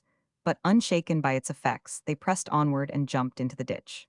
The 4th Division, destined to carry the breach to the right, met with a frightful catastrophe at the onset. The leading platoons, consisting of the Fusilier Brigade, sprang into that part of the ditch that had been filled by the inundation of the Revillas, and were seen no more. But the bubbles that rose on the surface of the water were a terrible assurance of the struggles which those devoted soldiers, the men of Albura, ineffectually made to extricate themselves from the deadly grasp of each other, and from so unworthy an end Colonel Jones's sieges, IP 236. 202 warned by the fate of their companions, the remainder turned to the left, and following the footsteps of the Light Division, pressed onwards in one mingled mass to the breaches of the Curtain and La Trinidad. Arrived here, they encountered a series of obstacles that it was impossible to surmount, and which I find great difficulty in describing. Planks of a sufficient length and breadth to embrace the entire face of the breaches, studded with spikes a foot long, were to be surmounted ere they reached the top of the breach. Yet some there were, the brave Colonel MacLeod of the 43rd amongst the number, who succeeded so far, but on gaining the top, chevox de frise, formed of long sword blades firmly fixed in the trunks of trees of a great size, and chained, boom-like, across the breach, were still to be passed, while, at each side and behind the chevox de frise, trenches were cut, sufficiently extensive for the accommodation of 3,000 men, who stood in an amphitheatrical manner, each tier above the other, and armed with 8 muskets each, like their companions at the castle, awaited the attack so soon as the planks on the face and the chevox de frise on the top of the breach were surmounted. But they might have waited until doomsday for that event, because it was morally impossible. The vast glare of light caused by the different explosions, and the fire of cannon and musketry, gave to the breaches the appearance of a volcano vomiting forth fire in the midst of the army. The ground shook, meteors shone forth in every direction, and when for a moment the roar of battle ceased, it was succeeded by cries of agony or the furious exultation of the imperial soldiers. To stand before such a storm of fire, much less endeavor to overcome a barrier so impregnable, required men whose minds, as well as frames, 203 were cast in a mold not human. But nevertheless, so it was. The gallant light Anth divisions boldly braved every danger, and with a good will, rarely to be found, prolonged a struggle, the very failure of which, taking into account the nature of the obstacles opposed to them, and their immense losses was sufficient to immortalize them. At length, after a dreadful sacrifice of lives, all the generals and most of the colonels being either killed or wounded, they were driven from the breaches, while the Frenchmen, securely entrenched behind them, might be seen waving their caps in token of defiance. This was too galling for men who had never known defeat, and they ran back headlong to the attack and destruction. But for what end? To judge from the past, when their numbers were more numerous, they had failed. They were now reduced to less than half, while the resources of the enemy were unimpaired, and the prospect before them was hideous. Again did they attempt to pass this terrible gulf of steel and flame, and again were they driven back, cut down, annihilated. Hundreds of brave soldiers lay in piles upon each other, weltering in blood and trodden down by their own companions. The 43rd left 22 officers and 300 men on the breach. 4 companies of the 52nd were blown to atoms by an explosion, and the 95th, as indeed every other regiment engaged, suffered in proportion. Our batteries, from whence a clear view of all that was passing could be distinguished, maddened by the havoc at the breaches, poured in a torrent of shot, and in the excitement of the moment, killed friends as well as foes. Finally, the remnant of the 2 divisions retired, and, with a valor bordering upon desperation, prepared for a third trial. But the success of Picton's attack was by this time whispered amongst them, and the evacuation of the breaches soon after confirmed the rumor. While the attack of the castle and breaches was in progress, the 5th Division, under General Leith, maintained a fierce and dangerous struggle on the other side of the city, beyond the Pardelera's fort. But the resistance at those points was feeble, as compared with the other 2. In some instances, the French troops deserted the walls before they were carried, and it is worthy of remark that while the 38th Regiment were mounting the ladders, the Imperial soldiers were scrambling down them at the reverse side, in many instances treading upon the fingers of our own men. The few men of Leith's division, thus established on the ramparts, boldly pressed on in the hope of causing a change in favor of the men at the breaches. But the multitude that had fled before this handful of troops became reassured when they beheld the scantiness of their numbers, and, returning to the fight, forced them up a street leading to the ramparts. Leith's men became panic-struck by this unexpected burst, and retraced their steps in confusion. Many were killed ere they reached the wall, and some, infected by the contagion of the moment, jumped over the battlements and were dashed to pieces in their fall. One, an officer, bearing the flag of his regiment, fearing it might be captured, flung himself from the wall, and falling into a part of the ditch that was filled with the slime of the river, escaped unhurt. At this critical moment, General Walker reached the spot with a fresh body of troops, and driving back the French with ruinous disorder, established his men at this point. And from that moment, the fate of Badajoz was sealed. The enemy fled in every direction towards the bridge leading to San Cristobal, and the remnant of the ill-fated light Anth 205 divisions with difficulty entered the town by the breaches, although unopposed. It was now 2:30 in the morning, and the fighting had continued without cessation from 10 the preceding night. More than 350 officers and 4,000 men had fallen on our side, yet the enemy's loss was but small in proportion, because, with the exception of the castle, where the 3rd Division got fairly amongst them, the French, with that tact for which they are so remarkable, got away the moment they found themselves outmatched. Shortly after the last attack at the breaches had failed, and long after the castle had been carried, although it was not generally known at the time, I was occupied, with Major Thompson of the 74th Acting Engineer, in placing some casks of gunpowder under the dam of the Revillas, in front of San Roque, when, while leaning on his shoulder, I was struck by a musket bullet in the left breast. I staggered back but did not fall, and Thompson, bandaging my breast and shoulder with his handkerchief, caused me to be removed inside the ravelin. But the firing continued with such violence upon this point that it was long before I could venture out of it. At length, nearly exhausted from loss of blood, and fearing that I might be unable to reach the camp if I delayed much longer, I quitted it, accompanied by 2 sappers of my own corps, Bray and MacGowan, who supported me as I walked towards the trenches. Bray was wounded in the leg while he tried to cover me from the enemy's fire, but this brave fellow soon recovered, and afterwards greatly distinguished himself in the Battle of the Pyrenees by killing a French colonel at the head of his battalion. By this time, the attack of Badajoz was, in effect, finished. Some irregular firing was still to be heard, as the fugitives 206 hurried from street to street towards the Roman bridge leading to San Cristobal, but all resistance might be said to have ceased. An attempt to retake the castle was made in vain, but the brave Colonel Ridge of the 5th, who had so distinguished himself, lost his life by almost one of the last shots that was fired in this fruitless effort to recover a place which had cost the army the heart's blood of the 3rd Division. And the dawn of the morning of the 7th of April showed to the rest of the army, like a speck in the horizon, the shattered remnant of Picton's invincible soldiers, as they stood in a lone group upon the ramparts of a spot that, by its isolated situation, towering height, and vast strength, seemed not to appertain to the rest of the fortifications, and which the enemy, with their entire disposable force, were unable to take from the few brave men who now stood triumphant upon its lofty battlements. Nevertheless, triumphant and stern as was their attitude, it was not without its alloy, for more than 5/6 of their officers and comrades either lay dead at their feet or badly wounded in the ditch below them. All their generals, Picton amongst the number, and almost all their colonels, were either killed or wounded, and as they stood to receive the praises of their commander, and the cheers of their equally brave but unfortunate companions in arms, their diminished front and haggard appearance told, with terrible truth, the nature of the conflict in which they had been engaged in exaggeration. The 3rd Division lost about 1,100 men out of 4,300. Early on the morning of the 7th of April, Philippon and his garrison, which had taken refuge in San Cristobal, hoisted the white flag in token of submission, and from that moment the beautiful and rich town of Badajoz became a scene of plunder and devastation. Chapter 18. The sacking of Badajoz, neglect of the wounded, Spaniards and their plunderers, disgraceful occurrences, calamities of war, the author's wound and uncomfortable couch extent of plunder, an auction in the field, neglect of the 88th by General Picton. Badajoz, one of the richest and most beautiful towns in the south of Spain, whose inhabitants had witnessed its siege in silent terror for 21 days, and who had been shocked by the frightful massacre that had just taken place at its walls, was now about to be plunged into all the horrors that are, unfortunately, unavoidable upon an enterprise such as a town taken by storm.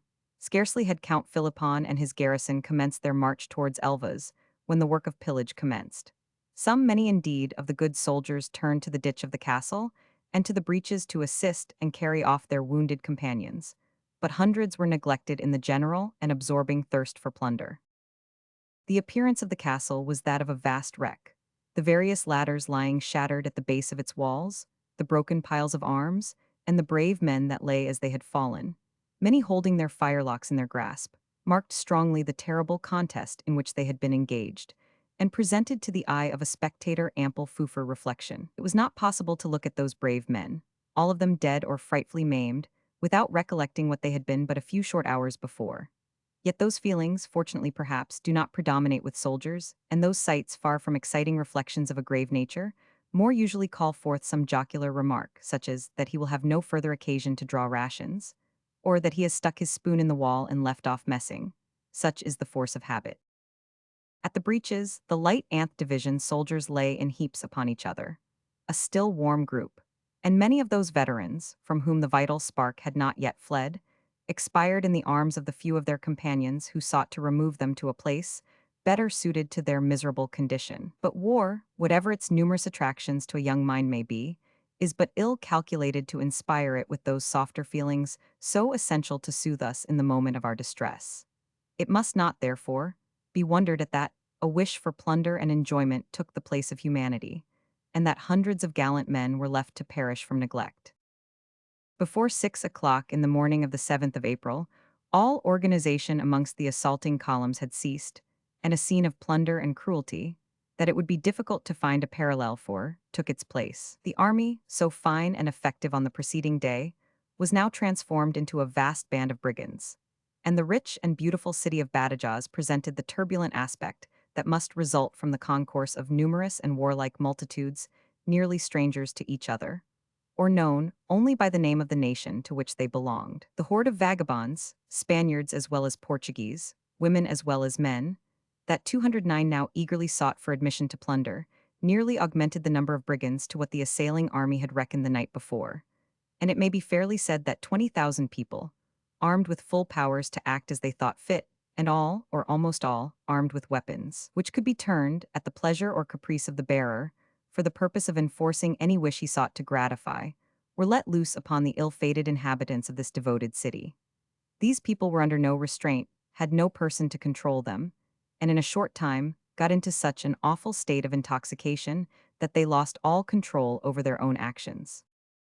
In the first burst, all the wine and spirit stores were forced open and ransacked from top to bottom, and it required but a short time for the men to get into that fearful state that was alike dangerous to all, officers or soldiers, or the inhabitants of the city.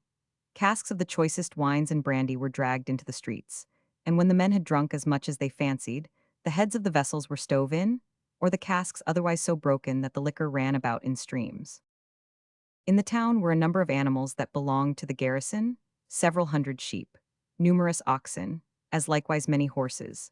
These were amongst the first taken possession of, and the wealthy occupier of many a house was glad to be allowed the employment of conducting them to our camp, as, by doing so, he got away from a place where his life was not worth a minute's purchase. But terrible as was this scene, it was not possible to avoid occasionally laughing, for the conductor was generally not only obliged to drive a herd of cattle, but also to carry the bales of plunder taken by his employers, perhaps from his own house, and stately gravity with which the Spaniard went through his work, dressed in short breeches, frilled shirt, and a hat and plumes that might vie with our 8th Henry, followed, as he was, by our ragamuffin soldiers with fixed bayonets, presented a scene that would puzzle even Mr. Cruikshank himself to justly delineate. The plunder so captured was deposited in our camp, and placed under a guard chiefly composed of the soldiers' wives. The shops were rifled, first by one group, who despoiled them of their most costly articles, then by another, who thought themselves rich in capturing what had been rejected by their predecessors, then another and another still, until every vestige of property was swept away. A few hours was sufficient for this. Night was fast drawing near, and then a scene took place that has seldom fallen to the lot of any writer to describe. Every insult, every infamy that human invention could torture into practice was committed. The following day, the 8th of April, was also a fearful one for the inhabitants. The soldiers became reckless, and drank to such an excess that no person's life, no matter of what rank, or station, or sex, was safe. If they entered a house that had not been emptied of all its furniture or wine, they proceeded to destroy it. Or, if it happened to be empty, which was generally the case, they commenced firing at the doors and windows, and not unfrequently at the inmates, or at each other. They would then sally forth into the streets, and fire at the different church bells in the steeples, or the pigeons that inhabited the old Moorish turrets of the castle. Even the owls were frighted from this place of refuge, and, by their discordant screams, announced to their hearers the great revolution that had taken place near their once peaceful abodes. The soldiers then fired upon their own 211 comrades, and many men were killed, in endeavoring to carry away some species of plunder, by the hands of those who, but a few hours before, would have risked their own lives to protect those they now so wantonly sported with. Then would they turn upon the already too deeply injured females, and tear from them the trinkets that adorned their necks, fingers, or ears, and finally they would strip them of their wearing apparel. Some 'tis said there were ruffians of the lowest grade, no doubt, who cut the earrings out of the ears of the females who bore them. Hundreds of those fellows took possession of the best warehouses, and for a time fulfilled the functions of merchants. Those, in their turn, were ejected by a stronger party, who, after a fearful strife and loss of lives, displaced them and occupied their position, and those again were conquered by others, and others more powerful. And thus was Badajoz circumstanced on the morning of the 8th of April.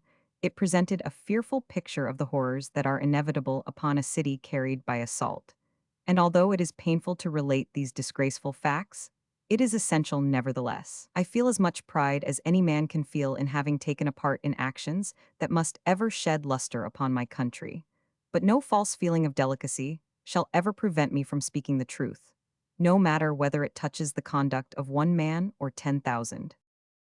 To put a stop to such a frightful scene, it was necessary to use some forbearance, as likewise a portion of severity. In the first instance, parties from those regiments that had least participated in the combat were ordered into the town to collect the hordes of stragglers that filled its streets with crimes too horrible to detail. But the evil had spread to such 212 an extent that this measure was inadequate to the end proposed, and in many instances the parties so sent became infected by the contagion, and in place of remedying the disorder, increased it by joining once more in revels they had for a time quitted. At length a brigade of troops was marched into the city, and were directed to stand by their arms while any of the marauders remained. The provost marshals attached to each division were directed to use that authority with which they are of necessity invested. Gibbets and triangles were in consequence erected, and many men were flogged, but, although the contrary has been said, none were hanged, yet hundreds deserved it. A few hours more were sufficient to purge the town of the infamous gang of robbers that still lurked about its streets, and those ruffians, chiefly Spaniards or Portuguese, not in any way attached to the army, were infinitely more dangerous than our fellows, bad as they were. Murder, except indeed in a paroxysm of drunkenness, and in many cases, I regret to say, it did occur in this way, never entered their thoughts, but the miscreants here referred to would commit the foulest deed for less than $1. Towards evening tranquility began to return, and, protected as they now were by a body of troops untainted by the disease which had spread like a contagion, the unfortunate inhabitants took advantage of the quiet that reigned.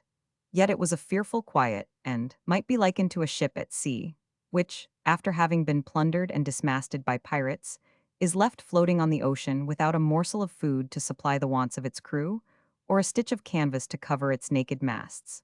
By degrees, however, some clothing, such as decency required, was procured for the females, by the return of their friends to the town, and many a father and mother rejoiced to find their children alive, although too often seriously and grossly injured. But there were also many who were denied even this sad consolation, for numbers of the townspeople had fallen in the confusion that prevailed.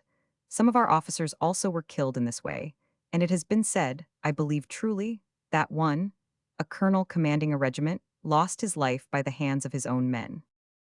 The plunder with which our camp was now filled was so considerable, and of so varied a description, that numerous as were the purchasers, and different their wants, they all had, nevertheless, an opportunity of suiting themselves to their taste. Still the auction had not commenced in form, although, like other markets, some private sales were effected. From the door of my tent I had a partial view of what was taking place, but for the present I shall leave the marché, and describe how I myself was circumstanced from the period I reached my tent, wounded, on the morning of the 7th. The two faithful soldiers, Bray and Macgowan, that conducted me there on entering, found my truss of straw, or bed, if the reader will so allow me to designate it, occupied by Mrs. Nellie Carsons, the wife of my batman, who, I suppose, by the way of banishing care, had taken to drinking divers potations of rum to such an excess that she lay down in my bed, thinking, perhaps, that I was not likely again to be its occupant, or, more probably, not giving it a thought at all. Macgowan attempted to wake her, but in vain. A battery of a dozen guns might have been fired close to her ear without danger of disturbing her repose.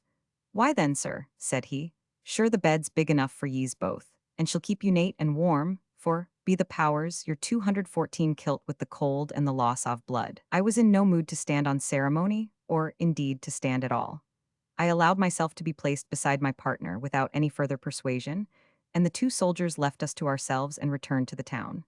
Weakness from loss of blood soon caused me to fall asleep, but it was a sleep of short duration.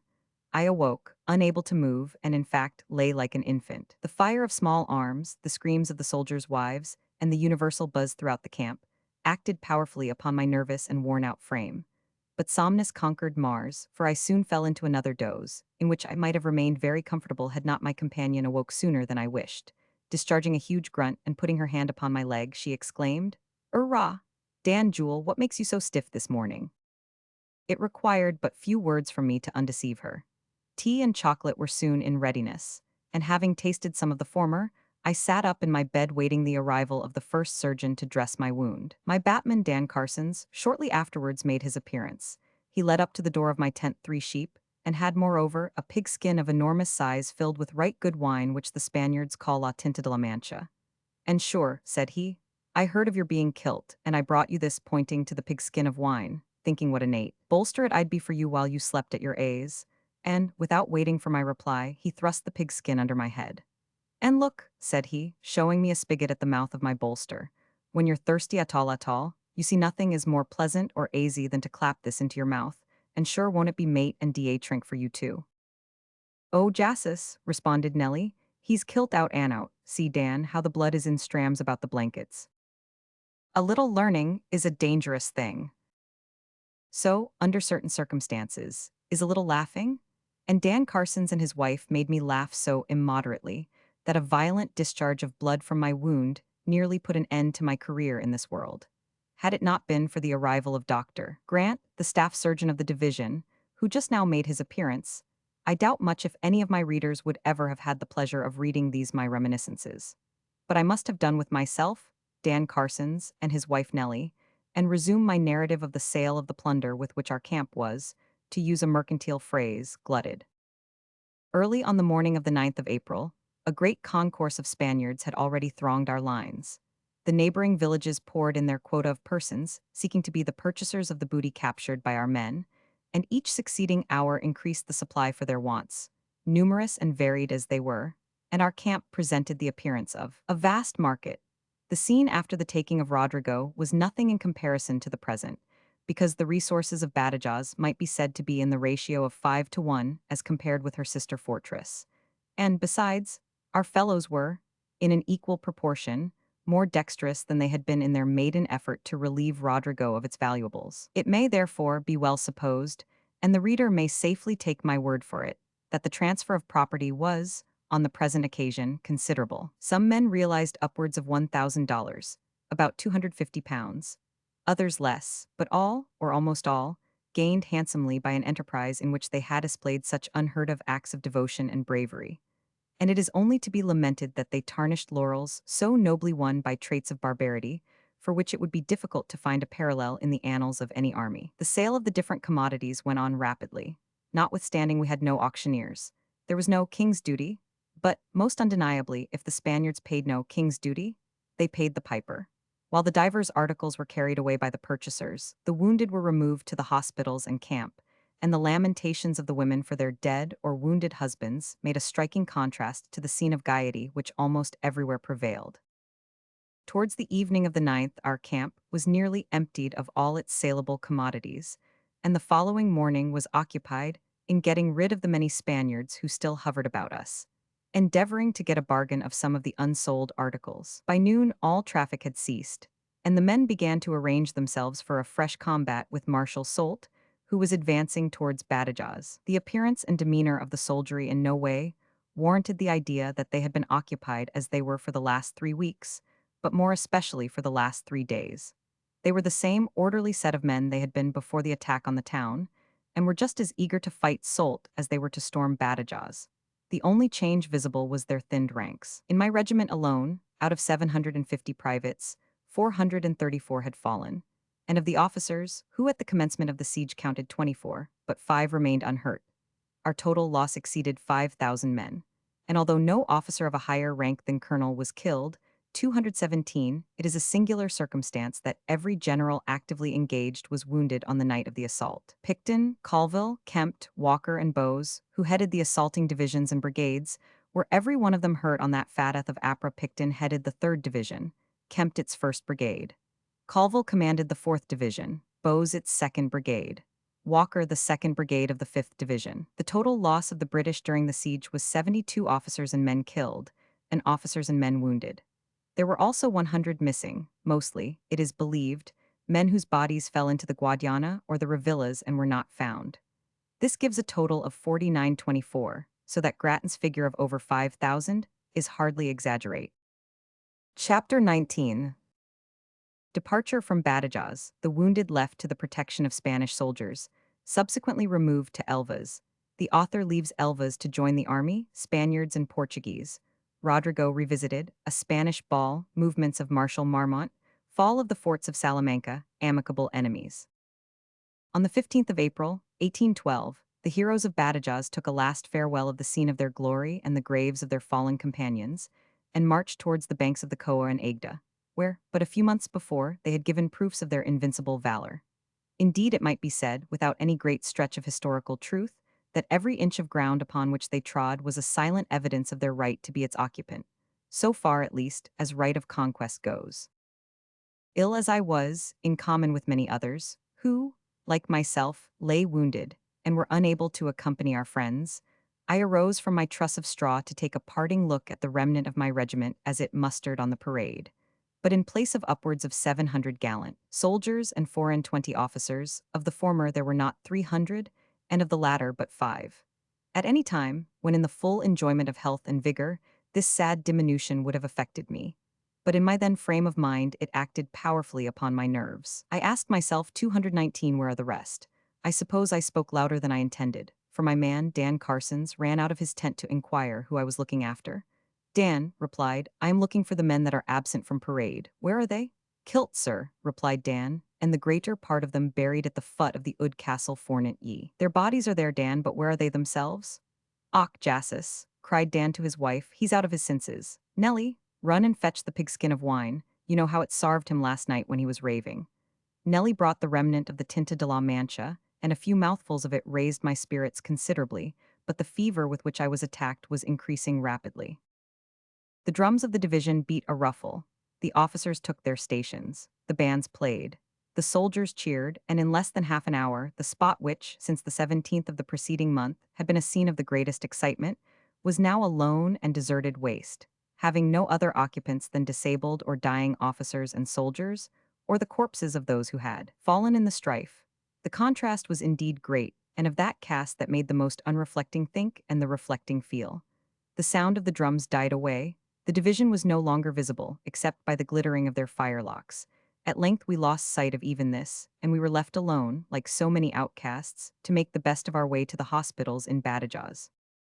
It is a task of more difficulty than may appear to the reader to describe the feelings that a separation, such as I have told of, caused in our breasts. More than half of our old companions, dear to us from the intimate terms upon which we had lived together, fought together, and, I might 220 say, died together for 3 years, were parted from us, most of them forever, the others gone to a distant part of the theater of war, while we, enervated and worn down, either by loss of limb or by loss of strength and vigor, were left to seek shelter under the roofs of those very people who had been so barbarously maltreated by our own soldiers. Nevertheless, everyone betook himself to the method he thought best suited to the occasion. Some caused themselves to be conveyed in wagons, others rode on horseback, and many, from a disinclination to bear the jolting of the carts, or the uneasy posture of sitting astride a horse, hobbled on towards the dismantled walls of the fortress. As we continued our walk, we met, at almost every step, heaps of newly turned-up earth, beneath which lay the bodies of some of our companions, and a little farther in advance was the olive tree, at the foot of which so many officers of the 3rd Division had been buried. At length we reached the ravelin of San Roque. The Talavera gate was opened for our admission. It was guarded by a few ill-looking, ill-fed, and ill-appointed Spanish soldiers. As we entered, each man we passed saluted us with respect. But the contrast between these men, who were now our protectors, and the soldiers we had but a short time before commanded, was great indeed, and the circumstance, trifling as it may appear, affected us proportionally. We walked on towards our wretched billets, and as we passed through the streets that led to them, we saw nothing but the terrible traces of what had taken place. Piles of dismantled furniture lay scattered here and there. Houses, disfigured by our batteries, in a ruined state, the streets unoccupied except by vagabonds of the lowest grade, who prowled about in search of plunder, while at the windows of some houses were to be seen a few females in disordered dresses. But their appearance was of that cast that served rather to increase the gloom which overhung the city. Nevertheless, as the wounded men and officers passed, they waved their handkerchiefs and saluted us with a viva. But it was pitiable to witness the wretched state to which the unfortunate inhabitants had been reduced. Upon reaching the house allotted to me, I was met at the door by an old woman who showed me my apartment. It was scantily garnished with furniture, most of which was broken. The bed was on the tiles, but that was rather an advantage than the contrary, because the heat was excessive. I stood in no need of any refreshment. My man, Dan, having been so active during the bouleversement that he supplied my cellar as well as larder. And it was fortunate that he did so, for the inhabitants of the house, as I afterwards learned, were without a morsel of food or a stitch of clothing, having been plundered of everything. I lay down upon my mattress, soon fell asleep, and in less than an hour awoke in a high fever. Dan wished that I should attack the pigskin of the Tinta de la Mancha, but I positively refused to do so. "Why then, sir," said he, "hasn't it been the making of ye?" "You mean the killing of me, Dan. Go and seek for a surgeon." He went, and soon returned with a young man in the uniform of the staff surgeons of our army, but from his youthful appearance and the unworkmanlike manner he went about dressing my wound, I opine he was but an hospital mate. My man Dan was decidedly of my opinion, for after the doctor had examined my breast and applied some dressing to it, he was about to retire, when Dan said with an air of authority, "You're not going to be after going without looking at his hinder part," meaning my back. The doctor took the 222 hint, and, turning me on my face, found a large piece of the cloth of my coat, which had been carried in by the ball, protruding through the wound. The doctor looked confounded. Dan looked ferocious, and though he spoke with respect to the medical man, I plainly saw the storm which was gathering. I feared that he was about to make use of the fortiter in re, in preference to the suaviter in modo, so I dismissed the doctor, upon an assurance that he would visit me the following morning. After a lapse of 3 days, all the wounded capable of being removed were ordered to Elvas. Spring wagons, carts drawn by oxen, mules harnessed with pack saddles, and in default of them, asses prepared in like manner, were put in requisition for the purpose of freeing badajas of as many of the disabled men, who crowded the hospitals, as possible. I was among the number, but so ill was I as to have no recollection of how I was transported, except that a wagon stopped at my door, and, after some hours, I found myself in the streets of Elvas. From the wagon I was placed in a car, and it was night before my man Dan, with all his tact, was enabled to procure me a billet. During a space of 15 days I lay in a state of great pain, accompanied by fever, but after that I soon recovered my strength, and being allowed the option of either joining the 2nd Battalion of my regiment, to which I then belonged, quartered at home, or going back to the army, I preferred the latter. My friends, Darcy and Adair, were my companions on my route to the army, and, punctual at the appointed hour, we left Elvas at 6 o'clock on the morning of the 3rd of June, without any encumbrance, such as a detachment to look after. We had no escort except our 3 servants, and Dan's wife Nellie, and it is needless to say that they were perfectly competent to take care of themselves, without causing us one moment's uneasiness, either on their account or our own. And never did any 3 officers in the service of His Britannic Majesty, or in the service of any other sovereign, set out on a route to join their companions with a more fervent intention of making the time pass as agreeably as possible. Our route towards Salamanca, near which city the army was stationed, lay through the old line of march, and we were obliged, unfortunately, once more to encounter that place of dirt and wretchedness, Niza. No matter what change had taken place either amongst ourselves or the different towns through which we passed, Niza was still the same, positively dirt, comparatively dirt, superlatively dirt. Dirt, dirt, dirt. The ditches were filled with reptiles, the houses with bugs and fleas, and Adair, who was already blind of one eye, had the other nearly darkened by the bite of a huge centipede. We poulticed his eye with rye bread and cold water, and in the morning carried him, with a wry face, to his saddle. Once clear of Niza, we traversed the country towards the Spanish frontier. At length we got clear of Portugal, and once more reached the village of Fuentes d'Añoro. Every house, I might almost say every face, was familiar to me. The heaps of embanked earth, which denoted the places where many of our old companions had been interred, were covered with grass, which grew luxuriantly over the graves of the men who had once stood there victorious, but who were now lifeless clay. We traversed the churchyard, where so many of the Imperial Guard and our Highlanders had fallen, and we marked well the street where 300 of the former had been put to death by the 88th Regiment. 224, many of the doors still retained the marks of the contest, and the chimneys, up which the guard had sought shelter, bore the traces of what had taken place. The torn apertures in the large twigged chimneys, broken down by the guard in attempting to get up them, were in the same state we had left them, untouched, unmended. Even the children could trace with accuracy the footsteps of those fallen heroes. We walked on to the chapel wall, where the 79th had suffered so severely, and through which the French had forced their passage, under a torrent of shot, against the bayonets of the brave Highlanders. The chapel door was riddled through and through with bullets, and the walls bore the marks of the round shot fired from the French batteries. Several mounds of earth, covered as they were with herbage, still pointed out the grave of someone who had fallen. Yet, to a passing stranger, the inequality of the ground would scarcely have been noticed, so little attention had been paid to the arrangement of the graves, which were dug in the hurry of the moment. But with us it was different. We could point out every spot and lay our finger on the place where a grave ought to be found. It so happened that the house I was quartered in for the night was one of those in which some of the Imperial Guard had sought shelter. I asked my patron why he had not mended the broken chimney. His reply was that he preferred the inconvenience of the smoke which the aperture caused, for the pleasure he derived from viewing the grave, as he termed it, of the base French who had so scandalously ravaged his country. I cannot say that I much admired his feeling.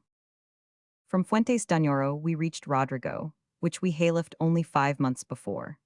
The breaches were repaired, the trenches leveled, and were it not for the different spots that had been assigned to many of our fallen companions, which we found untouched, there was no trace of those works which had caused us so much time and labor to construct. But those places, well known to us, brought back to our recollection the ground upon which we had stood a short time before, under circumstances so different, and the change that had taken place during the short interval, the thousands that had fallen in the two sieges, and the difference of our attitude as compared to what it was when we before trod the spot we were then standing upon, afforded ample food for reflection.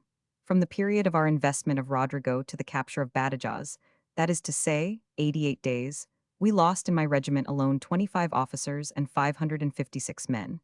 And it cannot be wondered at that we, who were alive and in health, should have a feeling of regret for our less fortunate companions, as also a feeling of thankfulness for our own escape. There may be some who will think that such ideas are out of place, but, in my opinion, they are not so. No truly brave man ever looked upon the graves of his fallen companions without a feeling of regret. A man falling in the heat of battle is quite a different thing, because they all are alike and subject to the same chance. And it is, moreover, wrong to mourn over the death of a comrade while the strife is going on. But the strife once ended, then will the feelings be brought into play, and the man who is incapable of a pang of regret for his fallen companion is unworthy of the name of a British soldier. My man, Dan, had scarcely arranged my billet, ere I bent my steps to the house where I had slept on the night of the 226th storming of the town. I had scarcely made my appearance at the portal, when the old lady to whom the house belonged recognized my voice. She ran forward to meet and welcome me, her daughters accompanied her, and it was in vain that I said I had a billet in a distant part of the town. The excuse would not be taken, and I was forced, absolutely forced, to have my baggage conveyed to the house where I had so short a time before entered under far different circumstances. The old lady asked how long I was to remain at Rodrigo. I replied, for that night only. "J'en suis fâché," she replied in French, which language she spoke tolerably well. "Mais j'essaierai de faire votre séjour ici plus agréable qu'elle n'y l'était la dernière fois," and she immediately sent an invitation to her friends to assemble at her house the same evening. Profiting by the confusion which of necessity took place in arrangements for the soirée, I left the house and took a survey of the town and breaches. The houses which were destroyed in the great square, by the fire which had taken place on the night of the assault, as also those near the breaches, remained in the same ruined state we had left them. But excepting this, and a few gabions which outtopped the large breach, whose reconstruction had not been quite completed, we could find nothing to denote the toil and labor we had sustained during our operations. An hour sufficed for me to make my reminiscence of past events. It was 8 o'clock before Darcy and Adair joined me, and when we reached my billet, we found the saloon filled by a large and varied company. Upon entering the room, all eyes were turned towards us, for the good hostess had said 1,000 kind things in my praise, and the height and imposing look of Darcy were in 227 themselves sufficient to cause a stare. but the elegance of Adair's manners, who had passed the greater part of his life on the continent. His perfect knowledge of the Portuguese, Spanish, Italian, and French languages captivated all. And although he was some 15 or 20 years our senior, he decidedly bore away the palm, and in less than an hour after our entree, he made, to my own knowledge, 5 conquests, while Darcy and myself could boast of but 2 each. I never felt so humiliated. From that moment I resolved that if ever I had a son I would make him a linguist. The ball was opened by Avendano de Alcantara, a young Portuguese captain, belonging to the garrison of Almeida, and Senora Dolores Duinza, a Spanish lady, a relative of the governor. The dance was the bolero, of which I had heard so much but had never seen danced before. All eyes were turned towards the spot which the youthful couple occupied. I was an attentive spectator. Avendano danced well and kept his elbows. A material point, by the way. In that position which no bolero dancer should depart from, I obtained this information at Madrid, not to raise them higher than his ear.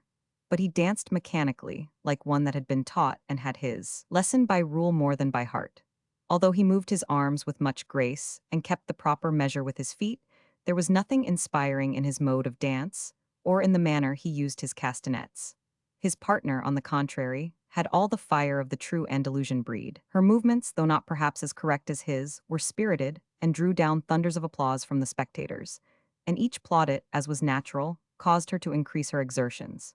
She danced beautifully, and everyone expressed by their approbation the gratification they felt by her display, but the 228 dance had scarcely ended when she fainted away, in consequence, no doubt, of the exertions she had made. She soon recovered, and would have once more joined the dance, had not her friends dissuaded her from so foolish an act, and she was reluctantly obliged to be a spectator for the remainder of the night. Waltzing was continued to a late hour, but there was no lady hardy enough to attempt the bolero, after the success of Senora Dolores, in this most difficult and graceful dance. The company at length retired to their different homes. I bade an affectionate good night to my hostess and her daughters, and long before they were awake in the morning, I was several miles on the road leading to Salamanca. On the 17th, Darcy, Adair, and I rejoined the 88th and the 3rd Division on the heights of San Cristobal. We found that we were engaged in covering the siege of the forts of Salamanca, which Marshal Marmont was most anxious to disturb. On the 23rd of June he came up against us, tried our lines at several points, did not like the look of them, and after some futile maneuvering on both sides of the Tormes, fell back upon Huerta, where he remained until the 27th, and then retreated towards the Douro. Meanwhile our bombardment of the Salamanca forts continued, and on the 27th its effect was so powerful that one of the magazines in the principal fort blew up, and the fire communicating with a quantity of wood which had been incautiously placed near the magazine, the whole fort was soon one vast fire, and a general attack by our troops taking place at the moment, completed the disorder which naturally prevailed. The 3 forts were thus taken. Our loss, which was estimated by the enemy at 1,300, did not much exceed 1/3 of that number, and Salamanca was freed from the enemy. 229, as soon as the garrison of the forts were made prisoners, they were marched through the streets, leading from the outworks to that part of the town that had been allotted for their reception. But it was painful to witness the degradation which these men were obliged to endure at the hands of the excited population. Women of the lowest grade insulted them, and some there were base enough to spit in their faces. Yet the French soldiers bore all these insults with composed, I might say, with truth, gentlemanly demeanor. But it is not possible for me to express the disgust I felt at seeing brave men so treated by a base rabble who, but a few hours before, were on the most friendly terms with these very men. At one time, when I saw such an indignity as mud thrown at them, and a likelihood of something more serious taking place, I expressed myself in strong terms against the ruffians who so acted. And whether it was that I spoke Spanish well enough to be understood, or that I suited the action to the word by knocking down 2 fellows who were the ringleaders, I know not. But from that moment the prisoners were allowed to move on quietly. Thus fell the forts of Salamanca. The news soon reached Marmont, and on the 28th he retrograded towards the Douro, and on the following day rested at Alijos. Lord Wellington followed the enemy's movement, who, on the 2nd of July, passed the Douro at Tordesillas, which post was sufficiently formidable to embarrass a general who might be desirous of forcing it. The line of the Douro is unexceptionable. It possesses all the requisites which a retreating army could wish for: uneven banks, narrow fords, and abundance of woods, sufficient to mask the operations of a large body of troops, and Marmont did all that a general could do to render any effort to force it more than hazardous. 230 on the evening of the 3rd, Picton's division was abreast of the ford of Poyos. Some cavalry tried the depth of the river, which was deemed fordable. But the attitude of the enemy on the opposite bank was so imposing that the idea of forcing the passage was given up. From the 3rd until the 12th of July, the two armies remained in presence of each other, encamped on each side of a river which at times is a formidable sheet of water, but which was then little more than an insignificant stream. Nevertheless, although both armies kept their guards on their respective sides of the water, and the movements of each were cautiously watched, not one life was lost, nor one shot fired by either army. Indeed, so different from hostility was the conduct of both nations, that the French and British lived upon the most amicable terms. If we wanted wood for the construction of huts, our men were allowed to pass without molestation to the French side of the river to cut it. Each day the soldiers of both armies used to bathe together in the same stream, and an exchange of rations, such as biscuit and rum, between the French and our men was by no means uncommon. A stop was, however, soon to be put to this friendly intercourse, and it having been known in both armies that something was about to be attempted by Marmont, on the evening of the 12th of July, we shook hands with our vis-a-vis neighbors and parted the best friends. It is a remarkable fact that the part of the river of which I am speaking was occupied, on our side, by our 3rd Division, on the French side by the 7th Division. The French officers said to us on parting, "We have met and have been for some time friends. We are about to separate and may meet as enemies. As friends, we received each other 231 warmly. As enemies, we shall do the same." In 10 days afterwards, the British 3rd and the French 7th Divisions were opposed to each other at the Battle of Salamanca, and the 7th French were destroyed by the British 3rd. But I am now about describing one of the most memorable battles ever fought by the British Army, the Battle of Salamanca. Chapter 20. State of the opposing armies previous to the Battle of Salamanca, preliminary movements. The Duke of Ragusa's false movement. Pakenham engaged with the enemy's left, defeats the division under General Thomieres. Reinforced, they again advance to the attack, their destruction by a brigade of British cavalry. The Portuguese repulsed, desperate exertions of the French, final charge of Clinton's division, complete defeat of the French army. The situation and position of the hostile armies have been described in the last chapter. It left them on the banks of the Douro. And the probability, nay the certainty, that a collision was about to take place between them was manifest to the lowest soldier of both. The passage of the line of the Douro in presence of an army in a condition for battle is difficult, and it requires much circumspection on the part of the general to hazard it in the face of an enemy. Yet Marmont managed to cross. He employed the days of the 13th, 14th, 15th, and of July in a series of evolutions we had hitherto been unaccustomed to witness.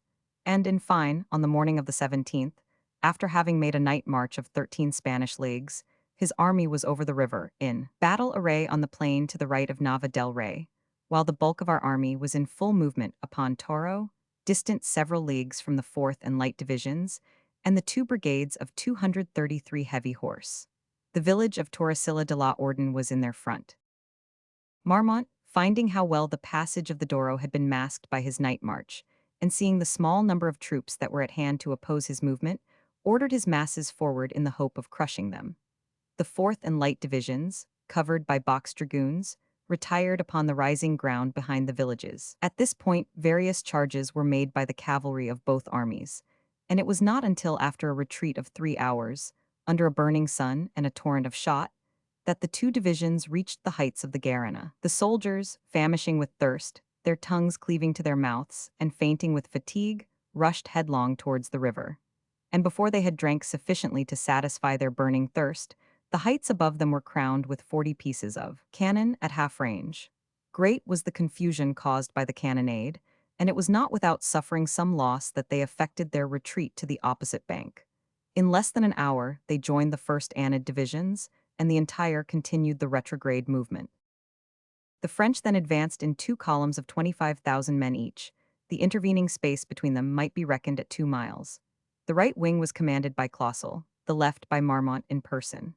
Clausel had scarcely arrived before the point occupied by the 4th Division, when, seeing the smallness of their force, he conceived the idea of making a sudden rush in the hope of cutting them off. His troops had scarcely formed when he pushed onward at the head of two divisions of infantry, and the Brigade of Dragoons 234 commanded by General Carrier. But Cole, placing himself at the head of the 27th Anth regiments, received him with steadiness and drove the French infantry back in disorder. Meanwhile, Carrier, seeing some open spaces in Cole's line, caused by their movement against Clausel's infantry, thought to profit by this disorder, and galloping forward at the head of his troopers, sabred many men. But at this moment the cavalry sent to sustain Cole met them, and after a severe but short conflict totally overthrew the brigade of Carrier, who was himself numbered amongst the prisoners. The defeat of Clausel and Carrier checked in a great degree the ardor of the French marshal. The following day he rested, and on the 19th threw back his right wing, and moving forward with the left of his army, menaced the right of the British. But Lord Wellington, anticipating the movement, was prepared for him, and offered battle on the plain of Velosa. This was refused on the part of the French general. And from this until the 20th, the two armies maneuvered within half cannon shot of each other, the British retiring as it had advanced, moving, not directly rearward, but rather in a line parallel with the march of the French. The columns were in movement in an open country, fairly in the view of each other, and their respective attitudes were of that novel sort that it would be difficult to find the like recorded in the history of any two armies. At times the French and British were within musket-shot of each other, the soldiers of both in momentary expectation of being engaged, yet not one shot was fired by either. On the 20th, the British army reached the strong position of San Cristobal, on the right bank of the Tormes, distant a league from Salamanca.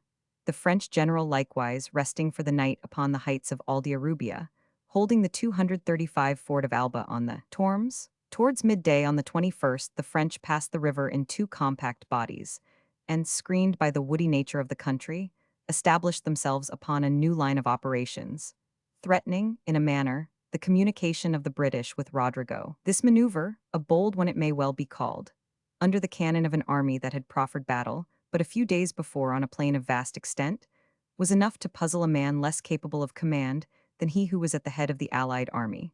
But unruffled in his temper by such vacillating conduct, and keeping a steady eye upon his opponent, the British general diligently followed his track. He passed his army, the 3rd Division under Pakenham excepted, across the Tormes, and taking hold of one of two isolated hills called Arapils, he resolved to rest the right of his army upon this point while his left leaned upon the Tormes River at Santa Martha, and, in the event of a battle taking place, to stand the issue on the ground I have described. The 3rd Division still held the position of San Cristobal on the right bank, but was in readiness to pass over the river by the bridge of Salamanca, in the event of a battle taking place. The British general thus threw down the gauntlet for the second time, and whether it was the impetuous spirit of the French soldiers, or the temper of their leader, or both combined that wrought a change in either, it is not easy to say.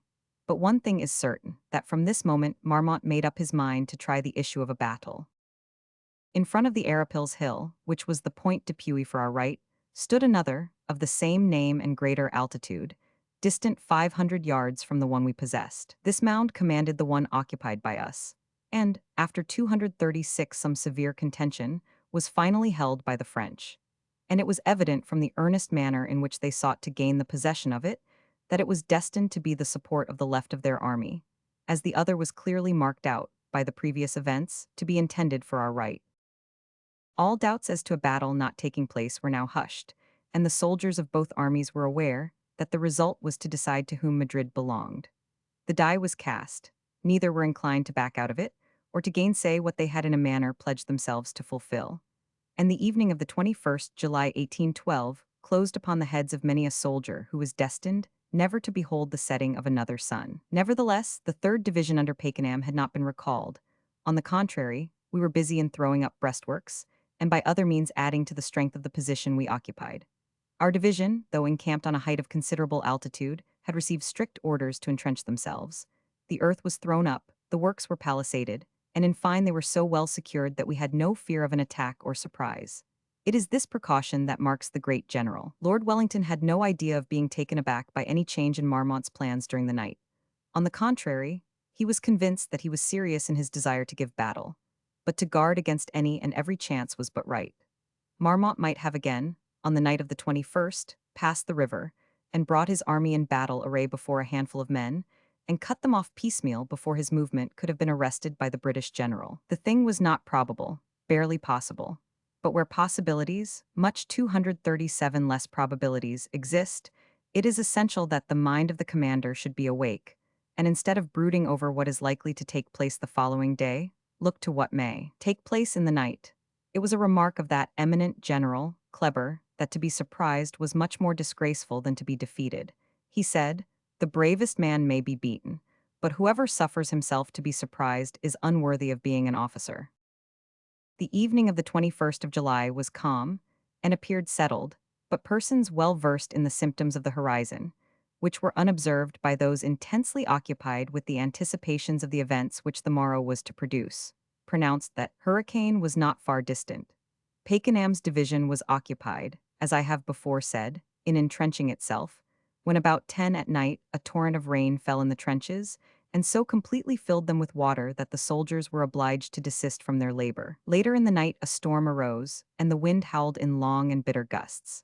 This was succeeded by peals of thunder and flashes of lightning, so loud and vivid that the horses of the cavalry, which were ready saddled, took alarm, and forcing the pickets which held them, ran away affrighted in every direction. The thunder rolled in rattling peals, the lightning darted through the black and almost suffocating atmosphere, and presented to the view of the soldiers of the two armies the horses, as they ran about from regiment to regiment, or allowed themselves to be led back to their bivouac by the troopers to whom they belonged. The vivid flashes of lightning, which seemed to rest upon the grass, for a few moments wholly illuminated the plain, and the succeeding flashes occurred with such rapidity that a constant blaze filled the space occupied by both armies.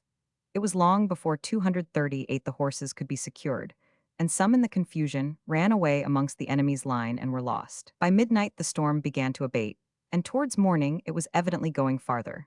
The lightning flashed at a distance through the horizon, the rain fell in torrents, and the soldiers of both armies were drenched to the skin before the hurricane had abated. Towards 5 o'clock the storm was partially over, and by 6 the dusky vapor which had before veiled the sun disappeared, and showed the two armies standing in the array they had been placed the evening before. All doubts were now set at rest as to which side of the river the battle would be fought.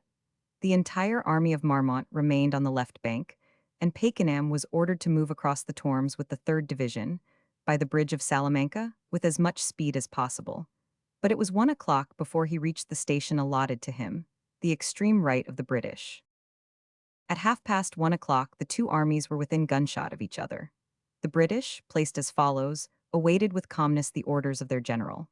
We of the 3rd Division, under Pakenham, were on the right of the line, but hid by the heights in our front, and unseen by Marmont.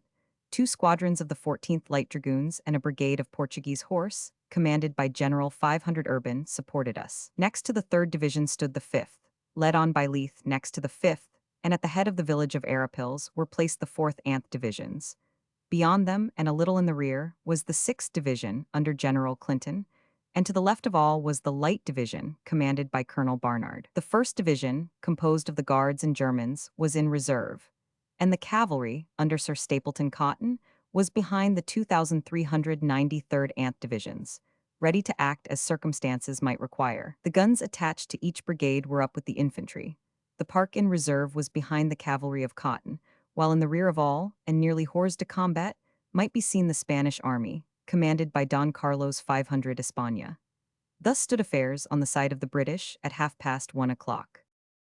The French army, composed of 8 divisions of infantry, amounting to 42,000 bayonets, 4,000 cavalry, and 70 pieces of artillery, occupied a fine line of battle behind a ridge whose right, supported by the Arapils height held by them, overlooked the one upon which the left of our army rested. Their 5th Division occupied this point. The 122nd Regiment, belonging to Bonnet's division, with a brigade of guns, crowned the Arapils. The 7th Division supported the 122nd Regiment. The 2nd Division was in reserve behind the 7th.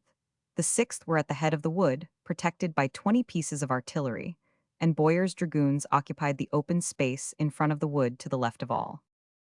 There was some irregularity in the arrangement of these troops, and the Duke of Ragusa essayed in person to remedy the evil. He marched with the 3rd Anth Divisions to the head of the wood occupied by Boyer, and it was then he conceived the idea of extending his left, which afterwards proved so fatal to him. On our side, all was arranged for defense.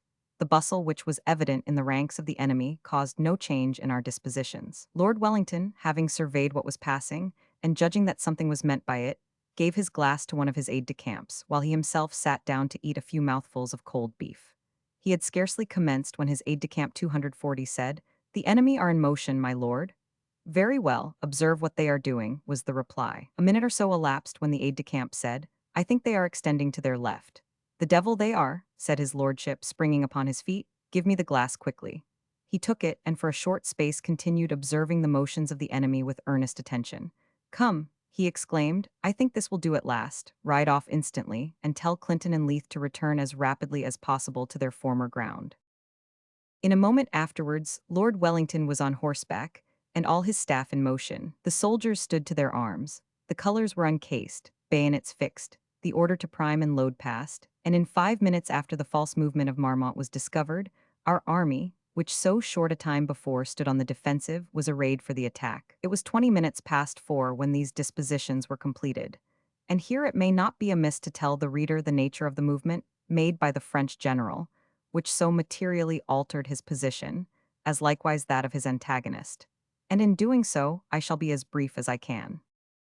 It has been already seen that both armies were so circumstanced as to almost preclude the possibility of a battle not taking place. Marmont coveted it. Wellington did not seek to decline it. Both had the confidence of their soldiers, and both, as to numbers, might be said to be on an equality. When I speak of numbers, I include the Portuguese troops. Military men know what was the real value of these soldiers. At 2 o'clock in the afternoon, Marmont was the aggressor. He held the higher hand. Yet at 4, in 2 short hours afterwards, the relative situation 241 of both was altogether changed. The natural question will be, how was this? It occurred just as I am about to describe. The two armies took their ground under the impression that the French would attack, the British defend. All this was plain, but Marmont had no sooner mounted his horse and taken a survey of the field of battle than he conceived the idea, like Melas at Marengo, of extending his line. By marching his 7th Division to his left, he might cause an alarm in the breast of the British general for the safety of his communication with the Rodrigo road, and in a manner circumvent his position. Lord Wellington, at a glance, saw all that was passing in the mind of his antagonist. He saw the error he had committed, and calculating that his 3rd Division, distant but 3/4 of a league from the French 4th, would reach them before the 7th French Division could retrace their steps and be in a position fitted for fighting, he decided upon attacking the left before this division, commanded by Thomieres, could regain its ground, or at all events be in an efficient state to resist the attack of his invincible Old Third. The result proved the soundness of the calculation, because, although Thomieres got into his place in the fight, he did so before his men had foreseen or expected it, and their total overthrow was in itself sufficient to cause the loss of this great battle. The 3rd Division had but just resumed their arms when Lord Wellington, at the head of his staff, appeared amongst them. The officers had not taken their places in the column, but were in a group together in front of it. As Lord Wellington rode up to Pakenham, every eye was turned towards him. He looked paler than usual, but notwithstanding the sudden change he had just made in the disposition 242 of his army, he was quite unruffled in his manner, and as calm as if the battle about to be fought was nothing more than an ordinary assemblage of the troops for a field day. His words were few and his orders brief. Tapping Pakenham on the shoulder, he said, "Edward, move on with the 3rd Division, take the heights in your front and drive everything before you." "I will, my lord," was the laconic reply of the gallant Sir Edward. Lord Wellington galloped on to the next division, gave, I suppose, orders to the same effect, and in less than half an hour the battle commenced. Grattan evidently discredits Londonderry's story that when starting Pakenham cried to his brother-in-law, "Give me one grasp of that conquering hand before I go," a tale not much in consonance with the character of either of the two men. The British divisions were scarcely in line when 50 pieces of artillery crowned the ridge occupied by the French. A heavy fire was soon opened from this park at half range, and as the 4th Ant divisions advanced, they were assailed by a very formidable fire. But as yet the French infantry, posted behind the ridge, were not visible. Cole's troops advanced to the left of the Arapil's height, while Pack, with his brigade of Portuguese, 2,000 strong, pressed onward to attain it. The 5th Division, under Leith, advanced by the right of Cole's troops, and at this moment the French 7th Division were seen hurrying back to occupy the ground they had so short a time before quitted, while the 3rd and French divisions were arranging themselves to receive the attack of Cole and Leith. When all was in readiness, Pakenham departed at the head of 10 battalions and 2 brigades of guns to force the left of the enemy. 3 battalions, the 45th, 74th, 243 Anth, under Colonel Alexander Wallace of the 88th, composed the first line. The 9th Anth Portuguese of the line, under the Portuguese Colonel de Champlemond, formed the second line, while 2 battalions of the 5th, the 77th, 83rd Anth British, under the command of Colonel Campbell, were in reserve. Such was the disposition of the 3rd Division. In addition, General 500 Urban, with 6 Portuguese squadrons, had orders to make head against Boyer's dragoons, and that the 3rd Division might not be molested in its operation, Lamarchan's 3 regiments of heavy cavalry were placed in reserve in the rear of it. It now only remains to relate what actually happened. It should rather be 12 battalions, as each Portuguese regiment was composed of 2 weak battalions. No sooner was Pakenham in motion towards the heights than the ridge he was about to assail was crowned with 20 pieces of cannon, while in the rear of this battery was seen Thomier's division endeavoring to regain its place in the combat. A flat space, 1,000 yards in breadth, was to be crossed before Pakenham could reach the heights. The French batteries opened a heavy fire, while our 2 brigades of artillery, commanded by Captain Douglas, posted on a rising ground behind the 3rd Division, replied to them with much warmth. Pakenham's men might thus be said to be within 2 fires, that of their own guns firing over their heads, while the French balls passed through their ranks, plowing up the ground in every direction. But the veteran troops which composed the 3rd Division were not to be shaken even by this. Wallace's 3 regiments advanced in open column until within 250 yards of the ridge held by the French infantry. Thomier's column, 5,000 strong, had by this time reached their ground, while in their front the face of the hill had been hastily garnished with tirailleurs. 244 all were impatient to engage, and the calm but stern advance of Wallace's brigade was received with beating of drums and loud cheers from the French, whose light troops, hoping to take advantage of the time which the deploying from column into line would take, ran down the face of the hill in a state of great excitement.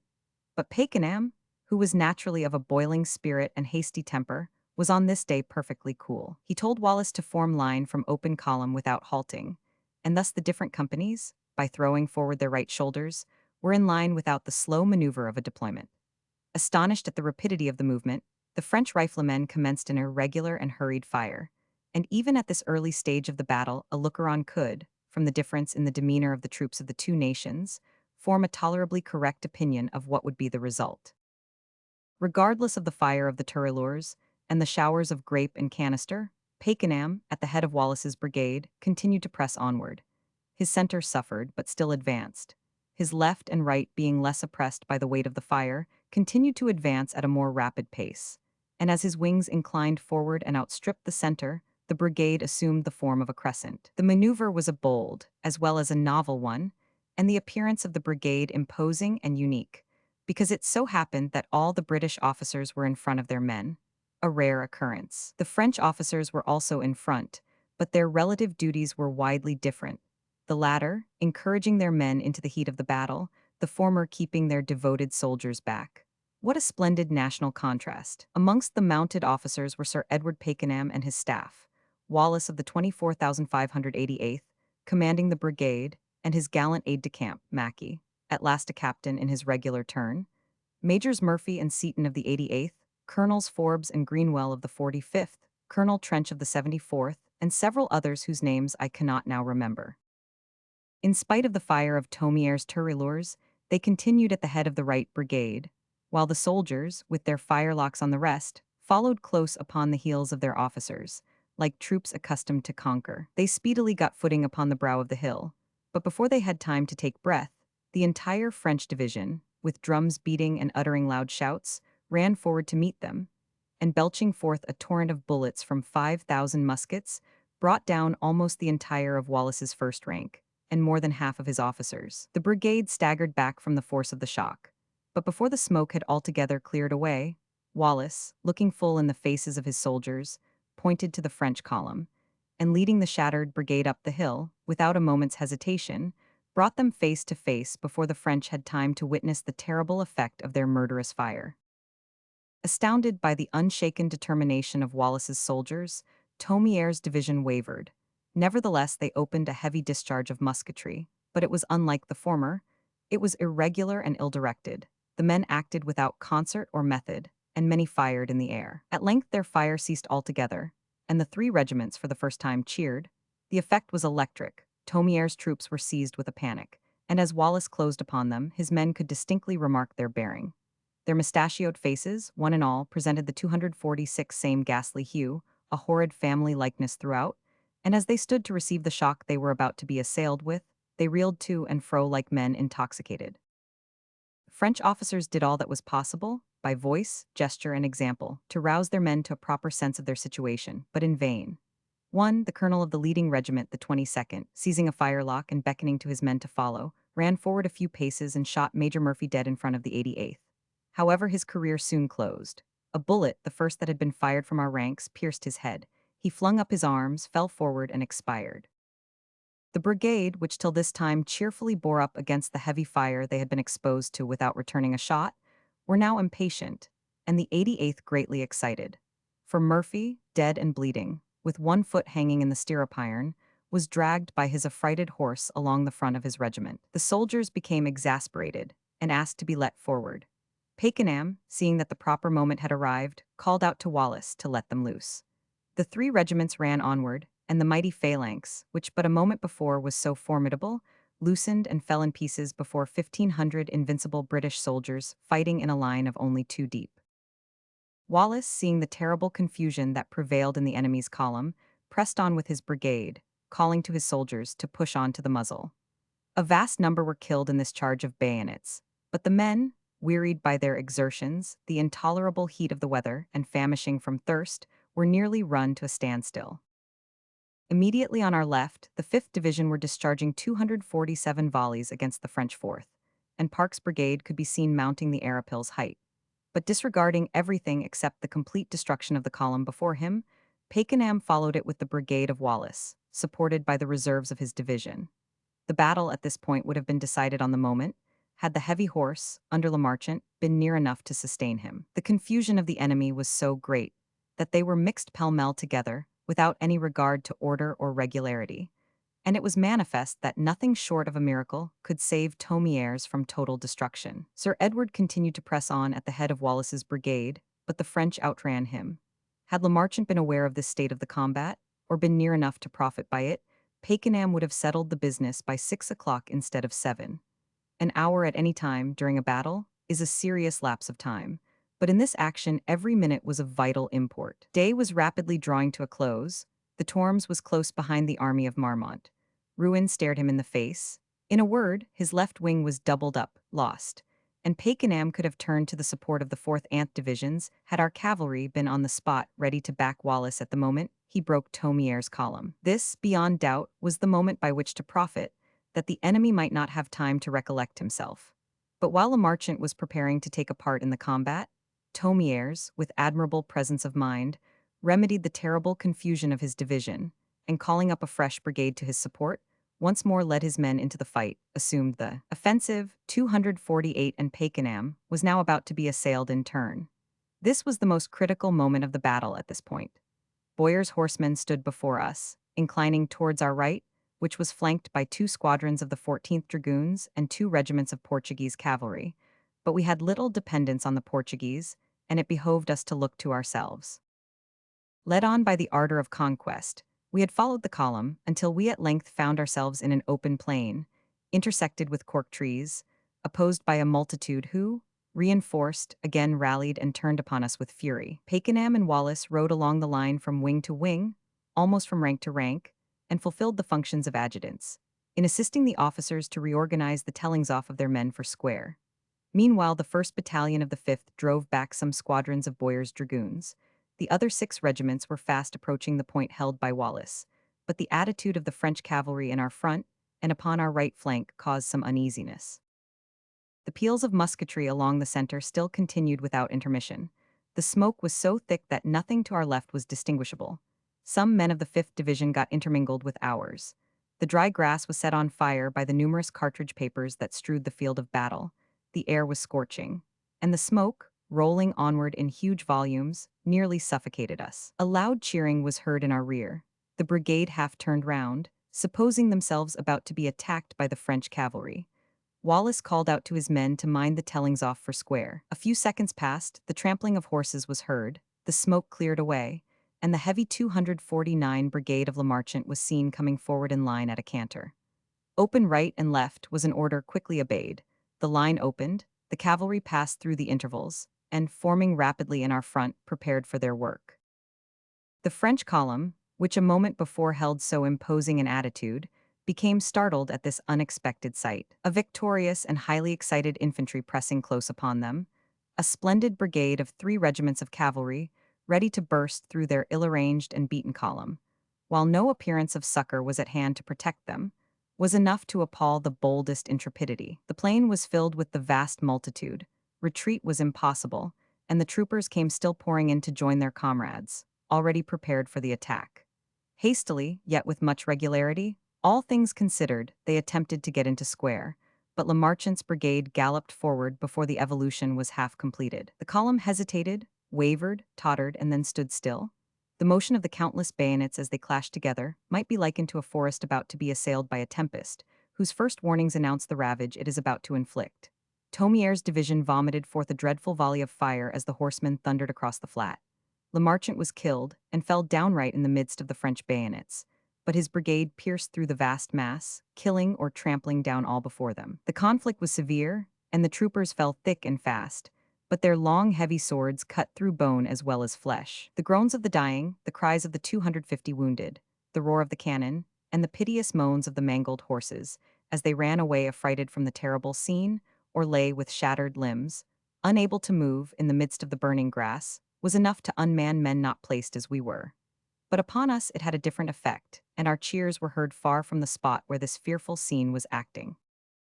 Such as got away from the sabers of the horsemen sought safety amongst the ranks of our infantry, and scrambling under the horses, ran to us for protection, like men who, having escaped the first shock of a wreck, will cling to any broken spar, no matter how little to be depended upon.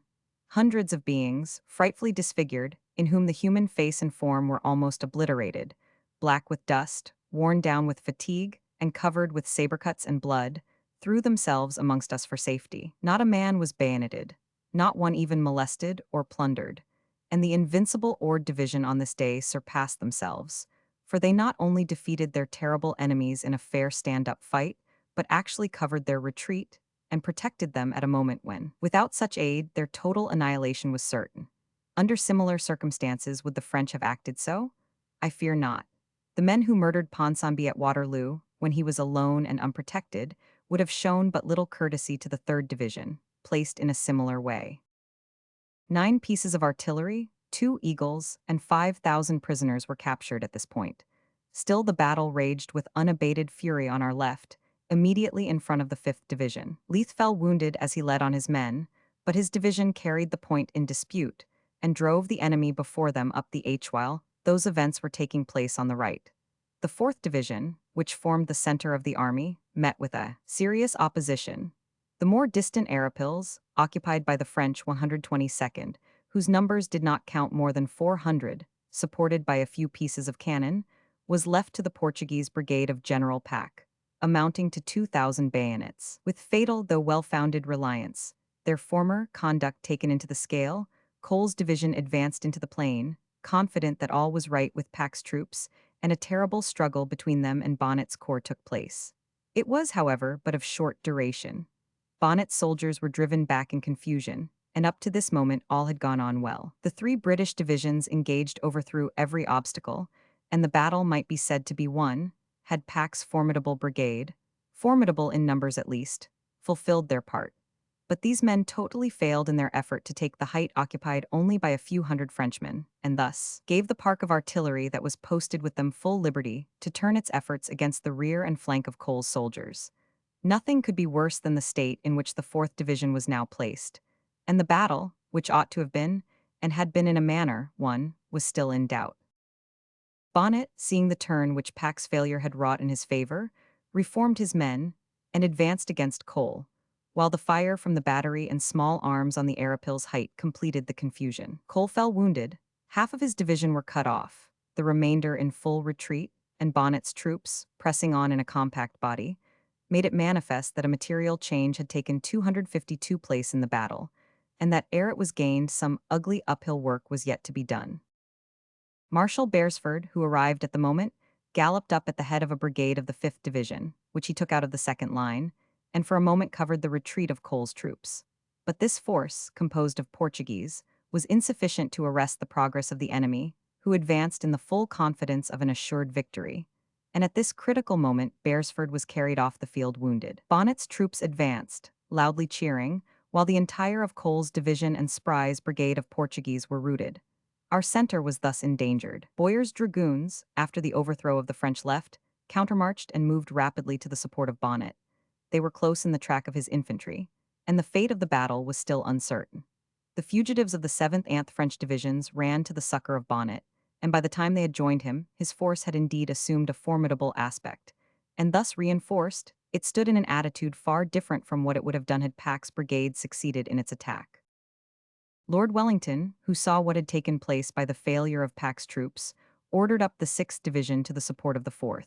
And the battle, although it was 8:30 at night, recommenced with the same fury as at the onset. Clinton's division, consisting of 6,000 bayonets, rapidly advanced to assert its place in the combat, and to relieve the 4th from the awkward predicament in which it was placed. They essayed to gain what was lost by the failure of Pack's troops in their feeble effort to wrest the Arapil's height from a few brave Frenchmen. But they were receivably Bonnet's troops at the point of the bayonet, and the fire opened against them seemed to be threefold more heavy than that sustained by the 3rd Ant divisions. It was nearly dark, and the great glare of light caused by the thunder of the artillery, the continued blaze of the musketry, and the burning grass, gave to the face of the hill a novel and terrific appearance. It was one vast sheet of flame, and Clinton's men looked as if they were attacking a burning mountain, the crater of which was defended by a barrier of shining steel. But nothing could stop the intrepid valor of the 6th Division, as they advanced with a desperate resolution to carry the hill. The troops posted on the face of it to arrest their advance were trampled down and destroyed at the first charge, and each reserve sent forward to extricate them met with the same fate. Still Bonnet's reserves, having attained their place in the fight, and the fugitives from Thomier's division joining them at the moment, prolonged the battle until dark. Those men, besmeared with blood, dust, and clay, half naked, and some carrying only broken weapons, fought with a fury not to be surpassed. But their impetuosity was at length calmed by the bayonets of Clinton's troops, and they no longer fought for victory but for safety. After a frightful struggle, they were driven from their last hold in confusion, and a general and overwhelming charge, which the nature of the ground enabled Clinton to make, carried this ill-formed mass of desperate soldiers before him, as a shattered wreck borne along by the force of some mighty current. The mingled mass of fugitives fled to the woods and to the river for safety, and under cover of the night succeeded in gaining the pass of Alba over the Tormes. It was now 10 o'clock at night. The battle was ended. At this point 254, it had been confined to a small space, and the ground, trampled and stained deep, gave ample evidence of the havoc that had taken place. Lord Wellington, overcome as he was with fatigue, placed himself at the head of the 1st and Light Divisions and a brigade of cavalry, and following closely the retreating footsteps of the enemy, with those troops who had not fired a shot during the conflict, left the remnant of his victorious army to sleep upon the field of battle they had so hardly won. Chapter 21. Importance of the Battle of Salamanca, Anecdotes of the 88th, Gallantry of Captain Robert Nicholl, Pursuit of the Defeated Army of Marshal Marmont, French Infantry in Square broken and destroyed by cavalry, March on Madrid, Frolics at St. Ildefonso, Sudden attack of the French lancers, Disgraceful conduct of the Portuguese dragoons. No battle since that of Marengo, in 1800, which opened the gates of Vienna to the first consul of France, had been fought whose consequences ought to be more duly appreciated than the Battle of Salamanca. Had that battle been lost, the disasters of the French army before Moscow would have been of little account in the scale of the South, and the imperial eagles would have soared with the same splendor, from Madrid to Cadiz, or perhaps to Lisbon, as if no event of importance had occurred beyond the Vistula. Portugal would have been then open to invasion. The siege of Cadiz continued, the lines of Lisbon once more invested, and what then? Why, the probable withdrawal of the British army from the peninsula. Portugal would be thus conquered, Spain laid prostrate, England in utter dismay, and 150,000 veteran French troops marched across the Pyrenees to take a part in the combats of Lutzen and Leipzig. These would have been the results of a defeat at Salamanca. And who is the man bold enough to say what the results in the north of Europe would have been, had such an augmentation of force, which would have been certain, joined Napoleon in the end of 1812, or even in the spring of 1813? As it was, he gained the Battle of Lutzen with a green army. Had he been backed by 150,000 veteran troops from Spain, it requires no conjurer to tell what the upshot would have been. These are the consequences which would have followed a defeat at Salamanca. The gaining that battle placed matters on a different footing. Portugal had nothing to dread. Soult was forced to raise the siege of Cadiz. Madrid was evacuated, and Castile and Andalusia were freed from the presence of a French force. But above all, no reinforcement of any account durst leave Spain to succor the French army in the north of Europe, and the European struggle was brought to a favorable result, and England saved from invasion, perhaps ultimate conquest. But those services of the Peninsular Army are forgotten and unrewarded. At 10 o'clock at night, Lord Wellington, at the head of 12,000 infantry and 2,000 horsemen, was in pursuit of the routed and discomfited army of Marmont, while the bulk of his own soldiers lay on the field of battle. The results of that battle were prisoners, 130 officers, 7,500 men, 2 eagles, and 14 guns. The field of battle was heaped with the slain, and the total loss of the enemy may be estimated at 17,000. It has been reckoned by some writers as exceeding 20,000, but I apprehend I am nearer the mark, and that 17,000 was the outside. The dead and wounded on the side of the British and Portuguese, for the Spanish army, commanded by Don Carlos de España, lost 4 men, were nearly 5,000, but the greater 257 number of the Portuguese either fell in their feeble attempt against the Arapil's height, or by the shot that passed over the first line, composed of British, which fell at random amongst the Portuguese placed in the rear. The troops that had gained the victory lay buried in sleep until 2 o'clock of the morning following, when the arrival of the mules carrying rum aroused them from their slumber. But the parties sent out in search of water had not yet reached the field. The soldiers, with parching lips, their tongues cleaving to their mouths from thirst, their limbs benumbed with cold, and their bodies enfeebled by a long abstinence from food, and the exertion of the former day, ran to the casks, and each man drank a fearful quantity. This for a short time satisfied them, but a burning thirst followed this rash proceeding, and before any water arrived, we were more in need of it than at the close of the battle. The inhabitants of Salamanca, who had a clear view of what was passing, hastened to the spot, to afford all the relief in their power. Several cars, most of them loaded with provisions, reached the field of battle before morning, and it is but due to those people to state that their attentions were unremitting and of the most disinterested kind, for they sought no emolument. They brought fruit and even quantities of water, well knowing how distant the river was from us, and how scantily the countryside around was provided with so necessary a relief to men who had not tasted a drop for so many hours, under a burning sun, and oppressed with the fatigue they had endured during the fight. During the battle there were many circumstances which, if related in their places, at the period they occurred, while have broken in upon the narrative, but may be told with more propriety now. When the 3rd Division under Pakenham had crossed the flat, and were moving against the crest of the hill, occupied by Thomier's tirailleurs, a number of Caçadors commanded by Major Haddock were in advance of us. The moment the French fire opened, these troops, which had been placed to cover our advance, lay down on their faces, not for the purpose of taking aim with more accuracy, but in order to save their own sconces from the French fire. Haddock dismounted from his horse, and began belaboring with the flat side of his saber the dastardly troops he had the misfortune to command. But in vain. All sense of shame had fled after the first discharge of grape and musketry, and poor Haddock might as well have attempted to move the great cathedral of Salamanca as the soldiers of His Majesty, the King of Portugal. At the time the colonel of the 22nd French Regiment stepped out of the ranks and shot Major Murphy dead at the head of his regiment, the 88th, a number of officers were beside Murphy. It is not easy at such a moment to be certain who is the person singled out. The 2 officers who carried the colors of the regiment, and who were immediately in the rear of the mounted officers, thought that the shot was intended for either of them. Lieutenant Moriarty, carrying the regimental flag, called out, "That fellow is aiming at me." "I hope so," replied Lieutenant 500 Arcey, who carried the other color, with great coolness. "I hope so, for I thought he had me covered." He was not much mistaken. The ball that killed Murphy, after passing through him, struck the staff of the flag carried by 500 RC, and also carried away the button and part of the strap of 259 his epaulet. This fact is not told as an extraordinary occurrence, that the ball which killed one man should strike the coat of him who happened to stand in his rear. For such casualties were by no means uncommon with us. But I mention it as a strong proof of the great coolness of the British line in their advance against the enemy's column. When the cavalry of Lamarchant passed through Wallace's brigade, in their advance against Thomier's column, Captain William Mackey of the 88th, the discountenanced leader of the Forlorn Hope at Rodrigo, who acted as aide-de-camp to Colonel Alexander Wallace, was missing. In the confusion that prevailed it was thought he had fallen. No one could give any account of him.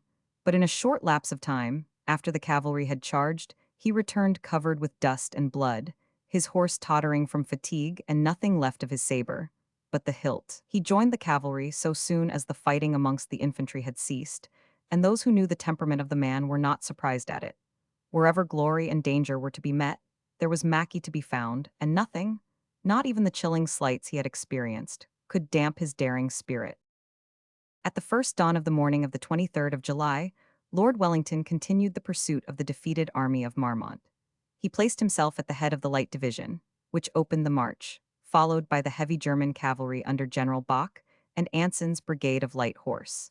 Those two superb brigades of dragoons had only joined the army the night before. The 1st Division of Infantry, composed of the Guards and German Legion, followed the cavalry, and Lord Wellington, at the head of 13,000 men that had not pulled a trigger, 260 or unsheathed a saber in the battle, followed the enemy's track. But the retreat was so quick that Marmont's headquarters were 30 miles from Salamanca the day after the battle. Nevertheless, the corps that covered the retreat, consisting of 3 battalions of infantry and 5 regiments of cavalry, were overtaken near the village of La Serna. The infantry formed themselves into 3 squares, the cavalry were posted on the flanks for its support. But the panic with which all were infected by the defeat of the preceding day had taken such a fast hold of them, that the French horse in advance could not be prevailed upon to show a front. This threw those that were at hand to support them into disorder.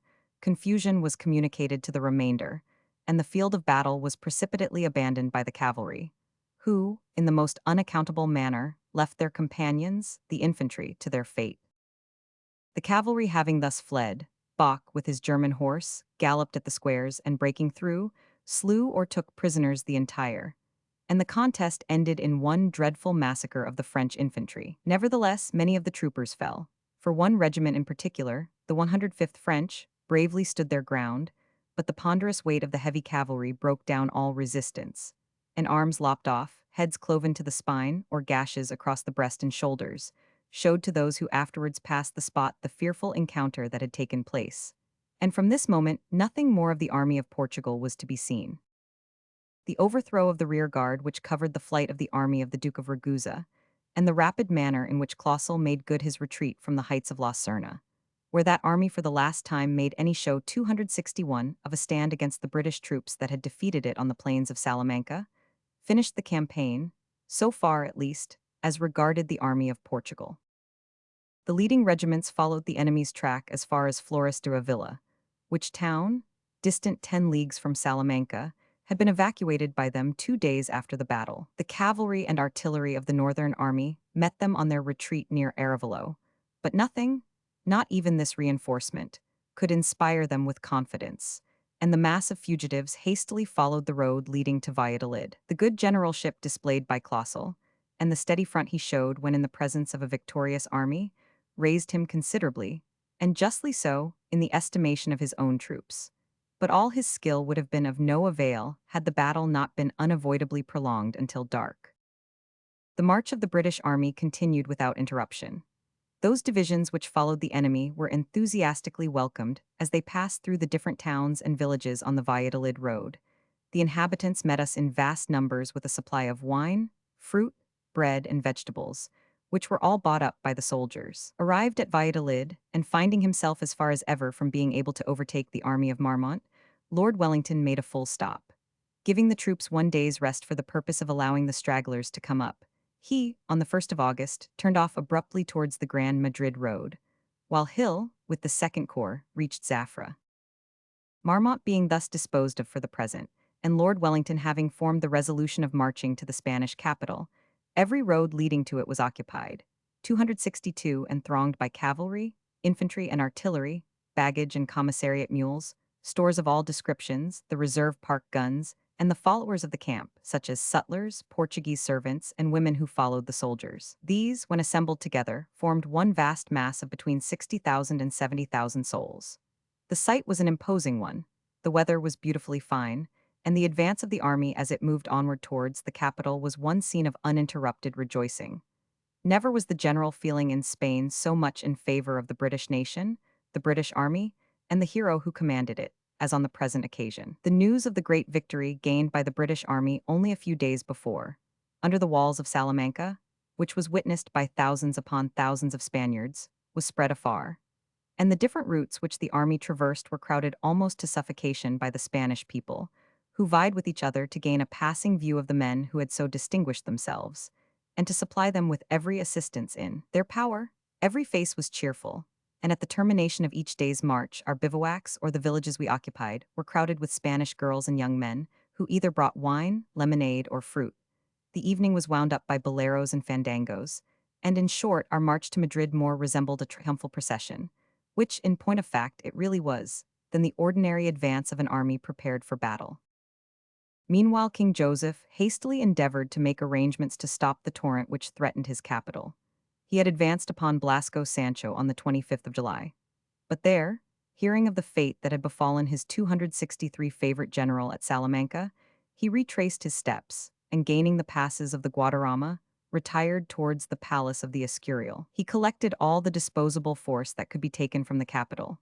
But his army, chiefly composed of Juramontados, Spaniards that entered into King Joseph's service, counted not quite 15,000 bayonets and sabers, a force as to number, without taking into account its morale, not of that formidableness very likely to disconcert the grand designs of Lord Wellington. In short, the army continued its march towards the Spanish capital without molestation. On the 6th of August, the headquarters were at Cuellar, on the 7th, at the ancient town of Segovia, so celebrated in Spanish romance, and on the 8th the divisions destined to march upon Madrid were concentrated at St. Ildefonso. St. Ildefonso is beautifully situated.